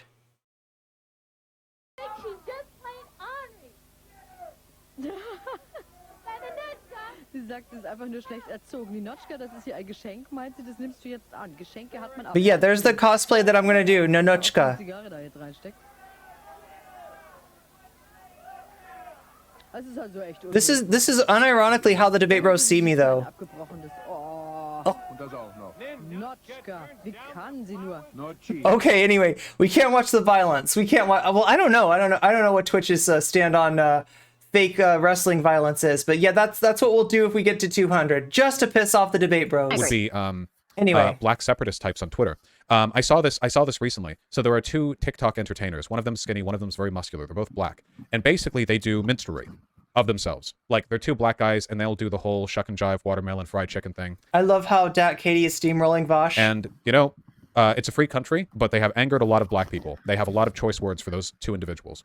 And I was seeing a big thread where black people were not happy with this behavior, which understandable. It's basically minstrel, just you're doing it as a black person. And then I look in the thread a little bit, and I notice that all of these people who are like very like anti-black oppression, they're very like, hey man, like how the fuck is this going to help us with like liberation movements, blah, blah, blah. And then you look a little bit further, and a lot of them are like incredibly fucking homophobic. A lot of them are like incredibly transphobic. I see a lot of like, and then I start see people defend Kanye, and I see people start saying, well, Kanye is actually like an uncucked brother. I've heard people defend Kanye. Polly, have you ever heard anybody defend Kanye? Does that sound familiar? I feel like recently, fairly recently, within the last few months, have you heard somebody? I feel like there's somebody that defends Kanye. I feel like he's some kind of a VTuber, right? Some kind of a VTube frog defending Kanye, unironically. And this asshole right here, this asshole does Q&As on his Discord server. Yeah? You want to talk about somebody that defends Kanye? How about your friend Doobie, Vaush? You know, even though he's openly said he sides with white supremacists, and they started talking about how he actually hasn't said anything anti-Semitic, and it's like, interesting. From the outside, this thread might look like it's progressive. They're criticizing a racist bit of behavior. In reality, these people are fucking psychos. Ian, I have to pee. I'm so sorry. Well, the sentence was done right there, or series of sentences, so you're free to go. Thank you so much. Wow. I mean, look, that's the way to end a debate. You know, Keffel says, I gotta go. Logan Paul is trying to give my cat an abortion, right? I think Ian, I gotta pee is much stronger. Yes. So sorry to anyone in the audience who wanted this stream to contain literally anything but this conversation. We were having this conversation. That is beautiful. I'm enjoying it. I'm here. Start this at the 12-minute mark. Okay. I'm not going to answer the question because you literally are proving my point. So there are a lot of people who are there's more? genocidal, and I just want to clear up what I mean. What I mean to say is that there is no amount of violence. Oh, we've seen this. We've seen this clip recently. Yeah, the one where she does the whole It's not actually the end? Haha. Good thing we're not genocidal. Here, if I open up the transcript and I search for colonizer. Okay, sorry. So anyway, as I was saying, you know, sometimes people can appear to be on the left or to be progressive. That was a quick pee. And they're not. I agree. Something I want to tell you, because I Yeah. Like, and those people often call others synthetic leftists too. Yeah, I would say so. Yo, I'm trying so hard, right? It's too old of a meme, okay? I know you want it, chat. I know you feel it, all right? But I'm not gonna call Vaush a Strasserite. That is too old of a meme, okay? I cannot go back. That is long past history, okay? All right, but seriously, I'm so tempted. He stepped right into that Caleb Maupin doo-doo. think it's funny, because other than that, and like You're a quick peer, being yeah. disappointed in your gun takes, I think I'm done. Archie puked on him? Oh my god, your cat puked on him? Why, God? Oh, why? So there was a time, I don't remember when it was. Wait, did somebody say that they had Sarah, there you are. Sarah, you said you got some good content for me after this. You got something that'll make me feel good. Is that right? Are you in our Discord? Can we get you to put that link, either that or maybe send the link to one of our mods? You should be in our Discord. If you're not in our Discord, side eye for not being in our Discord. But like, yeah, like you said, you got something for me, right? That you said Polly with the cope emote. stream. Hell yeah. That NB, I'd respect your decision. Just know that if you changed your mind. Oh yeah. Okay, sorry. I'm getting into chat's conversations. That your name is Vaush, and I thought that was serious. So I thought your actual name was Vaush for like 1.5 years. It's not the worst name, you know. I think it sounds a little I liked cool. it. I mean, what's wrong with Irish Laddie? What's wrong with Irish Laddie? I thought it was funny. Yeah. Well, are you not proud of your Irish laddiness? Apart from the gun takes, though, it's a pretty interesting intersection to be apparently like radically anti-Israel, but to be liberal on gun takes. I'm liberal on gun takes? What the fuck? Are you more pro-gun than I am? I am anti-gun. Yeah, that would be liberal on gun takes. Oh, sorry, not liberal in the sense that you're liberal about their use. Liberal in the sense that you would align with American liberals on anti-gun legislation. No, I'm way... Look, Vaush, here's how I feel about guns, okay? When I take off my panties, they become a gun.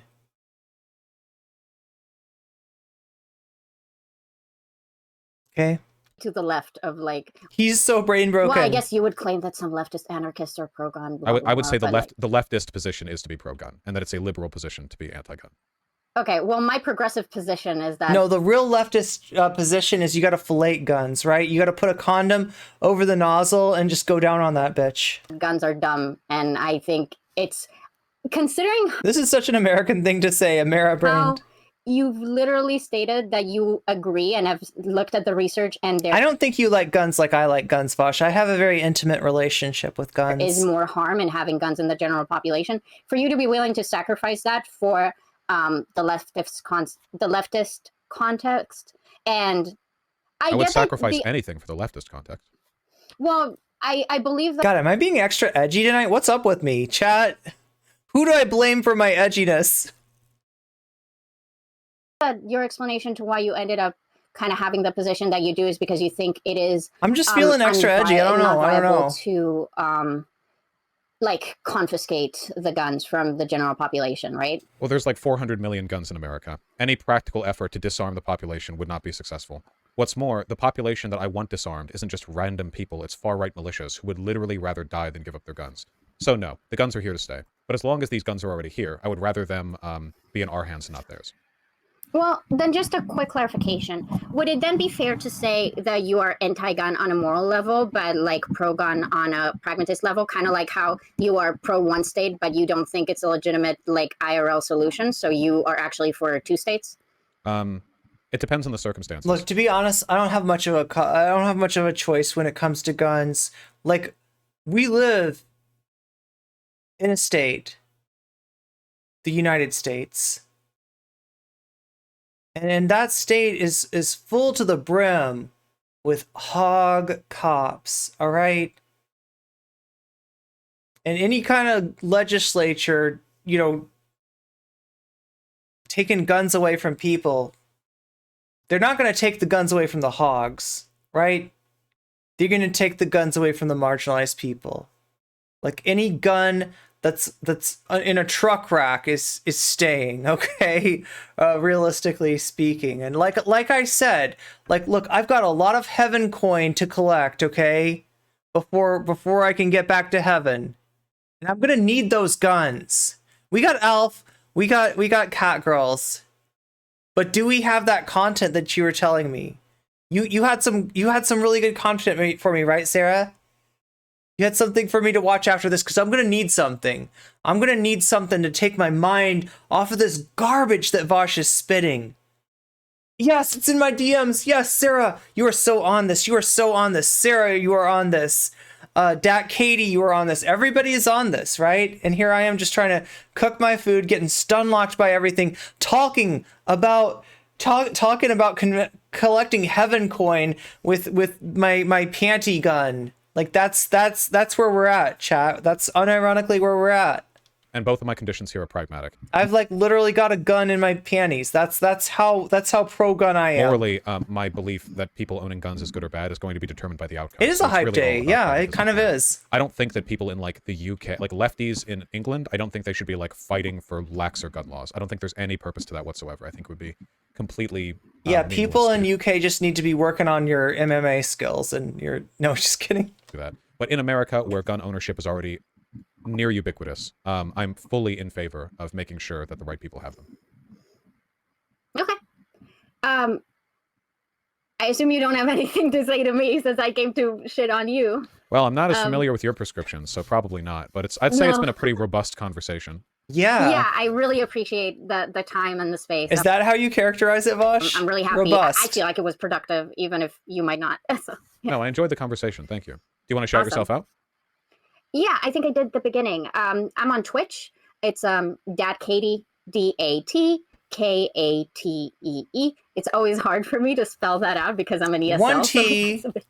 One T, two E's, right? Wait, no, technically three T's. No, two T's. Because there's one in... Anyway, chat, I don't know what I'm trying to say here.